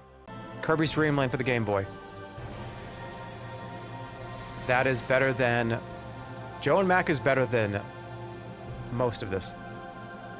Up to here. Why do you do that? Tattoo! Tattoo! Rock Band is great, but I don't think it should be all the way up there. Dude, Dark Souls is moving. Dark Souls 3 is on the move. Yep, I'm not even in control anymore. This is on the move on its own. Dark Souls is on the move. Bad Dog McCree. That's a great one. But I don't think it's higher than Aladdin. But it created so many lasting memes and memories that to this day, almost a decade later, you guys still say. I still say it as well. Yeah, it's more important than Bully. I don't think it's quite as important as House Flipper, but it's up there. It's really, really important. Pizza Tower is going to lose this. Pizza Tower is going down. Yeah. It's... Nope, right there. There's so many bangers that are left to put up there. Alright, what about No More Heroes? And No More Heroes 2? They're high. You're high for this list. And now you're banned. Bye-bye. Bye-bye. Okay, these are gonna separate here. Oh my god, there's so many good games, it can't even go forward. This cannot even move past Punch-Out for the NES. Holy shit, there's so many great games on here. This is where you do like kind of a test here. So is No More Heroes better to me than Papers, Please? Like if you think it deserves to be up here, either that is true or this is true, right? No, I think Papers, Please is better. This actually might be really irritating for a lot of you, but I just thought, is No More Heroes better than Mario Galaxy? And I had to stop for a minute. Punch-Out needs to be higher. That's the problem. Punch-Out should not be the wall down here. Because No More Heroes is better than Gotcha Force and The Sims 3. But this is better than almost all of this. This is better than The Sims 3. This is better than Gotcha Force. Joan Mac belongs a lot higher. Alright, 700,000 games. We're dumping some stuff. Hearthstone's moving up to here. Some of these don't belong down here. Ravenscry belongs down here. This needs to come up. This has to also come up. No, it doesn't. Perfect spot for that. Well, how far are we from his top 5? I think this is pretty locked in. Look at all the other ones that could not compete. I want to do something, but I know it's probably because it's just recent. But Bizarro Universe Jeremy did this. Should I teleport into that consciousness? I don't know. It's going to take a little bit... After getting everything out here, it's going to take deliberation to see what actually is in there. NBA Jam, hell yeah, this is a big one. That one's going up higher than Battletoads. Higher than Dark Souls 3. No, maybe not. No, that's a perfect spot for it right there. No, that's correct. No, that's also incorrect. Dude, only like 3 scrolls remain. World of Warcraft Legion. Not that important, but still very important. It's definitely more important than Bart's Nightmare. Virtual Bart, I mean. More important than Modern Warfare 3. Is it though? I think these both come up. Because like I said, MLG Grandpa. I'm going to keep it right there for now. Original Peggle. Peggle better than Beavis and Butthead or Chrono Cross. U-Star also is more fun than Duck Hunt. So is Golden Axe. I rated this really, really high for some reason. Kingdom Hearts 2 is better. Kingdom Hearts 2 is better than most of this. No, these stay. I love what we got this. This is a calming song. This is a good break song. I like it. It is on the move. I think it's better than Hearthstone. And Aladdin. And the Muppets. I think it just keeps going. I'm gonna... Oh, no. It's better. Wait. Right about here. It's not better than Bully. No, it's not. As it should. You'll change your mind in a week. No. I'm sober. I'm completely sober. I'm locked in. And I'm ready to get this done in the next hour and 10 minutes. As long as it takes. I'm just here. Guys, will completely... This is what I'm doing all day, all night if I have to. Ooh, Saint Trina. The Saint Trina song. This is a good one. Zombies Ate My Neighbors. Let's go. It's like right here. Peggle is better than all of this. Except for... Yeah, it's better than this. Is Peggle better than Hearthstone? Yep. No. Yes. Yep. Yeah. This moves. This moves back. Bully's gonna drop. Bully's gonna get destroyed right now. I'm sorry, everybody. It's true. It had a good impact, but it's getting crushed. Same thing. Mad Dog McCree getting destroyed as well. Oh boy. House Flipper losing ground. Okay, that's all right. Katamari. That's higher. I gotta put it down. I gotta put this up. This has to drop. Battle Heart, it's a great iPad game, but it's not better than Chrono Cross. And it's just as good as Beavis and Butthead. Okay, is Katamari better than Bubble Bobble? Is it better than Diddy Kong Racing? Diddy Kong's a great place to have a, that's a great wall in the midway point on the list. Because you have to ask that question every time. Is this better than Diddy Kong Racing? If your answer is no, then either this is too low, or this cannot move. Why'd you redo the thing you wanted to slap yourself for? Because then I went back in time again, and I stopped that guy from doing it. Yeah, I'm actually happy where this is right now. Maybe like right there. No, it's Insane Aquarium. And these just are just the no. Damn. Okay, it's still going. No, it's still going. No, it's still Fable moves.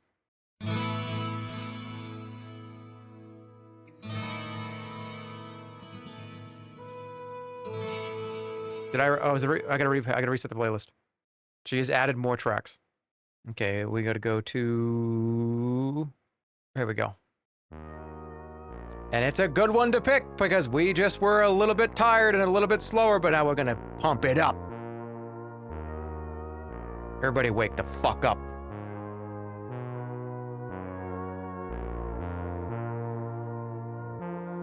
Look outside.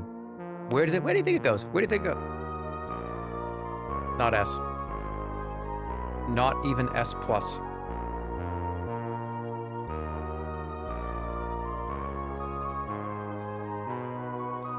It's damn high. It's high, and it's better than Half-Life? Yes, it is for me. In fact, Half-Life needs to be higher. Where the hell am I gonna put it, though?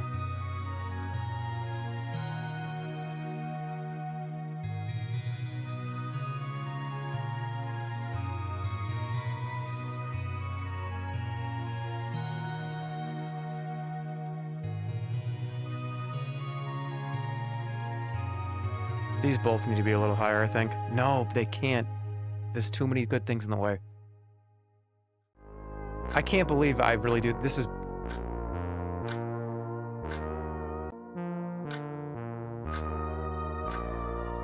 What do you want me to say? It's gonna hit the massive wall that is Resident Evil 1 and Demon's Souls. I can't move it any further. I can do that, though. I just changed everything back.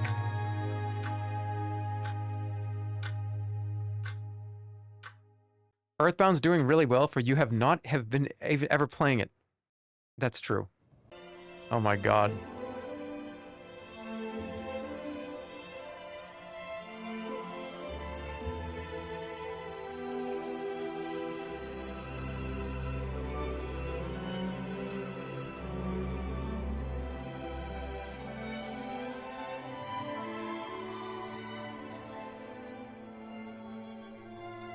I think we finally found something to break this whole thing in half. Steve Jackson's sorcery! It's just... It's an adventure of a lifetime. Alright, soldier! Tell me what we're doing here! I'll tell you what we're doing here! That's me! That's the wrong character! Hold on, I gotta go to the other playlist. Earthbound!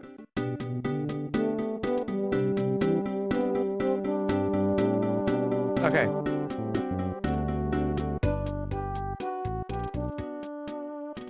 Sorcery. 4-part series. I completely gushed about it a couple days ago. It is one of the best games ever made. Please, please, I'm begging you. If you've never played Sorcery, just go get it for the iPad. I think it's like a few dollars. It's on Steam too. Get it on Steam. It's literally like $5. Each episode's like $3 to $5, I think. It's a lot of reading. It's just a book. It's just go read a book. Look, I'm a digital weirdo, right? But I gotta have at least one book on my list.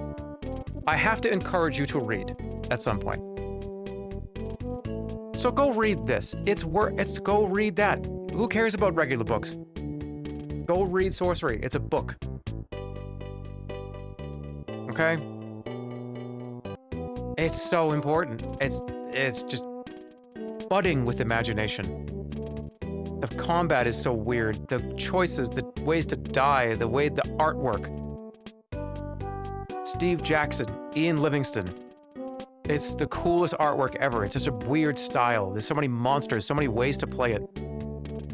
And it is one of the greatest things of all time, period. It's a book. Go read a book. It's a book. It's metal.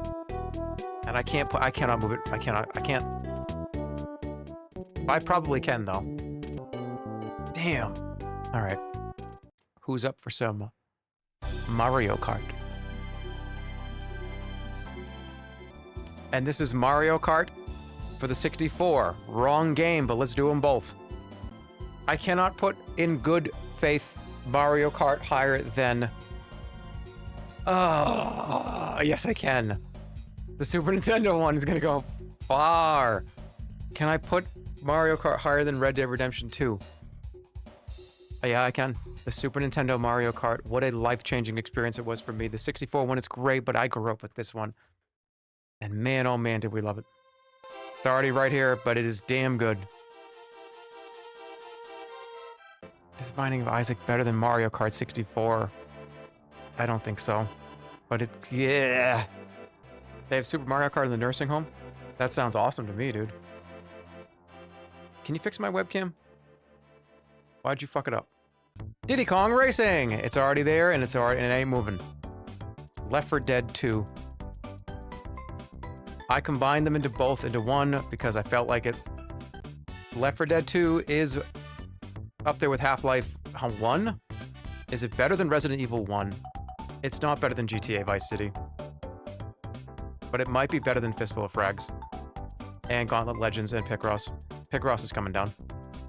To like here. Yeah, like here. Right there, I think is perfect. Aren't all the 1 maps in 2 now? Yeah. I'm okay with this right now. It's wonderful, but it's not quite all the way up, I don't think. There's too many things that are up there that are too good. Metal Gear Solid 1. Oh my god. How do you even make a list like this? Metal Gear Solid. The first one specifically. I think has to be up here in the high, but not quite. Maybe, no. Presto fucking Majesto Zap? Presto fucking Majesto Zap! Why is that so familiar? Super Castlevania, cool. I'm fighting right now with where I think this belongs. I'm gonna leave it right there for now. And when more shit's on this list, it'll be easier. Minecraft, oh my god, dude. It didn't hit with me the same way it probably did for a lot of you. If you were younger and you grew up with this being able to build whatever you want, I bet you this is up here for a lot of you guys. For most of you, I would imagine. If you're in your early 20s or late teens or mid-20s, I feel like this is probably up here for a lot of you. And I completely understand it. I get it completely. Truly, I understand where you are coming from. I think it belongs up here. Yeah, I think it does. In an objective way, somewhere around here. But for me personally, it is not. It's up there very high, but it is not. Stardew Valley needs to move down. And this needs to right there, I think. Is that right? No. Hold on. I'm doing a swap out on this. No, I'm gonna leave it. I'm gonna leave it just the way it is. Ah, the top 30. Who doesn't like the top 30? It's coming down. Sorry, Stardew. Too many good games are being added to the list, and I'm gonna be doing a lot of work on it in a minute. Dude, Mischief Makers for the N64. This is the best N64 game, period. Help me, Marina. But does this beat Metal Gear Solid? No. Or Red Dead. Or Mario Kart. Or Minecraft. Some stuff's gonna get knocked out. Down to the next tier. Not yet. I can't make that choice yet. This is Mischief Makers. I'm gonna have to keep it here. Because I think Stardew's a great game. I think it belongs up here for me. In fact, this is misplaced. And so is Binding of Isaac. Oh, Isaac, it's so rough. I'm sorry. Okay. Do only a few more rows. Monster Rancher 2, hell yeah. Can I put this ahead of Minecraft? I think I can, but I don't think I can put it ahead of Metal Gear Solid. But maybe I can, and maybe this comes down. This might have to come down too. I think a few of these are coming down. Now that I'm giving it a good look. Where's Mario RPG? Right here, dude. It's in the top 10. I'm gonna leave this for now. Let's get everything on here. It's way easier when we can see it all in kind of a big parappa. Yep. The more that are up here, the more I get to actually see. Wait a minute. I can move some shit around.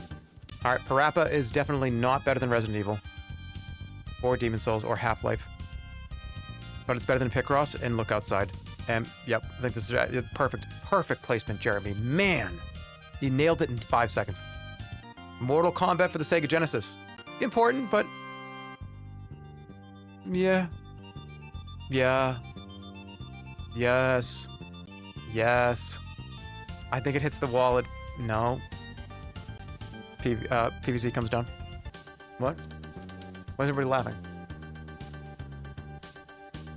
This is the 30-minute track version of this song? Oops. Oh, okay.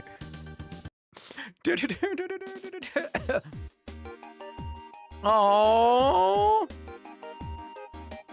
Where is it? Is it gonna get a music buff or no? Does it get a music buff? I think it does because the OST is the best part of this entire franchise. No, it needed this 40 minutes ago. Great song, great game. One of the best of all time. I think it's in a good spot right now. Do you have any potions or food? This has been a complete critical thinking stream. I'm gonna leave it right there for now. We did it. We did it. MK3 is higher than MK1 because it's my favorite Mortal Kombat, and we're putting it right there where it belongs, right next to the brother and sister can be right there next to each other. Mortal Kombat 3. Awesome. For the arcade. NBA Street. That's going right below Smite, but over Lord of the Rings. But Punch-Out's better. Smite's more important than Rock Band. Smite's more important than Beatstar. And Dusk. Good spot for it. Perfect. NFL Blitz for the arcade. I think it's good somewhere right down here, below Battletoads, but Smite's better. Is it though?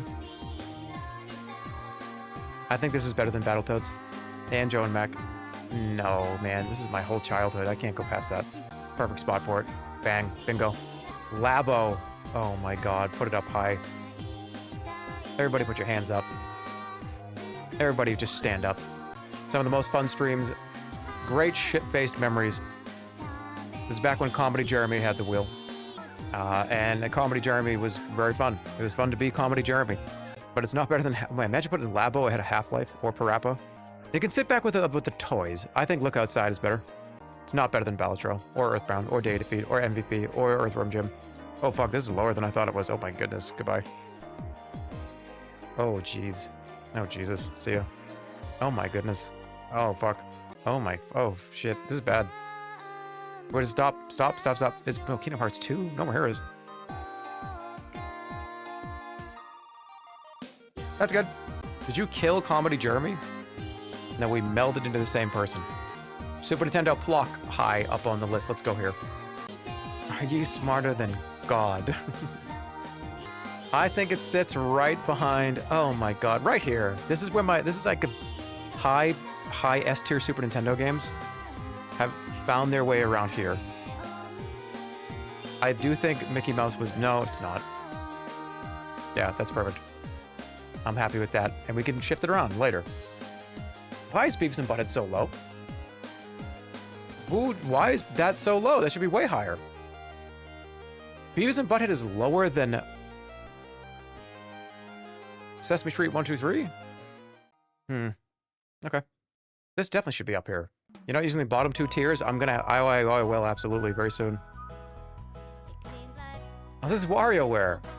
Great game. Okay, this is up high. This is very high. Best WarioWare, the one for the Wii, by far, hands down. There is no competition. And you know what? I'm gonna put this actually. Resident Evil feels like this wall that I don't want to put anything in front of, but it's better than. I love it. I love this game. I love it so much. I don't think I can go past Gauntlet Legends, and I think Monster Rancher has to come down with it.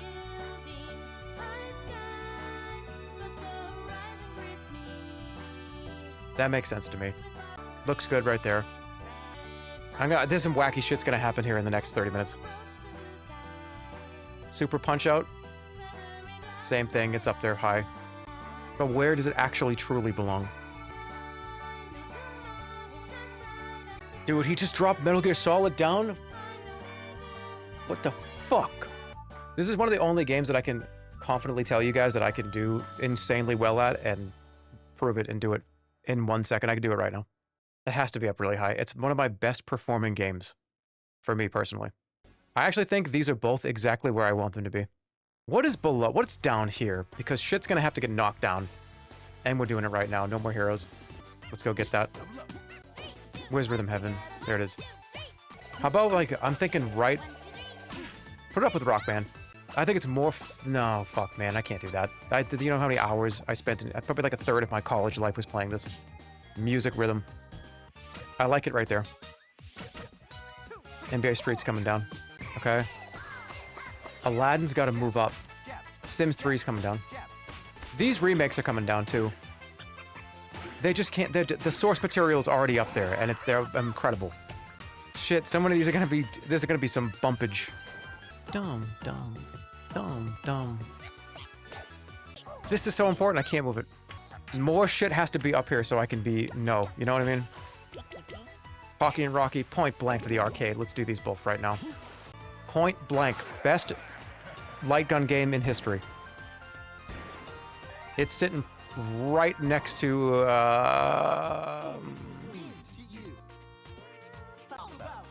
right next to Plock. Plock's better than Papers, Please. Point Blank, better than Papers, Please. Oops. I'm happy with that.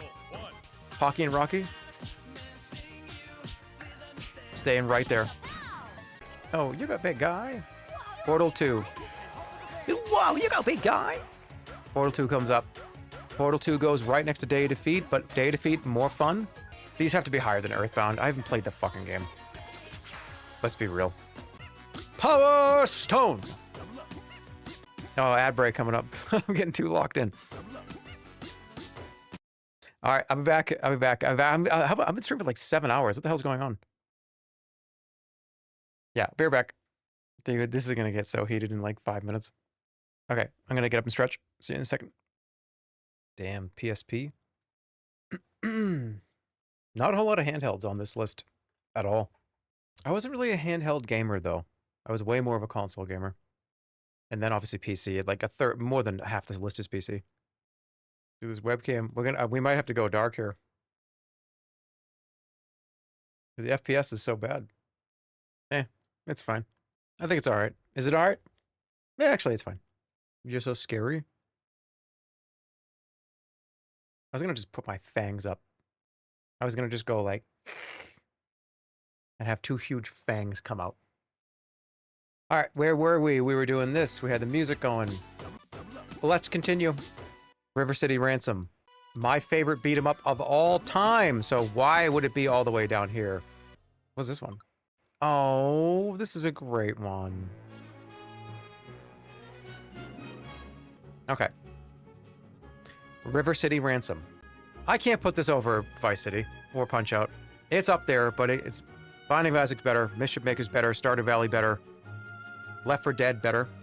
I can't put it down. There we go. Gauntlet Legends better, Monster Rancher 2 better, WarioWare Smooth Moves better. Damn, it's actually fallen pretty far. It is literally just falling. I think it can pause right here. Dark Souls 2 is better. All right, good. Don't move. All right, WWF No Mercy. Let's get that up here for the N64. What did I just do with it? What did I do with it? There it is.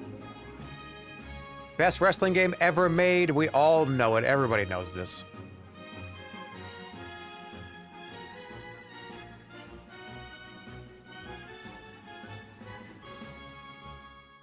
Metal Gear Solid or WWF No Mercy? You're still doing this? Yeah, dude. We're getting close to the finish line. We've got like another 2 rows left of these games to put up here.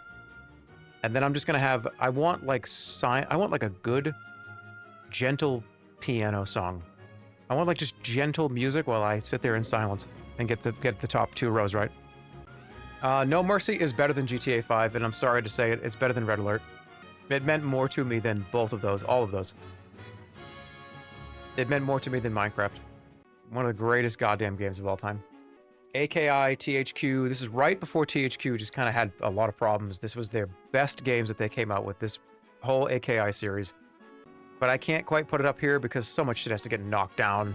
Holy shit, dude. Let's do the Mario games. Mario 1, Mario 2, Mario 3. And let's get the Legend of Zelda up there too. Super Mario Brothers 1. Guys, better than Dark Souls. This is the first real game that I actually cared about. This is the one that I was old enough to understand it. It is a classic. It is one of the best games of all time. It's one of the only games of all time. It started a career. This started jobs. Jobs were created from this. Is Super Mario Brothers better than Super Mario World? Why is there so much extra space at the end of this song? This is nice. This is a good Earthbound song. Okay. I have to put it higher. And it's got to go in front of GTA 4. It's just that right after this, it was every video game I ever played compared to Mario.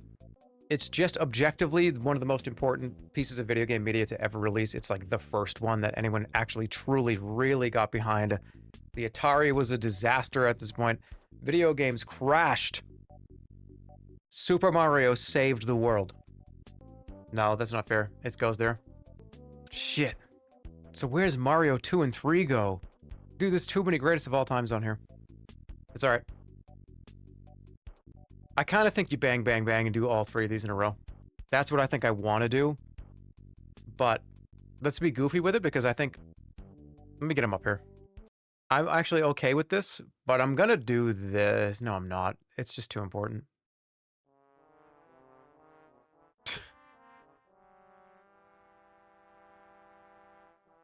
This is the Resident Evil soundtrack. This is nice and relaxing, though. I like it. I'm gonna leave those there for now. 2K14. Important, but not as important as after looking at everything on this list. Yeah, Jerma Rumble. All those old YouTube videos. I'm gonna press next on this. Oh, I'm so glad I did.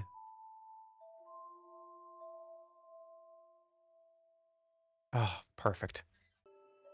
All the Jerma Rumbles were made in 2K14. Besides the stream ones, that obviously was years later. They've ruined this game after 2K14. They destroyed it. I'm one of those purists that says I miss the old...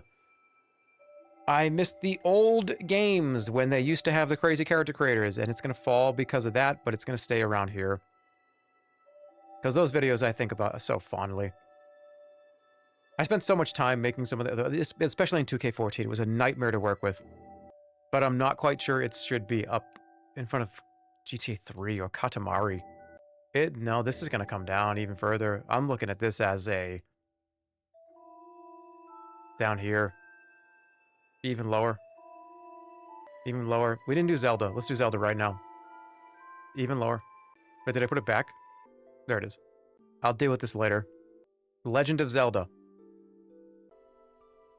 Better than NBA Street, I think. Legend of Zelda is better than... Yeah, I'm gonna... Oh, don't worry. It's going higher. I'm jumping a row to see if it belongs in the row above it. It does. It does. I'm gonna sit you right next to Bubble Bobble. Oh my god.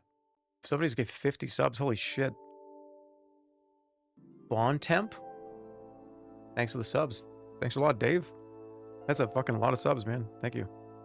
Jesus. It's fair to put it here. It is fair as a place right there. Okay? W subs. See, man. Dude, okay, these Wario's gonna have to be lower. Twinson's Odyssey. This is up at the top. Twinson, I'm going vibe based. We're gonna throw some shit up there. I know of Total Distortion. Let's go. How could I have forgotten this was on the list? That was a good chill moment. Now we're gonna take it up a notch.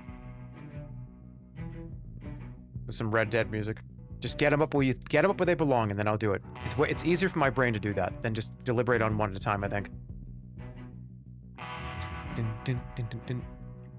That's not a goat. It's down here. Get it vibe based, and then we'll fix it. Team Fortress Classic. Not as high as Team Fortress 2, but it's up with Counter-Strike. It's better than Counter-Strike. It's in front of Counter-Strike. TFC.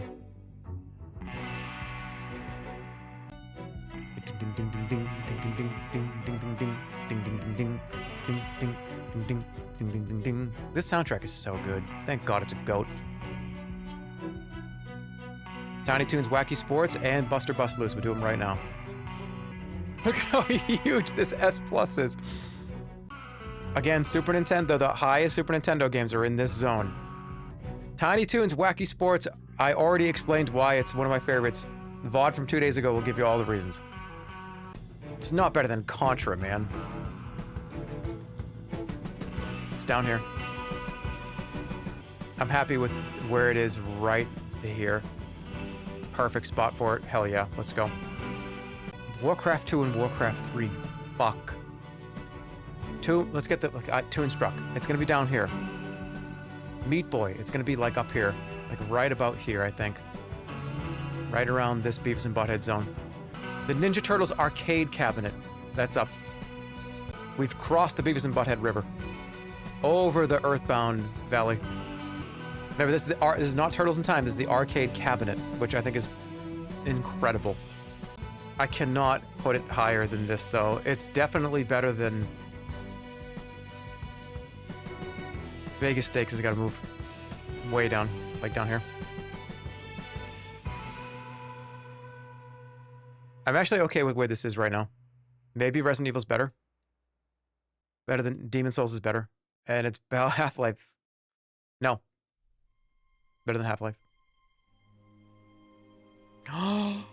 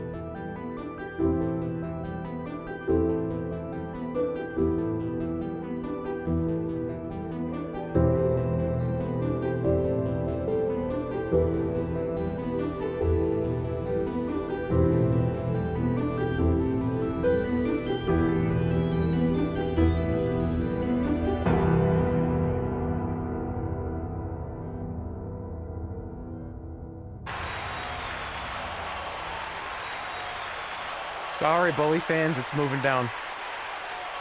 It's always House Flipper. And NBA Street. And Zombies Ate My Neighbors. I think I gotta stop there. Dude, I'm just working right now. You're probably wondering why we have asked you here today. Both the rooms are wonderful iPad games. Tell you that we have faith and they're probably all the way up in the top of the S regular. Do it. We know you've got everything it takes to accomplish whatever Wonder Boy, your Dragon heart Trap. desires. That's also high up. S regular. That dream you're going for, that career you want. Vampire Survivor is super low on the S plus, not quite S regular. I'm Jerma Ramy. I'm Jerma Ramy. I'm Jerma Lammy. Look at this cleanup job. Yeah, never seen anybody. Hold on. Space Channel 5 going up. S regular. S plus. Behind Vampire Survivors. Aladdin, S regular. Lord of the Rings, Return of the King, S regular. Mega Man Legends. Leveled up. Past. Blueprints. Sonic Adventure. is finding its way in the middle of, no, bottom of S plus. Rogue Squadron.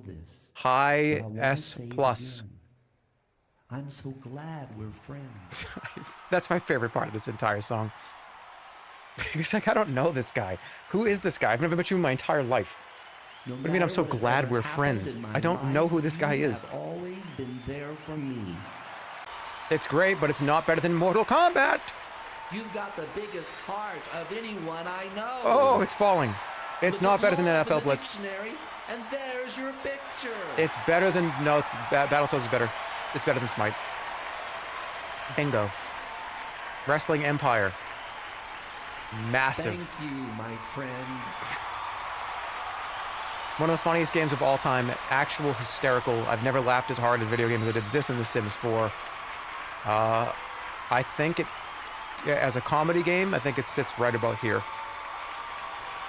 But it can't be that far up. It's got to be about here. The Thing. Another comedy game. High S regular. One of my favorite streams of all time. You all know it.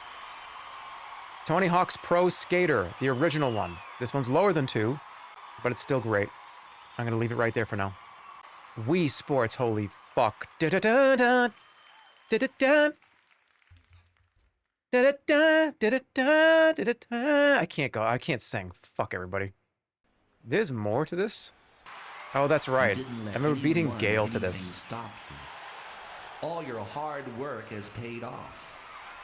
You knew where you were headed and you kept walking a straight line. Wii Sports is pretty high, man, honestly. You took the obstacles and made them rungs on a ladder. To yourself. Dude, this is the final 2. Oh, fuck, it's getting there. I deserve this. Good, doesn't it? I deserve it. Success is yours. Seaman going up. I'd say right around this area here.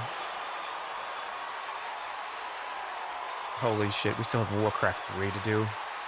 Oh, and Starcox 64. It's been a long day. Star Fox 64 is up there on the greatest of all time. It's probably next to Mario 64. No, it actually isn't.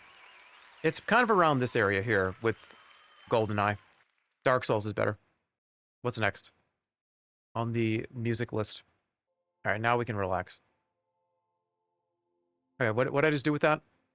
Okay, is Donkey Kong Country better than Star Fox 64? I'll figure this out later, but I think the answer is yes. So now, only a few more to throw up here before I can really start chewing on this. Warcraft 2 is not going to be as high as Warcraft 3 is. I know Warcraft 3 is way up on the list. All the mods, I've talked so much about it the last few days. Minecraft. Dude, the top 5 has not been breached at all. I think you might as well just seal this, because I don't think anything else is going to come close. These two are phenomenal, but they're not going to breach the top 5. Yeah. Let me take a quick look at this, because I think the people want to see the top 10. And I think I can do that with what's here now.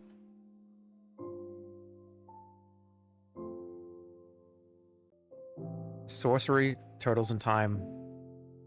It's between these two dropping out and something else filling it up, and I'm having thoughts.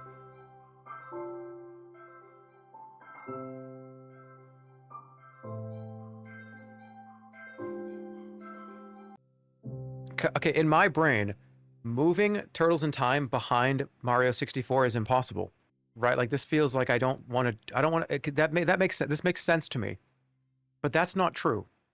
I really think this is true. I think so. I cannot tell you. I can't. Elden Ring. It's a fight between Elden Ring and Turtles in Time. I would love to say it's Mario 64, but I don't think it is. Is it someone you're forgetting to ask? Yeah.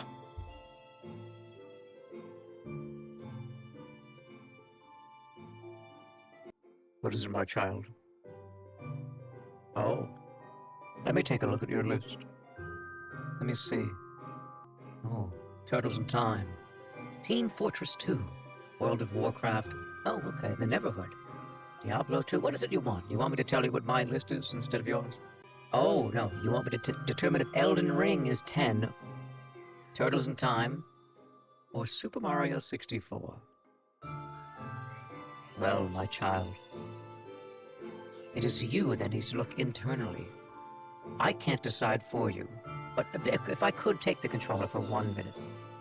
Thank you. My child, it's all about what you believe, not what anyone else is. This is your list. But where is it? Because you've really fucked up this list. Ah, yes, there it is, my child. Super Smash TV for the Super Nintendo. You forgot this was down here, didn't you? See, if it was me doing this list, I would have put this probably in that slot right here. Because it is where it belongs. Oh, Mario Kart 64. Wait, what? Let go. Let go, let go, or I will smite you! Let go, or I will smite you! Thank you. Mario Kart 64 belongs in somewhere around this area. But I'll let you be there. Thanks, God. I appreciate it. Now I'll do the list myself. Thanks for all of your wisdom. I was gonna say, I'm gonna revive Full Metal Alchemist for the PlayStation 2. But there's no way to do that, and I can't do the joke unless it's here. That does not belong there, but it belongs... Oh, you God... I'm not gonna say any of that. I was gonna say you fucked up my list. I told you I was gonna be quiet. This goes in front of all this. And all this. Warcraft Andy. Warcraft Andy. Yeah. Twin Sins Odyssey comes up. Smash TV comes down. Oh, okay, let me do what I was doing before. This goes all the way back down to here. Like right here. Greatest arcade game, one of the best Super Nintendo games of all time. Team Fortress Classic stays right there. I still have a few more of the... I got a little line left to do. Let me do my line. Wacky Gator for the arcade. That's definitely... It's down here. Warhammer 40K. It's up there somewhere. I'll figure it out later. Maximum Carnage. Oh my goodness gracious. Spider-Man Venom. It's up here somewhere. We'll figure it out. Tiny Toons, Buster Bust Loose. Also amazing. Oh my goodness. Yep, right there is good. I'll fix it later. Just got to get them all up on the board. Roller Coaster Tycoon 3. Hell yeah. That's up at GOAT. Maybe not quite GOAT. That's around Binding of Isaac tier. Everything's just flying by Call of Duty. Yeah, dude, I don't... This is... Okay, if Grandpa made this list... Let's get Undertale up there. So the satellite laser pointing at my house does not fire. I think it does belong up here, though. I think it belongs, like, right here. I can fine-tune it. It's, like, right here somewhere. Like, right here. Awesome. Right. This is a fight that we have to have later. Roller Coaster Tycoon 2. Not quite as good for me as Roller Coaster Tycoon 3, but where is that? Because I want to put them close. I see that you're mateless. I actually don't think I can move this. I'll come back to it. Super Dodgeball for the NES. Right up here. Like right there. I'll figure it out later. Guys, it's getting there. WarioWare, the original for the GameCube. Just kidding, for the Advance. Warcraft 2 has to come up. High S regular. Maybe even higher. Yeah. Better than Rock Band. Super Hot VR. That's down here. It's great, but it's going to be down here. Smash Brothers regular. We'll fix it. Mario Land for the Game Boy. That's a high regular. No, it's not. It's a mid S+. The original WarioWare. That's a high, it's a mid S+. Tribes Ascend. That's a high S regular. And the movies finally, they're all going to be on the board after this. This is an S+.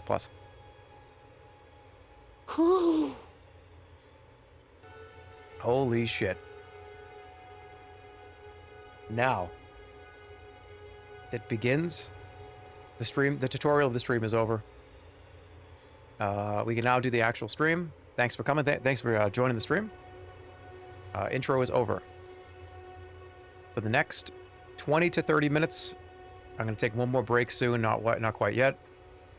We will get everything where I want it, especially this list, and dump stuff down. We're going to make it correct. I can start at the top. Team Fortress 2 is the best video game ever made. There's nothing that's going to get in front of that. Lock that in. Nothing can get in front of this. Same thing with WoW. They're one and the same. I cannot pick between the two of them, although this one was more important to me. Changed my entire life. That first YouTube video I made on Team Fortress 2, I did not realize was going to dictate the rest of the next 15 years of my life. And it did. Not just, oh my god, look at my life is so different. And so I changed my life with this game. This game is just one of the best shooters ever made. It probably is the best shooter ever made. Trumps every single thing.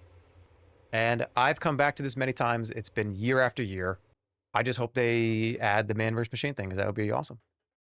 Be great. And then obviously WoW right next to it. Nothing can compare to this besides maybe, I don't know, it's just impossible. This is top. This is where it's going to get hard, because I think this might need to move. I don't think so though.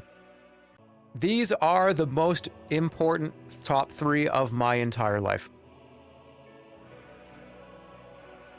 For very different reasons. Speaking of Warcraft.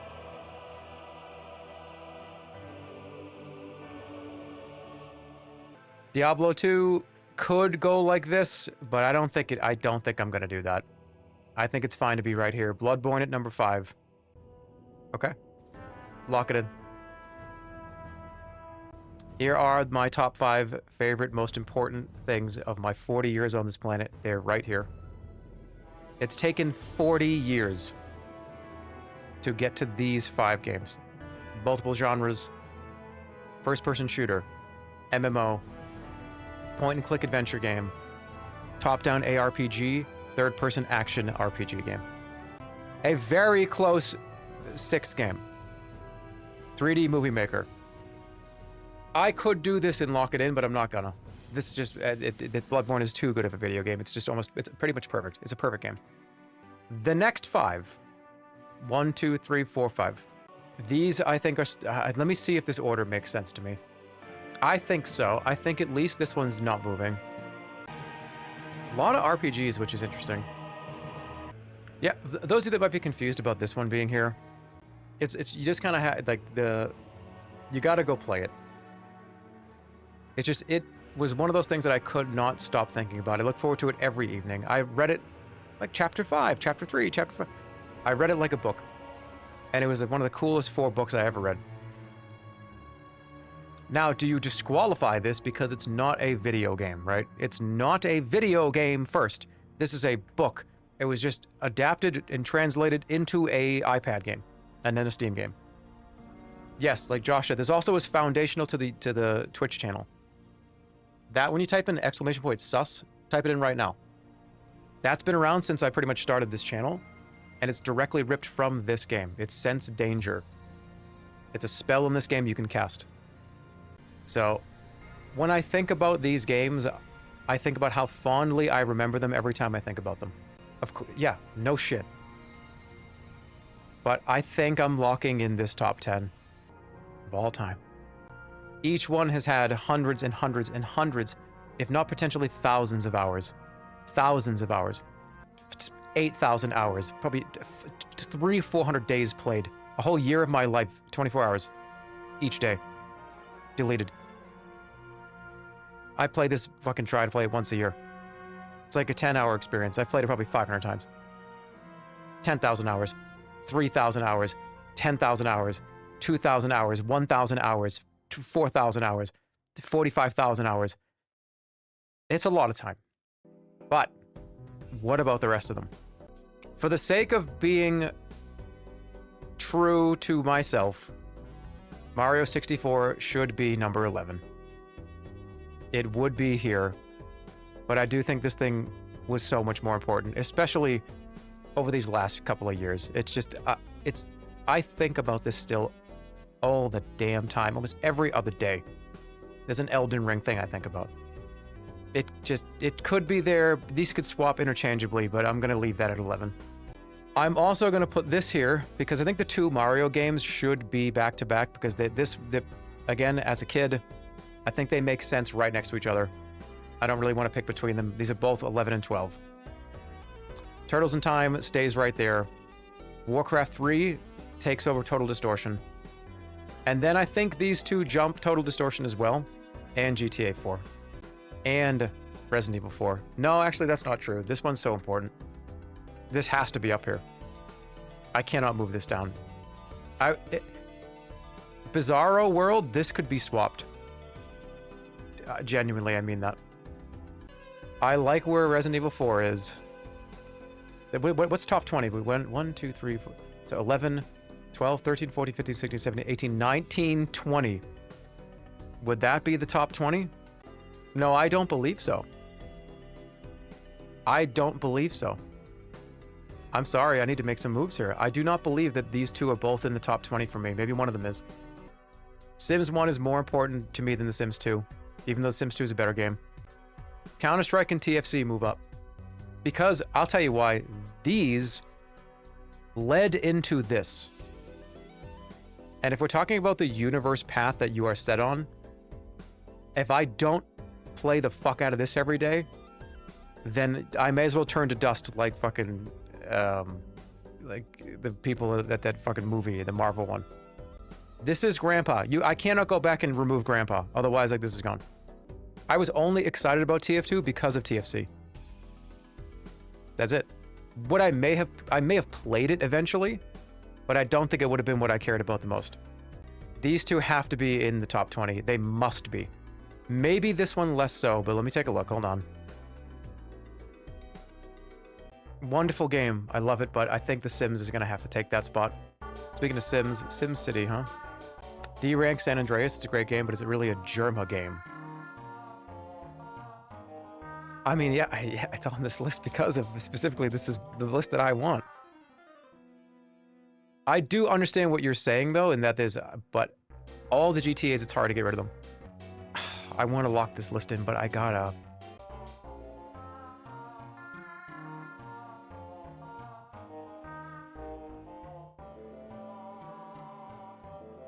Twinson's Odyssey is jumping everything. Is that it? It's not. Counter-Strike's gotta go. It's gotta move. I don't want to do it, but I think it has to. Is this the final list? This is the final list. It's coming up. I'm about to lock in the top 20. Let me take a look at these though, because would I put one of these up there? You know what? Yeah, I would. We're bringing this one back all the way up. And in fact, Binding of Isaac is one of the best games of all time ever made. It's in the top 20. I would be lying if I would try to pretend it wasn't, at least for me. It just kind of squeaks by 1.6. I followed this game since it was a Flash game on Newgrounds. And I loved it over there too. Justice for Undertale! Oh shit! He's firing the laser! He's just screamed, "Justice for Undertale!" I think he's... Oh god! He's firing the laser from the satellite! Justice for Undertale!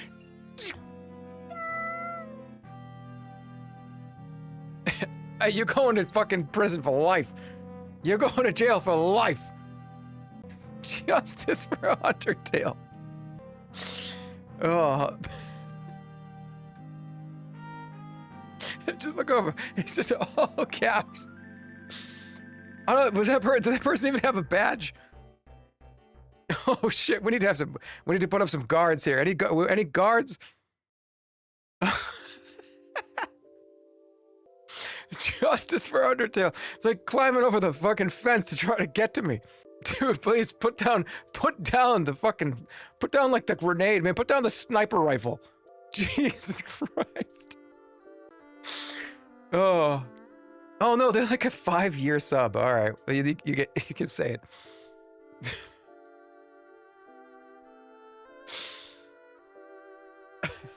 You can't arrest us all. Oh my god, that's so funny. Okay, let's get back to business before somebody just tried to kill me. I'm moving some stuff around here. Ocarina of Time is so important, but I think I'm going to have to put Dark Souls in front of a lot of this stuff, but not quite all the way. No, it's got to stay there. It just was so important to me. Sims 2 I know is falling off a lot, but I think that's okay. I think 2 was better than 3. I think Donkey Kong Country is better than Mario 3. I think actually Star Fox 64 is better than Mario 3. But that's, I think, what I'm only willing to give. Tony Hawk 2, god dang it. Isaac is 21? What do you mean? 1, 2, 3, 4, 5, 6, 7, 8, 9, 10, 11, 12, 13, 14, 15, 16, 17, 18, 19, 20, 21! No! 21! Top 25. Top 25. Top 25. 21, 22, 23, 24, 25. All right, top 25. The rest of these are getting dumped down to this tier. Just move the goalpost. Top 25. 25 is a good, clean number. Top 25. What's 9 plus 10? 21.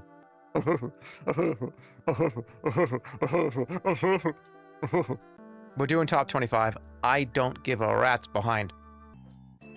GoldenEye. Star Fox 64 just jumped everybody. Heroes of Might and Magic just fucking shoved everybody out of the way. Sims 2. Sims 2 has dysentery. Oh no. Lock in the top 20. No, the Binding of Isaac needs to be there. It's okay. I'll be right back. Final break of the evening before we lock in this, and then we clean up the bottom rows. This will be the last break. BRB. Justice for Undertale. Oh. And that person just gets tackled by like 40 fucking security guards. You know what I mean? Oh my goodness. Be right back. How's it going? All right. Let's get this sorted. It's definitely close. And then we'll move all the other ones down to the other list and we'll kind of bump some more stuff down. Put that playlist back on. Ooh, this is a good one. Don Moreau. Justice for Final Fantasy VII. That wasn't even on the list. You cannot do that. Okay. So, top 25. Lock it in. This is it. This is your list. This is your list. Top 20, there it is. But hold on. Let's just fix the rest of this. Let's get top 25, which that makes sense right there. That's, yep. Maybe not. But yeah, maybe not. GoldenEye, Star Fox, what should be there? Damn it. Dude, just like pick one of these out. Any of these could be there. Any of these can fill that list. San Andreas is coming down. I already know it. Mario Kart for the Super Nintendo is coming down. Donkey Kong Country. Red Dead Redemption 2. Stay there. Twinson's Odyssey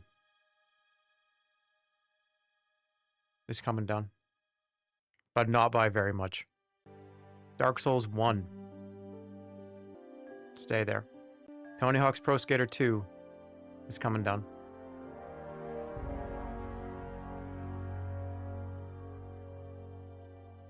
There can only be room for one. Sims 2 is coming down. GoldenEye. Stay right there. Counter-Strike. Counter-Strike. You've been replaced with GoldenEye 007. Which then got replaced by Star Fox 64. Which then got replaced by Ocarina of Time. Which then got replaced by Counter-Strike. Fuck! Which then got replaced by Twinson's Odyssey, because the current sound effect.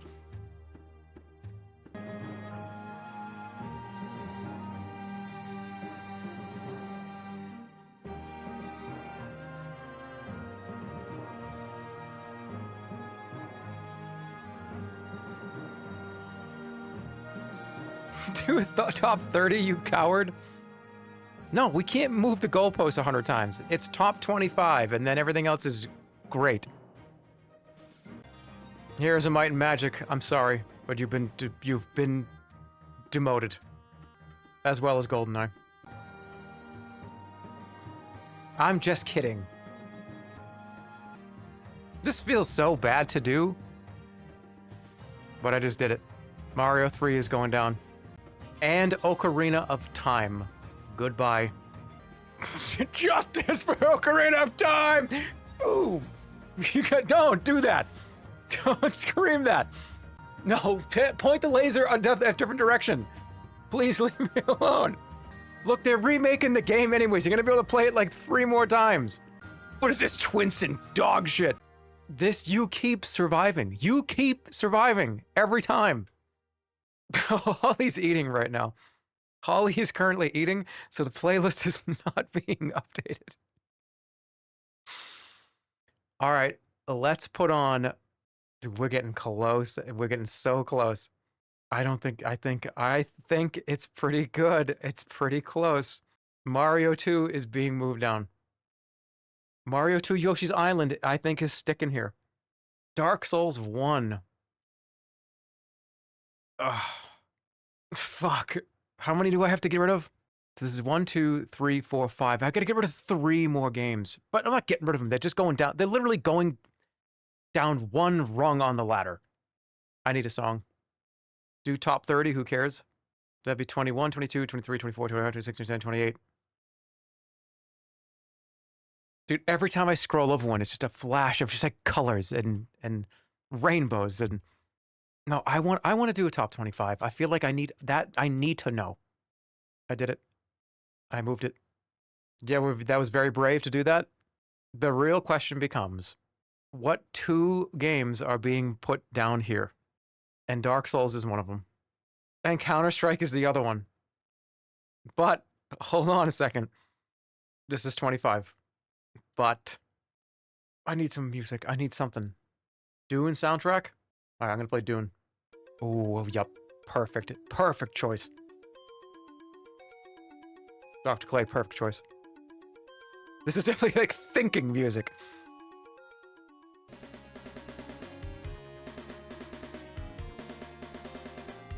Dude, go back for a racket. I thought somebody was in my call with me.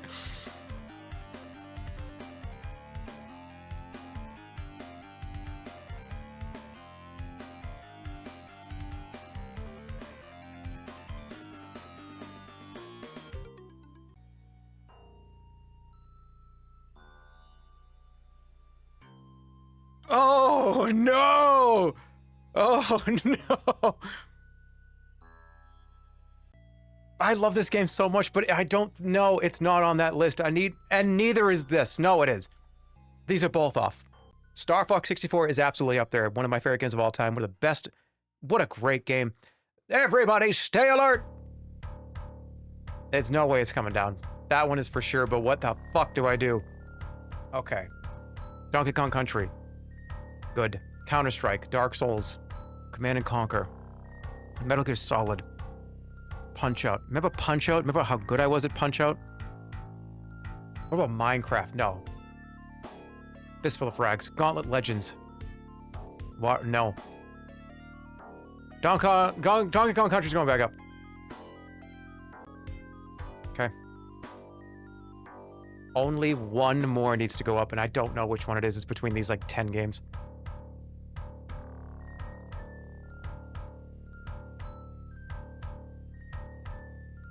This is scary music. Virtual Bart? That's at the bottom of the list. What are you talking about? Hey, how about Justice for Virtual Bart? It's going up 1 tier. All right, I'm done. I'm done. I'm done. I'm done. This is it. This is it. One more game is going up here, and it's not Mario 2. It's not Ocarina of Time. It's not Mario 3. It's not GoldenEye. It's not Counter-Strike. It's Counter-Strike 1.6. I'm done.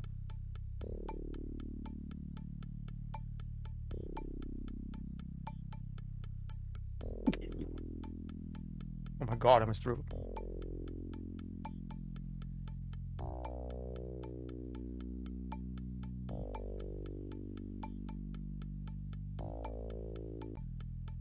Now, real quick. No. No. What rank is Super Frog? At the bottom. Thinking music right here? Like, this is thinking music. Oh! Oh, welcome! Join me by the fire. Lock in.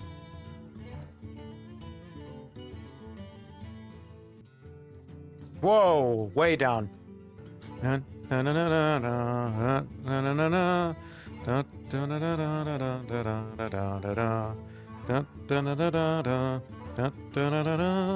Perfect. Mario Kart's ahead of that. I like where that is. I like where these are. That's better? No, it's not. They're the same. Leave them. No Mercy, better than Minecraft? No. Yes, it is.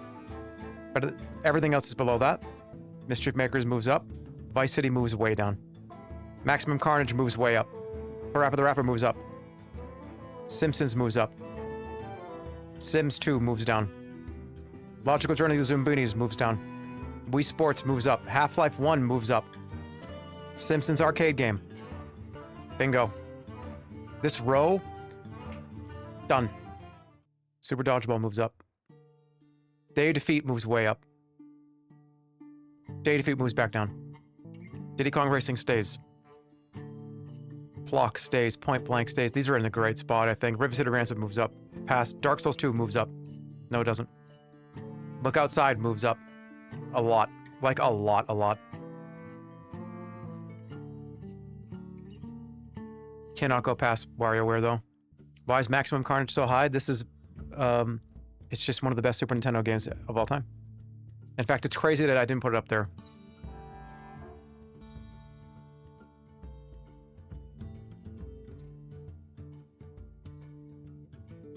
How do I feel about that?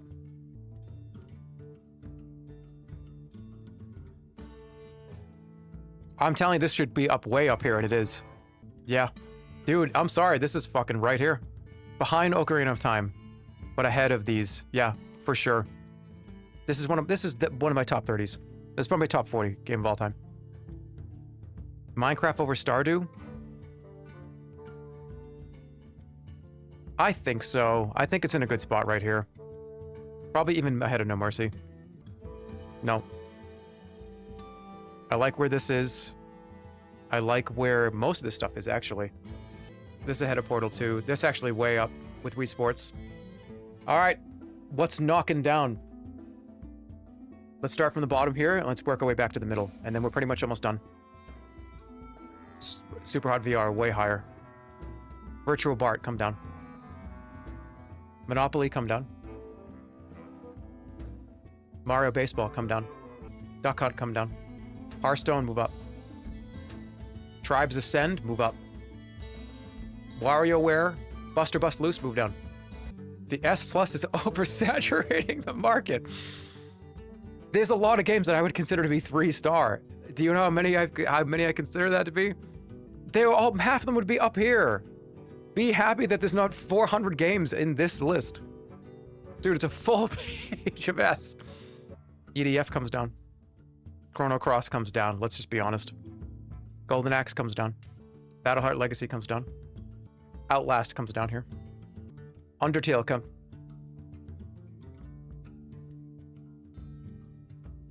goes up 1 slot. Labo comes down. Tribes ascends down over here. Undertale. Dude, what the hell's over there? Look over there. Look over there. Something crazy just over there by your bed. Behind your bed. Okay. Oh, you missed it. It was crazy. Did you see that? It looked like something crazy in your room. What the fuck? I hate to do it. Hate to do it.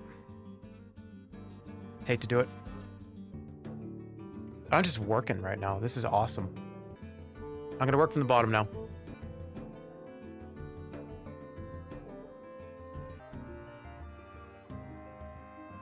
Damn, what a good set of games this is.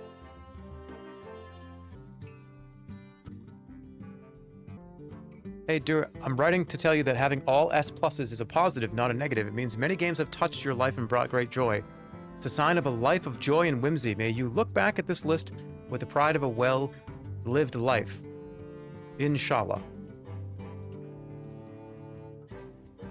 You know what? You're right.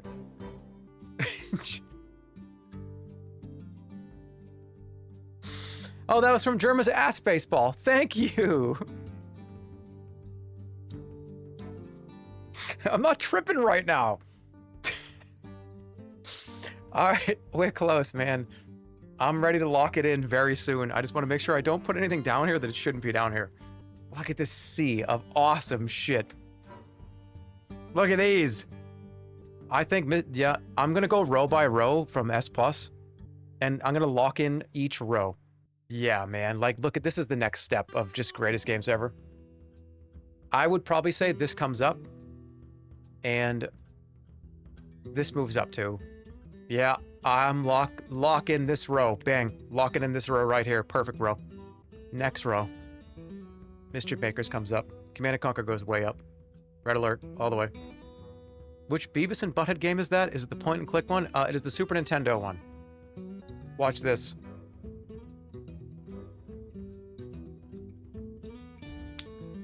That was so weak. Lock it in. Second row locked in. Oh, this is a great row too, damn. Contra comes up here. Parappa goes way up. Lock it in. Next row. Resident Evil's better than The Sims 2. Half-Life's better than... Let's give it to it. Let's make it a front row. Ninja Turtles arcade game, Demon Souls, MVP Baseball, Wii Sports. Holy shit, what a row. Imagine each one of these rows could be the only games you could play for the rest of your life. And you would be fine with any of these rows. Zumbinis might have to be... Balatro replaces Zumbinis.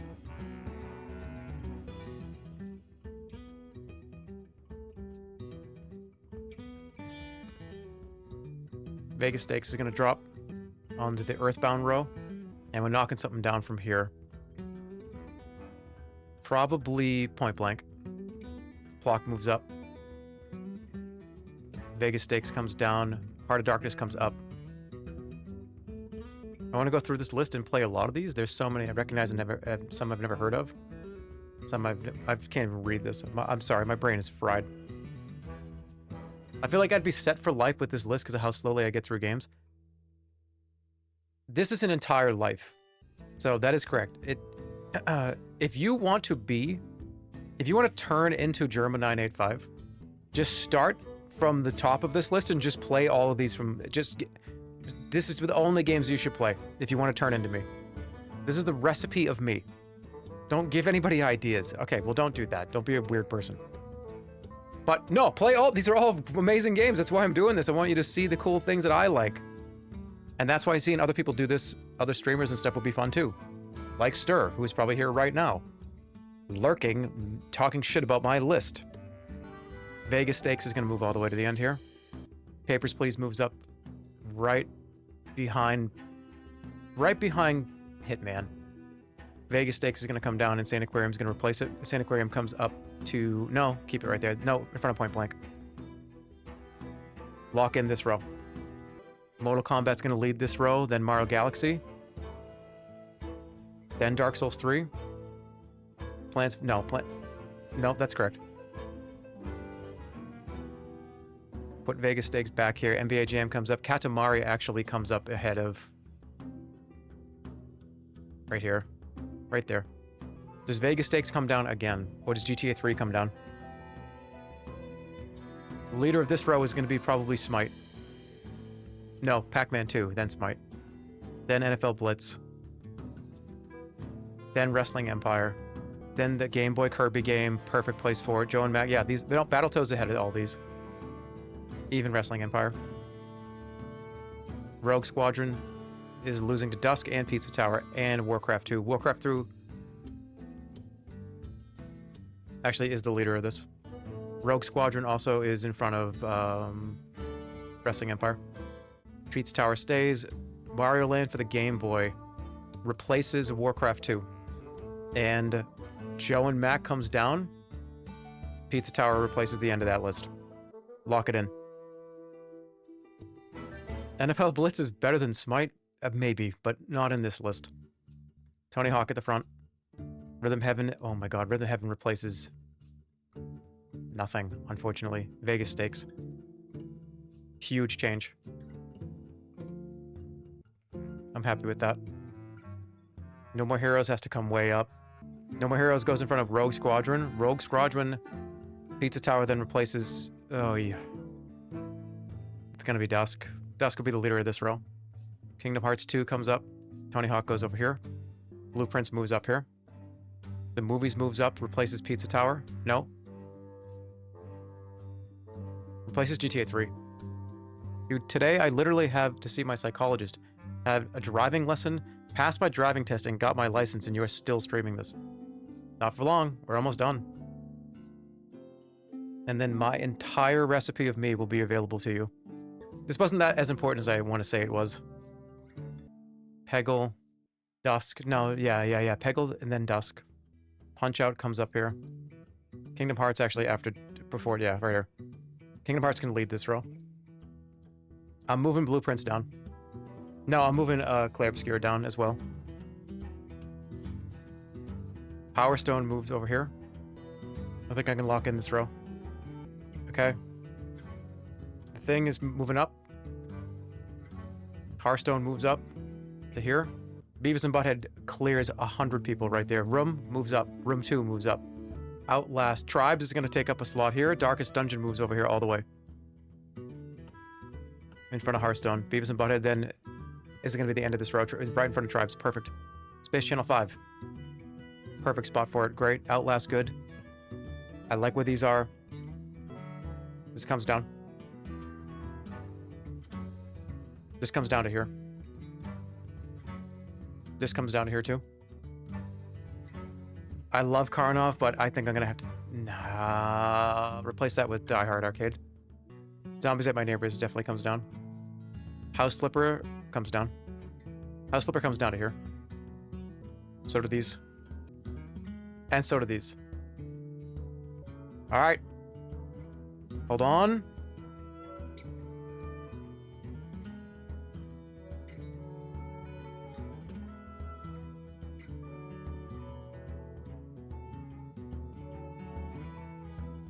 Dude, I think I got my list. I think it's almost done. This is awesome. Why is 700,000 in S minus? Well, it's going to be the leader of S minus. Actually, no, it's not. It's going to be in front of Raven's Cry.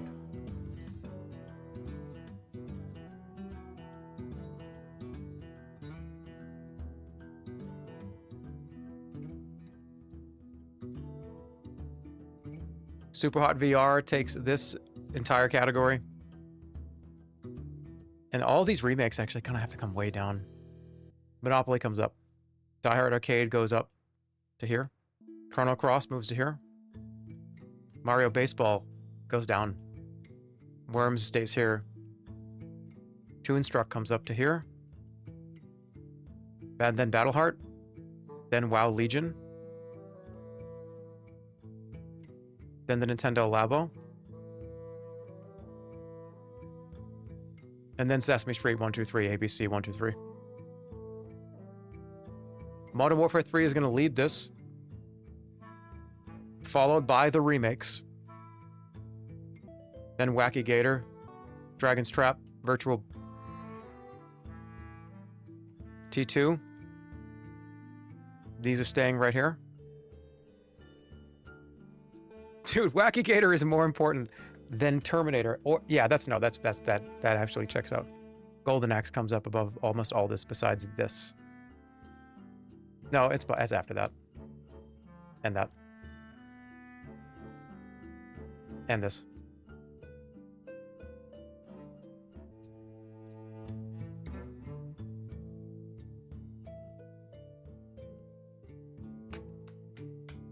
That's it.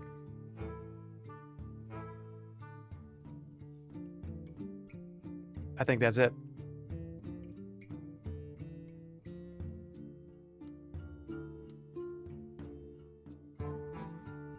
Dude, the 3 is dominated, but I knew it was going to be like that.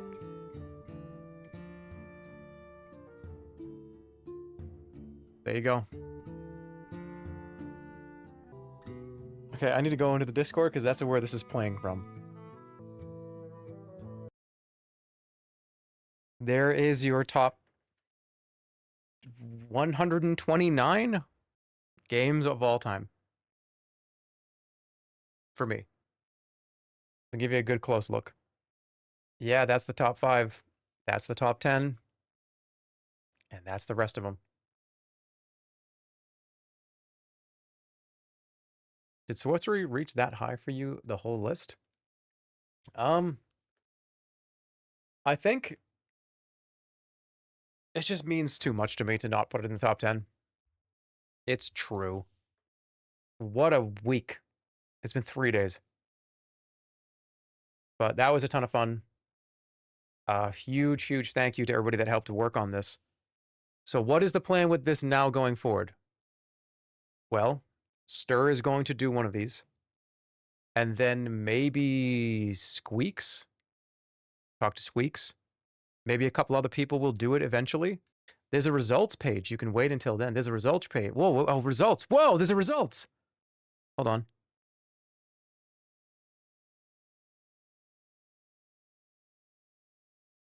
It's locked in. Oh, I had it muted. Cookies just fell. Oh, it showed. Okay, this stuff. I'm curious how many. It's funny. Counter-Strike was 3. It was the Windows 95's shutdown sound. That's fun. I'll give you the look. Here you go. We'll spend 5 seconds on each one of these, but I don't know. Will Elden Ring end up in his final top 10? Oh man, some of you guys were really not happy about that. Now I know why. We set it up hours ago too. Holy shit. You took so much. Okay. All of these have a huge, huge place in my heart. All of them. Even the ones down here. Even the ones down there. It's crazy to see your entire life just sprayed out onto a little website like this. 103 S Plus games. 25 greatest of all time. 33 S regular. It's funny because I feel like a lot of these are in the right place. Don't show anybody this part, though. You're going to start like 1,000 fights. Don't start fights over this list, please. You're going to start a fight over this row. I already know it. Expedition 33 better than Undertale? All right, swap those and put Sonic Adventure right here. There you go. And then S- is here. Virtual Bart and Brave. Yeah, of course, these are definitely the bottom 3. But bottom 3 are the greatest of my favorites. EDF is down here too, but why? It's just there's too many things that were so good. Okay, swap EDF with WWF Royal Rumble. Why is Modern Warfare 3 on here? Because of Grandpa. You had to watch the other 2 VODs, man. There's like 30 hours. There's like 25 hours of me doing this. I, in very big detail, talked about every single game that you see. Thank you for watching, everybody. Let's get the whole thing. Wow. That's crazy. Yeah, that was a ton of fun. I knew that was going to be fun. I knew it was going to be like 3 days of fun. Hope you had a good time. Hope it was fun. Hope you learned something about me. And we'll see if maybe some other people do this. You will see me in a couple of days. I'm going to take tomorrow and maybe the next day. But I'll be back in a day or 2. I do want to show the credits one more time. Because it's important. Because the people that actually spent time putting there's a lot of descriptions, a lot of YouTube timestamps to have to go find, a lot of concepts that went back and forth.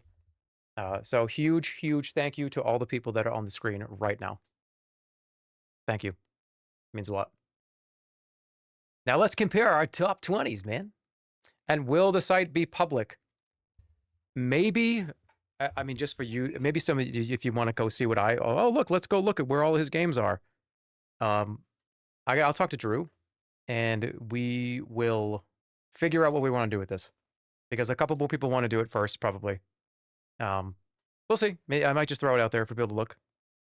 I know Stir is up next, but I know a lot of people looking at this saying, hey, this looks so much fun. Can I do this? Can I set this up? As of right now, this was just a thing that I was going to do just for fun for the stream. We'll see. Thanks a lot for watching. Take care. See you later. See you soon. Have a nice rest of your week. I'll probably see you. What's today? Today is Tuesday. Probably like Thursday or Friday. We'll see. Thank you so much. I got very emotional. I had a lot of fun, though. This was a blast. Thank you for watching. Goodbye. Have a great rest of your night. I feel so fulfilled as a gamer after today.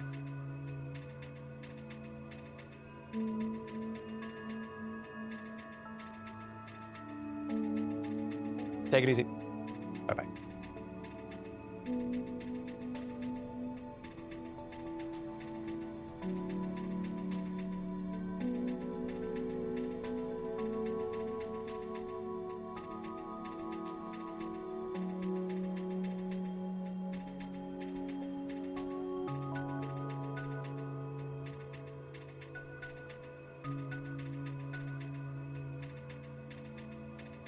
Mm-hmm.